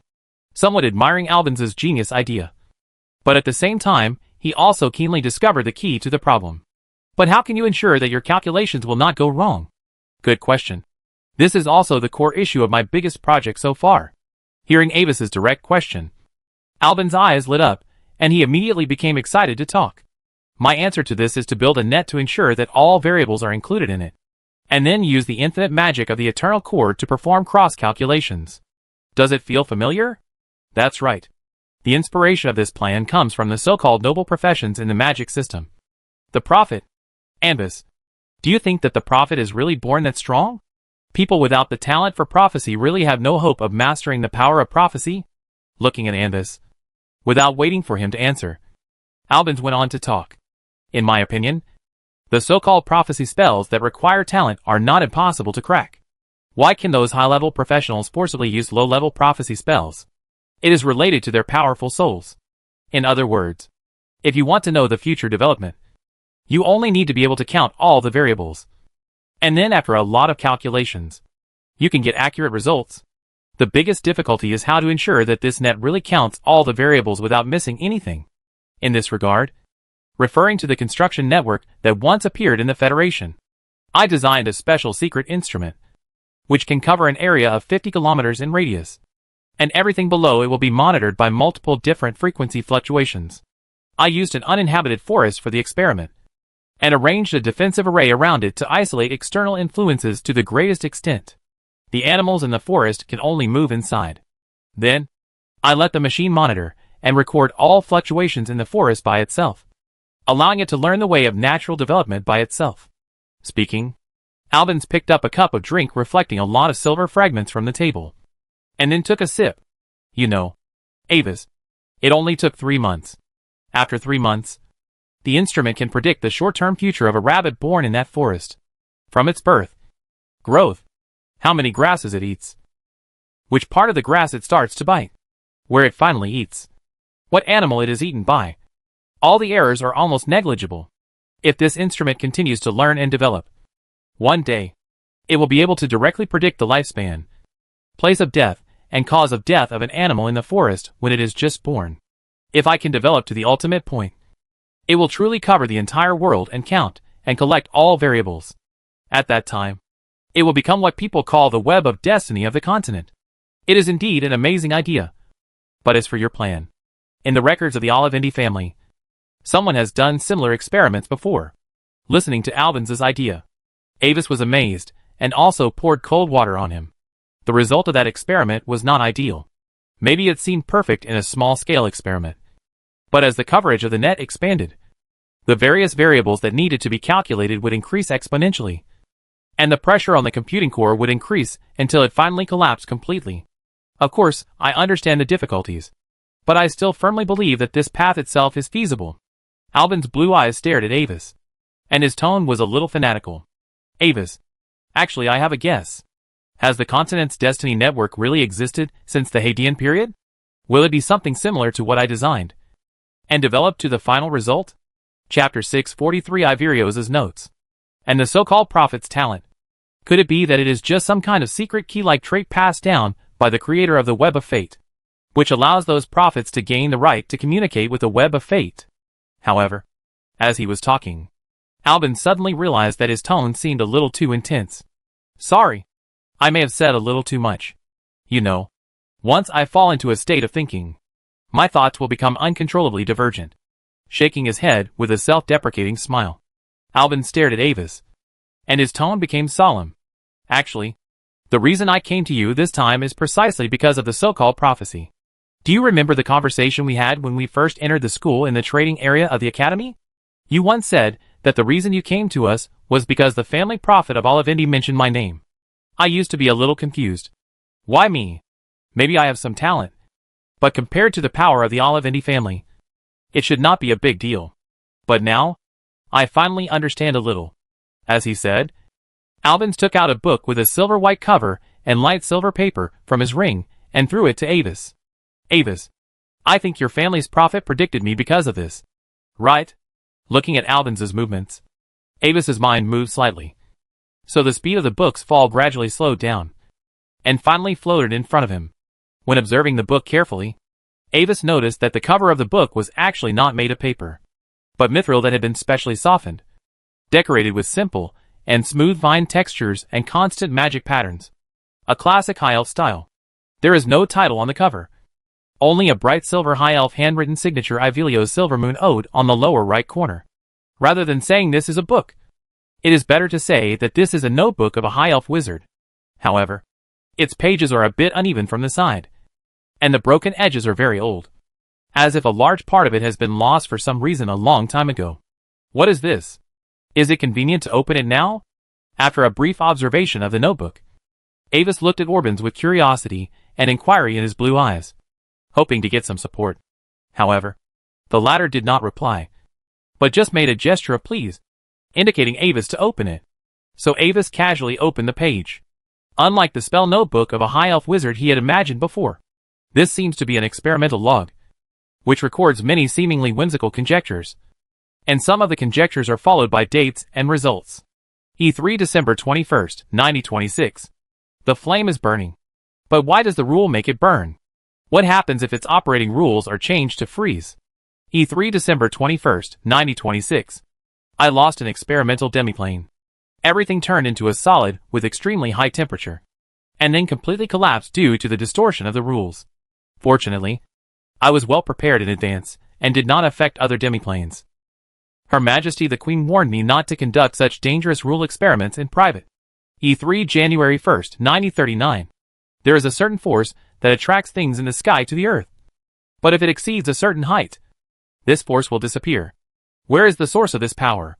Is there a core hidden deep in the earth? E4 December 30th. 1046. Cannot find it. Give up. E4 April 6th. 1066. If I bring my past self to the present, change gender, and give birth to a child, and instill the same memory as my past self in him, what will happen when the child grows up to the same age as my past self, and then sends him back to the past? E4 April 6th. 1086. It still failed. Entities cannot travel through time, and can only let non-entities return to the past. But at least we feel great. Unfortunately, the lovely elf girl back then was me. Maybe I should be nicer to my past self, and not break up so quickly. Somewhat confused about the purpose of Alvin showing him this notebook, Avis carefully flipped through the pale silver pages. Although some of the information recorded above is very interesting, it does not seem to be related to the prophecy. However, when he read to the end, and Wazy finally saw the key content that Albans really wanted him to see. Unlike most of the previous intermittent content, this part of the record is unusually complete. Elf Calendar E4 August 19th, 2042. There seems to be a strange area in the sky, where there is nothing, not even light. This is a strange phenomenon, as if something has eaten the starlight there. Elven Calendar E4 February 14th, 2050. I finally understood that there is something there as well. It seems to be a hungry monster that eats everything there. Even the light is not spared. I will name it Star Devourer. Elven Calendar E4 May 7th, 2055. In the main universe, everything has its upper limit, and so does the density of matter. Star Devourer has been devouring all kinds of matter for countless years, and its mass will definitely increase to an incredible level. In other words, no matter how strong its digestive ability is, and how dense its body is, its volume will inevitably increase slowly over time. But according to the results of calculations and inquiries to the creatures in the astral world, this strange thing will not expand, but will shrink as time goes by. So, where did the matter it swallowed go? Elven Calendar E4 January 4th, 2063.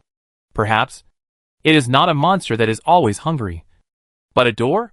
If it is a door, is there a corresponding exit? Elven Calendar E4 October 14th, 2159. I found it. I saw it. So this is it. What a brilliant and great existence. I should have thought of it earlier. In the long swallowing, it has already touched the legendary boundary. The surface world cannot bear its existence. Only the deep world can normally accommodate it. As the discoverer, I want to name it Gate of Radiance. Wait. I suddenly had a dangerous and tempting idea. Perhaps I can try to summon it. Elven Calendar E4 February 1st, 2160. I must be careful. This is different from the previous experiment. If there is a problem, this world may be in danger. But what kind of container can withstand its arrival? No, that's not right. There is no material that can withstand the impact. The only thing that can carry it is the deep world in itself. Elven Calendar E4 December 1st, 2171. The deep world space near the injection point cannot be directly controlled. I need to build a singularity in advance, and then control its displacement to enter the magic torrent gushing from the gate of glow. Then use the deep world as a carrier to build a pure magic crystal structure, and use its own power as a magic source to stabilize its form. Elven Calendar E4 April 23rd, 2172. It's too far and cannot be controlled. I should calculate the movement trajectory of the singularity in advance. Elven Calendar E4 2208 February 2nd. The experiment is about to begin. It seems that there is a strange feeling that some eyes are watching me. But the warning magic has no reaction. I want to comfort myself by saying that all this is just an illusion. But as a legend, what can make me have an illusion? Maybe I should report my experiment to Her Majesty the Queen first. But there is a more than 50% chance that she will stop me. I know that this may blow up the whole world.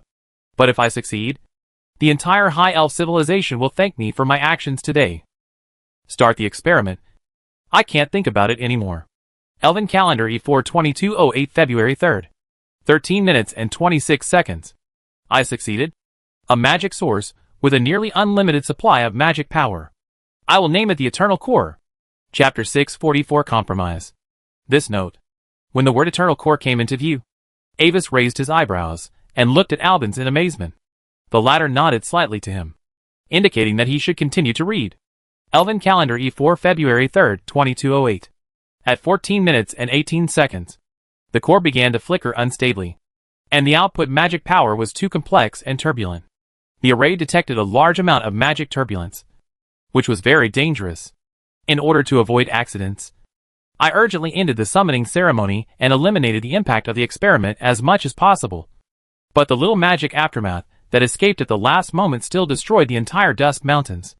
Now it needs to be renamed Dusk Basin. I hope the Queen will not delve into this. Elven Calendar E4 February 24th, 2208. I have been thinking about it for a long time. I must change the spell structure of the Eternal Core so that it can only take effect when it is placed in a special external magic conversion array. But in this way, the upper limit of its magic output will be limited by the upper limit of the material. There is no other way. Although this seems to go against the art of magic, I have to do it for the sake of the world we live in. Elven Calendar E4 February 26th, 2208.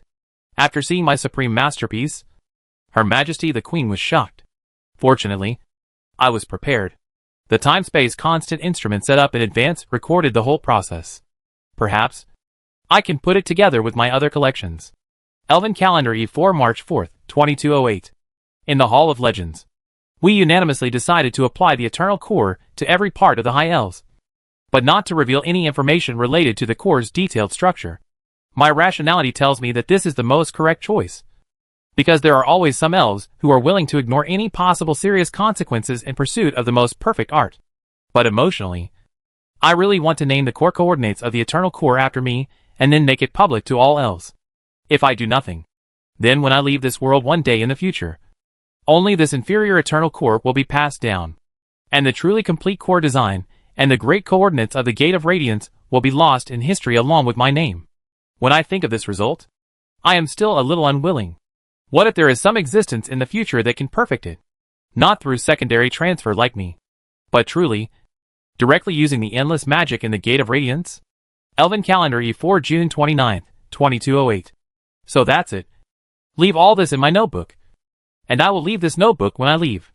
If an unknown later comer can see and understand them, it will be its luck. Or misfortune. Of course, considering the safety factor, I will add a little encryption measure. After all, it has survived in this world for so long. If it can be avoided from being destroyed, it is better to avoid it as much as possible. Presumably, if they can truly understand their existence, there will be no serious experimental errors. Probably not. Forget it. I should have left this world by then anyway. Even if it was really blown up, it would be none of my business. When I turned to this page, the contents of the entire notebook had already ended, leaving only a blank back cover. Although the contents of the log showed that the encrypted information related to the Eternal Core had been left in the diary, Avis actually did not see the relevant content. as if it had been torn off in advance by some existence. Glancing at Albans from the corner of his eye, Avis found that the brown-haired young man was staring at this side, with a hint of interest in his blue eyes. Was this a test of him by Albans? After thinking about it, Avis closed the entire notebook again, and then examined it completely. Obviously, Albans' ability to restore the structure of the eternal core in his previous life was probably closely related to this notebook. Albans was indeed talented enough. But which professional who could break through obstacles and break through to the 9th level was poorly gifted? Since the ancient magic empire discovered the first floating city, countless 9th level extremes have come one after another, but still have nothing to show for it. The probability of Albans, who is less than the 7th level, independently cracking it is very small. Soon, Avis noticed something strange in a vine pattern on the cover.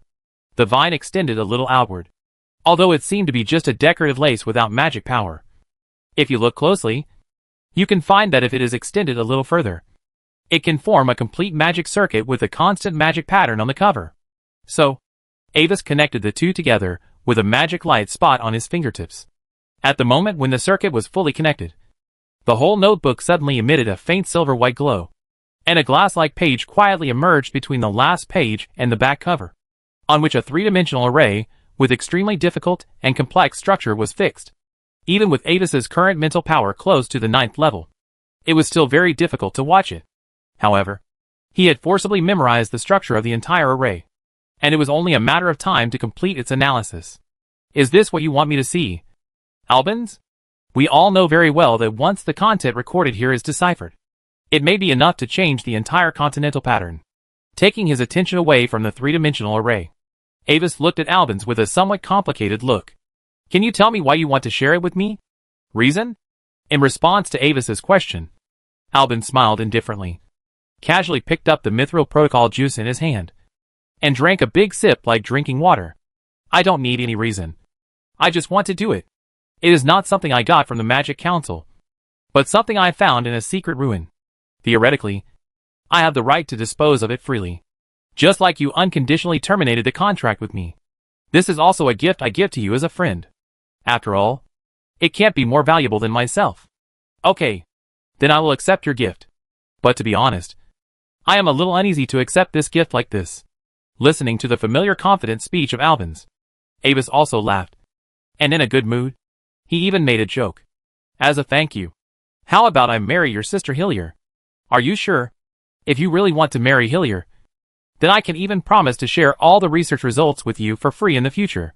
But there is a premise. You must treat her sincerely. However, after hearing Avis's joking words, Albans' attitude became serious instead, and he stopped drinking juice in his hand.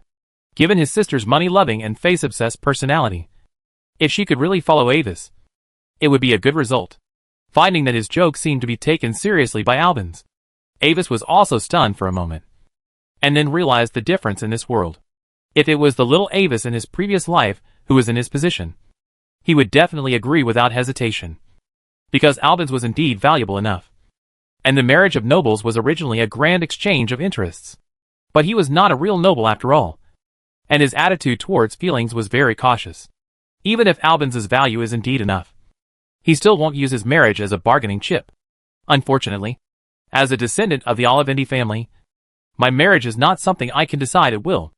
A trace of self-mockery flashed in his eyes, and the next moment, Avis rarely showed a cynical smile like Harvey.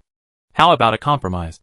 I let your sister sleep with me for one night, and you give me your research results on the Eternal Core? Listening to Avis's shameless speech, Albans choked directly. Ahem. Avis, I take back what I said before. You are a shameless bastard. Chapter 645 Conflict Escalation.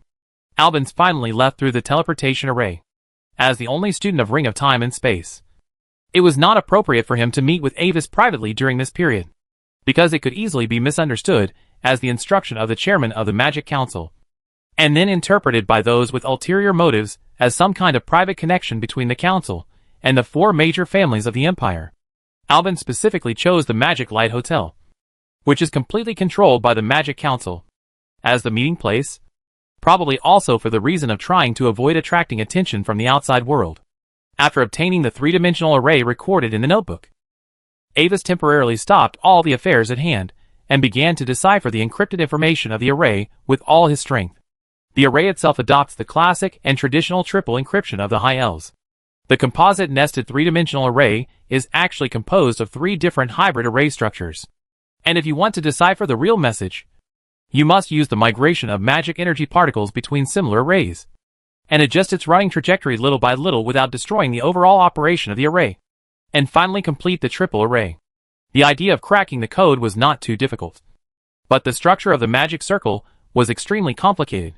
Even though Avis used some of the idle computing power of Talling Bomia, it took him 3 days to crack it.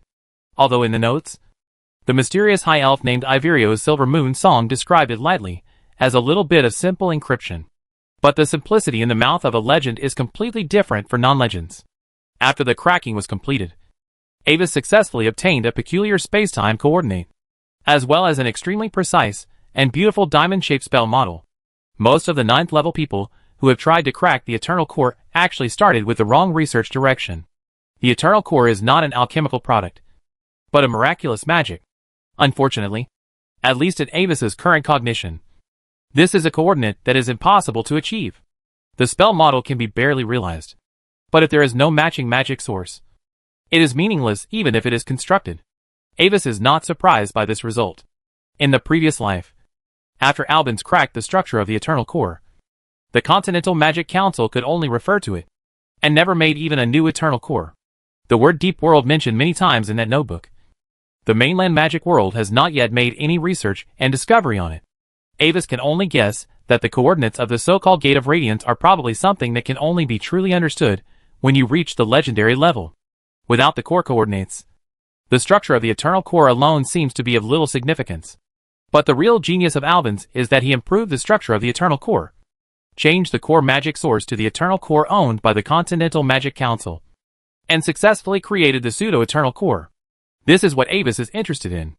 Now that he has obtained the original structure of the Eternal Core, he can completely follow the ideas of Albans in his previous life. Avis thought very clearly that he was indeed not as talented as Albans, but his own strength is far stronger than Albans. And he has the core of the original Sky City, Talling Bomia, and the supporting High Elf database as an aid.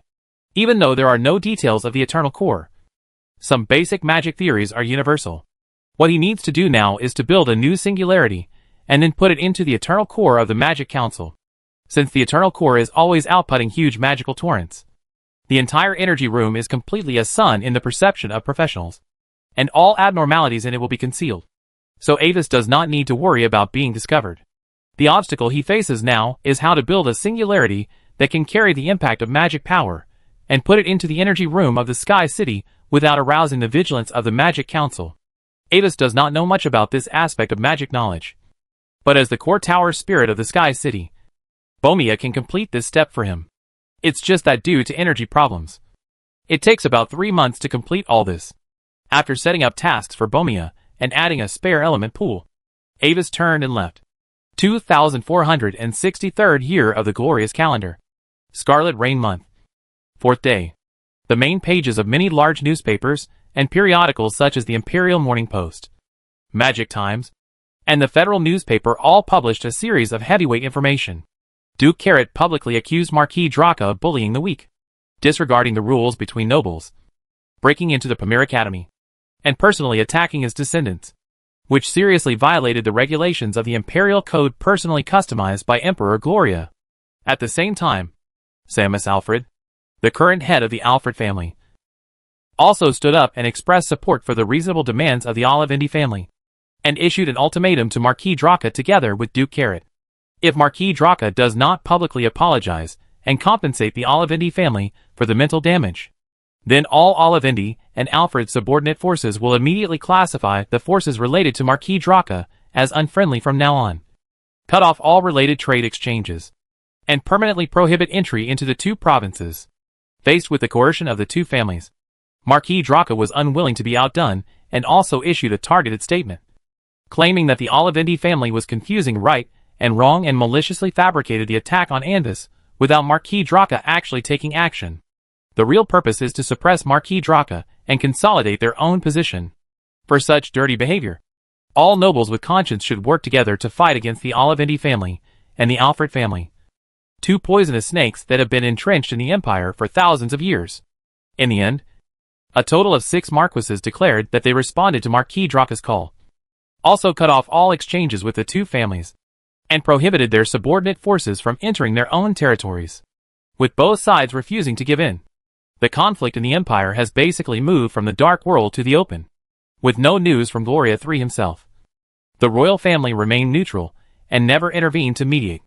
The provinces of Carlis and Paravani announced that they had entered a level 3 combat readiness state, and the residents of the empire also faintly smelled the breath of war.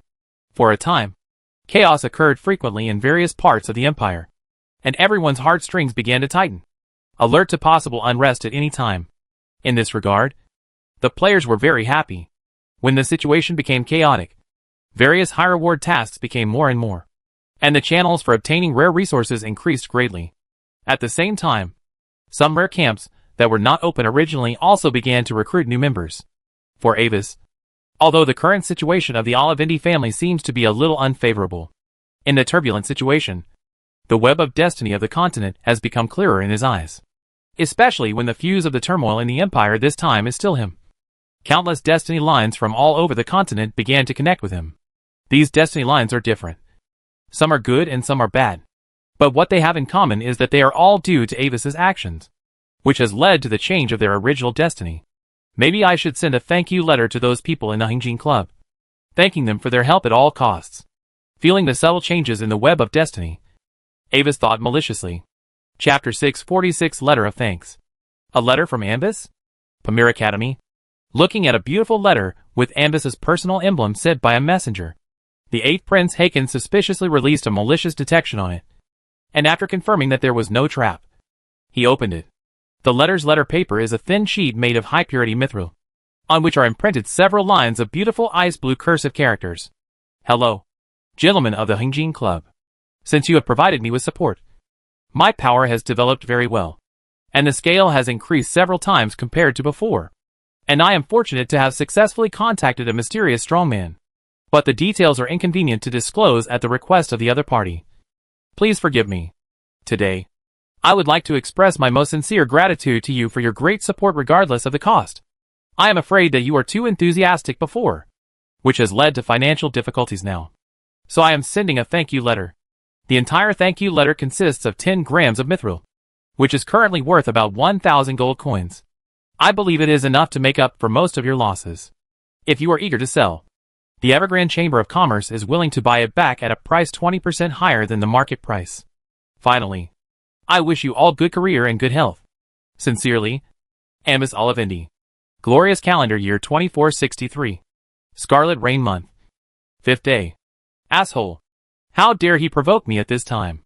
After reading Ambis's letter, Prince Haken's breath became heavier, and he threw it directly on the table.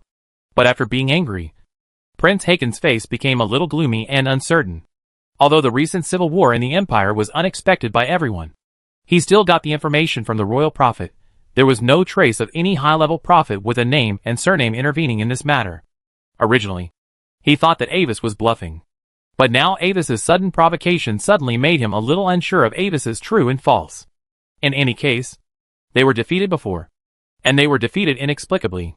Even if it was the effect of some strange object, who knows what other cards the other party has in his hand? Besides, the situation in the Empire is in chaos now. A lot of interests that are usually inconvenient to touch are waiting for him to grab. It is really not worth taking meaningless risks to confront Avis for a little reputation at this time. Calculating the gains and losses in his mind, Prince Haken decided to ignore Avis for the time being, seize the time to develop his own power, and come back to deal with him after he becomes stronger.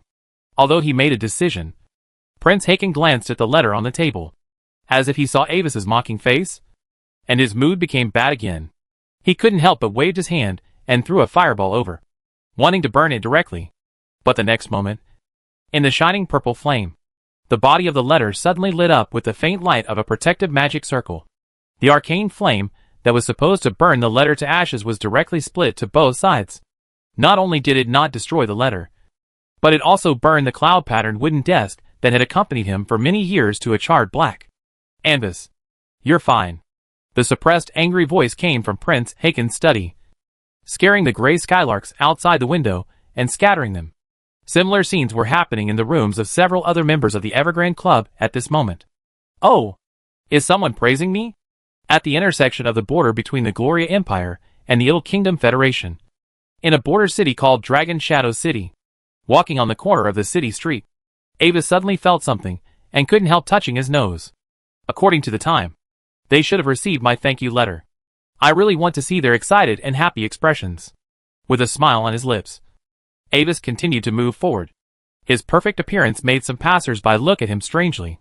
This city belongs to the territory of the Dragon Kingdom of the Ill Kingdom Federation. The main vein of the Manchenko Mountains passes through the east side of the kingdom, separating the Empire and the Federation. Going east through the mountain border pass is the Empire's Carlist province.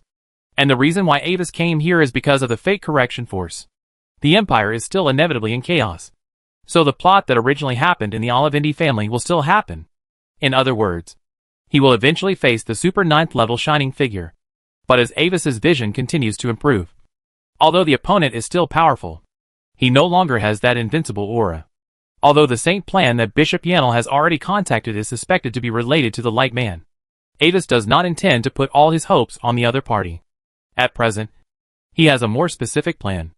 As the teachings of the Holy Light Church say, people have original sin, arrogance, jealousy, rage, laziness, greed, gluttony, lust, and these original sins are precisely separated from human desires. Against the light figure composed of pure holy power and memory, the most restrained power is the opposite power of desire. Following the induction of the seed of desire, Amis finally came to this border city. It is said that at the beginning of the founding of the kingdom of Longlin, a wounded dragon flew over here. Some people also claim that they had picked up fallen dragon scales here, attracting a large number of treasure hunters. Dragon Film City became famous, and merchants who smelled the interest quickly gathered here, making this border city more prosperous. But in this process, with a large number of mixed professionals gathered here, the security environment of the city itself began to deteriorate rapidly. Robbery, murder, adultery, trafficking, all kinds of evil began to occur in large numbers. Due to the particularity of the border area, the law enforcement of the kingdom is very weak, and ordinary civilians can hardly survive here, so they can only flee with their families. Over time, the city gradually became a paradise for the fallen. This attracted many gray and black forces to settle here, and many professionals who committed crimes in the Empire or other kingdoms of the Federation also fled here to avoid the limelight. The seed of desire that Avis obtained from the dream world needs to absorb the power of desire in this environment to grow. Passing through a dark alley where screams were faintly heard again, Avis slowed down his pace. Here, he could indeed feel the seed of desire growing slowly, but the speed was too slow. He needed to go to the core of the city where desires gathered. After thinking for a while, Avis added an ignore spell to himself, walked to the side of the road, and took out a silver-white 20-sided dice from the ring.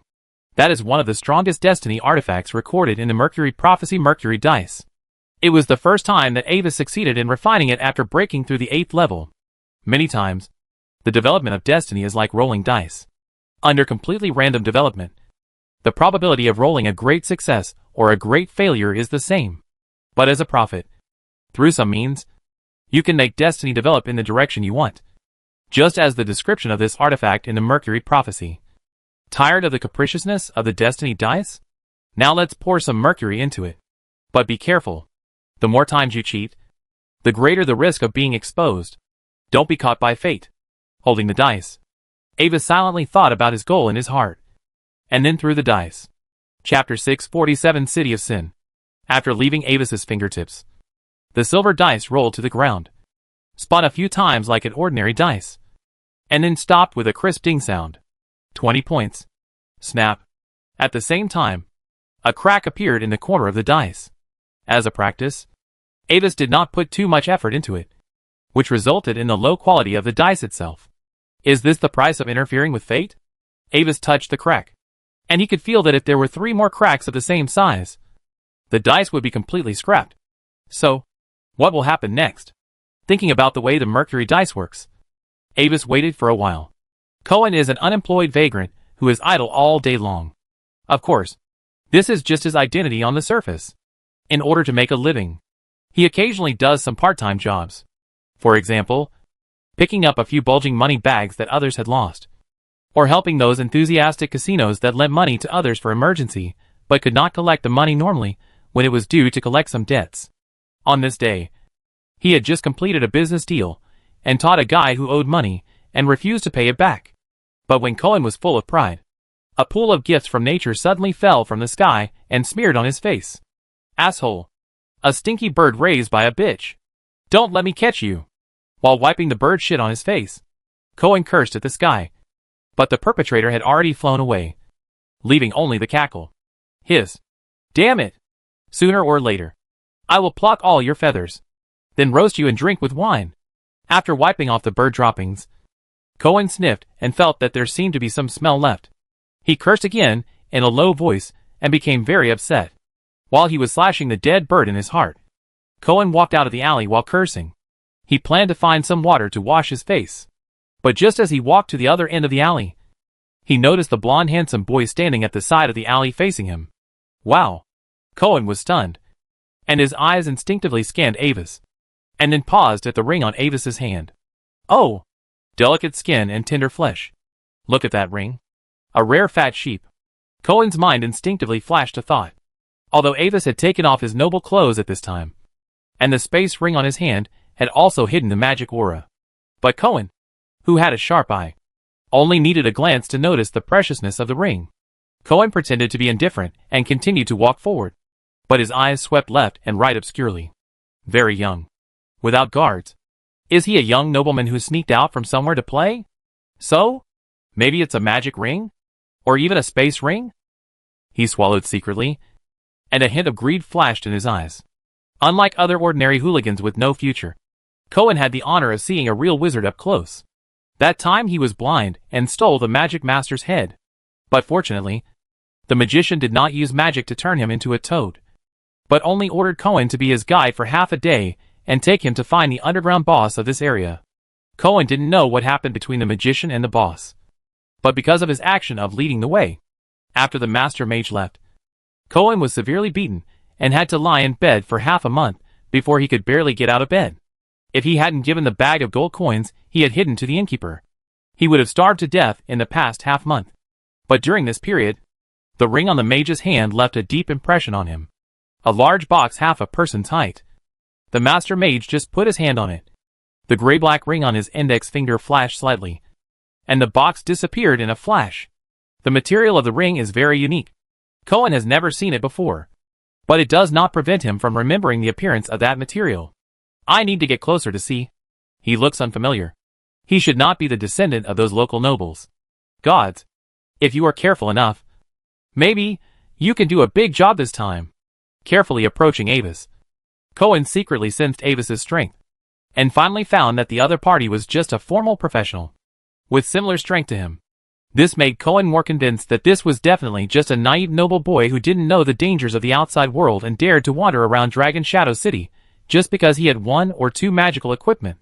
His throat moved slightly, and Cohen's dark brown eyes stared at Avis, and his heart couldn't help but beat wildly.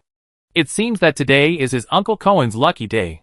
If such top-quality goods are presented to the city lord, once the adults are happy, he will also become rich. Few people know that in addition to being a pickpocket/villain/vagrant, Cohen is also a spy of the city lord's mansion, responsible for secretly monitoring the situation in the city and helping the bigwigs of the city lord's mansion to search for good goods. However, before he was ready to attack, Cohen still looked around cautiously to make sure that there were no nosy strangers nearby. Due to the large number of fools who have appeared in the past 2 years for the ridiculous justice and those strangers who do not follow the rules, Cohen's life has become much more difficult. There is no way. He is afraid of death. But those lunatics are not. He once saw the fate of bloodthirsty Balza, a 4th-level thief, relying on his strength. He tortured to death 2 stranger thieves who got into his territory in public, and told all strangers, no matter what you did before, you must abide by the rules of the city when you come to Dragon Shadow City. But the result was that within a magic hour, including the 2 strangers who died at the beginning, almost half of the strangers in the city gathered at the same time, and various attacks almost covered half of the block. After desperately shooting and killing dozens of strangers, The big thief despaired that the enemy had no such emotion as fear at all. His killing not only failed to scare off others, but also made more and more crazy enemies. What shocked Cohen, who was watching, was that he saw several foreigners who were fatally injured before, and they appeared intact again less than 20 minutes later. Since then, he has been more cautious in his actions, for fear of provoking these weird guys. But this time it seemed that the goddess of luck favored him. There were no guys in strange costumes nearby, no strange professionals jumping around, and no people asking if you need help on the street.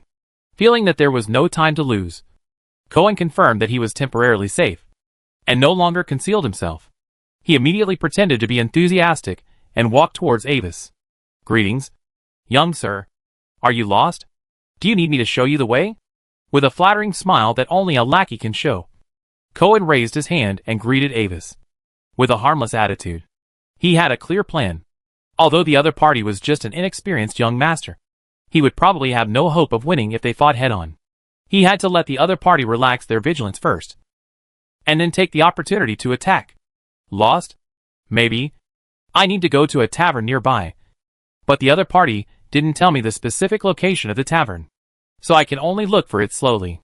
Seeing Cohen, who had been dawdling for a long time, finally came over, Avis first glanced at him with a somewhat vigilant look, and then seemed to be relieved as if he was sure that there was no threat to him, and began to understand the situation he was facing without any defense. In order to avoid trouble, Avis deliberately adjusted his appearance to hide the extraordinary charm of his strength and bloodline, but he didn't expect that his appearance seemed to be coveted by others. Chapter 648 Success. "Oh, you must be talking about the Good Place Tavern. I'm familiar with it. I'll lead the way for you right away for just 1 silver coin."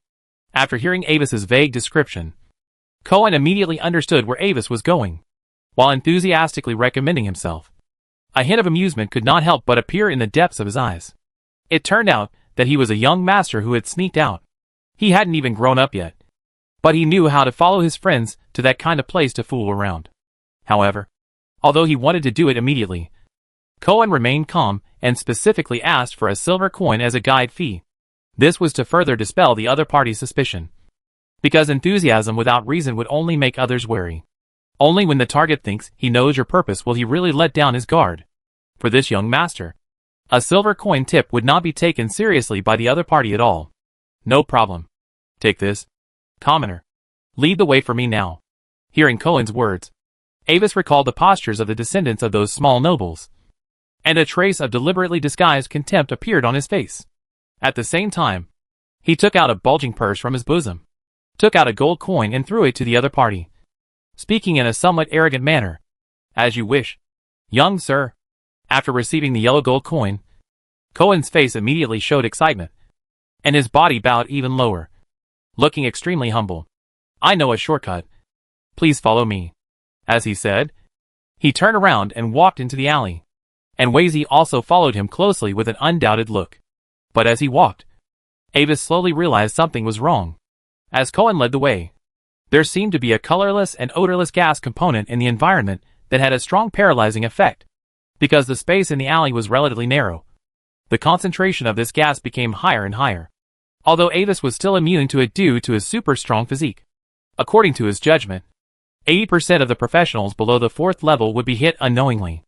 After estimating the time when the drug would take effect, Avis cooperated and pretended to be hit, staggered a little, and fainted softly. "What happened? Sir? Are you okay?" At this time, Cohen, who was walking slowly in front, seemed to realize that his state was not right, and immediately turned around and spoke with some concern. Seeing that Avis had no reaction, Cohen carefully approached a few steps and tried to push Avis, as if trying to wake him up. But at the same time, a faint green light flashed in his hand that touched Avis. Hee. So easy. Apart from the better equipment, this naive young master is not much different from a beast waiting to be slaughtered. Seeing the magic successfully hit, Cohen's expression was completely relaxed. No matter if he pretended to be unconscious before, now he was hit by a touch of paralysis. Even if it was fake, it became real. That was a prop specially equipped by the city lord's mansion for people like them. And the effect was far beyond the market. Throwing away the scroll that had been consumed in his other hand, Cohen immediately began to loot the equipment on Avis. 3 pieces of magic equipment, more than 100 gold coins, and a space ring. A great harvest.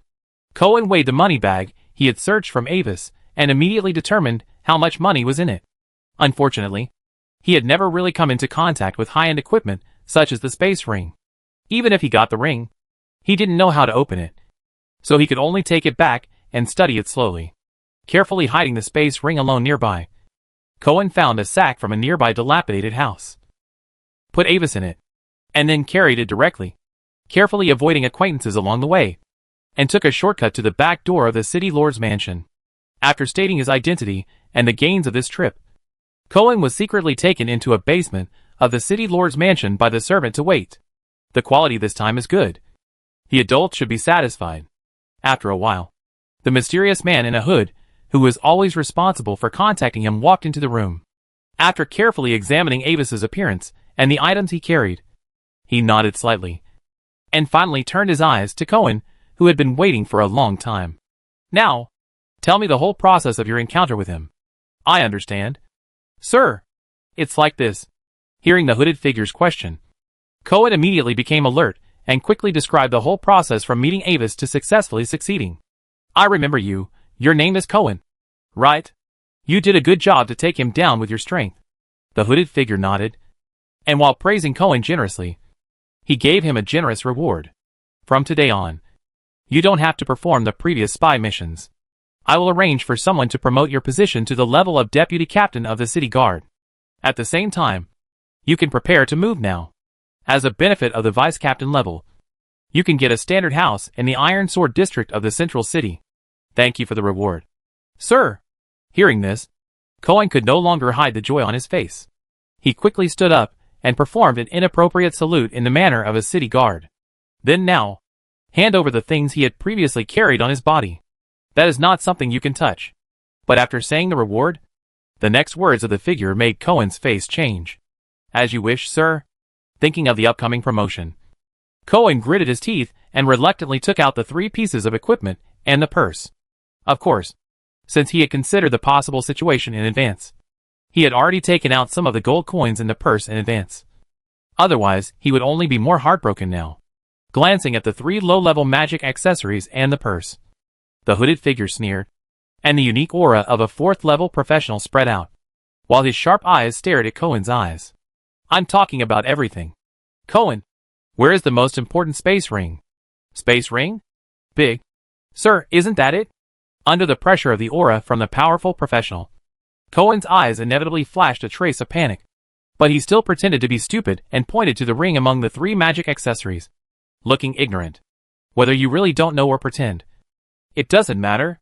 Now let me tell you that the space ring is like this. A sneer appeared at the corner of the mouth under the hood, and the figure casually projected several common appearances of space rings. Since the main body of low-level space rings is basically made of nothingness silver, they usually present a strange, mirror-like silver and black luster. Even if you really get it, it is useless without the corresponding method of use, and it will bring you a fatal disaster. After all, valuable items such as space rings usually come with tracking methods, and people from the other family may come to find them at any time. So, go back to the place where you met him and look for it. Maybe it was dropped nearby. The cloaked man emphasized the word dropped nearby meaningfully, and looked at Cohen, who was getting more and more panicked by what he said. And then his tone softened again. If I find it, I can apply for a bottle of Beast Blood Glory potion for you, which is enough to help you break through to the 2nd level warrior. I understand. Sir, I will go back and look for it carefully. Nodding a little frustrated, Cohen did not dare to look at the eyes of the figure again, and walked away quickly. He felt that his thoughts seemed to be completely seen through. Chapter 649 Dinner. Come here. Keep an eye on him secretly, and don't miss any of his actions. If he really wants to hide the space ring, then bring it back. After Cohen left, the hooded figure called the guards and issued instructions in an orderly manner. Also, go to the warehouse to get a standard magic-proof collar and put it on our little guest who is still sleeping, to prevent him from struggling too violently when being loved by adults and accidentally hurting himself. After everything was done, the hooded figure walked out of the dark basement, and then took off the thick disguise and restored the true appearance of the city master. Humph! The vision of a small person is only this after all. Disdaining Cohen's previous performance, the butler returned to prepare to report to the city lord. While thinking about the possible origins of Avis, blonde hair and blue eyes are a common combination among the nobles of the major kingdoms of the Idle Federation. Avis adjusted his appearance in advance and did not carry any items that could prove his identity. Therefore, even the knowledgeable butler could not determine Avis's specific identity for a while. He could only roughly infer from Avis's clothing style that he was a small noble from the Lauren kingdom in the central and western part of the Federation. However, according to his guess, Avis's real purpose should be that he was hunted down for some reason and had to escape from his family, and planned to take refuge in the Gloria Empire. He knew very well that although the Good Place Tavern was just an informal tavern on the surface, it was actually the territory of a paid smuggler who helped people smuggle into the Empire. Because the other party was strong and paid enough taxes, he knew the other party's identity. But he was always at peace. "Sir, I have checked. The identity of the canary this time cannot be confirmed for the time being. But it is certain that it is not the descendant of a nearby noble. The appearance is rare and perfect, which should be enough to satisfy you." Entering the city lord's study, the butler bowed his head slightly and reported respectfully to the desk. Although it seems a bit strange that the city lord does not care about men and women, no matter how strange the master's taste is, as a servant, he should not show any doubts. Very good. Behind the wide desk, the city lord of Lunjing City, who looked like a middle-aged wealthy aristocrat, stopped writing with a feather pen in his hand and finally looked up.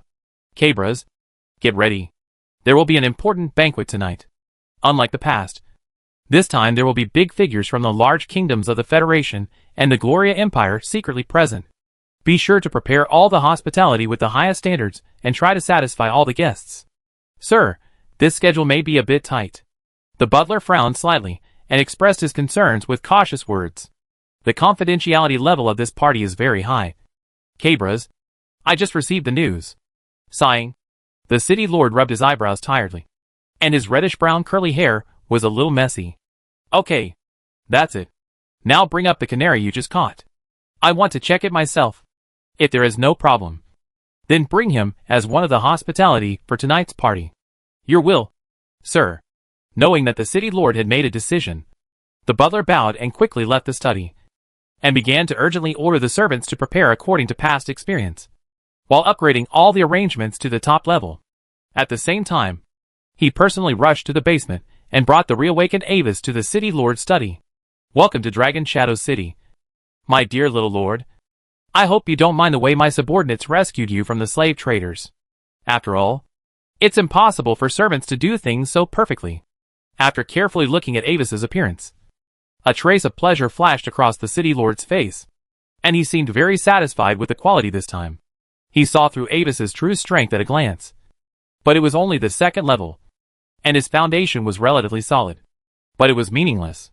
In addition, the face of the young man in front of him did not match any of the nobles he knew. This means that the other party is either from a faraway place or from some unknown small family. "Hello.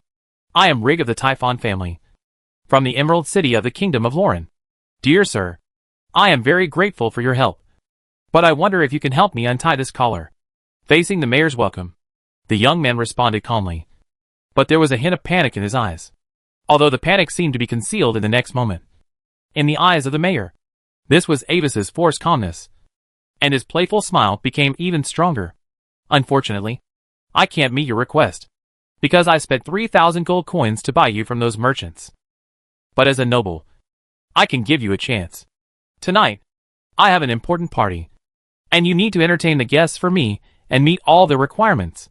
If you can find someone you know in the process and make him agree to redeem you, then congratulations, you are free again.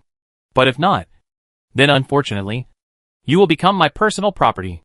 The greedy and obscene eyes wandered around Avis as if they were real, and the city lord waved his hand. "Now, take him down and let him recognize the reality." Soon, it was night. Everything was going on in an orderly manner, and the city lord's mansion was lit up with brilliant lights, accompanied by grand but subtly decadent music. Various carriages and constructed vehicles drove into the city lord's mansion. One by one, guests dressed in luxurious clothes but wearing various masks entered the venue. passed through the gate that seemed to lead to heaven and exuded endless light and fragrance, and plunged into the feast of tonight's carnival. The residents nearby have become accustomed to this, because the city lord often organizes such banquets for fun. In one of the gorgeous carriages, the deputy commander of the Spark Resistance organization, Shoot, was explaining the purpose of this trip to Roche, Matt, and Alyssa, who are currently in the middle of the Starfire. The enemy of our enemy is our friend. If we want to overthrow the ruling class of the Gloria Empire, we must temporarily cooperate with one of them in order to truly insert ourselves into the civil war of the Empire. The four Duke families of the Empire have been entrenched for a long time. In the thousands of years of development, they are stronger than the Marquises in terms of foundation and strength. They represent the vested interests in this civil war, and are also our natural enemies. I have received secret intelligence that representatives of the Gloria Empire Marquises will secretly attend the banquet tonight to discuss cooperation with the Federation forces that intend to intervene in the civil war of the Empire. The Marquises need more foreign aid to end the current situation of the four major families ruling the Empire. There are not many forces that are qualified to obtain this news, but this is a rare opportunity. For our support, the Marquises of the Empire will definitely be willing to pay a higher price. Chapter 650 Dream. Okay, that's about it. When you enter the venue later, you can move freely and try whatever you want. But remember, try to see more, listen more, and talk less. If you have any questions, just ask me directly. Seeing that the servants from the city lord's mansion who came to pick them up were already waiting by the carriage door, Shoot gave a final instruction, and then got off the carriage with the three of them, and stepped into the brightly lit carnival banquet tonight. After entering the glorious gate, the luxurious interior of the castle was completely revealed to the four people. The huge white marble columns were embossed with exquisite patterns. Countless gorgeous oil paintings were hung on the walls, and a bright magic crystal chandelier was hung every few meters in the wide and interconnected corridors. One by one, the sweet-looking, coolly dressed elves and orc maids shuttled through the corridors, guiding many distinguished guests to step onto the spiral staircase covered with red carpets and enter the main banquet hall on the second floor of the castle. The air was filled with sweet and charming fragrance, which made the weaker Roche and the other two blush. What happened to them? However, as they walked, the sharp-eyed Alyssa noticed that in the corners of some corridors in the distance, some professionals with blurred eyes were lying on the ground or half leaning against the wall. The maids around them would only carefully avoid them even if they passed by them, and would not take any measures against them. Those people? It's just the effect of the dream potion. Glancing in the direction Alyssa pointed, Chiote spoke nonchalantly. They are low-level professionals raised by the city lord's mansion, but with their current strength and status, they can only participate in the carnival banquet held in the open-air garden in the courtyard tonight. At the banquet, everyone can receive a bottle of dream potion as a reward. I believe some of you have heard of this magic potion, which allows the drinker to temporarily put aside all the troubles and reality and have a good dream. Of course, everything has its shortcomings. The biggest problem with this potion is that when the effect of the potion ends and you have to wake up from the dream, the huge gap in reality will make the user feel a huge sense of loss, and then seek more dream potions. Moreover, as the number of times increases, the user will gradually develop drug resistance, causing the original potion to become less effective, and have to choose to take a larger dose or a higher level dream potion at a time. Why do they want to touch this kind of thing? Don't they know the consequences of taking too much potion?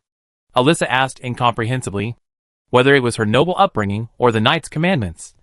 It was difficult for her to understand why someone would choose to be so self-degrading. Besides, why did the city lord's mansion give them such things? Wouldn't it seriously weaken their perception and combat capabilities? What if an enemy attacks them while they are sleeping? I think, Alyssa, this is their sadness. After looking at Roche, who was also a little confused, and Schuster, who was silent, Matt finally spoke carefully and expressed his understanding of this.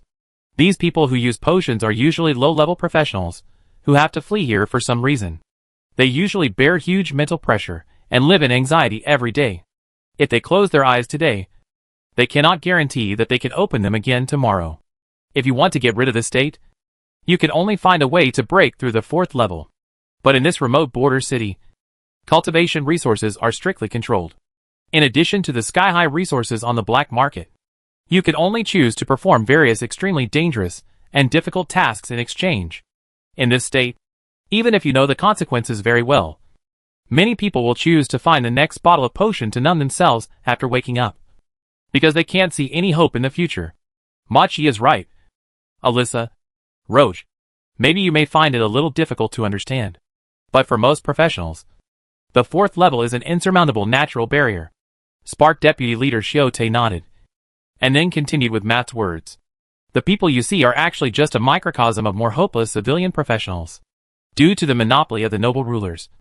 Without the assistance of rare treasures or magic potions, they usually cannot break through in their lifetime. As for why the City Lord's mansion gave them this potion, the reason is also very simple. I hope you can understand one thing. The so-called disadvantages and advantages are relative. In order to obtain this potion, these professionals are willing to pay a huge price. Then, as long as the City Lord's mansion controls the source of this potion, it is equivalent to controlling these professionals. Although it is only the second or third level of strength, it is enough to be an ordinary guard or city guard. Speaking of this, the group just arrived in front of the main banquet hall. Sute stopped talking, signaled the three to stop discussing, and then entered under the welcome of the maid. Compared to the hustle and bustle outside, the environment in the banquet hall has become much quieter and more elegant. A huge spiral chandelier hangs down from the ceiling after the space expansion, and the white light shines through the countless faceted crystals, reflecting the gorgeous colors in the entire banquet hall. Compared to the garden outside the castle, the servants here are obviously more charming, and the gauze clothes are more exquisite and revealing. The wine shining with gemstone luster is stacked into a tall wine tower, and the mithril plates are piled with delicacies from all over the Federation. One by one, the masked guests have been lingering in the banquet hall, enjoying everything they can see. On the main seat, the City Lord wearing a dark golden mask has been enjoying himself with several old friends. Several girls and boys in pieces crowded around him.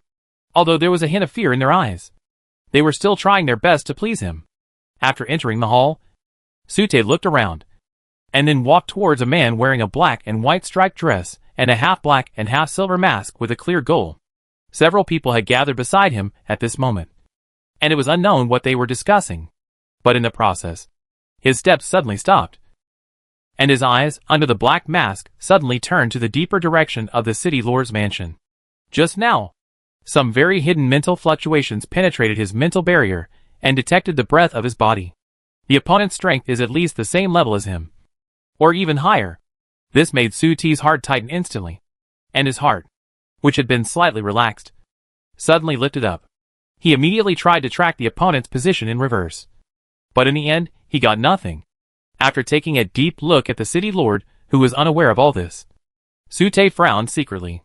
In the intelligence, the City Lord of Lunjing City is only a 7th level, and he himself is the strongest in this area. But now it seems that the situation seems a bit complicated. Behind the other party, there may also be a strongman standing. This detection behavior is not only to count the strength of the guests, but also a disguised display of muscle. Unless you are a 9th level crown, don't make trouble here. After calming down, Sute walked towards the ambassador without changing his pace. He has no conflict with the organizer of the party for the time being, so there is no need to make trouble. The main thing is to negotiate cooperation with the ambassador as soon as possible. An 8th level peak? This breath is a bit familiar. It seems that the deputy commander of Xingho is here too? However, in the direction where Sute's gaze was staring, Avis retracted his mental power and looked at him with some surprise. The few people he brought seemed to be acquaintances. Roche, Matt and Alyssa? It seems that she finally chose the route of the resistance army. Chapter 651 Secret. Before Schuster arrived, the strongest person in the room was an 8th level storm wizard who was responsible for protecting the messenger. The other party was unaware of his detection, which showed that his mental power was far weaker than his. As an 8th level innate magic in the field of illusion, Avis easily confused the 7th level City Lord, making the City Lord think that the boy next to him was the newly captured Avis. He himself sat in the City Lord's study, with his mental power open, covering and observing the situation in the entire City Lord's mansion. In fact, the moment he was brought into the City Lord's mansion by the stupid thief, Avis's mental power had already scanned the entire City Lord's mansion and confirmed that there was no real threat to him. In fact, this is the normal style of the Yar continent, because the real 9th level is extremely rare, and often erratic, and almost never appears in front of low and middle level professionals. The strongest professional who will appear in normal occasions is the 7th level, and it is extremely rare to see an 8th level professional. Avis usually sees all kinds of 9th level people, but his status as the son of Duke Carrot has a biased influence. Before this banquet was held, the discussion between the city lord and the butler had been heard by Avis. He was not sure whether the arrival of the envoys of the Marquis tonight was also affected by the Mercury dice. But this carnival dinner was obviously the place where desires gather indicated by the Mercury dice. This is a good opportunity, not only to cultivate the growth of the seeds of desire, but also to arrange a little surprise for the Marquis who took the lead in the rebellion. So, he waited patiently until now. The Lord of Dragon Shadow City did not disappoint him. This grand carnival banquet made Avis feel very novel, and also made him understand the entertainment methods of ordinary nobles and professionals in the Federation. When many professionals in the atrium began to revel, Avis could clearly feel that a large amount of chaotic desire power began to rise. The seeds of desire suspended in his spiritual space also became obviously active, as if they were strongly stimulated. Especially when many professionals drank the dream potion and sank into the blissful dream. More concentrated and strong desire power emanated from them, like a container that was completely full, but still being filled. These overflowing invisible desires gathered together, watering the seeds of desire like evil nectar, causing misty lines to gradually climb on its surface. Avis also got a bottle of that dream potion. According to his analysis, the main material was quite inferior dream grass and dark moss scale powder, which had a weak magic power to evoke the desire and illusion in the heart, but had no effect on him. At the same time, as the banquet at the main venue proceeded, in Ambus's attention, in addition to the people from the Spark organization, some nobles from the Glory Alliance and representatives of some small and medium-sized kingdoms in the Federation had secret contact with the Marquis representative. But they were not strong, and the real big fish did not show up. Tonight's meeting was just a prelude. The high-level forces of the Federation were still in a wait-and-see state, hesitating whether to take the opportunity to intervene in the civil war of the Empire and get a share of the pie. The biggest risk is that no one can be sure how long the friction between the Marquises and the two major families will last. If the Marquises admit defeat too quickly, then the foreign forces who rashly intervened will suffer, and all the previous investments will be equivalent to going down the drain. The meeting between everyone and the Marquis' envoy tonight also had the purpose of exploring the other party's background. However, despite all the attempts, the envoy did not give in, but only used various tricks to deal with everyone, and he refused to come up with something substantial, saying that the people had not arrived yet and the time had not come yet. It was only when Shoot of the Spark organization arrived that the envoy's attitude changed slightly, with the secret prompt of the Storm Warlock who was guarding him, and he saluted him very formally, but still did not give in. This situation made Avis curious. What was the other party waiting for? As time passed, tonight's banquet finally reached its climax. On the main seat, the city lord, who had gained some weight, finally stood up from the surrounding of the slaves and strode onto the step platform in the center of the hall. At the same time, under the effect of magic, the lights in the entire hall suddenly gathered on him, making his tall figure bathed in the attention of the whole audience. Everyone, I declare that tonight's dinner is over. Hearing the city lord's call, everyone, including the classical orchestra, temporarily quieted down and turned their eyes to the figure with a dark golden mask standing at the highest point. Amidst the many eyes full of expectation, the city lord raised his hands and shouted, "Now, the dance begins." As the city lord's voice fell, the background music sounded again. But unlike the elegant classical music that originally lingered in the venue, the music now changed to a rhapsody full of sweetness and lust. Every note seemed to be full of passion and provocation, just like the silver music played in the endless carnival party in the Garden of the Gods in ancient mythology. A beautiful girl and boy with different appearances but numb expressions, wearing light gauze and magic forbidden neck rings, entered the hall holding a tray of pure gold. And on it, bottles of magic potions with more psychedelic and beautiful colors were neatly arranged on it. Unlike the dream potions used by those low-level professionals, they are more advanced and will not let the drinker sink into a dream, but will multiply all the joy and excitement. A noble guest took a bottle from it at will, and then drank it without hesitation. Then, they hugged the girls and boys they liked and entered the dance floor, dancing wildly, enjoying the decadent carnival to their heart's content. The wonderful world opened its door to them, and all morals and bottom lines were abandoned, as if the garden of the gods in classical mythology had come to the world at this moment.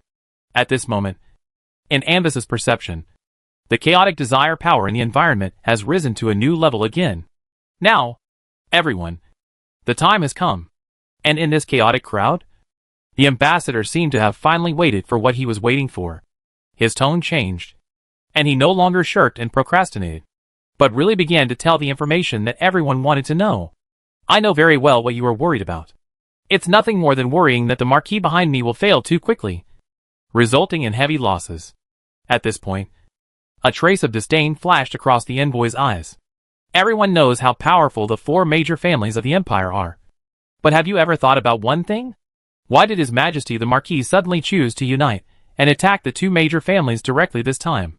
Have His Majesty the Marquis never thought about the problems you are worried about? If the plan fails, the losses His Majesty the Marquis will suffer will be 10 times or 100 times greater than yours. Now, I can tell you clearly that the situation this time is different from the past. There is an extremely special force that has reached a secret cooperation with His Majesty the Marquis. It is precisely because of the addition of this force that we have enough confidence to try to confront the 2 major families head-on.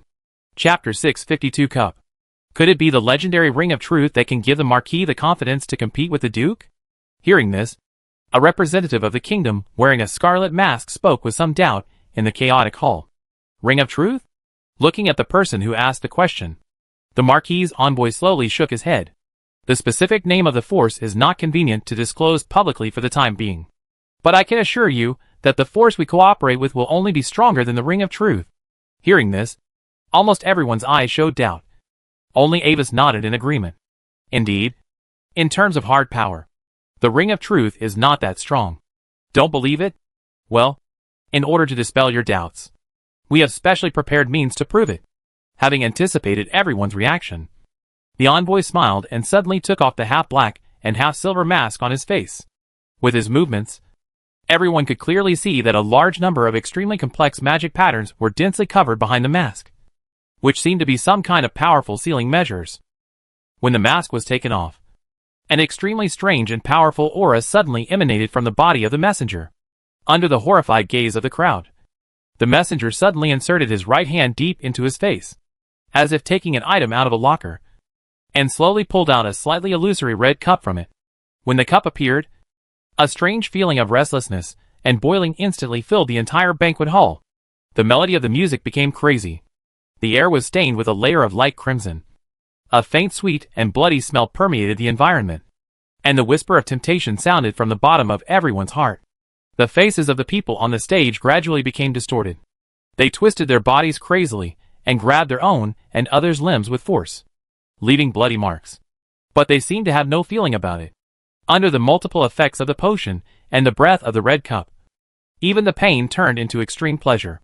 The representatives of many forces, who were close at hand, were also shocked by this change, and then inevitably affected by the strange cup. The breath became turbid and heavy, and the eyes turned a faint scarlet, as if they would turn into a beast in the next moment and join the beast-like crowd on the stage. Only the deputy leader of Starfire, Shoot, opened the mental shield in time to protect the 3 weaker people behind him from being negatively affected. At the same time, Avis, who was watching, suddenly felt that there seemed to be a source of absorbing the power of desire in the field again. There was something unknown, just like the center of a vortex, pulling the power of desire in the whole field.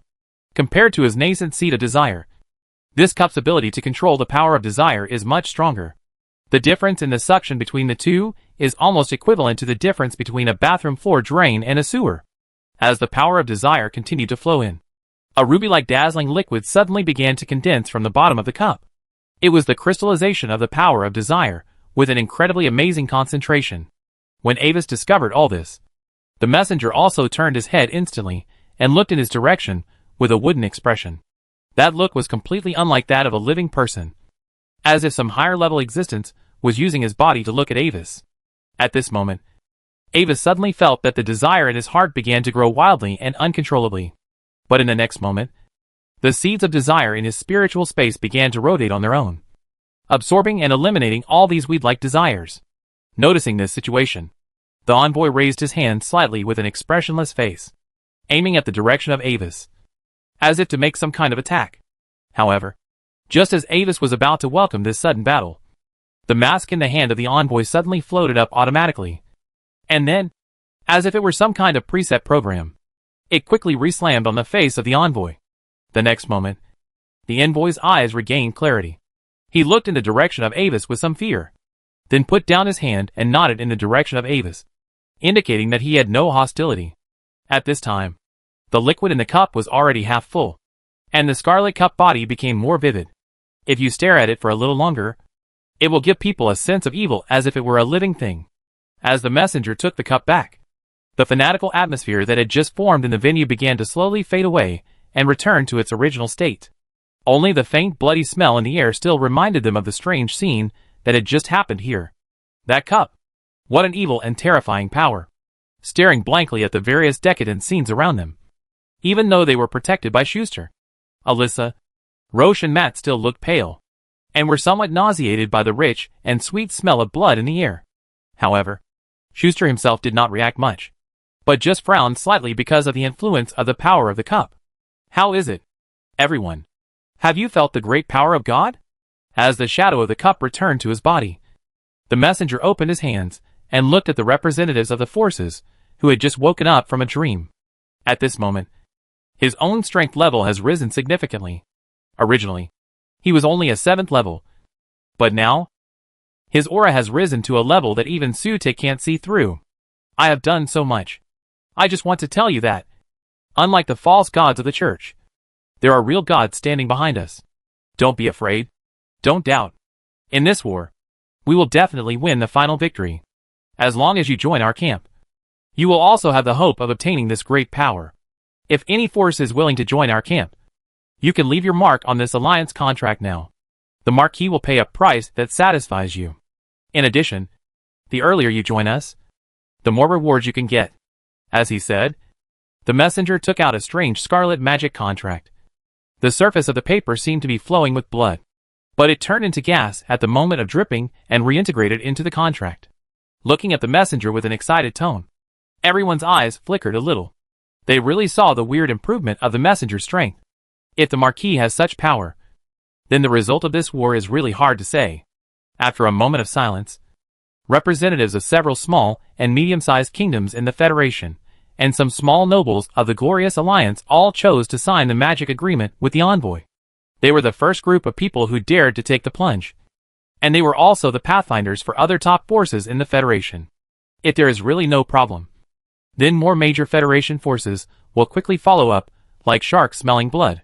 After carefully reading the contents of the agreement, Schutt also chose to sign the contract. Although it looks evil on the outside, there are no loopholes in the contract and few restrictions. It only requires them not to attack the forces of the Marquis and their allies, and not to help the camps of the 4 major families of the Empire in any way.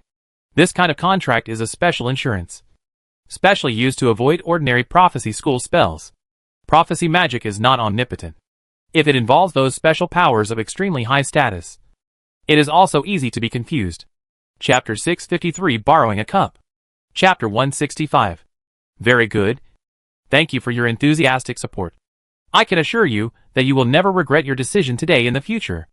After all interested forces signed the agreement, the envoy put away the strange contract. Then, please continue to enjoy the dance tonight. I will take my leave first. Amidst a strange laugh, the envoy and his guards walked directly to the exit of the venue. At this moment, many professionals in the dance floor have collapsed in a mess. The overly intense sensory stimulation in a short period of time has made them completely unconscious at this moment. The blood flowing from their wounds dyed the stage red, adding a strong sense of evil to this scene, as if it was an altar where some evil ritual was being held. This, Mr. Sute, is it really right for us to cooperate with them? Looking at this scene, Alyssa's lips trembled, but she couldn't help but ask in a low voice. Her knight's instinct made her extremely repulsive to these evil, but her aristocratic education told her that doing so was the most beneficial move for her. The fierce conflict between the two made her hold the hilt of her beloved sword tightly, and she didn't know what to do. You need to learn to adapt to this. Alyssa, noticing her situation, Shooter walked to her side and gently patted her shoulder with his armored right hand. I know how you feel. But you must know one thing. The world does not run according to our will. And we cannot save everyone. Sometimes, in order to achieve our ultimate goal, as long as it does not violate our bottom line, it is acceptable to make compromises in other aspects. However, the envoy clearly demonstrated the power of the pagans, and did not take human lives seriously at all. Will the cooperation between the marquises of the empire and them cause huge civilian casualties in the future? At this time, Roche couldn't help but speak. After all, he was born in the province of Carlos of the empire, and his family still lives there. He didn't want to cause more civilian casualties because of his actions to overthrow the original rulers and liberate civilians. Roche, I think you may have made a mistake. Change. From ancient times to the present. Where is there no bloodshed?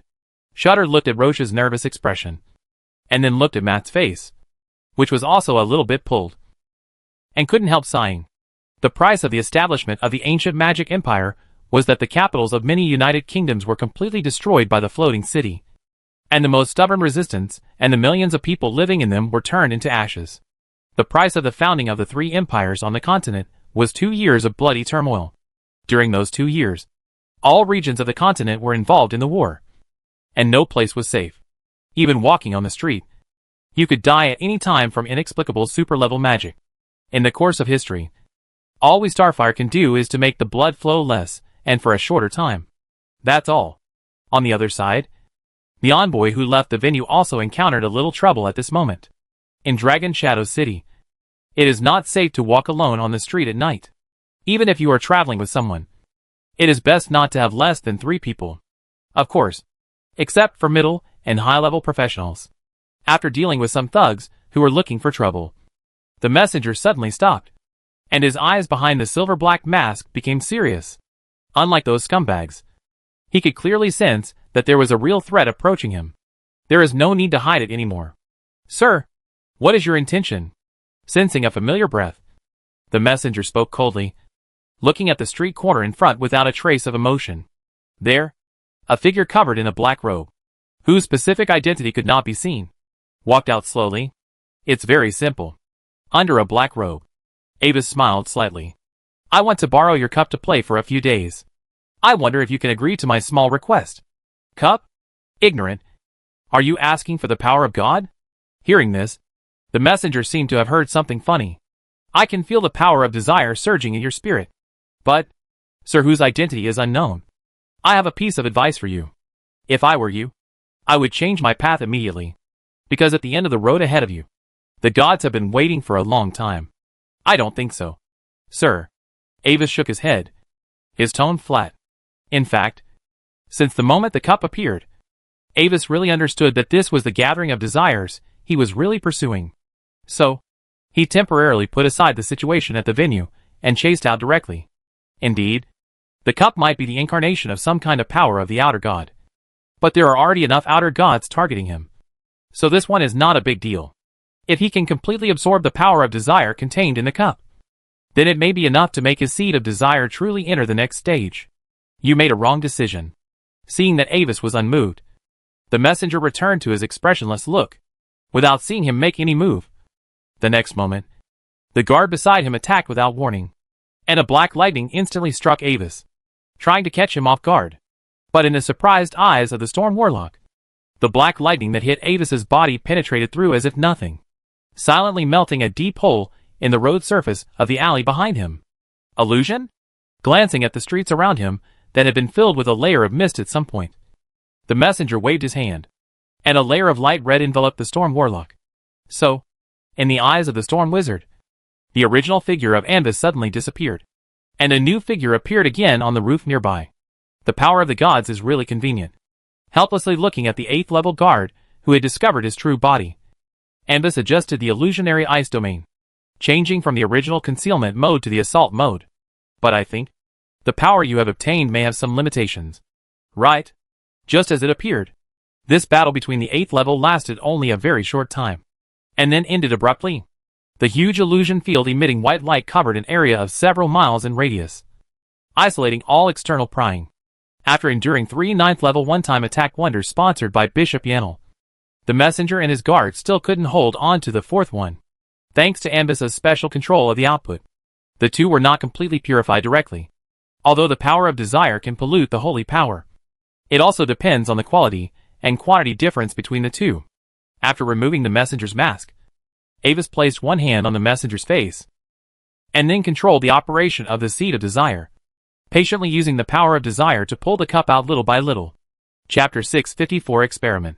Soon, just as the messenger had taken it out before, the red cup reappeared in Avis's hand. Even without anyone's urging, it still exudes a juicy and restless aura of desire, similar to Avis's seed of desire. It is not actually a magical item, but a special existence composed of alien power.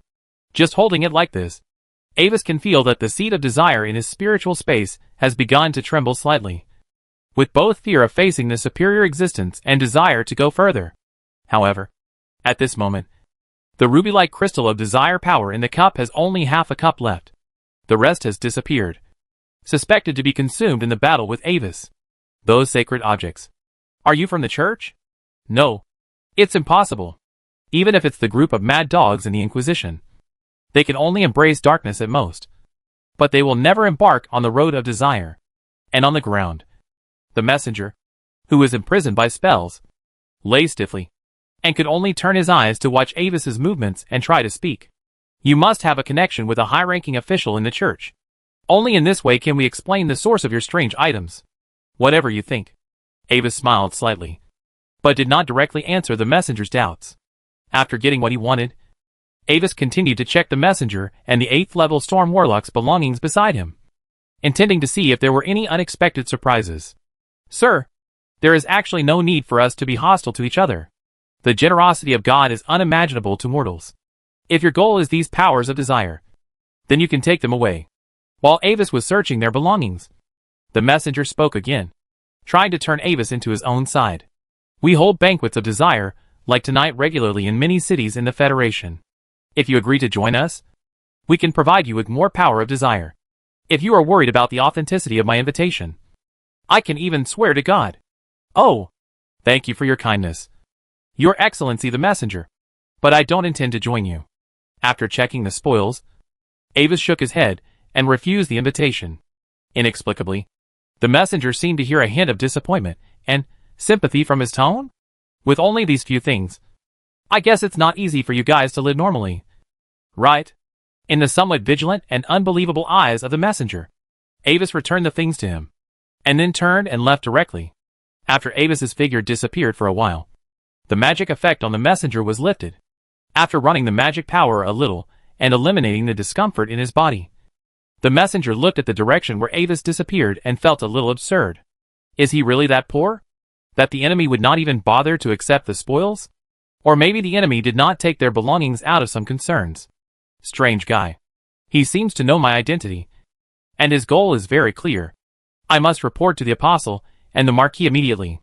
This incident is likely to be interfered by unknown forces. The envoy's mind was a little confused. He stopped thinking and rushed back to the Empire with his guards, ready to report the situation of this incident directly to the people behind it. On the other side, after letting the messenger go, Avis returned to the venue. He did not choose to kill the messenger, which would not solve any problems. At most, he asked the Marquises to increase their protection, and then send more messengers out to continue to contact external forces in other places he did not know. It would be better to take the cup and put the messenger back, so that they would be suspicious. At this moment, most of the people in the venue had not yet dispersed, including the 7th level city lord himself, and the professionals in the dance floor were basically in a state between coma and wakefulness. The group of people from the Starfire organization did not seem to be present at the moment, and seemed to have left in advance. As the deputy commander of Starfire, Shoot usually had many things that needed to be reviewed and decided by him personally. This time, he came here specially to meet the messenger and brought Roche and the other 3 to broaden his horizons, which had already consumed a lot of time.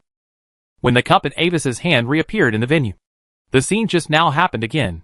From the bodies of all the professionals participating in the carnival feast in the entire castle, the faint power of desire began to overflow, and the bright liquid like ruby in the cup began to gradually fill up again. But correspondingly, as the source of the power of desire, Those professionals who were originally in a semi-comatose state were constantly drawing desire again. And now they have begun to develop into a deeper coma. Avis is not sure what will happen if this situation continues. But it is probably not a good thing. Sensing the changes in the status of these professionals, Avis raised his eyebrows slightly. Try to use the power of the seed of desire to construct a seal to wrap the cup inside. The effect is not bad. Although it cannot completely block the passive effect of the cup, it can already suppress most of it. If the cup originally absorbed the power of desire at a speed of 100, now it is only about 1 or 2. Indeed, these people may not be good people. If they were sentenced according to the Imperial Code, it would probably be enough to execute them all. But they may still be useful to him later. So it is better not to waste them. After exploring the situation in the entire castle with his mental power, Avis held the cup in one hand and teleported to the open-air banquet in the castle courtyard. Here, a large number of low-level professionals were lying here in a mess, with confused smiles on their faces, indulging in beautiful dreams, and unaware of everything around them. Looking around, Avis controlled the magic power and moved away the debris on the ground in front of him, leaving only a familiar professional lying in the center. That was his acquaintance, the villain who had knocked him out and brought him into the castle before, and exchanged him for the position of deputy captain of the city guard and a bottle of beast blood glory potion. His name seemed to be Cohen. He was smiling at the moment. Avis tried to activate the spell-like dream entering attached to the old secret scripture and peeked into Cohen's dream. In the dream, Cohen seemed to have broken through the second level at the moment, and successfully transferred from the deputy captain to the official captain of the city guard. He was currently arrogant and domineering in the city, after arranging multiple layers of magic barriers around to avoid affecting the outside world. Avis untied the restraints again and placed the cup next to Cohen. He wanted to see what would happen if he let his desires be absorbed by the cup without any restrictions. Soon, the result appeared, under Avis's gaze. As the red cup approached, Cohen's originally overflowing smile began to become more twisted and crazy. A large amount of almost materialized strong desire power continued to overflow from his body's surface. At the same time, under the influence of unknown forces, the power of the dream potion in his body was instantly consumed at an alarming speed. But after the effect of the drug ended, Cohen did not wake up, and the dream generated by his desire continued. In Avis's observation, the flow of time in the dream began to accelerate. The plot developed rapidly, and Cohen's strength in the dream was also rapidly increasing. Level 3, Level 4, Level 5, until Level 7, Cohen had become the commander of the city guards of Dragon Shadow City, and then launched a rebellion one night, killed the current lord of Dragon Shadow City, and replaced him. Chapter 655 Desire. But in this process, Avis noticed an interesting fact. The red cup was not simply absorbing Cohen's desire.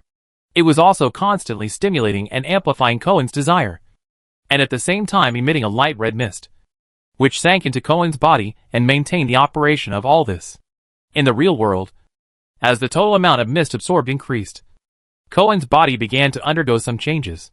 The skin on his face began to crack, and a large number of facial features grew from it. The body uncontrollably proliferated a large amount of purple-red flesh and blood tissue, and densely packed deformed arms stretched out from it, wriggling slightly like seaweed. If you want to feel more of this world, you need more ears and eyes. If you want to taste more of this world, you need more mouths. If you want to master this world more, you need more arms. Under Avis's gaze, Cohen gradually changed from his original human form to a terrifying existence that only existed in nightmares. Even just a glance was enough to make people terrified and unable to sleep. But even if it became like this, Cohen still slept without any awareness, and even all the mouths on his body were still curled up crazily, as if sitting on the throne at the top of the world, looking at the world he had conquered under his feet, laughing silently. Will uncontrolled desire eventually turn people into monsters? It's really thought-provoking. So, let's temporarily name it Beast of Desire. Raising his hand slightly to pull down the black hood, Avis raised his head, and looked at the Beast of Desire in front of him that he had released with his own hands with his deep blue eyes, with a look of amazement. In his perception, under the effect of the red mist, this Beast of Desire, which was born from Cohen's first-level body, has broken through the fourth level of its own power and aura, and even has a tendency to continue to break through. Even he can figure out such a use. So the alien church that created this cup must have done more in-depth research on it. What kind of existence do they believe in? Now, have you seen enough? Everyone. He casually flipped open the old secret book and sealed the cup into the page. Avis slowly turned around, looking at one side of the castle courtyard under his hood. There was a golden oak tree about 100 years old. The shadow cast by the huge canopy blocked the moonlight, leaving everything below in a hazy darkness. And as Avis looked at it, it seemed that there was suddenly a layer of fluctuating transparent water film in the air. The next moment, this layer of film broke silently, revealing Sute and his group behind it. Is this also the task assigned to you by the ambassador? Staring at the darkness under Avis's hood, Shoot asked with a cold look. And at the same time, he was already on high alert, ready to take the three people behind him away at any time. He knew very well that the reason he was exposed was probably because when he saw the strange changes of the man on the ground just now, his emotions fluctuated, and he accidentally exposed his aura. Ambassador? He. As if he heard some interesting questions, Avis suddenly laughed strangely under his hood. A glance swept over the nervous Roche, Matt, and Alyssa, and Avis finally turned back to Shoot. If the ambassador you are talking about is the guy with a strange silver-black mask and an 8th level storm wizard, then I can tell you that this has nothing to do with him. I just borrowed this cup from him. He represents more than one Marquis of the Gloria Empire. If you kill him, you will only bring yourself big trouble. Shutter spoke with a serious look, and secretly tried to take the opportunity to peek at the true face under Avis's hood while talking, but was blocked by a strange force and got nothing. You are right. So I let them go. In order to thank me, he voluntarily gave me this cup as a gift. Are you satisfied with this answer? Faced with Shoot's little action, Avis only responded to his question perfunctorily, and was indifferent to his exploration. What exactly do you want to do? What are you summoning? After a moment of silence, Shoot decided to continue to test, and at the same time to delay time, secretly preparing to build a super long-distance group teleportation technique. It's just a small experimental accident. Don't worry about it. Glancing at the evil beast of desire next to him, Avis waved his hand and said lightly, You know, various accidents often occur in our experiments as spellcasters, but they are mostly safe and controllable, and generally do not cause too much damage. Also, don't be so nervous, dear Deputy Commander. In a sense, our goals are actually partially consistent. Do you know my identity? As Avis's voice fell, Shoot's eyes took on a hint of danger, as if he was considering whether to take the risk of fighting Avis. But Avis made a move. He raised his hand and touched his chest. When he put his hand down, a circular emblem composed of special symbols appeared in front of Shoot and others. Are you from the Ring of Truth?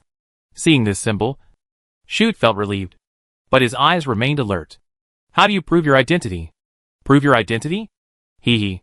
Hearing this question, Avis laughed again. Do you believe that it has anything to do with me? In Shoot's somewhat ugly look, Avis's tone sank and issued an ultimatum. What happens here has nothing to do with you. Everyone in Xingho, leave, or take your people and fight a meaningless battle with me before leaving. Please. After saying the last sentence meaningfully, Avis turned back to the beast of desire and ignored Shoot and his group. Sir Shoot, what should we do? Seeing this, the three looked at each other, and finally Alyssa asked in a low voice. He's right. Let's get out of here. After taking a deep look at Avis's back, Shoot said no more and directly activated the group teleportation spell that he had prepared, and quickly left with the three of them. As Avis had hinted, he had no confidence to protect the three of them while fighting with Avis. And Shoot was worried about more than just these. The envoys of the Marquises were attacked, and the only ones who could benefit from it were the 4 major family camps of the Empire. But as a resistance organization, the Ring of Truth was naturally hostile to it, and there was no reason to help it. Schuster had a vague guess in his heart that the people of the Circle of Truth suddenly intervened in this matter, probably because of the mysterious cult that cooperated with the Marquises this time. Sir Schuster, is that person really the legendary Circle of Truth? On the way back to the Spark Station, Roche looked at Schuster's expression and asked curiously, Maybe. It may be. Or it may not be. Looking at the three people, Schuster spoke calmly.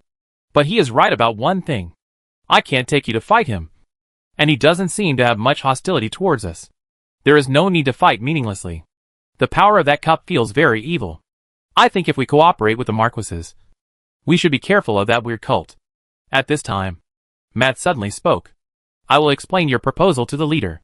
Schuster nodded. Chapter 656 Garbled Code. After confirming that Schuster had indeed left this time, Avis continued to study the Beast of Desire. I don't know whether to say that it is fortunate or regrettable.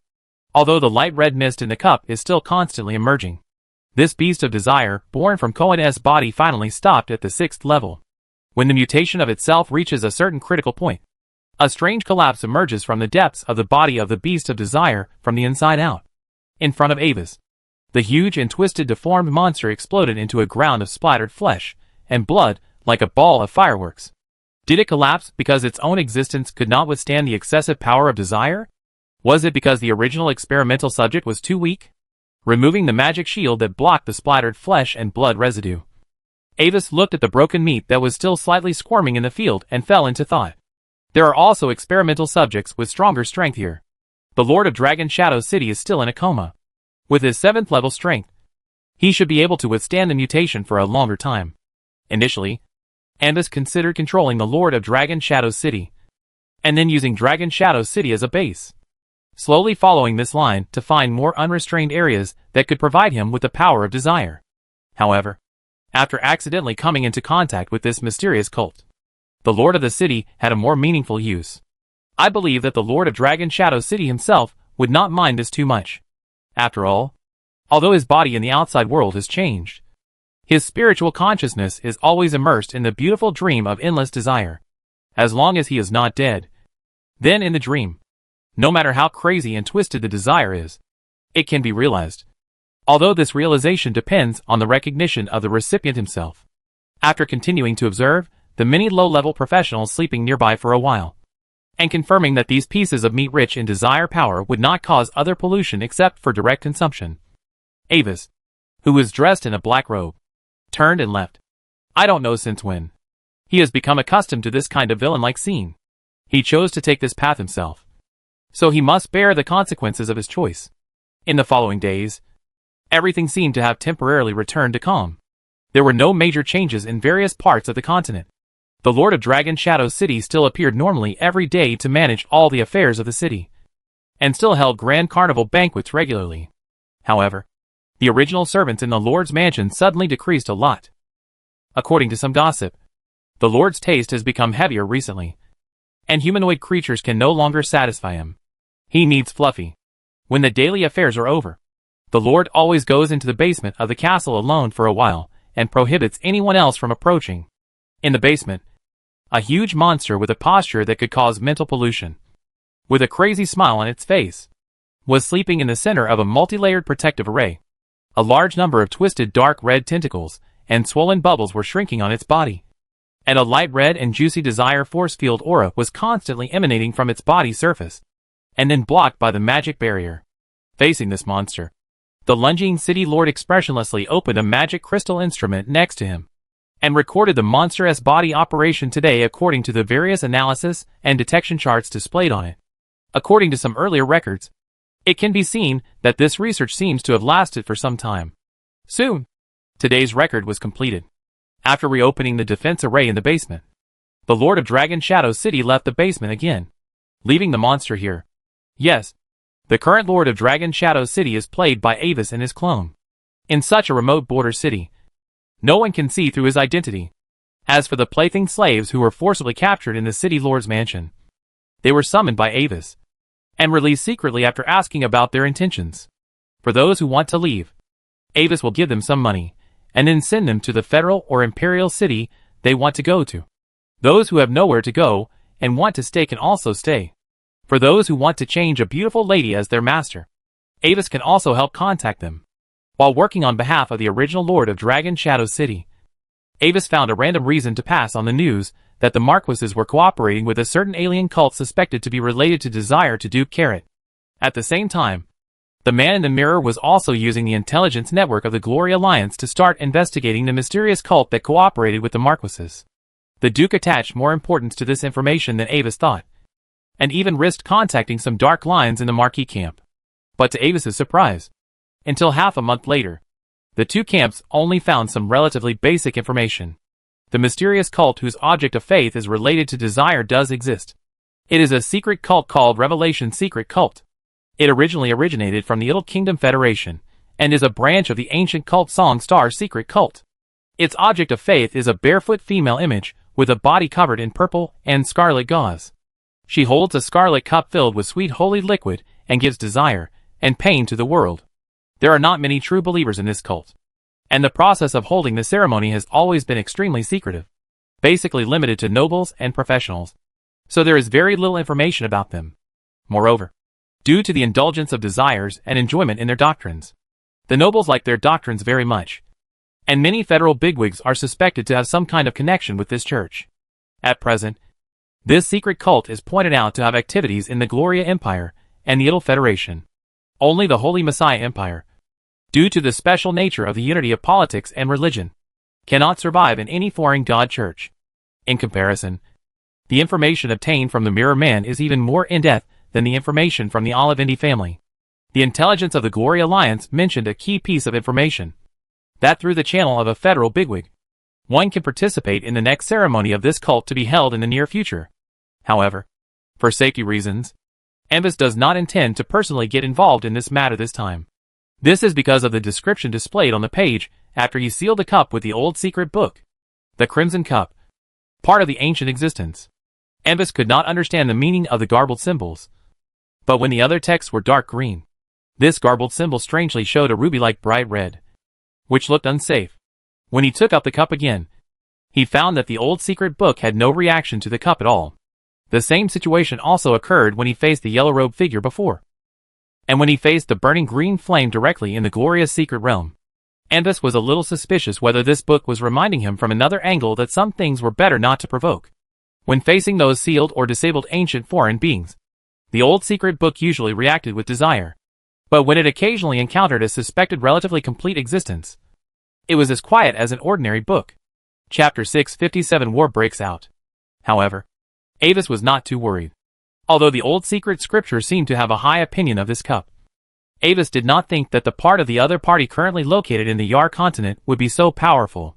If the other party was really so powerful that there was no opponent, they would have come out in the open long ago and dealt with the Holy Light Church by the way. It is impossible to just hold secret ceremonies and develop believers in secret as it is now.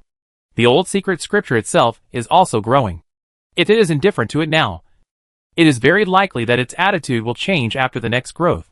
As for the way to deal with the cup, Avis changed his original idea of feeding it to the seed of desire, and chose to keep it with the Lord of Dragon Shadow City temporarily. After all, he is not the old secret scripture, and he dare not eat anything randomly. However, although he cannot swallow the cup directly, Avis is not without gain. The ruby-colored concentrated liquid of desire power in the cup is normal after being sealed by the old secret scripture, and it is not a big problem for the seed of desire to absorb them. At the same time, observing the cup stimulating and arousing people's desires, and the complete process of transforming professionals into beasts of desire, also gave him great inspiration. After absorbing enough power of desire, the seed of desire finally successfully broke through to the second stage. From the original form of a gray seed, it evolved into a miniature ring. The faint mist of desire shrouded its existence, making it seem a little mysterious. It is the embodiment of a wisp of desire rules, a key to open the road of desire for professionals. In fact, if Avis chooses to merge his spiritual core with it, he can immediately complete the last puzzle and break through to the 9th level. But the problem is that, as the messenger said, at the end of the road of desire, the gods have been waiting for a long time. Moreover, Avis is not in a hurry to break through at the moment.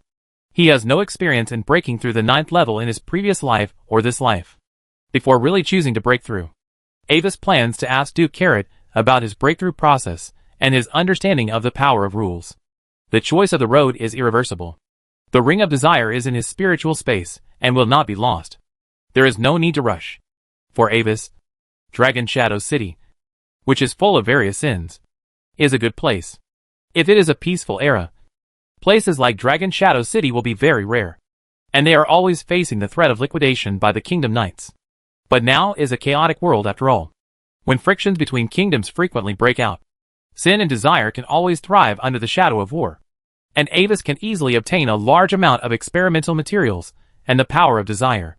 With these, he began to secretly study how to specialize the holy power against the church. Bishop Yanel occasionally secretly sent some high-quality samples to help Avis better research. However, Avis's leisurely days did not last long. Several messages from the Gloria Empire officially announced that the civil war in the Empire was completely put on the table. A farmer in the territory of Marquis Draka disappeared in the province of Carlis last night. It didn't matter that he disappeared.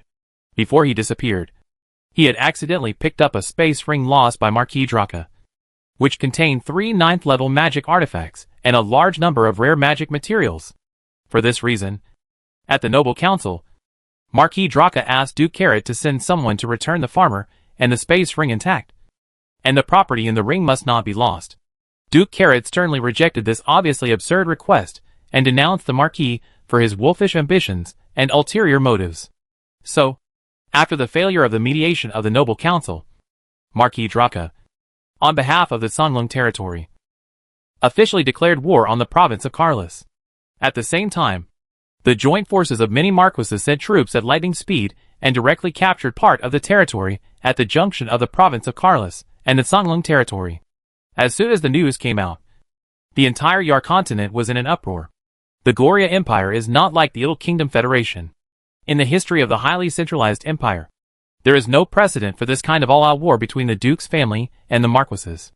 It is no exaggeration to say that if Gloria III does not intervene, this civil war will continue for a long time and may even lead to the division of the empire.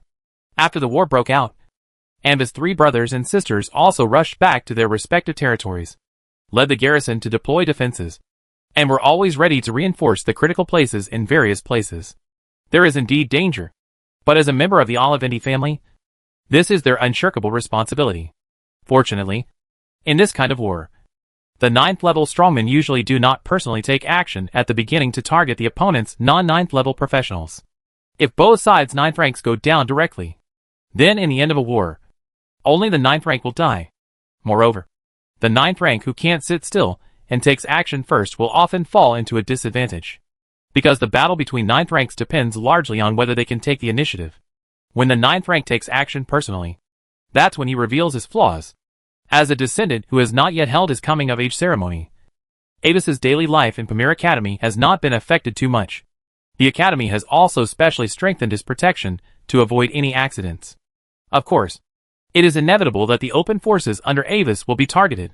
His Hingjin Crown Chamber of Commerce and Secret Ceremonies Society were listed as hostile forces by the forces under the Marquis camp, although Avis had taken countermeasures in advance, such as moving some of the branch offices of the Secret Ceremonies Society and Hingjin Crown Chamber of Commerce from the Marquis territory in advance. He still suffered some attacks and suffered considerable losses. This is not a small fight of the Hingjin Club. Avis is currently unable to compete with the forces under the command of the 7 Marquises. Of course, he also has allies.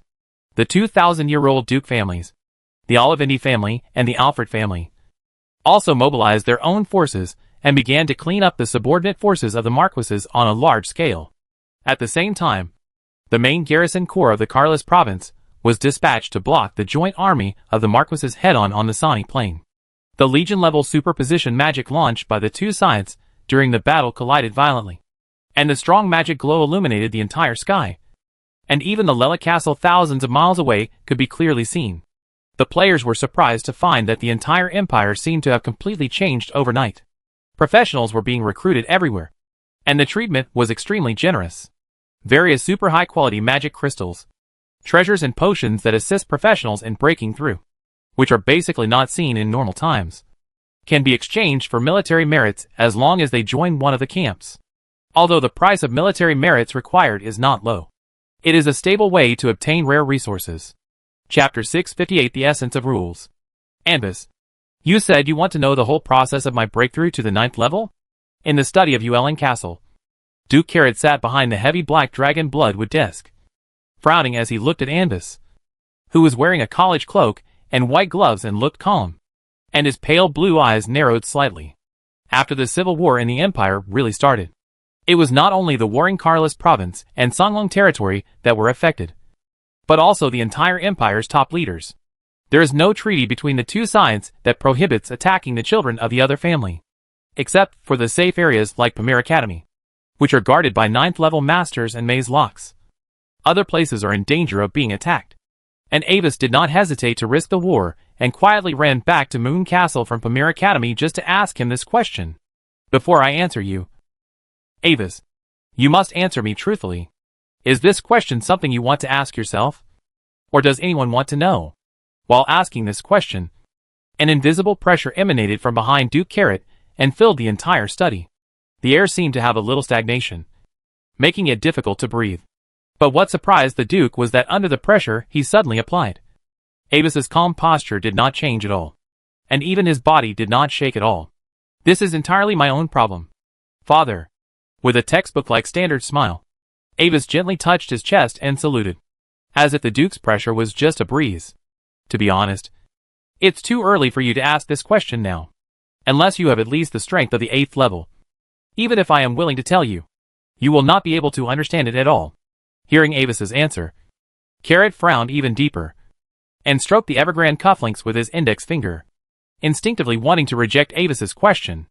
However, as soon as the words came out, the Duke's fingers suddenly stopped, and a somewhat terrifying guess flashed through his mind like lightning.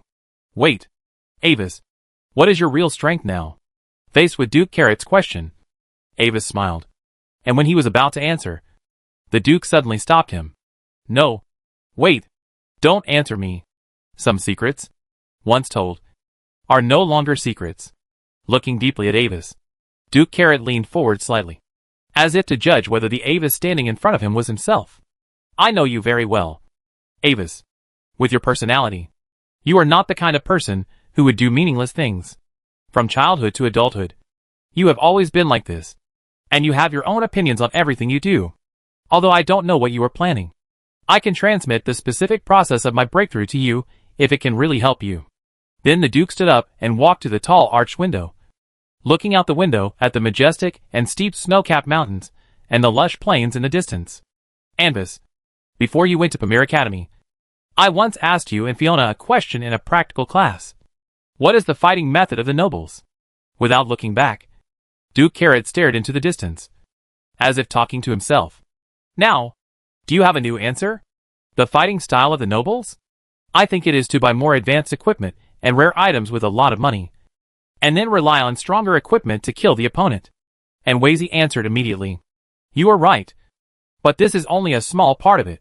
Carrot nodded slightly, and did not deny Wazy's answer. You need to understand another thing first. That is, what is the meaning of the word noble? Before becoming a noble, our status comes from strength. But when we become nobles, our power comes more from status. So, and Wazy, have you ever thought about how status brings us power? As he said, the Duke walked to a tall arched window on the side of the study and pointed to a snow-capped mountain outside the window. For example, I want to see the sea in my study, but now there is a high mountain blocking my view. If I am not a noble, then if I want the mountain to disappear from my sight, I must do it myself and use the power of a spellcaster at least level 7. Not only will it consume a lot of my own power, but it may also leave a large area of potholes and hills that do not block the view but are very unsightly. But now, I just open my mouth to issue an order, and even a civilian who can speak can do it. But the people below will mobilize their power without hesitation to completely flatten the mountain, and even completely flatten the land and plant silver roses on it. And Wazy, tell me, in the process of issuing the order, did I use my power? Looking at Avis, who was lost in thought, Duke Carrot smiled. The essence of the aristocracy is to make rules that are beneficial to us, and then take the lead in abiding by it, and let everyone abide by it. When everyone abides by the rules you made that are beneficial to you, then you have mastered the power of rules in human society. You mean, the essence of the power of rules of the 9th level professionals is? Listening to the Duke's words, Avis seemed to understand something in his heart. Yes, the essence of the power of rules is to abide by and utilize the rules that already exist in nature. The process of the 8th level professional breaking through the 9th level is to find the rules that already exist in the world and are most beneficial to us through various means such as perception, travel, and combat, and then abide by it. If we are the nobles in human society, then the 9th level is the nobles of this world. But the 9th level professional cannot create rules out of thin air, and can only use them. And the deeper the perception of the power of rules, the stronger its strength. Soon, the Duke extracted a ball of light from his memory and merged it with Avis so that Avis could directly check the process of his breakthrough. Thank you for your help. After listening to Duke Carrot's explanation of the information about the 9th level, Avis chose to leave. It is obvious that it is best to choose the kind of rule power that you are best at and the one that is most beneficial to you, rather than just choosing one at random. For Avis, the compatibility of the power of desire is quite general. If there were no other choice, he might take the path of desire to break through to the 9th level. But now, he still only regards it as a tool against the Holy Light Church. At the same time, Avis has something else to do recently. The task he had previously assigned to Bomia to try to build a pseudo-eternal core had been successful, and was currently waiting for him to inspect it. Chapter 659 Abnormal Situation and Successful Test Flight. On the once cursed overseas island, the teleportation array in the core room of the underground base suddenly lit up, and Avis, dressed in a black robe, walked out of the teleportation array. Sir, the supervisor, the base manager and the captain of the guards had already brought 2 8th level eternal gold golems with them, waiting outside the teleportation room. When they saw Avis walking out, they glanced at the ripples on the monitoring instrument, confirmed their identities, and bowed and lifted the alert. Well, take me to the 13th district now, and report on the progress of various projects since I came here last time, as well as all the daily conditions and personnel changes in the base. If there are any special circumstances, report to me immediately. Nodding slightly, Avis issued a swift and decisive order, and at the same time stepped onto the floating disc in front of him, ready to go to inspect the reconstruction area of the floating city. Yes, Supervisor. Since your last inspection, there have been no special situations in the daily life of the base, except that some guards have been replaced by second-generation construct soldiers. There are no other personnel changes. On the way to the reconstruction area of the floating city, the base's resident manager has been reporting to Avis. The main structure of the Sky Throne project located in District 13 has been completed, and the expansion structure construction is 81% complete. The Perfect Blood project in charge of Mr. Ogman has made a key breakthrough. The 3rd-generation demonized construct soldiers are already in trial production, and it is expected that their strength may break through the 7th level. We don't know the specific details. You can ask Mr. Ogman in person later. He has been locking himself in his laboratory for nearly a year and refused to come out. He seems to hope to meet Mr. Avis. When talking about Ogman, the base manager shrugged, as if he couldn't understand his behavior. Really? I will report this to Mr. Avis after returning to the mainland. Avis nodded indifferently. High-level spellcasters are basically like this. Once they start researching, they often forget to eat and sleep for a magic experiment, which also leads to their being labeled as weird in the eyes of outsiders. However, when the floating saucer was driving in the passage of the base, Avis suddenly had a strange feeling, as if some malicious eyes were always projected on him. But when he turned his head to search for the source of the eyes, the only thing he could see was a 2nd-generation magic construct soldier guarding the resource warehouse. It has the strength of about the 6th level. The main body is made of metal covered with mysterious inscriptions, but the joints and torso are covered with special demonized flesh and blood. Seeing that the demonized construct soldier was about to leave his sight, Avis suddenly controlled the float to stop, and then strode towards it. The 2 people beside him didn't know what happened for a while, so they could only follow him. After looking around the construct soldier, Avis finally stood in front of it and knocked on the demonized muscles on its chest. Due to his supervisor authority, the demonized construct soldier did not react at all. Is it the effect of some kind of peeping magic? As if he had not noticed anything unusual, Avis shook his head and stepped back onto the flying disc to leave. After the 3 figures disappeared, the demonized soldier still maintained his original posture, guarding the resource warehouse behind him. After a long time, the invisible eye of supervision that Avis secretly left in the air slowly dissipated and completely stopped monitoring. But as the eye of supervision completely disappeared, the demonized constructed soldier suddenly moved, turned his body to the direction where the eye of supervision disappeared, and the flesh on his chest began to silently wriggle to both sides. Below it, a strange black and red eye with strong malice suddenly opened, looking at the direction where Avis and the other 2 left, staring silently and for a long time. After a moment, the eye slowly closed, and the constructed soldier also returned to normal, as if nothing had happened. On the other side, although Avis did not find anything unusual, he had already raised his vigilance in his heart. Not to mention whether he would have illusions now, as an 8th level person. Even if we take a step back and assume that this island can really make him have illusions, it also shows that there are big problems here. However, since he couldn't find the problem for the time being, Avis could only put it aside for a while, and deal with it, after the floating city was tested or the other party couldn't help but jump out. District 13 is located on the northwest side of the island. It was originally an area where mountains and ancient forests met. After the previous volcanic eruption, it was completely covered by solidified black magma.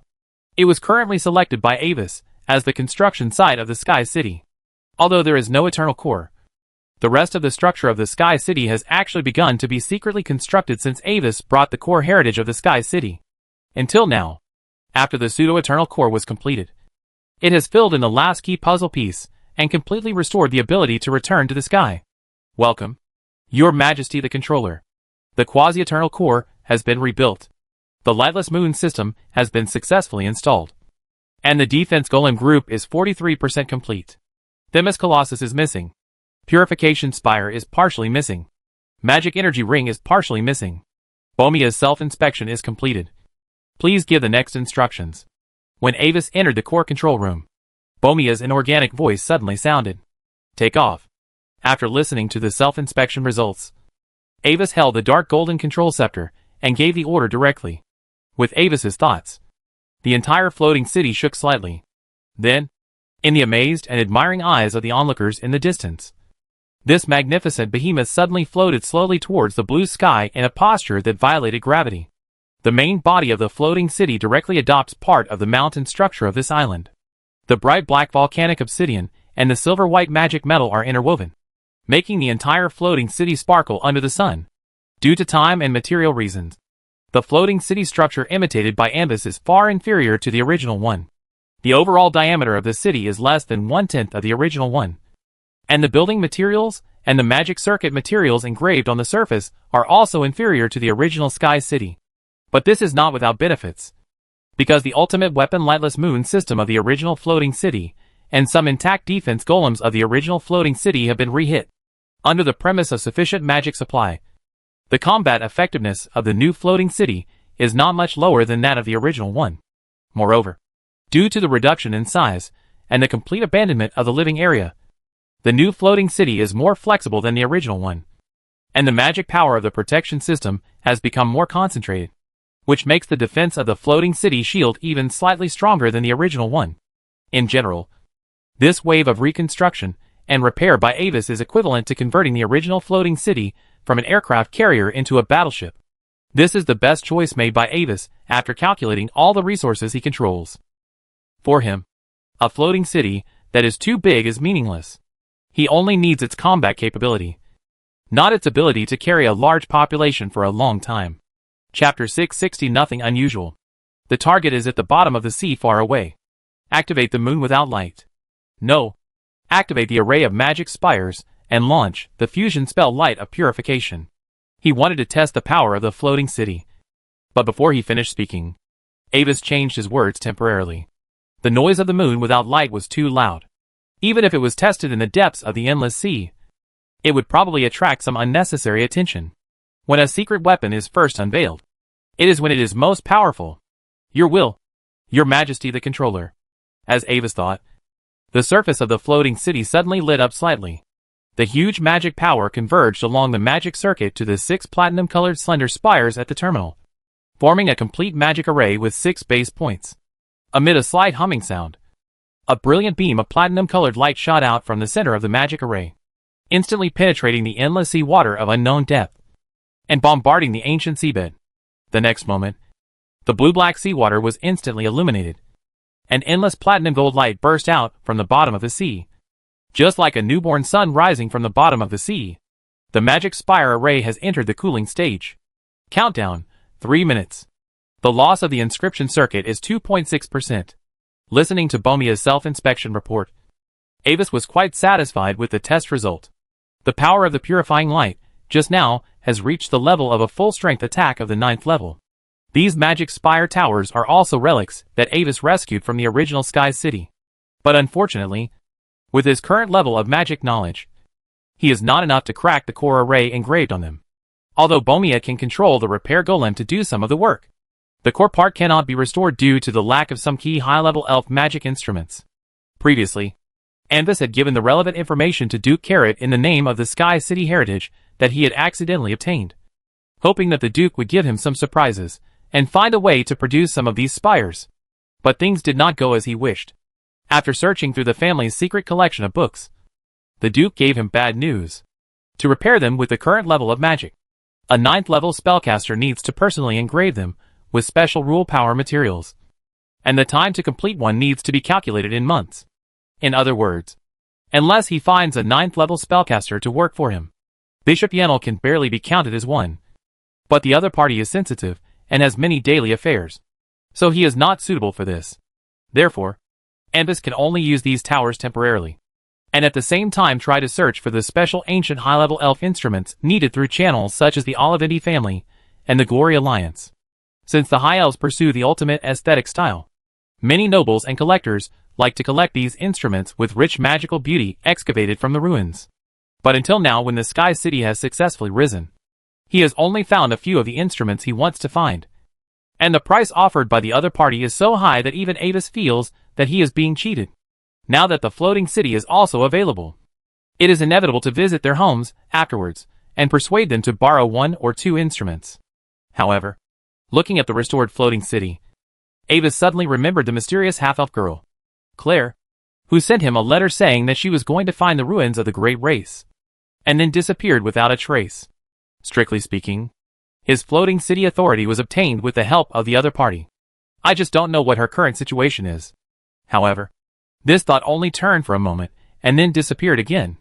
From Claire's shared memories, she is suspected to have existed since the ancient Golden Age millions of years ago, when the High Elves still existed. She even successfully survived the Great Rip event and lived to the present. Avis felt that maybe one day in the future he would die, and Claire could still come to his tombstone in her current image to place a bunch of roses, and by the way cause a landslide or earthquake. After the floating city was successfully restored, Avis asked Bomia to turn on the strongest hidden mode and temporarily hover over the island. He himself returned to the island base and planned to check on Ogman's situation. The perfect blood and demonized soldier plan still needed the other party's power, and Avis had to ensure that his employees were in normal condition. But when he arrived in front of Ogman's laboratory, Avis noticed the problem.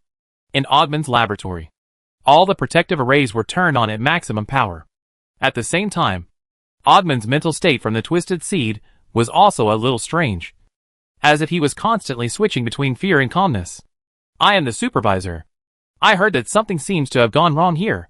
Lord Avis sent me to check on you. Please activate the protective array. Lord Ogman, touching the sound transmission array at the door, Avis spoke calmly. Lord Supervisor? When Avis's voice came in, Ogman seemed to be stunned for a moment, and then his mental state completely returned to calm. I feel fine. Please come in. Accompanied by Ogman's voice, the door slowly opened. But inside the open door, everything was pitch black, and the cold breath silently overflowed from below. Even the light coming in from outside the door could not illuminate the situation in the laboratory. Please don't mind the environment here, Mr. Supervisor. The experimental subjects I have been studying recently cannot be exposed to light. After a while, Ogman, who looked a little pale, appeared in front of Avis with a bone-white scepter. Nothing. How is your research progress? Since the other party's main job is an ancient biologist, Avis can't say anything. My research? Very good. There is no better than this. When mentioning research, a morbid fanaticism flashed in Ogman's eyes. Come with me. I'll take you to see it. As he said, the hunchbacked old scholar pulled Avis quickly into the depths of the laboratory at a speed that was not in line with his body. Soon, a special huge jar-shaped object appeared in Avis's mental perception. Although there was no color, Avis could see a strange creature with countless tiny tentacles like a deep-sea lily, swaying slightly in the liquid in the jar. The root of the bottom of this sea lily was deeply rooted in the incomplete remains of a humanoid creature. What made Avis feel a little uncomfortable and familiar was that the face of the humanoid remains had no facial features. After studying the remains of a new ancient creature found on this island, My perfect blood project made a huge breakthrough. Do you know? It is the most perfect work of art in the world. Through a special secretion in its body, I finally succeeded in mixing the 9th level perfect blood. Those new demonized soldiers also benefit from this. The demonized flesh and blood in their bodies can fuse more high-level bloodlines without collapse, which allows them to withstand greater sources of magic power and exert stronger combat power. When he was excited, Ogman's tone became extremely excited. Is there anything unusual in the base recently, Mr. Ogman? However, looking at Ogman's hunched back standing in front of the huge culture tank, Avis suddenly spoke. Abnormal situation? Hearing this word, Ogman's body froze. A trace of fear emerged from the depths of his eyes, but it disappeared almost in the next moment. After a moment, he slowly turned around and looked at Avis with a strange calmness. There is no problem here, Mr. Supervisor.